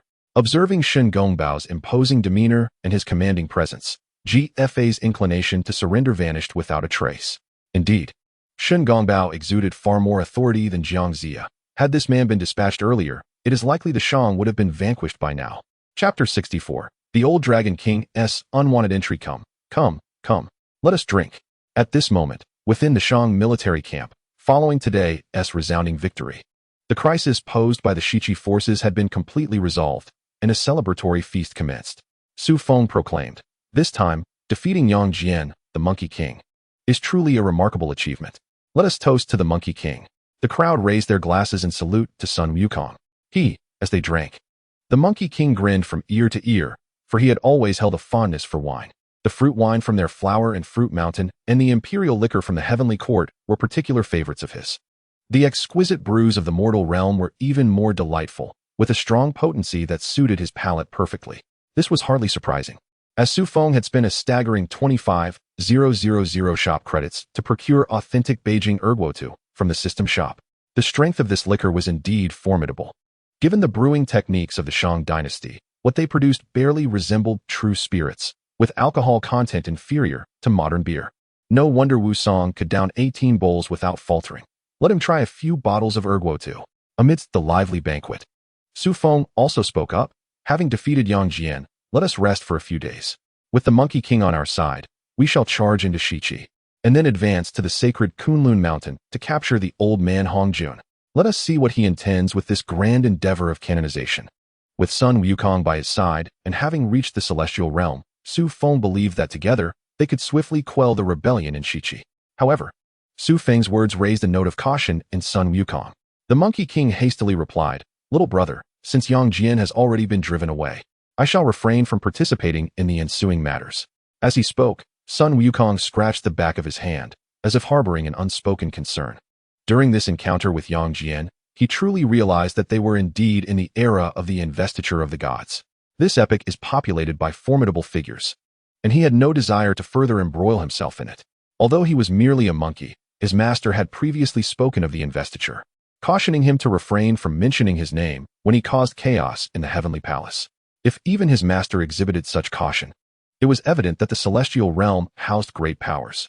With the assembly of such formidable beings during this period, the recent defeat at the hands of Yang Jian had drained his strength immensely. What formidable individuals might emerge next? The thought that the Monkey King was reluctant to continue their endeavors startled Xu Feng somewhat. After all, Sun Wukong was a renowned golden immortal, the highest ranking being among them. And if he declined to assist, their assault on Shiqi would become significantly more arduous. Following Yang Jian's victory, it was uncertain what figures Kunlun Mountain would dispatch next. However, one thing was certain. The celestial beings sent forth would only grow in might as time progressed. "It is not that I, Sun Wukong, am unwilling," he stated awkwardly, "but my weapon has become worn out, and without a suitable armament, it is quite difficult to showcase my abilities." "That is easily remedied," Xu Feng replied, initially thinking he was contemplating a serious dilemma. "I shall command the soldiers to forge a new weapon at once." Indeed, Monkey King, this is hardly a grave matter." Others chimed in, for having witnessed the monkey's might in battle, they were reluctant to let him depart. "In truth, I also wish to return to Flower Fruit Mountain," Sun Wukong admitted with a tinge of embarrassment. "I have been away for so long that I have not seen how my beloved Flower Fruit Mountain fares." Seeing Sun Wukong's resolve to leave, Xu Feng felt it inappropriate to press further. "In that case, Monkey King, you may go. I respect your wishes." Xu Feng understood well that the monkey had the freedom to come and go as he pleased, and with his current prowess, he could not hope to detain him. However, Xu Feng smiled. "Should we ever find ourselves in need of your assistance, we hope you will return to lend us your aid." "Absolutely," Sun Wukong replied with a grin. "Once I return and settle matters, I will seek out the Dragon King for a new weapon. Should you require anything, feel free to come to Flower Fruit Mountain. I shall ensure there is an abundance of fruit wine. Perhaps I might even train a legion of mighty monkey soldiers to assist you." "That would be splendid," Xu Feng responded, raising a cup in salute to Sun Wukong. Once everyone had feasted and drunk their fill, Sun Wukong prepared to bid farewell to the group as he set off for Flower Fruit Mountain. Although this was somewhat of an excuse, he was genuinely curious to see how his birthplace had fared in his absence. "Do not see me off any further. When you think of me, remember to visit Flower Fruit Mountain," he addressed the gathering who had come to bid him farewell. Certainly, Xu Feng replied. "Monkey King, remember to return when you wish to see us." "I will indeed," Sun Wukong declared as he prepared to take to the clouds and depart.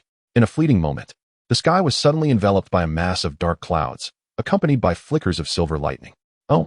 Sun Wukong was also captivated by this change. Halting in his tracks, "There is demonic energy." "Demonic energy?" The crowd gasped in astonishment.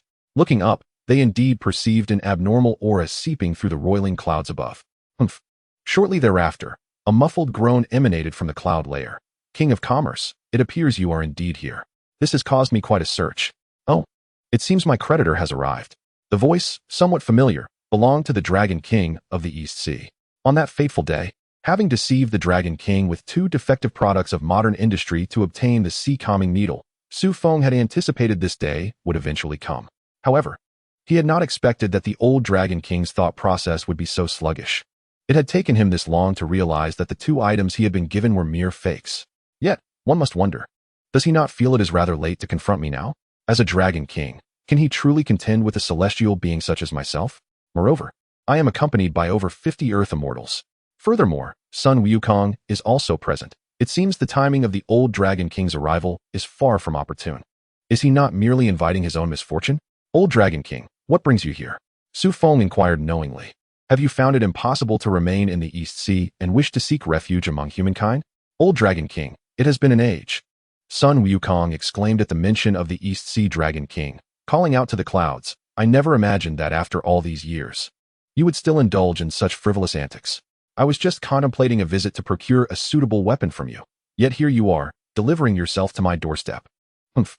Observing Sun Wukong's outburst, the East Sea Dragon King wore a look of disdain. What monkey dares to bellow at me, still in the early stages of growth? Human Emperor, is this your pet? It does not appear impressive at all. Ha! At the East Sea Dragon King's remarks, Xu Feng's expression darkened. Was he not courting disaster with such insolence? Chapter 65, The Misfortunate Dragon O? Sun Wukong was taken aback by the East Sea Dragon King's words. This old fellow dares to disrespect me? Has he forgotten my capabilities? In the past, when I sought weapons in the East Sea, he treated me with utmost reverence. How has he grown so bold today? It seems he has forgotten my might. I shall teach him a lesson and demonstrate my prowess. As Sun Wukong prepared to take flight, he recalled that since his self-taught return, he had never endured such humiliation. However, Xu Feng intervened. Brother Monkey, please remain calm. You must understand that we are not in the journey to the west. We are in the period of the investiture of the gods, and it is only natural that the old Dragon King is unaware. Allow me to inquire as to the reason for his visit, and then you may act as you wish. Oh, indeed, I nearly overlooked that matter. Sun Wukong finally remembered the context of their situation, and his ire subsided considerably. Once again, Xu Feng addressed Xu. My young friend, feel free to inquire. Once you have sought clarity, I, Sun Wukong, shall deliver him a lesson, allowing him to grasp the extent of my abilities. Dragon King, what brings you to me? Speak your mind and release any pent-up grievances. Xu Feng resumed his questioning. Humph. Upon hearing Xu Feng's remarks, the Dragon King of the East Sea let out a disdainful snort. Merchant King, are you feigning ignorance? Do you require this king to remind you of your misdeeds? With palpable fury, the Dragon King hurled a luminous orb from the sky, revealing the night pearl magic pill that Xu Feng had deceived him with. Wait, why is one missing? Xu Feng suppressed a chuckle, pondering internally. He recalled providing the Dragon King with 2 night pearls, one blue, known as the Spirit Pearl, and the other red, referred to as the Magic Pill. How could it be that only the red one remained? How dare you speak? The Dragon King bellowed, his surrounding clouds crackling with lightning. This dragon believed your deceitful words and forced my son Ao Bing to consume the Spirit Pearl. Such a sizable orb left my son's eyes a ghastly shade of green. Ultimately, we discovered the Spirit Pearl was a mere sham. Not only did it fail to alleviate his suffering, but it also caused him excruciating pain. My poor son, who was already tormented by Neza, now endures the ordeal of having that pearl extracted from his belly. He has been cut open twice, losing all semblance of a dragon. Ha! Oh, I cannot bear it. Hearing the Dragon King's lament, Sun Wukong was in fits of laughter, clutching his belly. My young friend, how splendidly you have handled this situation. The Dragon King, struggling to contain his wrath, continued, and this wretched magic pill has only worsened my son's plight. Before my dragonling even hatched, I forced this magic pill to merge with the dragon egg, only to realize it was also a counterfeit. The egg shattered. My poor dragonling, before even taking its first breath, has met its demise. At this juncture, Xu Feng found himself at a loss, neither laughing nor crying. The Dragon King was far more foolish than he had anticipated. Initially, he thought it was absurd that the Dragon King had only just recognized the 2 items as fakes. To his astonishment, the Dragon King had unwittingly allowed his sons to use these inferior products during this time. Ha! Old Dragon King, are you here to make us laugh ourselves to death? Sun Wukong rolled on the ground in mirth. Pray tell, how did you manage to affix a pig's brain to your head? It would have sufficed to ruin your hapless son, yet you also shattered your dragon egg? Did you not learn from the first attempt that it was false, yet you risked everything to try again? You vile monkey, I have endured your insolence for far too long. The Dragon King, now thoroughly enraged, could no longer restrain his fury. Dragon King, do you recall what I said when I sought the sea calming needle from you? Xu Feng addressed the Dragon King. The monkey I referred to, centuries hence, is none other than this very one. This monkey possesses formidable powers, and you are no match for him. I advise you to reconsider your stance. This matter was initially one of guilt on Xu Feng's part, thus he had also offered a word of caution to the Dragon King of the East Sea. After all, should a confrontation ensue, the Dragon King would only find himself on the receiving end of the blows. However, to Xu Feng's surprise, the Dragon King dismissed his words with indifference. You shall not intimidate me. Even if the Heavenly King himself were to arrive, this debt shall be settled today. The day Neza severed my son's dragon tendons required flesh to be cut and bones to be scraped clean to resolve. This time, your 2 pearls have nearly cost the lives of my 2 sons. You must pay with your very life to atone for this debt. Prepare to meet your demise. You shall pay the ultimate price for your actions. The Dragon King bellowed, causing the very heavens to tremble in response. When Xu Feng looked again, he saw the old Dragon King soaring down from the clouds, his colossal form casting an imposing shadow, exuding an aura of devastation. Oh, is he truly going to strike? Upon witnessing this scene, Sun Wukong's eyes sparkled with excitement, and he chuckled. Very well, I shall indulge you while I am inebriated, allowing you to grasp the extent of my prowess. Boom. As he spoke, the old Dragon King had already crashed into the ground, producing a thunderous sound that reverberated through the earth, sending a cloud of dust soaring into the air. At this moment, Xu Feng and his cadre of celestial ministers had already leapt away, deftly avoiding the Dragon King's assault. Conversely, Sun Wukong soared into the air, already hovering above the Dragon King's head. With a playful tone, he called out, Come, come, old Dragon King. I shall play with you. You wish to be the first to strike? Very well, I shall devour you first. With a mighty roar, the old Dragon King surged upward, his dragon form quaking as he opened his cavernous maw, charging directly at Sun Wukong. How fortuitous. Sun Wukong summoned all his strength into his fist. Taste my punch. He bellowed, diving toward the approaching Dragon King. The Dragon King, unaware of Sun Wukong's true strength, did not retreat, but instead summoned his own celestial power to meet the challenge head-on. Bang! The force of the monkey's fist collided with the Dragon King's head, producing an explosive sound that echoed across the heavens and the earth. Boom! Simultaneously, a long shadow was forcefully slammed into the ground, creating a massive crater upon impact. Haha, I did not expect that even in his youth, the old Dragon King was so easily defeated. Sun Wukong laughed midair. I have yet to exert my full strength, and yet you have already fallen. Chapter 66. Why does everyone bully me? How can this be possible? Struck down by Sun Wukong's punch, the Dragon King of the East Sea found himself questioning his very existence. I am the dignified king of the Dragon Clan. How could I be vanquished by a mere monkey? No, I am an ancient divine beast. This is utterly inconceivable. Unbelievable? Sun Wukong chuckled. My abilities are quite formidable. You, a mere East Sea Dragon King, have only faced 3/10 of my power. You claim to be an ancient divine beast? I am an ancient divine monkey. Prepare to witness. Sun Wukong declared, as he launched himself forward once more. Bang, bang, bang. In an instant, amidst the swirling dust yet to settle, the relentless sounds of countless fists striking echoed continuously, accompanied by the anguished wails of the Dragon King of the East Sea. Strike your dragon head, strike your dragon eyes, dragon face, and dragon mouth. Left hook, right hook. Ugh. Oh, wow. Sun Wukong's punches were as swift as lightning, landing with fierce precision, leaving the Dragon King with no opportunity to retaliate. This punch targets your dragon waist. Remember, I am the great sage, equal to heaven, Sun Wukong. Boom. Bang. With a force that measured 5 parts of his might, Sun Wukong delivered a devastating blow to the Dragon King's waist, nearly shattering it to pieces. With a heart-wrenching cry, the Dragon King was sent flying hundreds of meters away, his elongated form crashing into the western Qi mountain, which was instantly reduced by half, sending dust soaring into the air. Amidst this cloud of dust, the old Dragon King spewed forth a mouthful of fresh green blood, his entire body overwhelmed with pain. He could feel that this punch had nearly shattered his vital essence. Had it not been for his protective dragon scales, he would have undoubtedly been pierced through by the monkey's blow. Roar. Yet, just when all assumed the ordeal had come to a conclusion, a deafening roar of a dragon emerged from the dust. Then, amidst the thickening haze, ice spikes approximately 2 meters long began to hurtle towards the onlookers, resembling a barrage of arrows. Witnessing this, Xu Feng and his companions hastily summoned their celestial powers to defend themselves. Oh, you still have some fight left? Quite resilient, aren't you? I underestimated you, Sun Wukong remarked with nonchalance, standing firm against the onslaught of ice spikes with his own flesh. What a jest!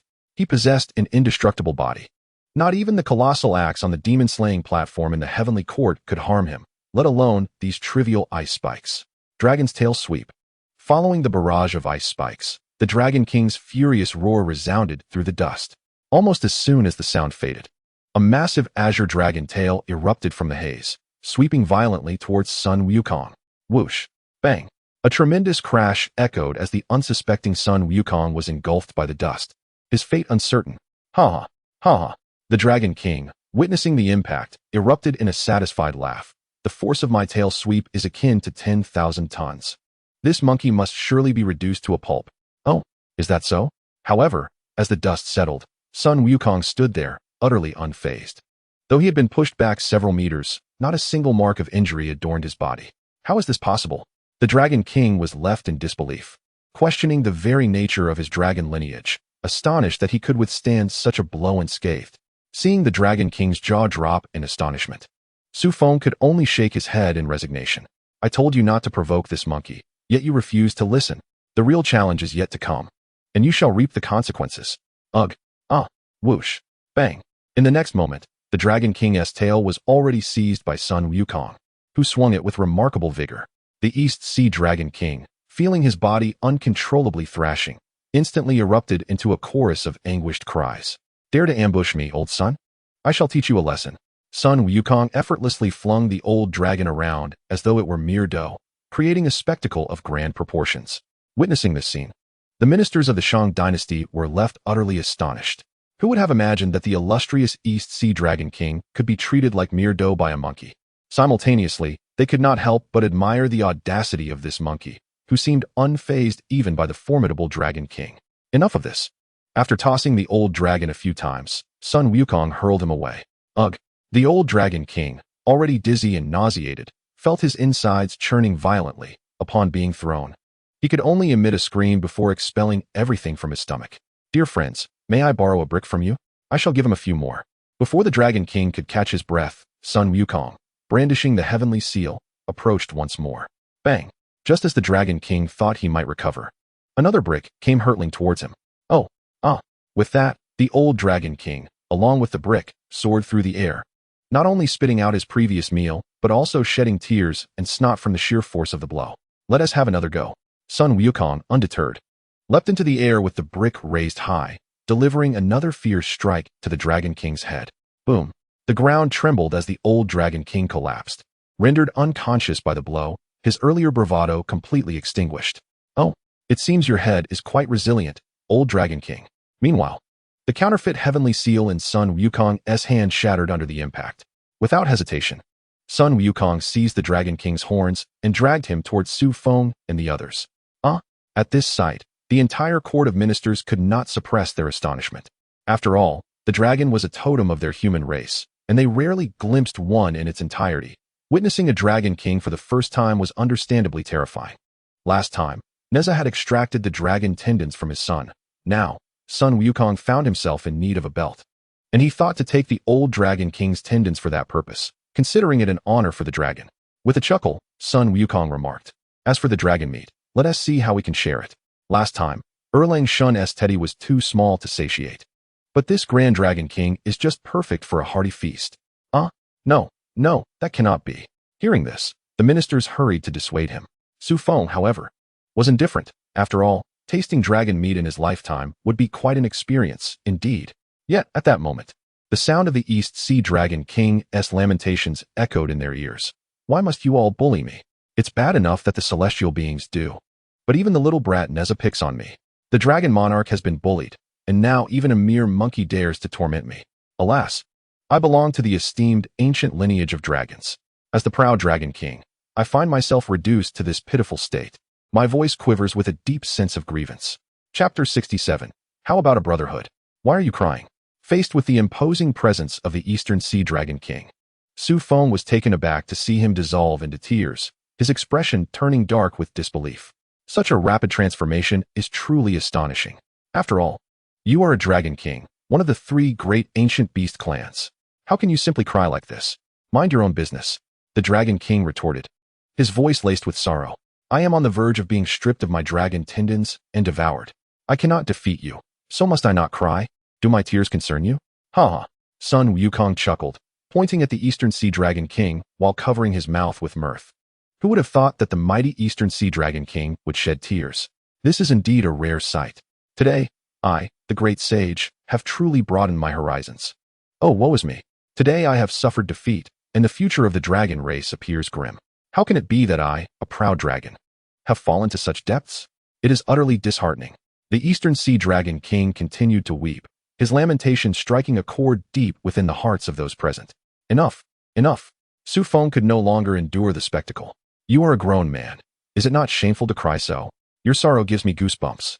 I will not feast upon you today, so be gone. Though Xu Feng felt a twinge of embarrassment for the Dragon King, he could not deny the truth in his words. Being suppressed by the celestial beings was one thing, but now the human race had intervened, stripping him of his own son's dragon tendons, and to top it off, he had been humiliated by a mere monkey. Who could bear such indignities? And it does not end there. After the deification, he was summoned by the Jade Emperor to serve as a charioteer. Not to mention, the likes of the golden-winged Great Pong, a relative of Tathagata, could consume several dragons in a single day. Indeed, the plight of the dragon race is quite dismal. Do you truly mean what you say? Upon hearing Xu Feng's declaration that he would not devour him, the Dragon King hastily dried his tears, his face lighting up with joy. Indeed, indeed. You may return. Our matters today are settled, Xu Feng proclaimed, with a formidable threat looming. Allowing such a massive creature to continue weeping was not a viable option. However, after a brief moment, the Dragon King retracted his joy, shaking his head vigorously. No, no, no. I cannot simply return like this. What? Do you wish to fight again? The Dragon King's words ignited Sun Wukong's eagerness for another bout, his inebriation still lingering. No, no, no. You misunderstand. The Dragon King, sensing Sun Wukong's eagerness, quickly clarified. It is just that if I return without any resolution, it would be difficult to explain. With a hint of embarrassment, the Dragon King confessed, to be honest, I came here in a boastful spirit, having bragged to my brothers about crossing the sea. If I were to return in disgrace, it would be quite an awkward situation. What do you propose then? At this moment, Xu Feng found himself in an extraordinary predicament. His words suggested that he might have to endure some suffering. Do you truly wish for me to endure such torment? No, no, no, esteemed immortal, you misunderstand. The old Dragon King interjected. It's just that our dragon clan is currently weak and often bullied. This time, we have met without conflict. Since both of you possess such formidable powers, I merely wish to see if you might lend your protection to the East Sea Dragon clan in the future. It would also provide me with a satisfactory explanation for my brothers. That proposal is quite reasonable. Xu Feng thought there was merit in his words. Mutual assistance could be advantageous. After all, the Dragon clan finds little benefit in the realm of immortals. Since he was already engaged in conflict with those deities, why not ally with the dragons? Although the Dragon clan had suffered greatly since the Great War of the three ancient beast clans, they had once been glorious. Despite their current decline, they still possessed some resources, and it was conceivable that they could be of assistance in the future. After all, the East Sea was teeming with shrimp soldiers and crab generals. Summoning them to the front lines would relieve him of concerns regarding provisions and supplies. Indeed, mutual assistance. Mutual assistance. The old Dragon King eagerly echoed Xu Feng's sentiments. It appeared that forging a connection with the human race could be quite beneficial. The human emperor dared to confront the immortals, which surely indicated that the human race was not weak. As for that monkey, there was no need to elaborate. His prowess had already been demonstrated in their earlier confrontation. To be able to ally with such a formidable figure was a coveted opportunity. Excellent, Xu Feng decisively proclaimed. Why don't we three become sworn brothers today? Become sworn brothers? The Dragon King was momentarily taken aback, unable to believe his ears. He had merely wished to be a subordinate under their protection, yet he found himself offered the chance to become a brother instead. Xu Feng, however, had ulterior motives. He understood that if he were to ascend Kunlun Mountain in the future, he would face formidable adversaries far beyond what the current West Qi could contend with. Should he encounter significant hardships, informal agreements would not suffice. However, as sworn brothers, they would share in both fortune and adversity, making it difficult for them to abandon him. With these thoughts, Xu Feng silently chuckled. In any case, the The shrimp soldiers and crab generals of the East Sea are as good as mine. Splendid. I, Sun Wukong, am particularly fond of brotherhood. Sun Wukong wholeheartedly agreed. To be candid, in the future, I shall have 6 sworn brothers. Now, with the addition of the 2 of you, I could not ask for more. This is truly wonderful. The old Dragon King's face radiated uncontainable joy. Yet he remained unaware that Xu Feng was contemplating how to enjoy the East Sea's giant lobsters and crabs. At that moment, the old Dragon King awkwardly inquired, "If we are to become sworn brothers, how shall we arrange the hierarchy?"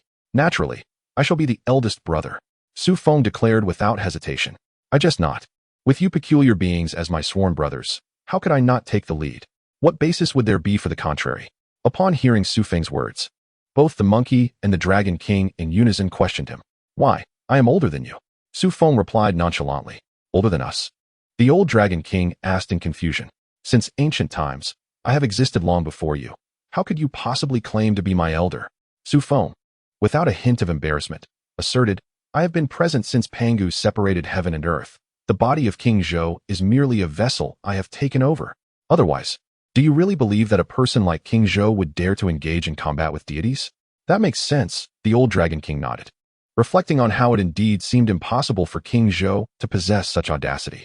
Moreover, as the totemic holy beings of humanity, their dragon clan had been worshipped by King Zhou's father annually. Yet, during King Zhou's reign, their clan not only lost the spiritual merits granted by humanity, but also faced frequent bullying, with King Zhou himself being a prime example. He had often wondered how this came to be, and now he had his answer. This fellow had been possessed by an ancient power. No wonder humanity had been so formidable recently, even challenging the gods. Chapter 68. Mastering the art of calculation. Well, if we are to measure by age, I suppose I shall reluctantly take the position of second oldest, the old Dragon King said, feeling somewhat embarrassed. He simply could not believe that the monkey was older than him, for when the dragon, phoenix, and Qilan clans ruled over the heavens, monkeys did not even exist. "Why should you settle for second place? My age surpasses yours by tens of thousands of years," Sun Wukong protested. As the last among the 7 saints, he was not keen on being ranked last again after forming a brotherhood with Xu Feng and the others. "I emerged from a stone after countless years. Does that not make me older than you all?" "Oh," Sun Wukong, realizing his slip of the tongue, quickly covered his mouth, his eyes darting around as he recognized his mistake. In matters of age, one ought to advance forward, not backward. "Do not think to cheat, monkey." The old Dragon King chuckled at Sun Wukong's words. "If you push your age further back, we would truly be thousands of times older than you. Get lost." Sun Wukong shot a fierce glance at the East Sea Dragon King and declared, "Regardless, I shall claim the position of second oldest." "Why are you trying to cheat, monkey?" the East Sea Dragon King said, clearly displeased. He had no desire to be ranked last. "How is that cheating? If you have the courage, let us have a match. Whoever wins shall be the second oldest," Sun Wukong suggested with a grin. The old Dragon King felt a tinge of embarrassment. They had just fought, and who could possibly contend with him again? "What? If you continue to chatter, I shall strike you," Sun Wukong warned, brandishing his fist at the old Dragon King. Sighing, the East Sea Dragon King observed the monkey's bravado and remarked, "Well, if we rank by strength, that would suffice. However, that would put me in doubt of my position as the eldest." After all, he could never hope to defeat the formidable Sun Wukong. Yet he could certainly scheme against the human emperor. "What now? The old Dragon King wishes to engage me in a duel?" In response to the East Sea Dragon King's challenge, Xu Feng replied with a smile, "A duel sounds fine, but first, you might want to assess my capabilities." As he spoke, he summoned the celestial energy within him, revealing his status as a celestial being in its entirety. Upon witnessing Xu Feng's realm, the East Sea Dragon King was momentarily taken aback. He had presumed Xu Feng to be merely an ordinary individual, yet it turned out he was of celestial stature. Although the Dragon King himself was also of this level, his recent battle with Sun Wukong had left him utterly exhausted and wounded. He doubted he could contend with Xu Feng in his current state. "What say you, old Dragon King? Do you still harbor any grievances?" Sun Wukong remarked, observing the Dragon King's helplessness with amusement. "You might as well accept your place as the third brother. Should you continue to prattle, we may have to take action against you." Relenting in the face of such overwhelming strength, the old Dragon King conceded. Yet, upon reflection, he thought it might not be so bad after all. After all, they were destined to become subordinates. Being the third brother seemed preferable. With their ranks established, the trio commenced their brotherhood ceremony, with Earth above and Earth below. Today, Sun Wukong, Prince Shang, and the East Sea Dragon King swear brotherhood. not seeking to be born on the same day of the same month in the same year, but rather to share the same fate. Wait, Xu Feng interjected suddenly. Let us forego the notion of dying together. After all, one must leave room for vengeance, right? As a traveler from another world, endowed with a clever mind, he certainly intended to be the last one standing. Dying alongside them would be a grave loss. While Sun Wukong could eventually attain enlightenment and become a Buddha, the frail old Dragon King might not be so fortunate. Who knows when he might be extinguished by a celestial being? Indeed. Sun Wukong nodded in agreement. After all, he had mastered the art of immortality. How could he share the same demise with them? Very well. The old Dragon King harbored his own thoughts. After all, dragons typically possess longer lifespans than humans and monkeys. The brotherhood ceremony continued, and soon concluded, with the three immediately addressing each other as brothers. East Sea Dragon King, elder brother, second brother. Sun Wukong, elder brother, third brother. Xu Feng, second brother, third brother. With a smile, Xu Feng turned to Sun Wukong and said, Brother Monkey, henceforth, we shall keep our titles separate. I shall call you Brother Monkey, and you shall call me Elder Brother, as I have become accustomed to it. That sounds agreeable. Sun Wukong laughed. After exchanging pleasantries, the old Dragon King spoke to take his leave. Elder brother, second brother. As our business is concluded, I shall take my leave. I have tarried here for a while, and if I do not return soon, my brethren will undoubtedly come searching for me. The Dragon Clan travels with the winds and rain, and should they inadvertently flood your human subjects, I would have much to answer for. That is fair enough, Sun Wukong replied. I, too, am en route to Flower and Fruit Mountain. Let us go together. The two bid farewell to Xu Feng. Elder brother, we shall take our leave. Do visit Flower and Fruit Mountain and the Dragon Palace when you have the time. Certainly. With that, the two soared into the clouds, creating a magnificent spectacle. Sun Wukong. Third brother, I have heard that the Dragon Palace possesses a plethora of treasures. I, your elder son, would like to accompany you to the Dragon Palace on this occasion to procure a suitable weapon. What do you say? Who said that? The Dragon King immediately heightened his vigilance. Absolutely not. Hey, old Dragon King, I never imagined that you were so stingy in your youth. Sun Wukong expressed his dissatisfaction. You have so many treasures in your Dragon Palace. What harm would it do for me to take one? You can hardly use all of them. Are you saving them for laying eggs? The East Sea Dragon King. This Sun Wukong. What do you mean this? If you refuse to give it to me, I shall go and take it myself. Haha. At that time, I will give you a good thrashing and turn your East Sea Dragon Palace upside down. Hey, monkey, you are going too far. After all, we have become sworn brothers. The old Dragon King's face revealed helplessness. Sun Wukong, go. Call for our second brother. All right. Second brother, the Dragon King conceded. If second brother wishes to retrieve it, then let him. Do not say that third brother is stingy. Soon, third brother will personally accompany second brother to select a weapon. Now that's what I call a sworn brother. Sun Wukong said with satisfaction. Later, I shall ask those monkeys from Flower Fruit Mountain to send you some fruits as a gift for third brother. He chuckled. The Dragon King, with a face full of despair, you truly are generous. Upon overhearing their conversation from above the clouds, Xu Feng felt a bead of cold sweat trickle down. This monkey certainly knew how to play his cards right. However, why not also seek a suitable weapon for himself from third brother? Considering the abundance of treasures in the East Sea, after all, he currently had no weapon at all. Chapter 69. The initial battle with Shun Gongbao. The grievances with the East Sea Dragon King had finally been resolved. However, with the departure of Monkey King, Xu Feng's camp had lost a powerful ally. He must take advantage of Yang Jian's recent defeat to strike swiftly at Qiqi. According to past experiences, the celestial beings from Kunlun Mountain would undoubtedly dispatch their own deities to assist Qiqi, and they would be increasingly formidable with each encounter. Therefore, after the celebratory banquet, Xu Feng did not dare to delay and immediately conferred with the officials regarding the assault on Qiqi's stronghold.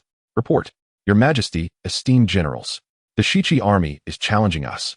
However, the following morning, a soldier came to report. What? The Qiqi army is challenging us? Xu Feng was taken aback. After all, Yang Jian had only been defeated a few days prior. It was astonishing that the celestial beings from Kunlun Mountain had already sent reinforcements. Indeed, the Qiqi formation is already set. The soldier continued. Let us go. Xu Feng donned his armor. All of you, follow me to the battlefield. When the enemy comes, we shall meet them. When water comes, we shall dam it. He was eager to see who had come this time. Moreover, Xu Feng had already reached the heavenly immortal realm, and with over 50 earthly immortal officials in the court, he truly had no reason to be afraid. Soon, Xu Feng and the officials assembled their forces and marched out of the camp to confront the Shiqi army. Your Majesty, look. The formation of the Shiqi army seems somewhat different today. Upon arrival, Master Wen discerned the anomaly. Indeed, the army of Shiqi, in stark contrast to its previous lethargy, now presented a most formidable and orderly front, with soldiers brimming with vitality, as if they had undergone a complete transformation. The ministers, too, voiced their astonishment. Xu Feng found himself perplexed. How could the Shiqi army have undergone such a monumental change in just a few days? Who among the celestial beings of Kunlun Mountain had been dispatched, possessing such remarkable capabilities? As he pondered, a savage roar echoed nearby, and upon turning his gaze, he beheld a clear path opening within the ranks of the Shiqi army. From this pathway emerged a colossal black leopard, upon which sat a figure. Shengongbao? Xu Feng recognized him instantly, evident from the creature he rode. History, it seemed, had indeed been rewritten by his desire to be a wise ruler. Even Shengongbao had come to aid Shiqi. One must recall that in the investiture of the gods, Shengongbao was an ally of his, serving as the royal advisor of the Shang Dynasty. To his astonishment, the very individual opposing him today was indeed Shengongbao, who was now devoted to assisting King Zhou. Xu Feng was momentarily taken aback. However, he remained unfazed. He surmised that Shengongbao's prowess was likely not formidable, for if it were otherwise, how could he have been defeated by GFA in the investiture of the gods while aiding King Zhou's Shang? Riding a mere leopard did not make one formidable. Xu Feng suspected he was no greater than Jiang Zia. Ding! At that moment, a voice from the system echoed in Xu Feng's mind. Shengongbao detected. New task, defeat Shengongbao. Reward, 3 million merit points, 50,000 shop credits. Xu Feng's expression darkened. The system was as blunt as ever, straightforwardly declaring to eliminate whoever stood in his way. Yet, he mused, the reward was indeed quite enticing. Shengongbao did not appear overly strong. Perhaps this was a stroke of fortune? Young monarch of the Shang. Today, I, this immortal, have descended to vanquish you. If you are wise, surrender willingly, and I shall ensure a clean demise. Shengongbao proclaimed, standing majestically before the two armies. Xu Feng scoffed at his declaration. You, a mere fool, dare to challenge me? Have you no mirror to behold your own appearance? Is there truly no one more competent in the Kunlun Mountain sacred realm to undertake the significant task of the investiture of the gods than you? Furious, Shengongbao retorted. Who are you calling a fool? You. Xu Feng replied. Are you not aware? Oh, right. The investiture has yet to occur, so you remain oblivious to your fate. Xu Feng continued. Let me be frank, Shengongbao. After the investiture, you will merely be appointed as the general of the eastern seas dividing waters, and your physical form will be utilized to block the eye of the sea. In essence, you are but a plug. Given such a dismal fate, why not assist me? Once I ascend Kunlun Mountain, I shall restore your master, the primordial heavenly venerable, to his rightful position. Bah! Utter nonsense. Shengongbao seethed. As a grand immortal, how could I be reduced to blocking the eye of the sea? Young monarch, do not waste your breath.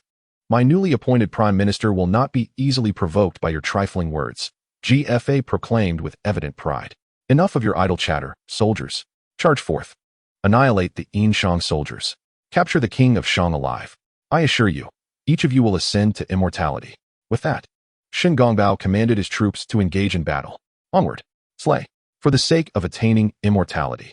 After days of relentless indoctrination by Shengongbao, the soldiers of Shiqi surged forward with fervor, wielding their swords as if invigorated by a potent elixir. The Shang army, witnessing this fervent display, was gripped by panic. Who among them would dare to confront such reckless abandon? Why are you not adhering to the expected protocol? Shouldn't there be a duel first? Xu Feng pondered, perplexed by Shengongbao's sudden assault. Humph! Shengongbao sneered. Do you believe I would be daunted like Yang Jian, fearing the loss of my merits? True. Charging into battle may incur some losses to my own merit, but since I have embraced the grand endeavor of bestowing divinity, achieving that goal can be considered a merit in itself. Even if my merits were entirely depleted, with the accolades of this divine mission, would I not easily be granted the status of an immortal? By heavens, your line of reasoning is truly unconventional. Xu Feng found himself at a loss for words in the face of such a merit-driven individual. Master One, I shall borrow your weapon. I must personally go forth to slay him. Your Majesty, borrow again. What of this old minister? Master Wen's expression was one of innocent bewilderment. This is clearly my weapon. Why have I now become merely an aid to Xu Feng in procuring arms? Do not fret. Continue to lead the resistance. Once I have dealt with Shengongbao, the the conflict shall naturally conclude. Xu Feng replied, feeling quite helpless, as he was still unarmed. All ministers, follow me into battle. Let us vanquish Shengongbao. With borrowed arms, Xu Feng led a contingent of Earth Immortals into the fray, well aware of the principle of capturing the leader first. Despite the fervent cries of the Shiqi soldiers, should Shengongbao falter, they would surely cower more than anyone else. 50 Earth Immortals, a formidable force. Shengongbao recognized the gravity of the situation. No wonder Yang Jian and his allies had fallen to their hands. However, he believed that these mere few Earth Immortals would hardly threaten his life. The fate of your life will soon be revealed. Behold my whip, Xu Feng declared, swinging down his weapon with intent. Noticing that Shengongbao was unarmed, he aimed for his head, eager to see how he would respond. Chapter 70. What incredible prowess! Clang. Yet, as Xu Feng struck down, the unmistakable sound of weaponry clashing echoed in his ears. His attack had been thoroughly thwarted.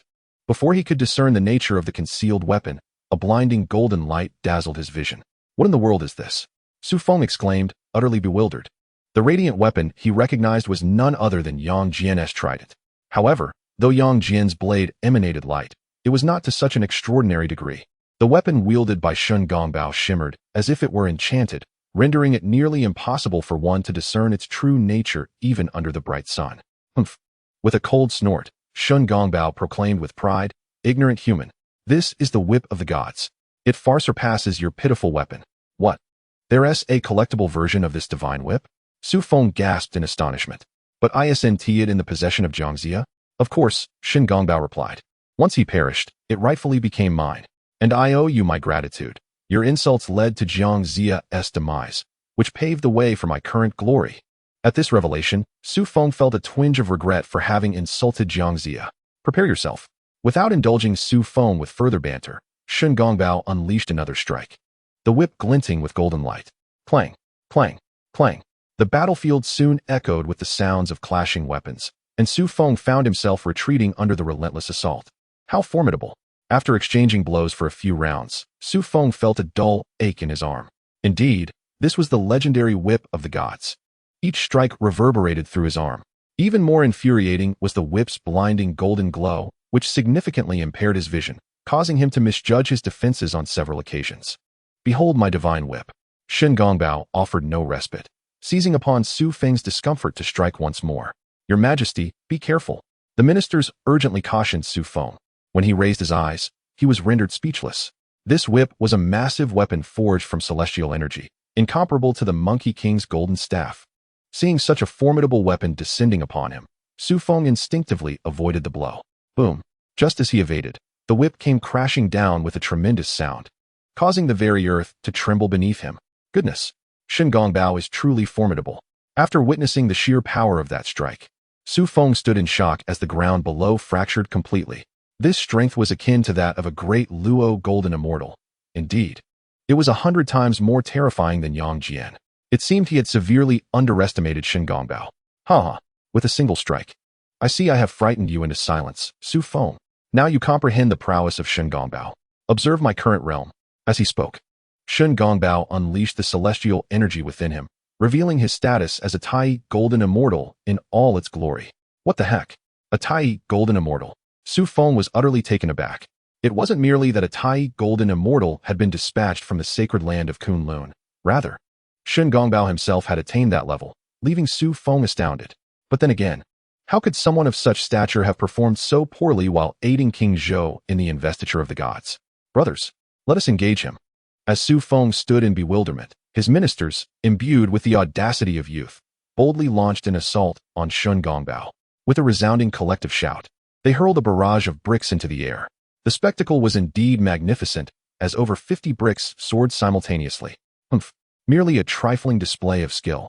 Yet, as Shengongbao surveyed the barrage, disdain flickered in his eyes. Scatter! With a casual flick of his whip, he shattered the makeshift projectiles into mere dust under the brilliance of his golden aura. Witnessing this, the onlookers were left utterly dumbfounded. Xu Feng realized that they were completely oblivious to the true nature of the Tai golden immortal. Brothers, do not panic. We still possess weapons. Spit at him. At that moment, another minister took charge, leading a torrential wave of saliva towards Shengongbao. Xu Feng was engulfed in embarrassment at this sight. Were these fools limited to such pathetic tactics? He would have to teach them the art of combat, lest they be reduced to mere jesters in the face of the divine beings from Kunlun Mountain. For heaven's sake, have you all transcended to golden immortals only to resort to such repugnant antics? As Shun Gongbao's attire became sullied with globs of thick, dark yellow phlegm, his ire reached a boiling point. Black Panther, go and eliminate them. Unable to contain his fury any longer, Shun Gongbao commanded his steed to charge forth. With a thunderous roar, the Black Panther lunged toward the ministers.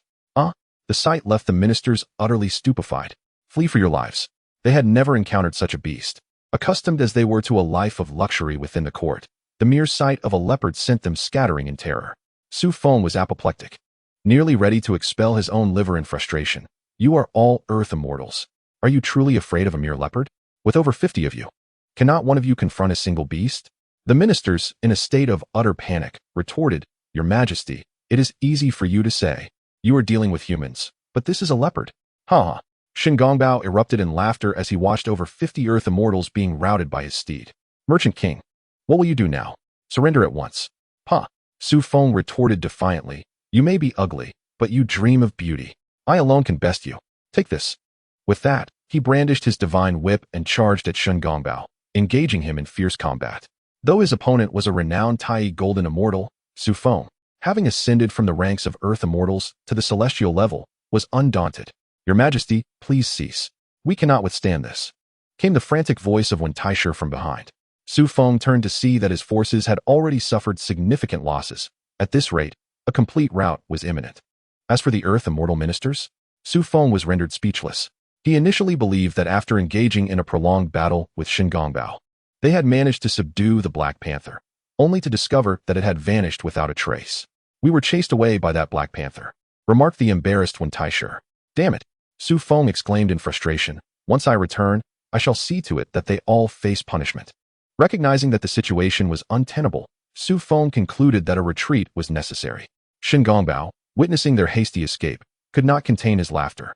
The sight of countless fallen human soldiers only served to bolster his confidence that the divine enterprise had progressed significantly under his influence.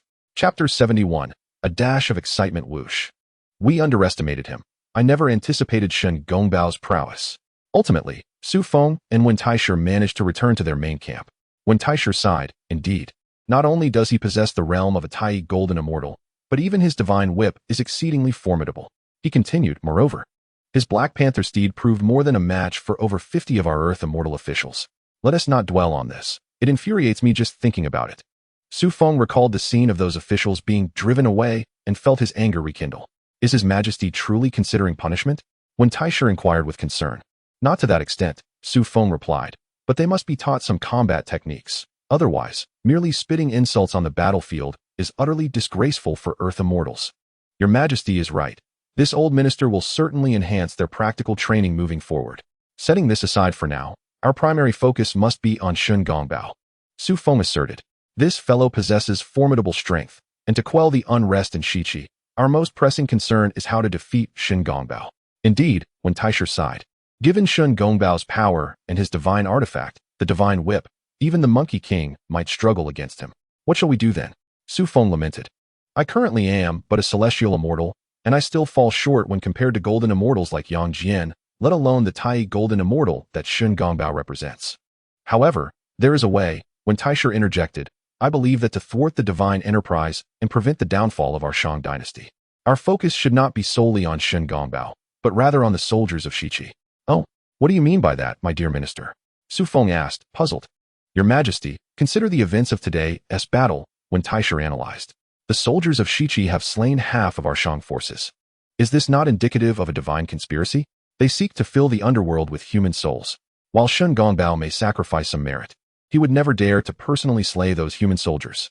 Thus, I propose that if we can diminish the combat effectiveness of the Shiqi army, preventing them from killing our Shang soldiers, then no matter how powerful Shun Gongbao is, he cannot single-handedly drive forward the divine enterprise. If we can delay the process, with your Majesty's current ascension speed, is there any doubt that one day you will surpass Shun Gongbao? Indeed, you raise a valid point. Xu Feng nodded. Feeling secure with his live-streaming shop coins and the continuous supply of merit elixirs, was he to fear that one day he might not ascend to the celestial realm of the Tai golden immortal to vanquish Shun Gongbao? However, How to diminish the combat effectiveness of the West Qi army posed a significant dilemma. Master Wen furrowed his brow, lamenting that West Qi had always excelled in military discipline and earned the affection of the populace. Now, with the addition of Shun Gongbao, a masterful strategist, it was akin to adding wings to a tiger. Since they are beloved by the people, we must tarnish their image, Xu Feng said with a mischievous grin, clearly having devised a strategy. Your Majesty, do you have a plan? Master Wen inquired, his face etched with confusion, for this was indeed a most intricate issue. Indeed, if we cannot undermine their military policies, we shall target the soldiers. Personal matters. Xu Feng replied with a sly smile. Personal matters? Master Wen was perplexed, mistakenly thinking Xu Feng referred to his younger brother, Sun Wukong. I have already analyzed that the Monkey King may not be their match. Master Wen has misconstrued my meaning, Xu Feng chuckled. When I speak of personal matters, I refer to this. He gestured towards Master Wen's trousers. Master Wen, feeling embarrassed, remarked, I lack your broad knowledge, Your Majesty, and cannot comprehend such terminology. I am truly ashamed. Before Master Wen could inquire about Xu Feng's specific methods to address the soldiers' personal issues, Xu Feng had already procured a multitude of books from the system shop. Here, my dear minister, this is the solution to the soldiers' personal matters, Xu Feng said, presenting a book to Master Wen. The Plum in the Golden Vase? What sort of book is this? Master Wen questioned, flipping through its pages with intrigue. Indeed, the system shop had made this available long ago, and I had intended to explore it further upon my return, perhaps to share a few techniques with Daji and the little fox. I never anticipated it would prove useful today, Xu Feng mused. As Master Wen perused a few pages, his face turned crimson. Your Majesty, how could you possess such a vast collection of this kind of literature? Not at all, Xu Feng replied awkwardly. Did I not mention that this was just acquired? Believe it, I do, Master Wen affirmed. Xu Feng then instructed, Minister, send a few individuals disguised as common folk from West Qi to infiltrate their city and find a way to distribute this book within the West Qi army. In no time, chaos will ensue. These soldiers, having been away from women for years, will find this book to be a spark that ignites their dry kindling. How can the West Qi army remain unperturbed? They will be preoccupied with such thoughts and have no mind for battle. Your Majesty is indeed wise. Master Wen could not help but admire Xu Feng's stratagem. But is it truly wise to distribute such a fine book? Master Wen queried, his face tinged with embarrassment. Let me clarify. This book must not circulate within my own army. Then, Your Majesty, Master Wen hesitated. Would it be improper for me to keep a single copy? Unacceptable. Xu Feng firmly rejected. I have decreed that no one is to read it, including myself. Seeing Xu Feng's unwavering determination, Master Wen had no choice but to withdraw. The first chapter was so exhilarating that it left one utterly astonished. Xu Feng shook his head in resignation, surprised by the tenacity of Master Wen, who seemed to defy age. Once Xu Feng's orders were issued, Master Wen hastily dispatched individuals to infiltrate Shiqi. Soon, countless soldiers stealthily entered Shiqi, carrying numerous copies of a scandalous book, distributing them widely. Remarkably, no one in the Shang Dynasty had ever encountered such literature before, and it quickly ignited fervor within Shiqi's borders. Before long, these books found their way into the hands of the Shiqi army, causing quite the uproar. Since reading this book, the soldiers became so distracted that they lost all appetite and desire for training or combat, their minds consumed entirely by thoughts of romantic escapades. Faced with this predicament, GFA felt on the brink of madness, yet the soldiers concealed the books quite effectively. However, there are always slip-ups. Today, GFA stumbled upon a copy of Jin Ping Mei and, in a fit of rage, brought it directly to the tent of Shen Gongbao. Chapter 72. Chaos in the Shiqi army. With a resounding thud, GFA entered Shen Gongbao's tent and flung Jin Ping Mei onto his desk. Chancellor, as a commander of the army, are you oblivious to the rampant circulation of this scandalous book among the troops? Since the soldiers have laid eyes on its pages, they have forsaken food and drink, neglecting even their training. At this rate, we shall face defeat without a battle, Chancellor. Oh, Shen Gongbao set down the book, astonished. Such a situation exists? Yet, as GFA gazed at the cover emblazoned with the title Jin Ping Mei, he was taken aback. Chancellor, you too? He exclaimed in disbelief. It was no wonder that no one in the military had intervened, as even his own chancellor was engrossed in the book. Oh, realizing he too had erred, Shen Gongbao hastily retrieved the book, awkwardly explaining, yes, it has indeed circulated widely within the army. I have noticed this issue. I confiscated a copy and am currently studying its contents. As the saying goes, knowing oneself and the enemy ensures victory in every battle. I must thoroughly understand its contents to address the problem effectively and enforce strict military discipline, right? Indeed, Chancellor, your diligence is commendable. GFA remained unimpressed by Shun Gongbao's words, for he had uncovered an even more critical clue. But what do you say about these white paper scraps, Chancellor? And the sticky substance within them? GFA pointed at the scattered paper remnants, pressing for answers. Seeing the mess, Shun Gongbao's face flushed with embarrassment as he stammered. Well, you see, the weather has been rather chilly lately, and I caught a cold. A little nasal discharge is not excessive, is it? Chancellor, it is summer. GFA's face darkened instantly. Moreover, you have attained immortality, being a Tai golden immortal. Can a deity even catch a cold? With that, GFA's frustration reached its peak. And Shun Gongbao, exasperated, rose from his seat with a resounding clap on the table. With a thunderous voice, he declared, I shall catch a cold if I wish. Who are you to interfere? I am indeed catching a cold. What will you do about it? What can you do? The Prime Minister, GFA, who found himself on the receiving end of such fury, was aware that he was confronting a formidable figure, a Tai golden immortal. How could an ordinary mortal remain unperturbed in such a situation? If you possess the capability, then by all means, give it a try. Nevertheless, GFA gradually interjected. Continuing down this path is not a solution. One must devise a strategy. I understand, replied Shun Gongbao nonchalantly. Once I thoroughly comprehend this book, a strategy will emerge. Fear not, King Wu. I possess my own methods. Just await the good news from me. It was nothing short of a jest. The intricacies of warfare and military governance could not possibly eclipse the importance of study. Everything else could wait until he had finished reading. That is well. GFA awkwardly retreated. What else could he do? However, as he departed, he took the book with him, for there would be no battles in the interim. Perhaps he could uncover some governance strategies within its pages. Meanwhile, on Xu Feng's side, the soldiers dispatched to observe the Shiqi army had returned with their report. Your Majesty, Minister, the book has begun to circulate among the Shiqi troops. Since the soldiers have laid eyes upon it, they are consumed by thoughts of neither tea nor food, neglecting their training. Furthermore, some Shiqi soldiers have been behaving inappropriately towards the virtuous women of Shiqi, prompting widespread discontent among the populace. Excellent. Upon hearing the soldiers' report, Xu Feng and Minister Wen were immediately elated. Minister Wen exclaimed, Your Majesty, this tactic has indeed proven effective. In a matter of months, the Shiqi army will lose the support of the people, leading to their inevitable self-defeat without engagement. Indeed, Xu Feng nodded, recognizing that this was the desired outcome. However, it still requires a bit more ignition. I must stoke the flames further. How shall we do that? Minister Wen queried, his expression filled with confusion. Is there anything more explosive than that book?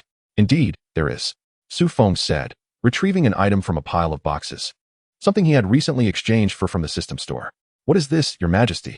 Minister Wen had never encountered such an object before. Xu Feng elucidated, My dear Minister. This device is called a projector. The contents have already been downloaded by me. You need only send soldiers to infiltrate Shiqi's territory and disseminate it. He began to instruct Minister Wen on its usage, step by step. However, when the explosive video and sound were unleashed, Minister Wen couldn't help but flush with embarrassment. Your Majesty, you are truly remarkable. How have you acquired such a device? It is akin to eavesdropping, far more sensational than that book. Soon enough, under Xu Feng's careful tutelage, Minister Wen became adept at operating the projector. As he handed it over, Xu Feng reminded him, My dear Minister, just as before, this device may be distributed among the Shiqi soldiers, but it is strictly forbidden for it to circulate among our own troops. Moreover, you and your fellow ministers are not to keep it in secret. The old minister understands. However, Wen Taisher felt a tinge of regret. Yet, the esteemed minister could rest assured. Seemingly perceiving the inner turmoil of Wen Taisher, Xu Feng chuckled and said, Once the war concludes, should you wish for it, do not hesitate to seek it from me. I have an abundance of such treasures. The old minister understood and replied, Then I shall make the necessary arrangements. Following Xu Feng's words, Wen Taisher withdrew to commence preparations for the relevant matters. Before long, another batch of soldiers, disguised, stealthily infiltrated the territory of Shiqi. This time, buoyed by the previous experience of distributing books, the soldiers of Shiqi were enamored with these novelties, making the dissemination and promotion effortless. Indeed, within a day, the first batch of projectors provided by Xu Feng had been entirely distributed, igniting fervor throughout Shiqi. As dusk fell, Shun Gongbao was engrossed in studying that book within his tent when he suddenly heard faint, indescribable sounds nearby, stirring his blood to a boil. Shun Gongbao muttered, What is happening? Could it be that I have become bewitched by this book? Where in the military camp could such sounds originate? With a perplexed demeanor, he stepped out of his tent. To his astonishment, upon stepping outside, he was taken aback. As Shun Gongbao lifted the tent flap, a dazzling scene unfolded before his eyes, igniting an overwhelming surge of fervor within him.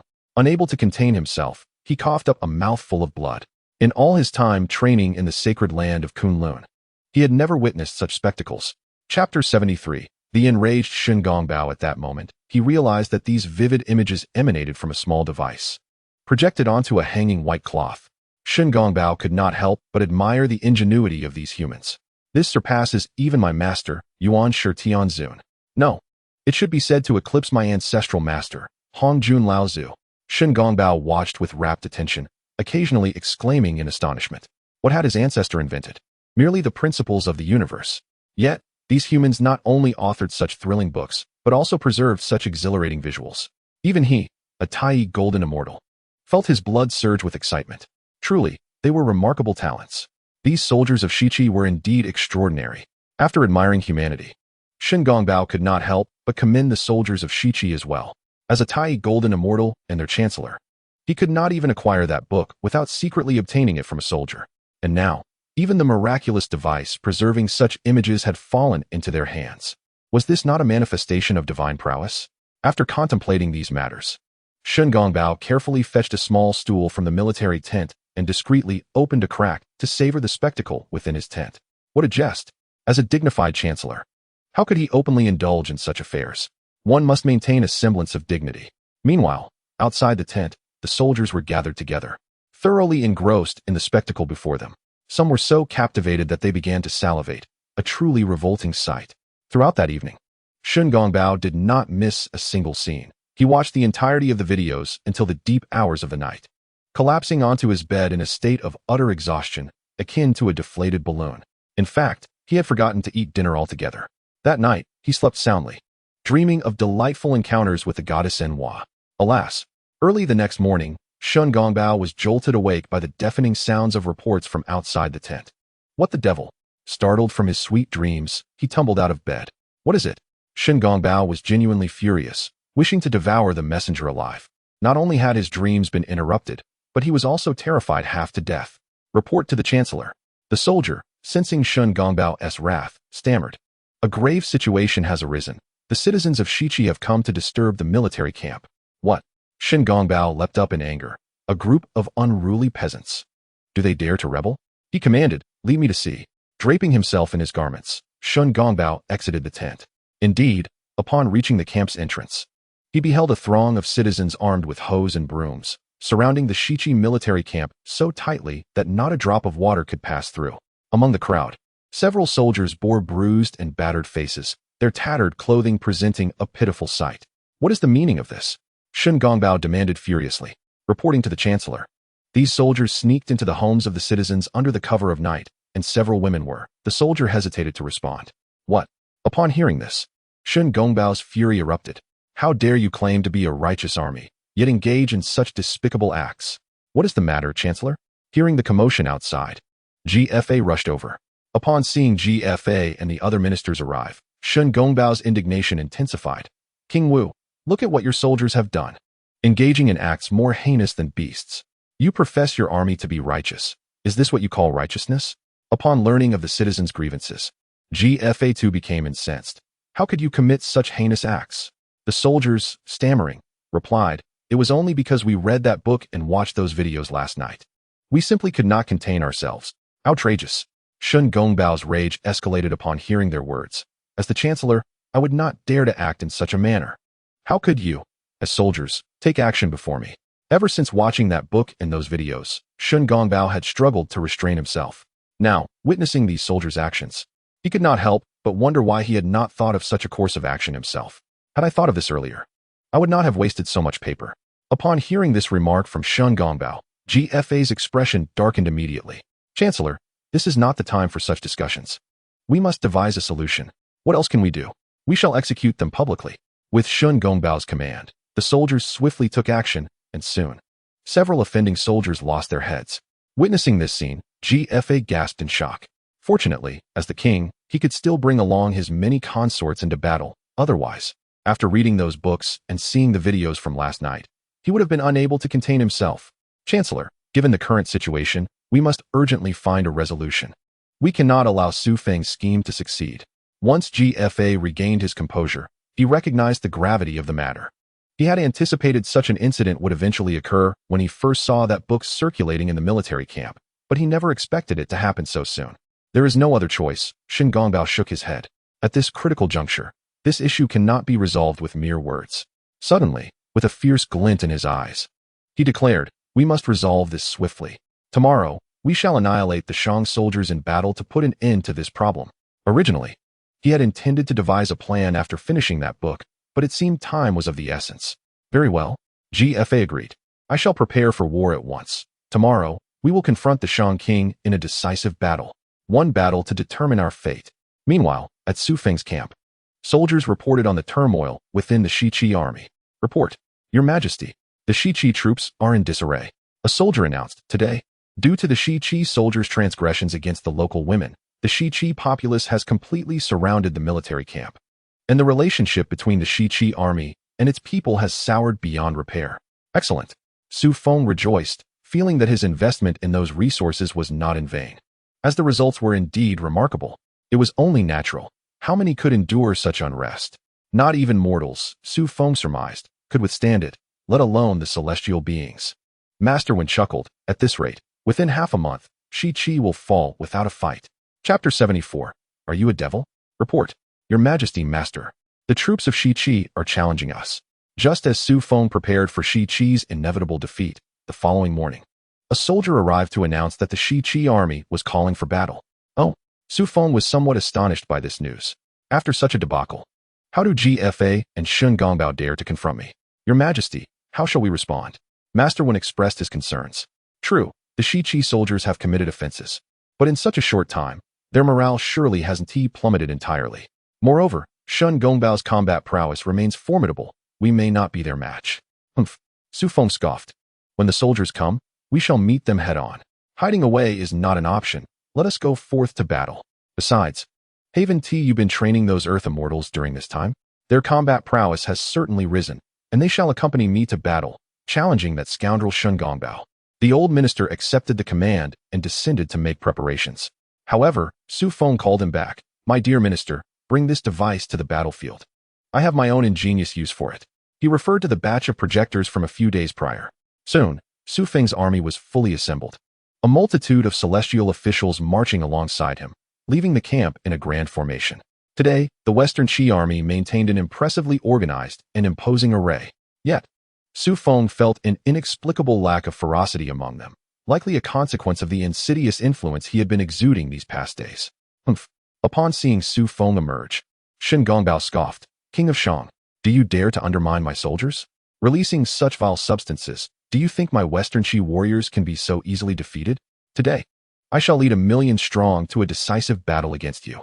Oh, Xu Feng replied with a smile, observing the dispirited Western Qi soldiers.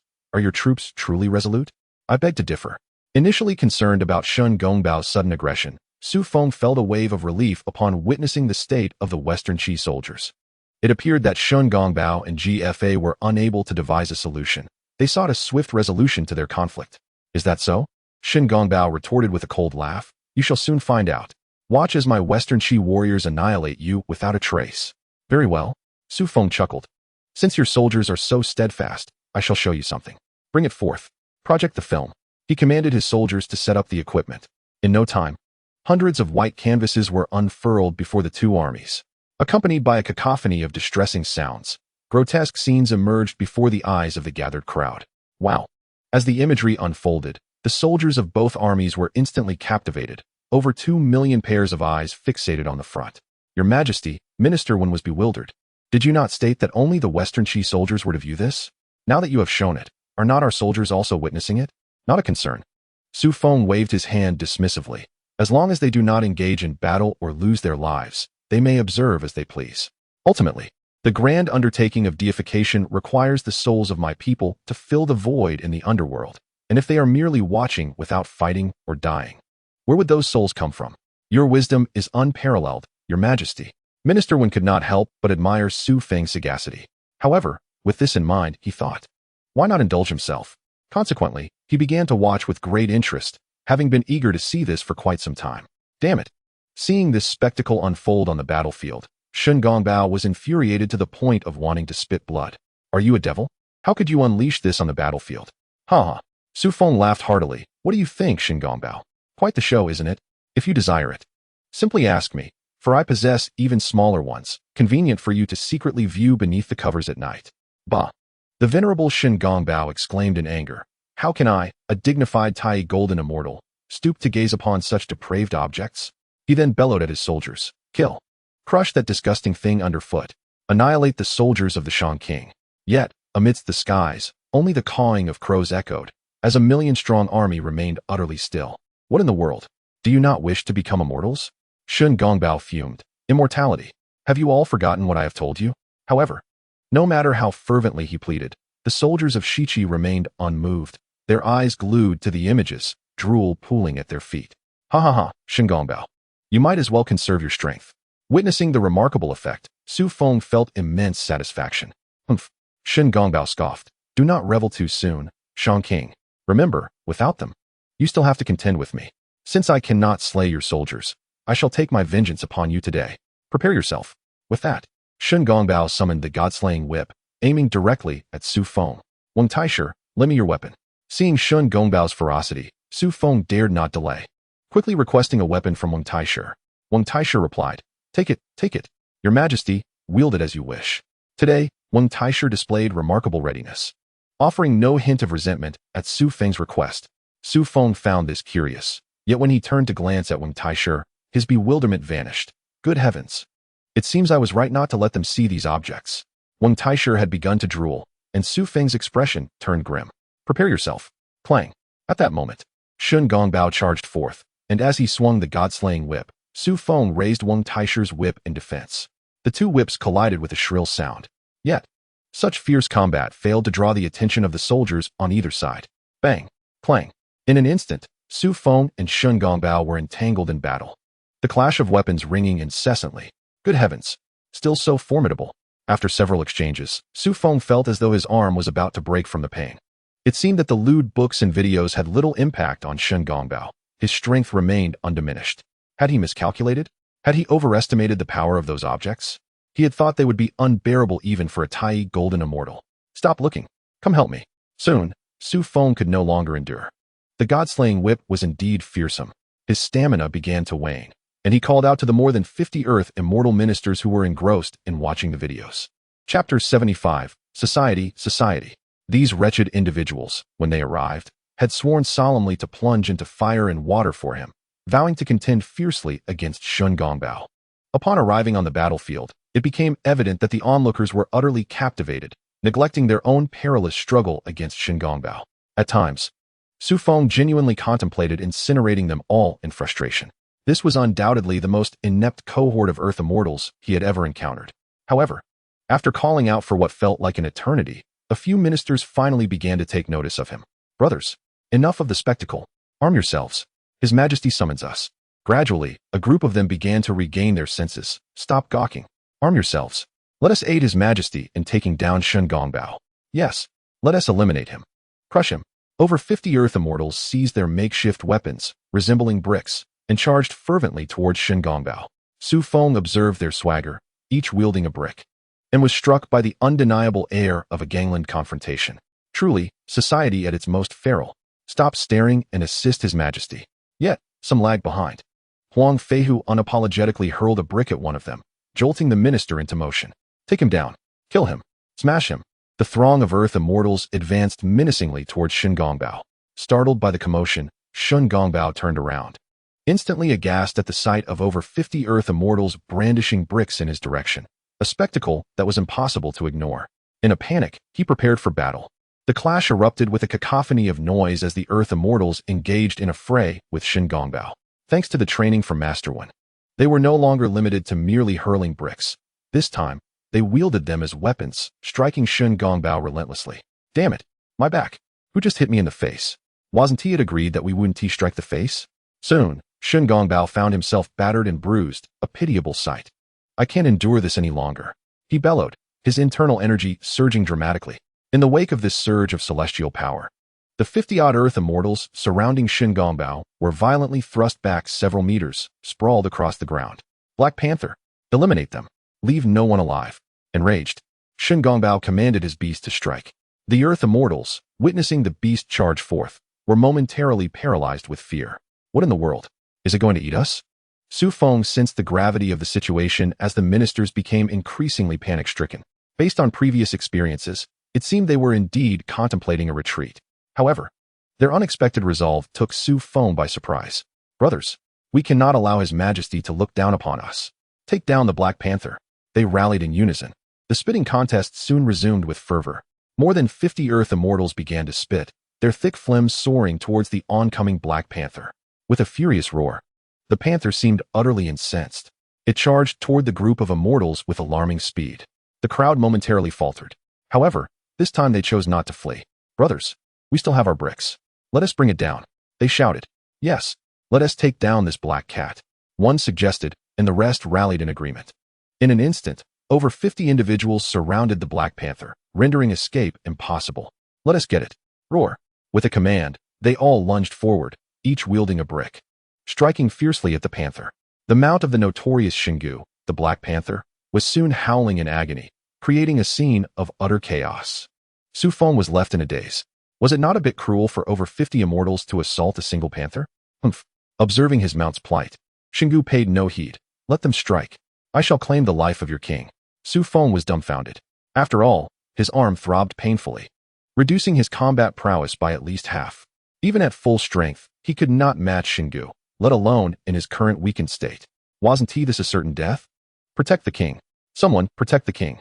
In a panic, Xu Feng called for assistance. Your Majesty, hold on. We cannot leave our post. Xu Feng was left speechless. You over 50 are tackling a single panther, and you dare tell me you can't leave your post? Come at me. Just then, Xingu was already wielding the divine whip. Advancing towards Xu Feng, seeing the glimmering whip descending upon him, summoned all his strength to defend himself. Clang. Stomp. Stumbling backward, he barely managed to withstand a strike, retreating several hundred steps. By heaven, what immense power! At the same time, his arm felt as if it were severed, and he could barely grip the divine whip. Come at me. Xingu offered no respite, rushing towards Xu Feng before he had fully regained his footing. I can't defeat him, and I can't escape either. The best strategy is to retreat, earth escape. With the ferocity of Xingu's attack looming, Xu Feng promptly invoked the earth escape technique to flee. Boom. At that moment, Xingu's strike missed its target. Though Xu Feng had burrowed underground, he still felt dazed by the residual force of Xingu's attack. Still trying to run? I'll see where you can hide. Noticing Xu Feng attempting to escape underground, Xingu leaped into the air, following closely behind. Xu Feng sensed an overwhelming celestial power approaching from above, urging him to hasten his escape. Thus, he quickened his pace underground. Whoosh. In the blink of an eye, he had already traversed an unknown distance. Coupled with the immense depletion of celestial energy from the recent battle, Xu Feng found himself unable to escape any further. He was utterly exhausted, leaning against a colossal rock, drenched in sweat. Merchant King, I wonder where you can flee now? Yet, at that very moment, the voice of Shen Gongbao echoed from above. What the hell? You're catching up so quickly? Xu Feng was momentarily at a loss for words.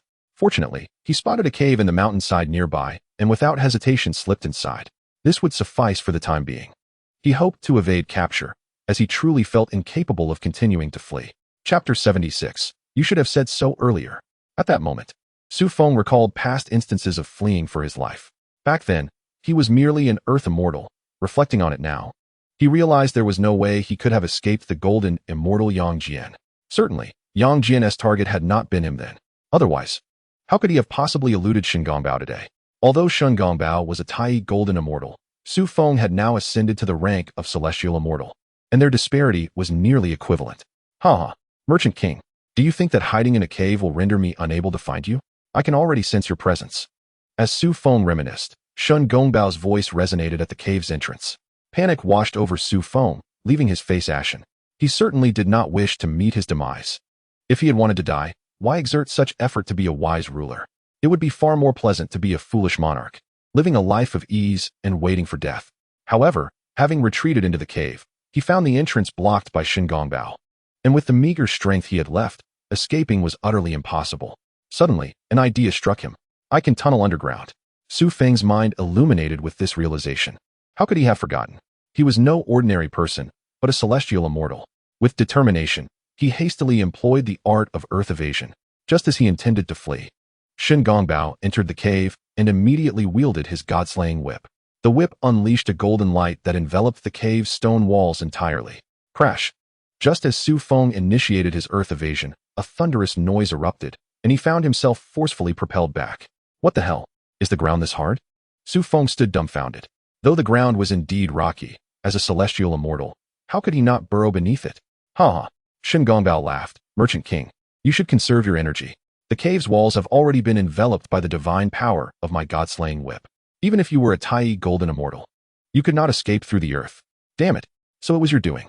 Xu Feng finally comprehended the golden light surrounding the cave's walls. With no path of escape, he resolved to confront Shen Gongbao head-on. Without delay, Xu Feng brandished the god-slaying whip, aiming directly for Shen Gongbao's crown. Humph! Seeking death. Seeing Xu Feng's desperate struggle, Shen Gongbao coldly scoffed. With a thunderous clash, as Xu Feng's divine whip drew near, Shen Gongbao retaliated fiercely, striking towards Xu Feng's direction with his own whip. The two weapons collided, producing a resounding explosion, and in the next moment, Xu Feng found himself brutally hurled against the rocky wall, blood gushing from his mouth. How formidable! Xu Feng's hands felt utterly incapacitated, the divine whip having been knocked from his grasp in that fierce exchange. Was this how he, Xu Feng, was destined to meet his end? A sense of foreboding washed over him. Suddenly, he heard the swift whoosh of air, only to realize that Shen Gongbao's divine whip was now poised at his throat. Ha ha! King of Commerce, where do you think you can run now? Shen Gongbao laughed triumphantly as he captured Xu Feng. Run? Do you think I can still run at this point? Xu Feng shrugged helplessly, finally uttering, whether to kill or to torture, do as you please, but spare me your pretentiousness. I do not wish to witness your arrogance before I meet my end. Since death was inevitable, he resolved to maintain his defiance until the very last moment. Humph! Shen Gongbao snorted disdainfully. To end your life so easily would be far too lenient. Upon hearing this, Xu Feng felt a chill of dread. Could this fiend intend to torment him further? Skinning him alive, making him endure suffering before death? How utterly cruel. Yet, what Xu Feng did not anticipate was that Shen Gongbao would then quietly inquire. Did you truly possess that item you mentioned earlier? If you hand it over, I promise to spare your life. What? Xu Feng, taken aback by Shen Gongbao's perplexed expression, struggled to comprehend his words. What item are you referring to? Does he think I possess some treasure? Where could he have heard such a thing? Stop pretending. Shen Gongbao chided with a sheepish grin. It's what you spoke of when you unleashed those explosive visuals before the armies. At that moment, Xu Feng finally understood what Shen Gongbao was alluding to. You mean that thing one can secretly enjoy in bed? Exactly. Shen Gongbao exclaimed with delight, retracting the divine whip from Xu Feng's throat. Xu Feng was momentarily speechless, astonished that Shen Gongbao, the esteemed prime minister of the West Qi and a celestial being of Kunlun Mountain, was intrigued by such trivialities. Was he truly pursuing him for those words he had uttered? Otherwise, Shen Gongbao retorted dismissively. Do you think I would chase you merely for your handsome appearance? You overestimate yourself. You are no beauty. Let me assure you, my interest lies solely in that thing of yours. Had it not been for that, I wouldn't have bothered to pursue you so far. Why didn't you say so earlier? Xu Feng's anxious heart finally eased. Here I thought you were after my life, but it turns out you were simply after that little trinket. Since that is the case, why did you not mention it earlier? It left me in a state of anxiety. Had you said so sooner, I could have provided it to you directly. Xu Feng expressed his frustration. This is absurd. It feels as though my hand may well be rendered useless. Nonsense. Shen Gongbao retorted angrily. Before an army of over 200,000 soldiers, would I dare to ask you for such a thing in front of all the troops? Just tell me whether you possess it or not. If not, I shall take your life. Yes, yes, yes. Upon hearing Shen Gongbao's words, Xu Feng immediately retrieved his phone. This can certainly be arranged. Great Immortal, please take a look. As he spoke, he opened a video on his phone. This content was already downloaded and ready to be projected. Great Immortal, do you wish to view Western or East Asian content? I can download a few more for you. Xu Feng scrolled through the list, noting that there were merely 20-some videos, and he estimated that these few would hardly satisfy the appetite of such a high-ranking celestial being. Enough of this nonsense. Shen Gongbao snatched the phone from Xu Feng's hand and grinned wickedly. Why bother with distinctions between Western or Eastern? I desire them all. Very well. Xu Feng replied, taking back his phone and downloading all the videos from the website for Shen Gongbao. For the sake of survival, He was willing to go to such lengths, even offering his phone. Chapter 77. Brother, this is excessive. Although he could purchase another phone from the system store, one cannot simply buy a life. Reflecting on this, Xu Feng felt considerably more at ease. It is merely a wretched phone. I can buy another. After downloading the videos, Xu Feng patiently instructed Shen Gongbao on how to operate the device. It is said that immortals possess extraordinary intelligence. Despite his advanced age, Shen Gongbao displayed remarkable learning ability. After just one demonstration, he was adept at using the phone. This device is indeed remarkable. Having acquired the phone and learned its usage, Shen Gongbao was as jubilant as a simpleton from a wealthy family. Now, with this phone, he could secretly enjoy content in the comfort of his bed, feeling quite secure. No longer would he fear being discovered while watching alongside the soldiers. Oh, how difficult it is to be an immortal and a prime minister. Everything must be done in secrecy. Now, with this device, he need not worry about being found out. Moreover, it is splendid. At least it does not require him to conjure images in his mind, like reading a book. However, let us make this clear, King Shang. This shall remain our little secret. After acquiring the phone, Shen Gongbao did not forget to issue a warning to Xu Feng. If you dare to divulge this matter, I will take your life. Today, you have witnessed my abilities. Should you consider betraying this secret, think carefully. Naturally, I am well aware of that. Xu Feng chuckled foolishly. Rest assured, esteemed one, I have clearly seen your strength today. Even if you lent me 10 more lives, I would not dare. Just jesting. However, deep within Xu Feng's heart, he mused, as long as I can deal with you, I shall surely reveal everything when the opportunity arises. Oh, by the way, Shen Gongbao had already approached the cave entrance, only to unexpectedly turn back. With a wicked smile, Shen Gongbao inquired of Xu Feng, I have heard that you were ensnared by Daji's charms, leading you to slay so many ministers. Does that imply that Daji is quite beautiful? Xu Feng immediately sensed that matters were turning dire and hurriedly replied, Not beautiful, not beautiful. That is mere gossip. Do not deceive me, King of Shang. Shen Gongbao retorted with a smirk. I grant you 5 days, while you remain in this cave. Bring Daji to me for my amusement. Shen Gongbao declared fiercely, otherwise, I shall personally lead my troops to annihilate your Shang. At that time, not only will Daji be mine, but your life shall also belong to me. Brother, this is too much. Xu Feng had thought that merely providing this fellow with a mobile phone would suffice, yet unexpectedly, he had ulterior motives concerning his beloved Daji. Xu Feng's face darkened instantly. Too much? Shen Gongbao scoffed. Who says I am not superior to you? As you have witnessed today, should I wish to take your life, it would be but a moment's endeavor. Mark my words. You have 5 days. If I do not lay hands on Daji after 5 days, I shall certainly claim your life. Goodness. Xu Feng had not anticipated that the words they had used to bully the Dragon King would now be employed against him by Shen Gongbao. Truly, fortunes change. This is outrageous. Despite his surprise and anger, Xu Feng spoke up. However, I must forewarn you, Shen Gongbao, should you find yourself unsatisfied, do not lament. Rest assured. Upon Xu Feng's agreement, Shen Gongbao chuckled. As long as you bring Daji to me, even if she is merely a fox demon, I shall not hold you accountable.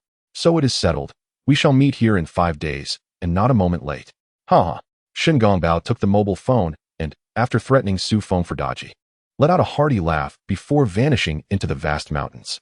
As Shen Gongbao disappeared, Xu Feng exhaled a sigh of relief, though he could not help but feel a surge of indignation.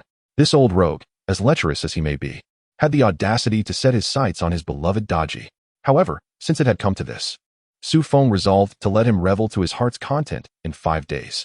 In truth, Xu Feng had already devised a countermeasure when he agreed to Shen Gongbao. He intended to show him what true hell on earth entailed.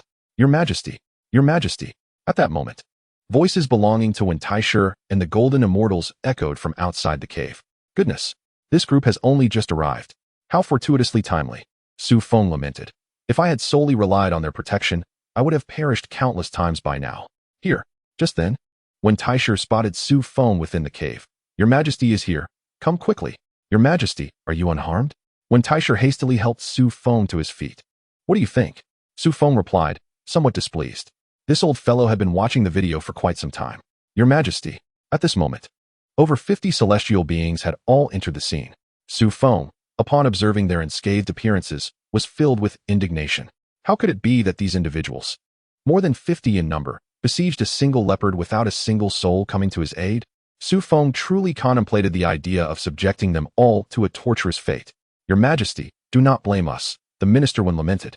This place is exceedingly remote, making it difficult for us to locate you. Had it not been for the guidance of the divine leopard, we might never have found you. Enough, enough. Xu Feng, witnessing the minister's tears and snivels, felt exasperated. I am aware of your loyalty. Now, assist me in returning to recuperate. Yes, yes. Minister 1 and the other officials promptly organized themselves. Bring His Majesty back. By the way, my dear ministers, how fared our soldiers at the front? Did they engage in battle after I departed with the divine leopard? This concern weighed heavily on Xu Feng's mind. Minister 1 replied, Rest assured, Your Majesty. After viewing the footage, they all returned to their posts. There were no casualties in this skirmish. Xu Feng nodded, feeling that his injuries had, in some measure, been worthwhile.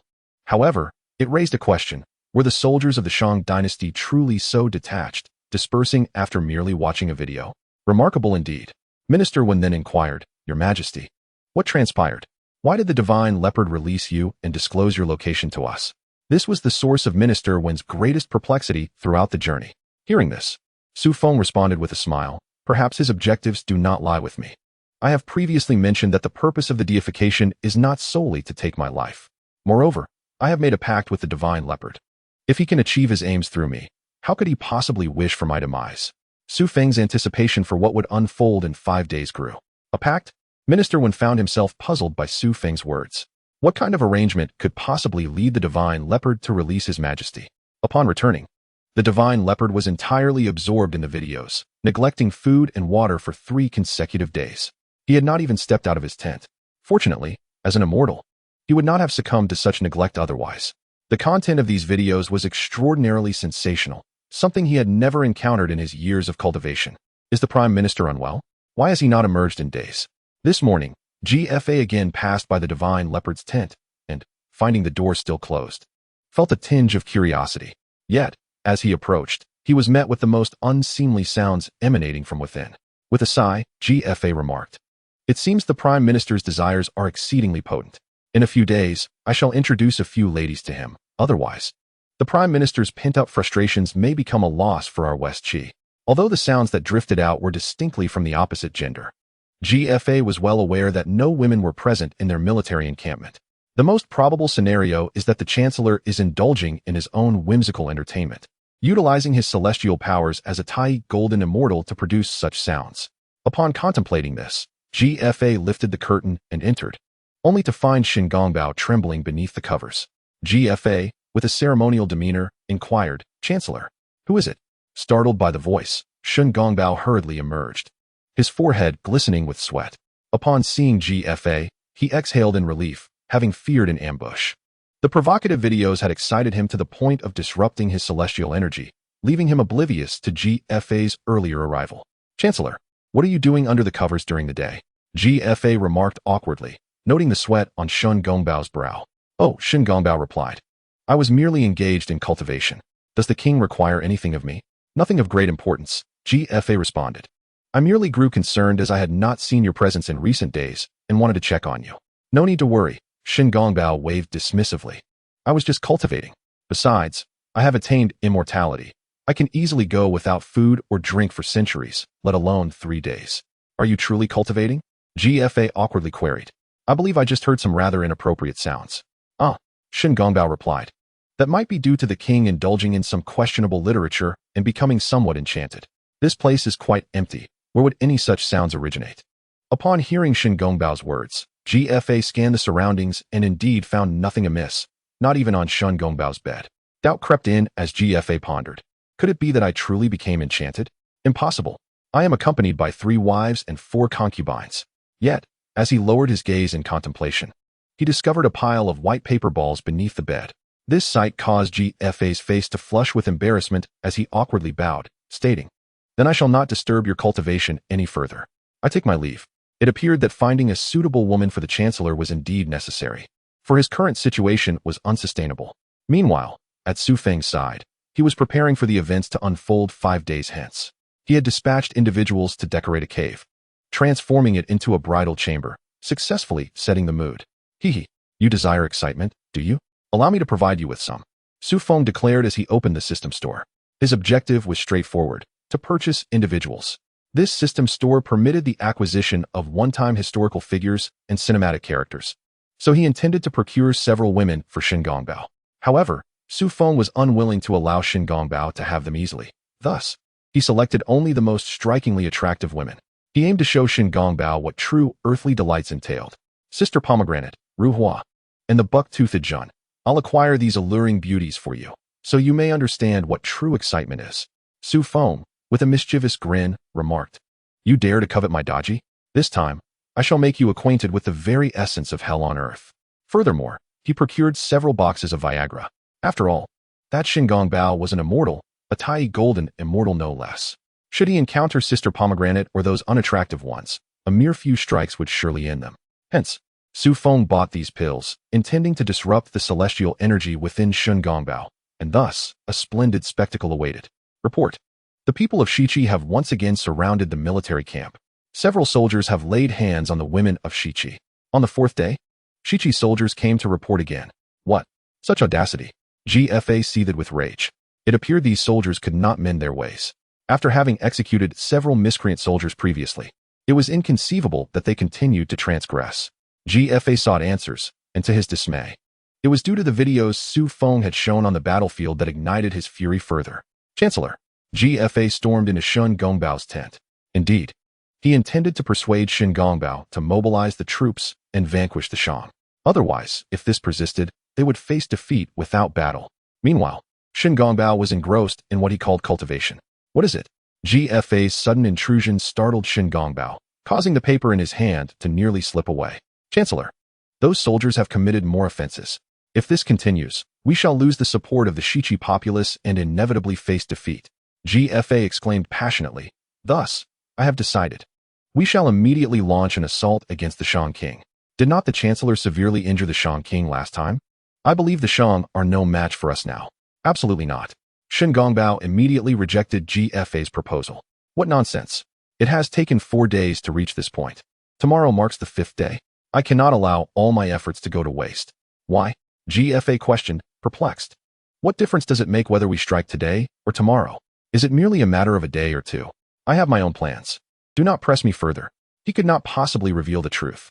At that moment, Shen Gongbao also felt a twinge of regret for allowing Xu Feng 5 days. Why not grant him 3 or even 2? It would have spared him from GFA's incessant complaints and his own prolonged torment. Once he secured Daji, he would claim her for himself. Then, he would eliminate the Shang King. His grand ambition of achieving divinity would finally come to fruition. Chapter 79. Hell on earth at the break of dawn on the 5th day, as the sky began to brighten. Shen Gongbao could hardly contain his excitement and sprang from his bed. Today, he adorned himself in resplendent attire, transforming his previous disheveled appearance into one of vibrant energy. He aimed to impress Daji with his charm, proving that he, Shen Gongbao, was indeed a true man. If one wishes to avoid sharing the same fate as the king of Shang, it is wise to heed my counsel. When he conquers Shiqi, he will undoubtedly ensure her safety. After admiring his reflection in the bronze mirror for an extended period, Shen Gongbao felt immensely satisfied with his appearance and then ascended into the clouds, departing swiftly. He was eager not to miss a single moment of the day. At that very moment, Xu Feng had already been waiting for some time, aware that the impetuous Shen Gongbao would not take the time to dine before arriving. So he had come prepared. Hua Hua and Sister Shirlu had been properly arranged by him, and Wei Gu had also changed into 2 sets of attire. Given that the person in question was a Tai golden immortal, Xu Feng dared not be negligent with the dosage. If possible, he would have liked to feed him 10 boxes. Before long, Shen Gongbao arrived near the cave. Though typically cunning and shrewd, his eagerness did not lead him to descend recklessly. Instead, he circled the cave a few times, ensuring there were no ambushes before finally landing. After all, he was well aware that Daji was the beloved concubine of the king of Shang, so he had to exercise caution. Although he had observed the absence of soldiers, he still brandished the god-subduing whip as a precaution when he descended. Ah, the great immortal has arrived, Xu Feng exclaimed as he heard the rush of wind.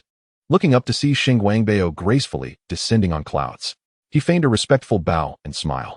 It seems the king of Shang arrived quite early. Noting that only Xu Feng was present, Shen Gongbao relaxed his guard. Of course, Xu Feng replied with a respectful smile. This is a matter personally instructed by the great immortal. How could I possibly be negligent? Is Daji here? Shen Gongbao inquired, his eyes glinting with excitement. Indeed, she is here, Xu Feng replied with a grin. She is inside. Moreover, fearing that the immortal might not find sufficient amusement, I have brought a few palace maids along as well. They're all inside. Ha ha ha, splendid, splendid. Shen Guangbao beamed at Xu Feng's words, unable to contain his joy. King, you truly excel in your tasks. Upon my return to Kunlun Mountain, I shall speak highly of you before my master. It is possible that he may reconsider attacking your Shang Dynasty. I am most grateful, esteemed immortal. Xu Feng bowed deeply. Let me indulge your delight now. Later, you may find yourself unable to even shed a tear. Esteemed immortal, just as Shen Guangbao was about to enter, Xu Feng called him to a halt. He gestured towards the god-subduing whip in Shen Guangbao's hand. It would be best not to bring weapons inside. This might frighten Daji and the others. Allow me to safeguard it for you. After uttering these words, Xu Feng broke into a cold sweat, wondering if he had been too blunt.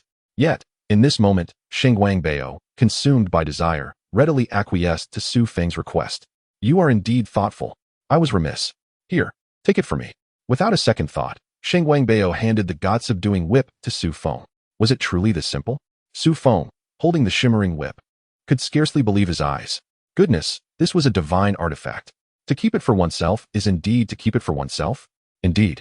The second son often leads one to be overwhelmed by emotions. Nevertheless, once this item is in my possession, do you truly think you can reclaim it? That is simply impossible. Oh, esteemed immortal, please wait a moment. At this juncture, Xu Feng recalled a matter of utmost importance. What is it now? Shen Guangbao inquired. His impatience evident. Faced with the ire of Shen Guangbao, Xu Feng awkwardly chuckled. Hee, esteemed immortal, I possess a certain potion that can significantly enhance a man's vigor. Would you care to try it? Certainly. Upon hearing Xu Feng's words, Shen Gongbao's anger evaporated without a trace. After all, he had been concerned about his own aging and potential shortcomings. He had not anticipated the existence of such a remedy. Here, Xu Feng declared as he produced the potion. This is it. You need only consume one box. Very well, Shen Gongbao stated as he took 2 boxes of the potion and retreated. Xu Feng let out a sigh of relief at this scene. How fortunate that he had not forgotten such a crucial matter in his excitement over acquiring the god-slaying whip. King of Shang, your arrangements are commendable, well suited to my tastes. Upon entering the cave, Shen Gongbao was astonished by what lay before him. He had envisioned a simple affair within the cave, yet he found Xu Feng had created an ambience that was truly captivating. Witnessing this, Shen Gongbao's blood surged with fervor as he hastily unwrapped the potion given to him by Xu Feng. Is this box perhaps a bit scant? He opened the first box and consumed its contents, yet he felt no discernible effect. Never mind, I shall consume them all. Without hesitation, he tore open the second box and ingested its contents. Before long, a surge of energy coursed through him, and he felt an intense warmth enveloping his body. Ah, I can feel the change, Shen Gongbao exclaimed, his eyes sparkling with renewed vigor. He dashed further into the depths of the cave, calling out, Ladies, I have arrived. Welcome. Esteemed immortal, came the soft response from within. As he heard that tender voice, the heat within him intensified. Suddenly, upon the unveiling of the pink mosquito net, Shen Gongbao was left utterly dumbfounded. What on earth? So ugly? Is this truly Daji? How does she differ so drastically from the tales? While the rest could be overlooked. At least it was evident she was female. However, the heavy makeup and facial stubble left him bewildered. Is this serious? Shen Gongbao gaped in disbelief. King of Shang, have you truly made a mistake? Indeed. Xu Feng, at the cave's entrance, struggled to suppress his laughter as he replied earnestly, Esteemed immortal, did I not inform you previously that my beloved concubines are rather unattractive? You were the one who claimed not to mind. So now are you blaming me? Damn it. Upon hearing Xu Feng's words, Shen Gongbao realized he had been duped. King of Shang, you dare to deceive me. Just wait and see how you meet your end. Xu Feng laughed heartily. Immortal, do not concern yourself with how I met my demise. Rather, contemplate how you shall satiate the desires of these individuals. At that moment, Sister Pomegranate and her companions had already begun their assault. Ru Hua, robust and vigorous, was the first to pounce upon Shen Gongbao, bringing him crashing to the ground. Ah, no, Shen Gongbao cried out, his stomach turning at the sight of such a repulsive visage approaching him. Do not come near. My heavens. Shen Gongbao was utterly terrified. Chapter 80. A wave of nausea, however. After consuming the 2 boxes of medicine Xu Feng had given him, he was ablaze with desire. And despite the grotesque mouth before him, he found himself inexplicably aroused. No, do not pull down my trousers. Shen Gongbao was on the verge of tears. Having cultivated for centuries, he had encountered countless demons in his time. Yet none of the hideous creatures he had faced throughout his life seemed as terrifying as these ugly women before him. Damn it! Realizing that his trousers were being forcibly removed, Shen Gongbao erupted in anger. Today, I shall represent the will of heaven and vanquish you all. Despite their repulsive appearances, he recognized them as members of the human race. Shen Gongbao understood all too well that slaying them would surely diminish his own merits. Yet, confronted with such a humiliating scene, he would rather forfeit all his merits than endure the indignity wrought by these abominations. With that, Shen Gongbao began to summon his celestial power, preparing to obliterate these monsters in one fell swoop. This was utterly revolting. What on earth was happening? Just as he coalesced a sphere of celestial energy, it sputtered out before he could unleash it. Shen Gongbao wore a bewildered expression, utterly perplexed by the turn of events. At that moment, he realized that his vital energy had become chaotic, rendering him powerless. It was the effect of Xu Feng's 2 boxes of medicine. Come on, the more you resist, the more excited we become. But before Shen Gongbao could ponder further, Sister Pomegranate and Ruhua had already dragged him towards the bed. Help! Save me!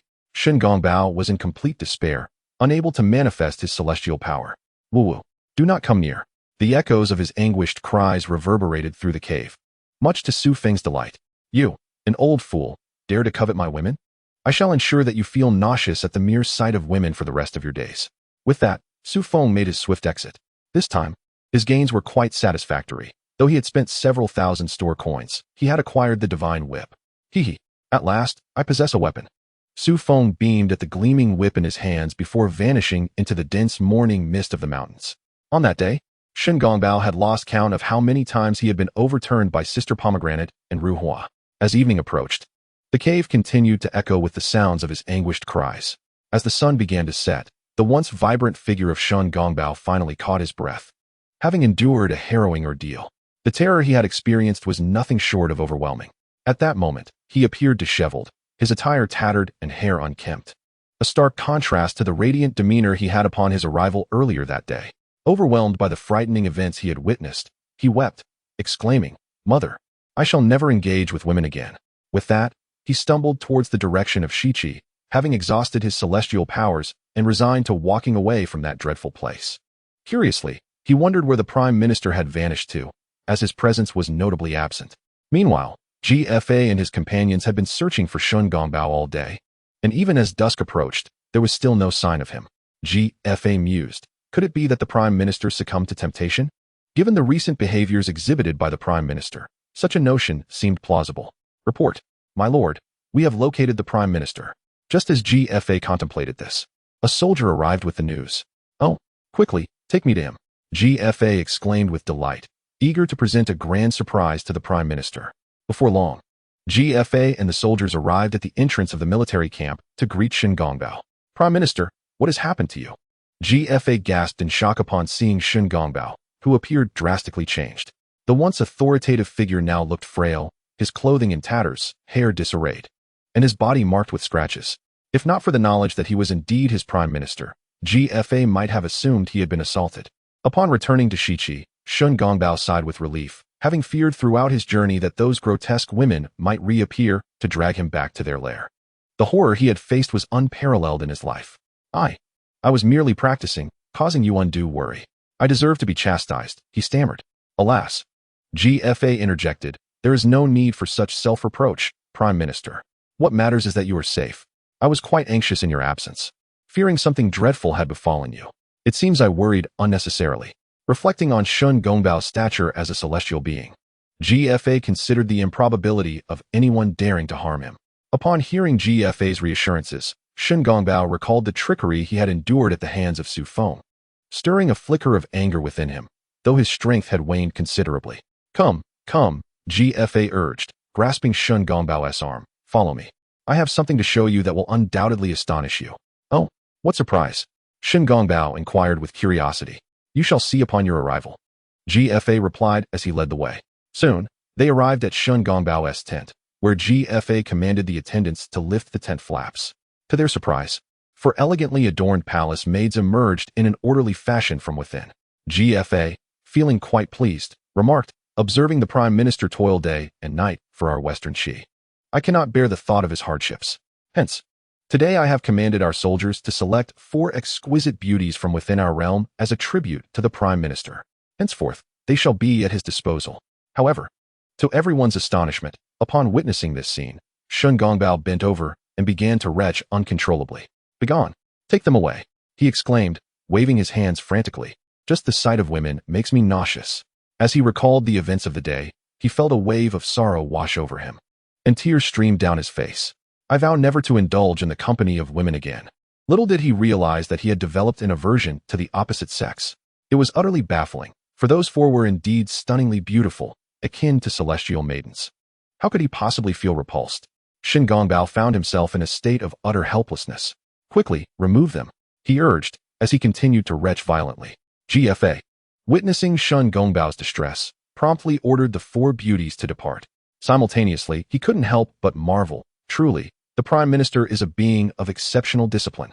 It appears that the divine indeed shuns the allure of women. I now realize I misjudged him. Chapter 81. The Call to Arms. My king.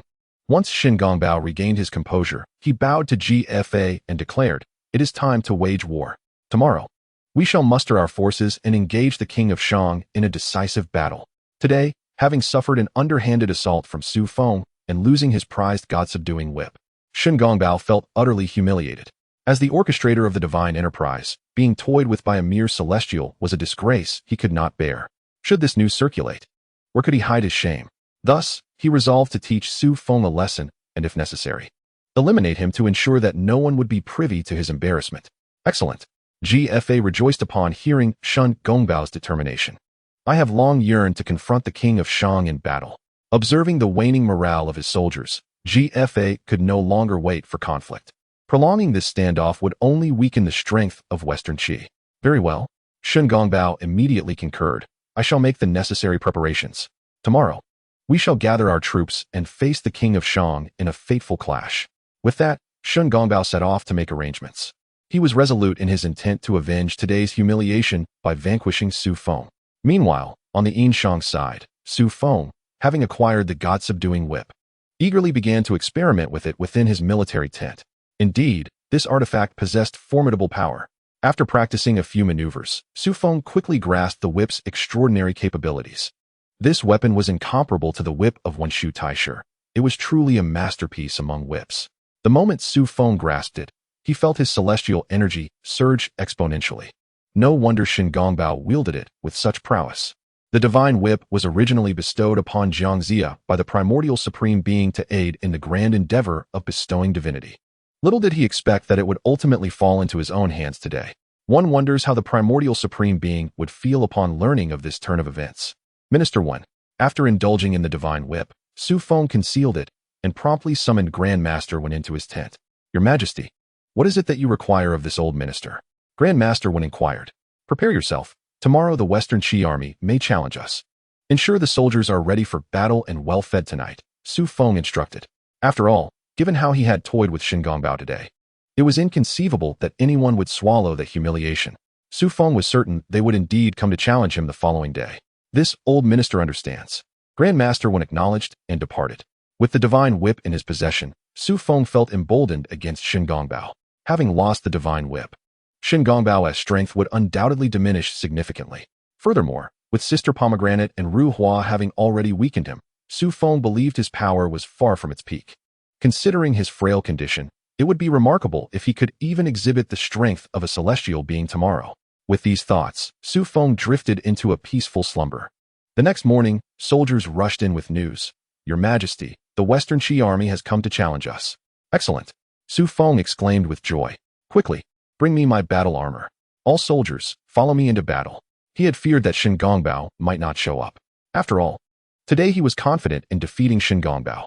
If he could vanquish him, the 3 million merit points would be his, allowing him to ascend to the ranks of the Golden Immortals. "Your Majesty is indeed a remarkable individual. You truly possess foresight."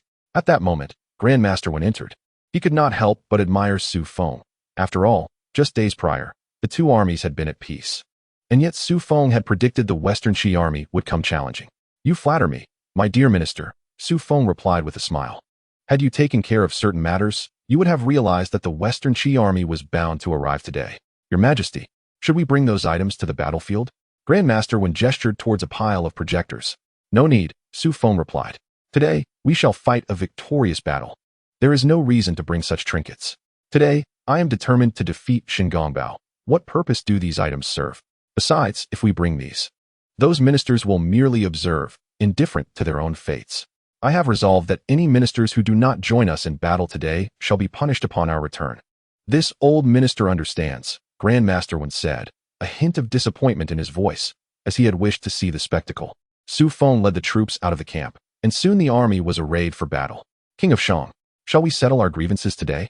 As soon as Xu Feng emerged, Shingongbao could no longer contain himself and stepped forward, declaring, if you dare to deceive me, you shall pay dearly today. Xu Feng, however, was not focused on Shingongbao's words, but rather on his steed, the Black Panther. By the heavens, how is it that this creature still lives? Thus, it appears that over 50 celestial ministers struggled for an extended period against this Black Panther and failed to subdue it.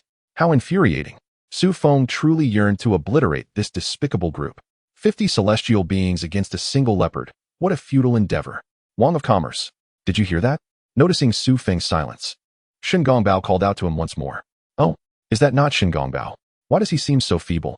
Observing Shingongbao renewed attempts to engage him, Xu Feng smiled in response. However, despite his words, it was evident that he was considerably weaker than usual. It seemed those enchanting flowers had indeed exhausted him significantly the previous day. Humph. Upon hearing Xu Feng's remark and recalling yesterday's events, Shingongbao was instantly filled with fury. By heaven, I shall dismember you into 1,000 pieces today. Prepare yourself. With a thunderous shout, Shingongbao mounted the Black Panther and charged towards Xu Feng, proclaiming, your life is forfeit, Wang of Commerce. Come forth. Seeing Shingongbao's advance, Xu Feng remained undaunted. Just yesterday, he had acquired the Divine Whip. Today, he was eager to test its potency and let Shingongbao experience the consequences of being struck by it. Your Majesty, wield the whip. Observing Shingongbao's fierce approach with his treasured sword, Wen Taisher promptly handed the Divine Whip to Xu Feng. No need for that. Xu Feng replied with a smile. From now on, allow this whip to be for your use, my dear minister. Clang. With that, he spurred his horse forward. And as Wen Taisher remained momentarily bewildered, the sound of clashing weapons echoed through the air. Damn it! Upon seeing the weapons Xu Feng had summoned, Shingongbao was instantly enraged. So you truly managed to pilfer the Divine Whip. His suspicions from the previous night were confirmed. The Divine Whip was indeed in Xu Feng's possession. Now you comprehend? Surely, you have not allowed their beauty to cloud your judgment, have you? Xu Feng declared with a triumphant grin. Yet, I must admit, this weapon operates far more smoothly than an ordinary whip. Allow me to extend my gratitude in advance. Chapter 82. The opportunity for revenge arises. As Xu Feng brandished the Divine Whip, and that dazzling golden light flickered forth, Wen Taisher finally understood why Xu Feng had declined to borrow his Divine Whip. Good heavens! If he could seize even Shingongbao's Divine Whip, would His Majesty still have any regard for his own weapon? I swear, I shall end you. With Xu Feng's words, Shingongbao was thoroughly incensed. Behold my blade. Shingongbao swung his treasured sword fiercely towards Xu Feng. How could it be that this Divine Whip, which rightfully belonged to him, was now being wielded against him by Xu Feng? This was an utter humiliation for Shingongbao. Clang. However, when Shingongbao's imposing strike descended, Xu Feng effortlessly parried it. Shingongbao, were you truly weakened yesterday? What has happened to your strength? Xu Feng clearly sensed Shingongbao's diminished power, and after countering the attack, he could not refrain from mocking him.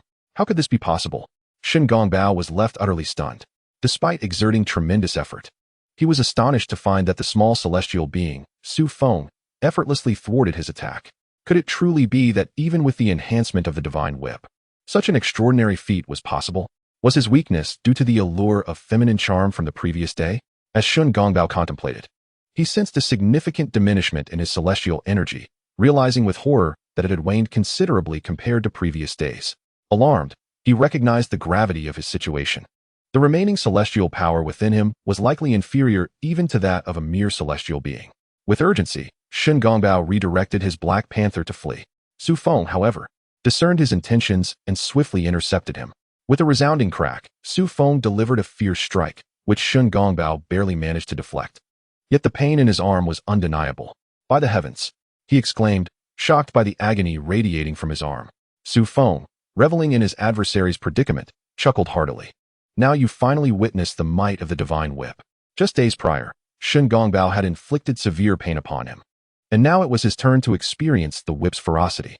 Seeing Shen Gongbao falter, Xu Feng unleashed another brutal strike. The impact echoed as it struck Shen Gongbao's waist, eliciting a pained cry from him.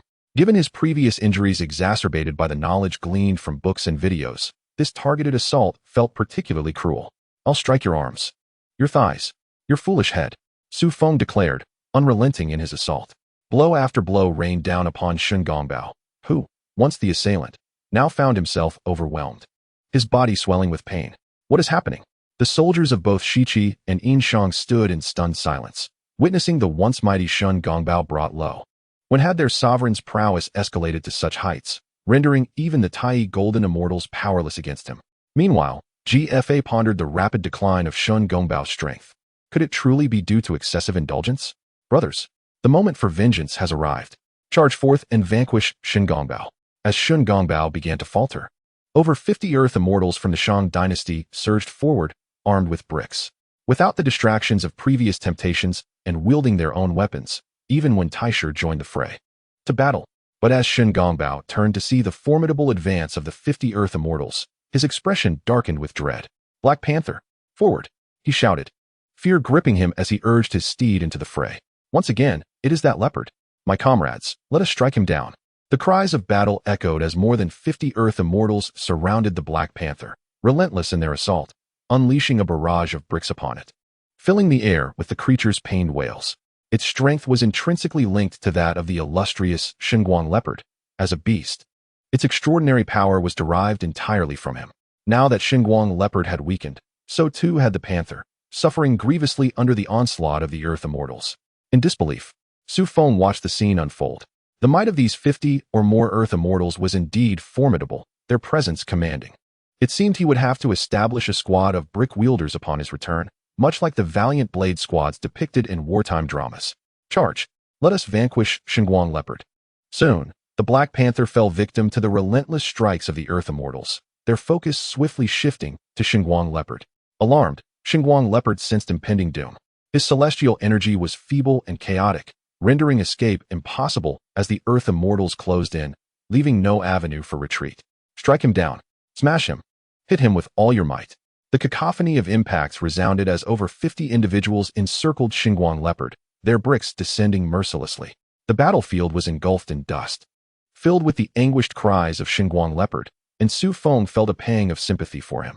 Given the ferocity of their blows, even a grand celestial immortal might struggle to withstand such an assault, let alone Xinguang leopard, whose powers now barely resembled those of a heavenly immortal. Stop! I beg for mercy. Xinguang leopard, battered and bruised, began to plead, his visage a testament to his suffering. Now you seek mercy? Xu Feng retorted, it is too late.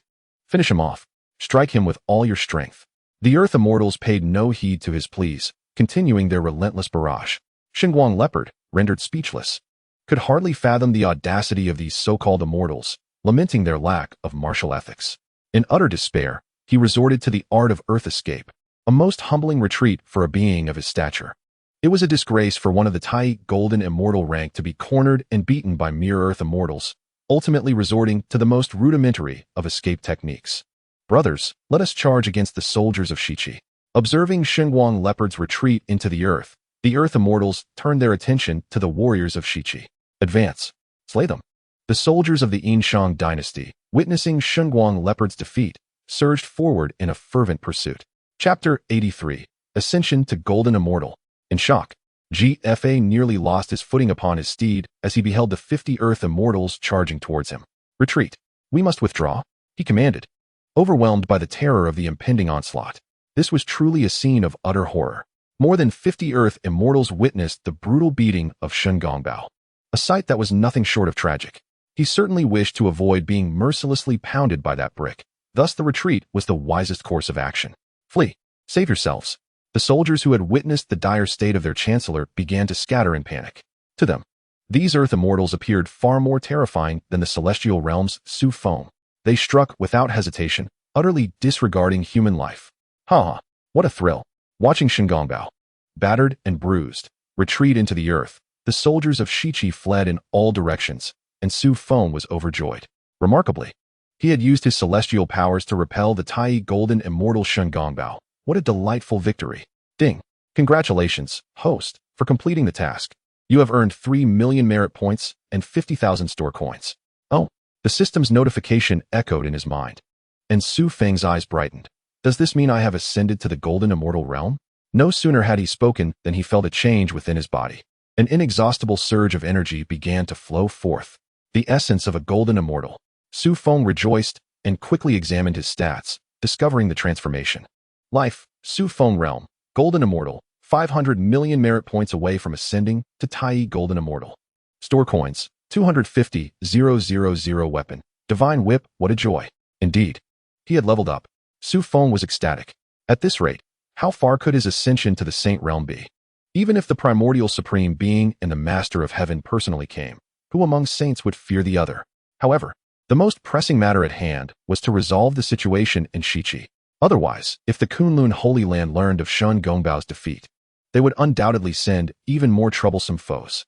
Given the current circumstances, with Shun Gongbao's defeat, it was certain that the next wave would consist of Deluo Golden Immortals, likely the 12 Golden Immortals of the Chan teaching. Presently, he was merely at the Celestial Realm. If a Deluo Golden Immortal were dispatched, he would be utterly powerless. Thus, conquering Shiqi swiftly was imperative. Brothers, charge! Assault the city. With these thoughts, Xu Feng did not retreat to camp despite the Shiqi army having entered the city. Instead, he directly commanded his soldiers to launch an assault. He was determined to breach Shiqi's walls today and capture that wretched GFA. Let us see if he dares to rebel again. Kill. Charge. Having triumphed over a formidable opponent like Shun Gongbao, the morale of the Shang soldiers soared. Xu Feng ordered the siege, and they fought valiantly. Soon, siege equipment was brought forth, and the siege towers began to batter the city gates. Hurry. Hold the line. GFA turned pale at Xu Feng's unexpected assault on the city. Previously, Xu Feng had aimed to minimize casualties and had only driven them back into the city. But this time he had issued the order to attack. This was utterly beyond GFA's expectations. Damn it, the venerable elder, a dignified Tai Golden Immortal, found himself shamefully beaten by a group of Earth Immortals today. What a disgrace. Meanwhile, Shun Gongbao had already retreated back into the city of Shiqi, looking disheveled and battered, his face bruised from the blows of the Tianfan seal. Prime Minister, King Shang has commenced his siege. GFA informed Shun Gongbao. Oh no, it's all over. This is utterly disastrous. Shun Gongbao panicked upon hearing that Xu Feng had begun the assault on the city. Given his current state, they were no match for Xu Feng if he aimed to breach the city walls. Should the King Wu be defeated, the unification of humanity would descend into chaos once more, and their grand endeavor of deification would be irrevocably lost. Do not worry, Prime Minister, GFA reassured him. Our city of Shiqi is as resilient as a turtle's shell. I believe King Shang shall not easily overcome it. For now, we must summon reinforcements from the sacred Kunlun Mountain. Only then shall Shiqi be saved. Indeed, we must call for reinforcements. Shun Gongbao, amidst his confusion, finally regained his composure. Your Majesty, please hold fast to Shiqi for a few days. Allow me to ascend Kunlun Mountain to request reinforcements. And the peril facing Shiqi shall surely be resolved. Very well. I hope you return swiftly, Prime Minister. With that, Shun Gongbao took his leave, employing the art of earth escape to make his way toward the sacred Kunlun Mountain. Outside the city, Xu Feng continued his relentless assault on the Shiqi forces. However, he seemed oblivious to the city's formidable strength, as the siege engines had been hammering against the city gates for nearly an hour with no visible effect. By the heavens, this cowardly GFA has indeed fortified his city well. Xu Feng muttered in disbelief. It appears even more impregnable than my own Chaoga city. At that moment, Xu Feng felt the system shop in his mind flickering incessantly, a clear indication that new items had refreshed. He pondered what new treasures might be available this time. Stuck in an impasse, the flickering of the system shop filled Xu Feng with excitement. If only I could summon a cannon. No matter how sturdy this city is, I refuse to believe a single shot cannot breach its defenses. If one shot fails, then I shall fire two. With great anticipation, Xu Feng opened the system shop, yearning for a cannon to unleash devastating firepower upon the city. After all, the system had previously mentioned that with level increases, cannons and aircraft could be summoned. Alas, to his dismay, after searching through the system shop for quite some time, he found nothing. What is this? He exclaimed, frustration mounting. Yet, amidst his disappointment, he stumbled upon a peculiar icon. Upon clicking it, a description appeared. and Xu Feng was overwhelmed with joy. Barret. By the heavens. They actually refreshed a Barret. Xu Feng was elated. With this, I shall be invincible. Who would dare to challenge me? I shall simply shoot them down with a single bullet in the midst of battle. Why would I even engage in a duel with cold weapons? At that moment, one would be oblivious to the manner of their own demise. However, it is rather expensive, a staggering 250,000 shop coins. Currently, Xu Feng possesses precisely 250,000 shop coins. Should he acquire a firearm, he would deplete his entire fortune, which indeed poses a considerable strain on him. The crux of the matter is that this very gun cannot be utilized for siege warfare. A cannon would be far more advantageous. Nevertheless, one cannot deny the merit of having a firearm for self-defense. Alas, as Xu Feng pondered this predicament, he could not suppress a sigh. It appears that he must rely on live streaming to amass more shop coins. Otherwise, the purchase of a firearm may lead him to financial ruin. Chapter 84. The Helpless Yuanshi Tianzuan Report. Your Majesty, the city of Shiqi is impenetrably fortified. Our forces are struggling to breach it. We have suffered significant losses. Just as Xu Feng contemplated live streaming to earn shop coins, a soldier rushed in with alarming news. Xu Feng looked up and was met with the grim sight of the battlefield littered with corpses. Infuriated, he exclaimed, "Damn it! That GFA, while incompetent in battle, excels in fortifying his city. He has transformed it into a veritable fortress. Does he merely intend to cower within its walls like a turtle? Retreat." In his fury, Xu Feng ordered a withdrawal. After all, the continued assault would only result in the loss of their human soldiers. The more souls that perished, the closer the completion of the grand scheme of canonization would come. Curse it! Once I summon a cannon, I shall obliterate you, Xu Feng declared fiercely. Once the cannon was summoned, the siege would become significantly easier and would reduce unnecessary casualties. Haha, the Shang army is retreating. Upon witnessing Xu Feng's withdrawal, GFA was filled with elation.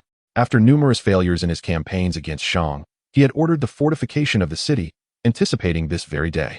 This remarkably fortified city was his ultimate safeguard. As long as he did not surrender, he believed that even if his fortunes waned, the Shang king would be powerless against him. Bring forth instructions. Continue to dispatch soldiers to reinforce the city, GFA commanded. Although the city was already formidable, he remained unsatisfied and insisted on further fortifying its walls. Meanwhile, Shun Gongbao was en route to the sacred Kunlun mountain, less than a day's journey away. Although he had suffered considerable depletion of his celestial energy due to Xu Feng's machinations, he dared not delay his advance in a frantic effort to reach Kunlun mountain and summon reinforcements. The fate of Shiqi, and indeed the outcome of the canonization endeavor, hung in the balance. Should Shiqi fall, then half of the grand design would also falter, a prospect he wished to avoid at all costs. Otherwise, should such a fate befall him, he could very well face his master, Yuanshi Tianzuan's wrath, and as Xu Feng ominously suggested, his corporeal form might indeed be repurposed to seal the northern CS portal. Wait, however, in the next moment, Shin Gongbao seemed to grasp an epiphany and abruptly halted his frantic burrowing through the earth. If I return in such a manner, my master will surely punish me upon learning of the situation. Contemplating this, Shin Gongbao was suddenly drenched in cold sweat. This failure is far more than a mere military defeat. It has plunged the Western Qi into a dire crisis. And I have even lost the divine whip bestowed upon me by my master. If I were to return in such a state, would my master not punish me? And what if someone else were to take charge of the grand undertaking of deifying the gods? No, I, Shin Gongbao, fear that my suspicions may indeed come to fruition. I cannot return to Kunlun Mountain. I must seek reinforcements elsewhere. Once I reclaim the divine whip and vanquish the king of Shang, I shall return to report to my master. With that resolve, Shin Gongbao altered the course of his earth escape, setting off to seek allies. Meanwhile, the Western Qi army faced yet another defeat.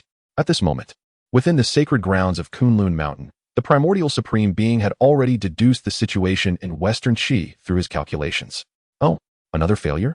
Is it possible that Shun Gongbao, a dignified Tai golden immortal, cannot handle those earth immortals from the Yinshang? Upon hearing these words from his master, the Antarctic immortal was taken aback. The primordial supreme being continued. Indeed, though Shun Gongbao has cultivated to the level of a Tai golden immortal, his emotions and desires have not yet been entirely eradicated. This time, the king of Shang exploited his lustful nature, bringing forth several exceedingly unattractive women, causing Shun Gongbao to lose control of his celestial aura. His current strength is now akin to that of a mere celestial immortal. Even the divine whip granted by me has been lost. Oh, Such a thing has occurred? The Antarctic immortal was even more astonished. He had not anticipated that these mere human beings could be so formidable. It exceeded his imagination that even a tiny golden immortal could be defeated by exploiting weaknesses. The Antarctic immortal then inquired, "Where is Shun Gongbao now? Why has he not come to Kunlun Mountain for reinforcements?" Humph. The primordial supreme being felt a twinge of anger at the Antarctic immortal's words. That rascal Shun Gongbao, fearing punishment from me, has gone elsewhere to seek allies. However, distant water cannot quench a nearby fire. I do not know how long he will be gone or whom he might enlist. At this moment, the king of Shang was launching a fierce assault on the city of Western Qi, and the situation was dire. Let us proceed as such for now, Antarctic immortal. You shall first alleviate the plight of Western Qi. We will settle accounts with Shun Gongbao later. Disciple obeys. The Antarctic immortal bowed and prepared to head to Western Qi. However, the primordial supreme being called him back. Do you require companions to accompany you? After these recent battles, the strength of the human race cannot be underestimated. Now that even Shun Gongbao at the Tai Golden Immortal level has been defeated, I fear the matter with the Yin Shang may be rather troublesome. As he spoke, the primordial supreme being felt a sense of worry. Damn it, a mere king of Shang has managed to best my disciples, resulting in casualties and injuries. They have truly brought disgrace upon our celestial realm. And now, I am compelled to dispatch my own disciples. If word of this spreads, where shall I hide my face? There is a hope that the South Pole Immortal will swiftly deal with the Shang Dynasty. Otherwise, one might have to intervene personally, which would bring great shame upon the celestial beings, particularly upon the face of the teaching of immortals. There's no need, replied the South Pole Immortal, his demeanor radiating confidence. The defeat of Shun Gongbao, a Tai Golden Immortal, is solely due to his own weaknesses, not because of the strength of the Shang King. My disciple has transcended the 7 emotions and 6 desires, rendering him devoid of any vulnerabilities. Furthermore, my disciple has attained the great Luo Golden Immortal Realm, far surpassing Shun Gongbao in strength. This descent will surely aid King Wu in his campaign against Shang and contribute to the grand endeavor of deification. That is most excellent. The primordial heavenly venerable has always placed great trust in the South Pole Immortal, and with these words, his confidence was further solidified. I hope you will not disappoint your master. With that, the South Pole Immortal took flight. Meanwhile, Shun Gongbao had reached his destination, the Luofu Cave on Mount Amei, where he sought the formidable assistance of Zhao Gongming. Zhao Gongming, a being of the great Luo Golden Immortal Realm, would undoubtedly tip the scales in their favor against the Shang King. Capturing the Shang King and reclaiming the Divine Whip would ensure the completion of the deification endeavor, leaving his misdeeds shrouded in obscurity.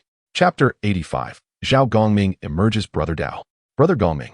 At the entrance of the Luofu Cave, Shun Gongbao emerged from the ground, his voice tinged with desperation as he rushed inside.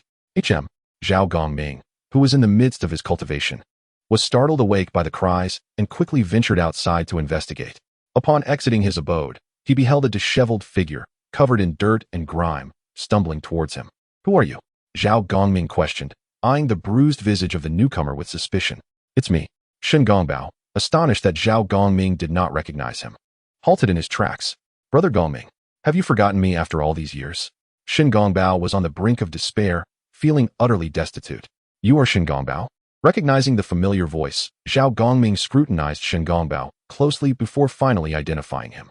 Yes, it's me, Shun Gongbao exclaimed with joy upon being recognized. You startled me. I thought I wouldn't be able to summon any reinforcements. Zhao Gongming remarked, noticing Shun Gongbao as disheveled state. What brings you here in such a state? Who has done this to you? Sighing, Shun Gongbao recounted the tale of how he came to be in this predicament, detailing the news of Jiang Ziya's death, his acceptance of the deification list, and how he had been ambushed by the Shang King. Upon hearing Shun Gongbao's account, Zhao Gongming became aware of the recent developments in the grand endeavor of deification. Humph! Zhao Gongming's fury ignited. These mere mortals are utterly audacious. How dare they plot against my fellow Taoist? They dare to slay the immortals of our realm and obstruct the sacred task of deification. Such transgressions are unforgivable. Zhao Gongming addressed Shun Gongbao, saying, Rest assured, my friend. Since you have come, I shall accompany you and teach that Wang of Shang and his celestial allies a lesson, so they may understand the might of our heavenly hosts. Shun Gongbao was overjoyed. Zhao Gongming, a being of the great Luo Golden Immortal Realm, possessed strength far surpassing his own. If he were to intervene, Wang of Shang and his cohorts would undoubtedly stand no chance. Zhao Gongming chuckled. In truth, The Wang of Shang had previously dispatched Master Wen to summon me from my seclusion, but I declined. Now that you have faced defeat, it is indeed the perfect moment for me to descend and confront them, so they may witness the power of Zhao Gongming.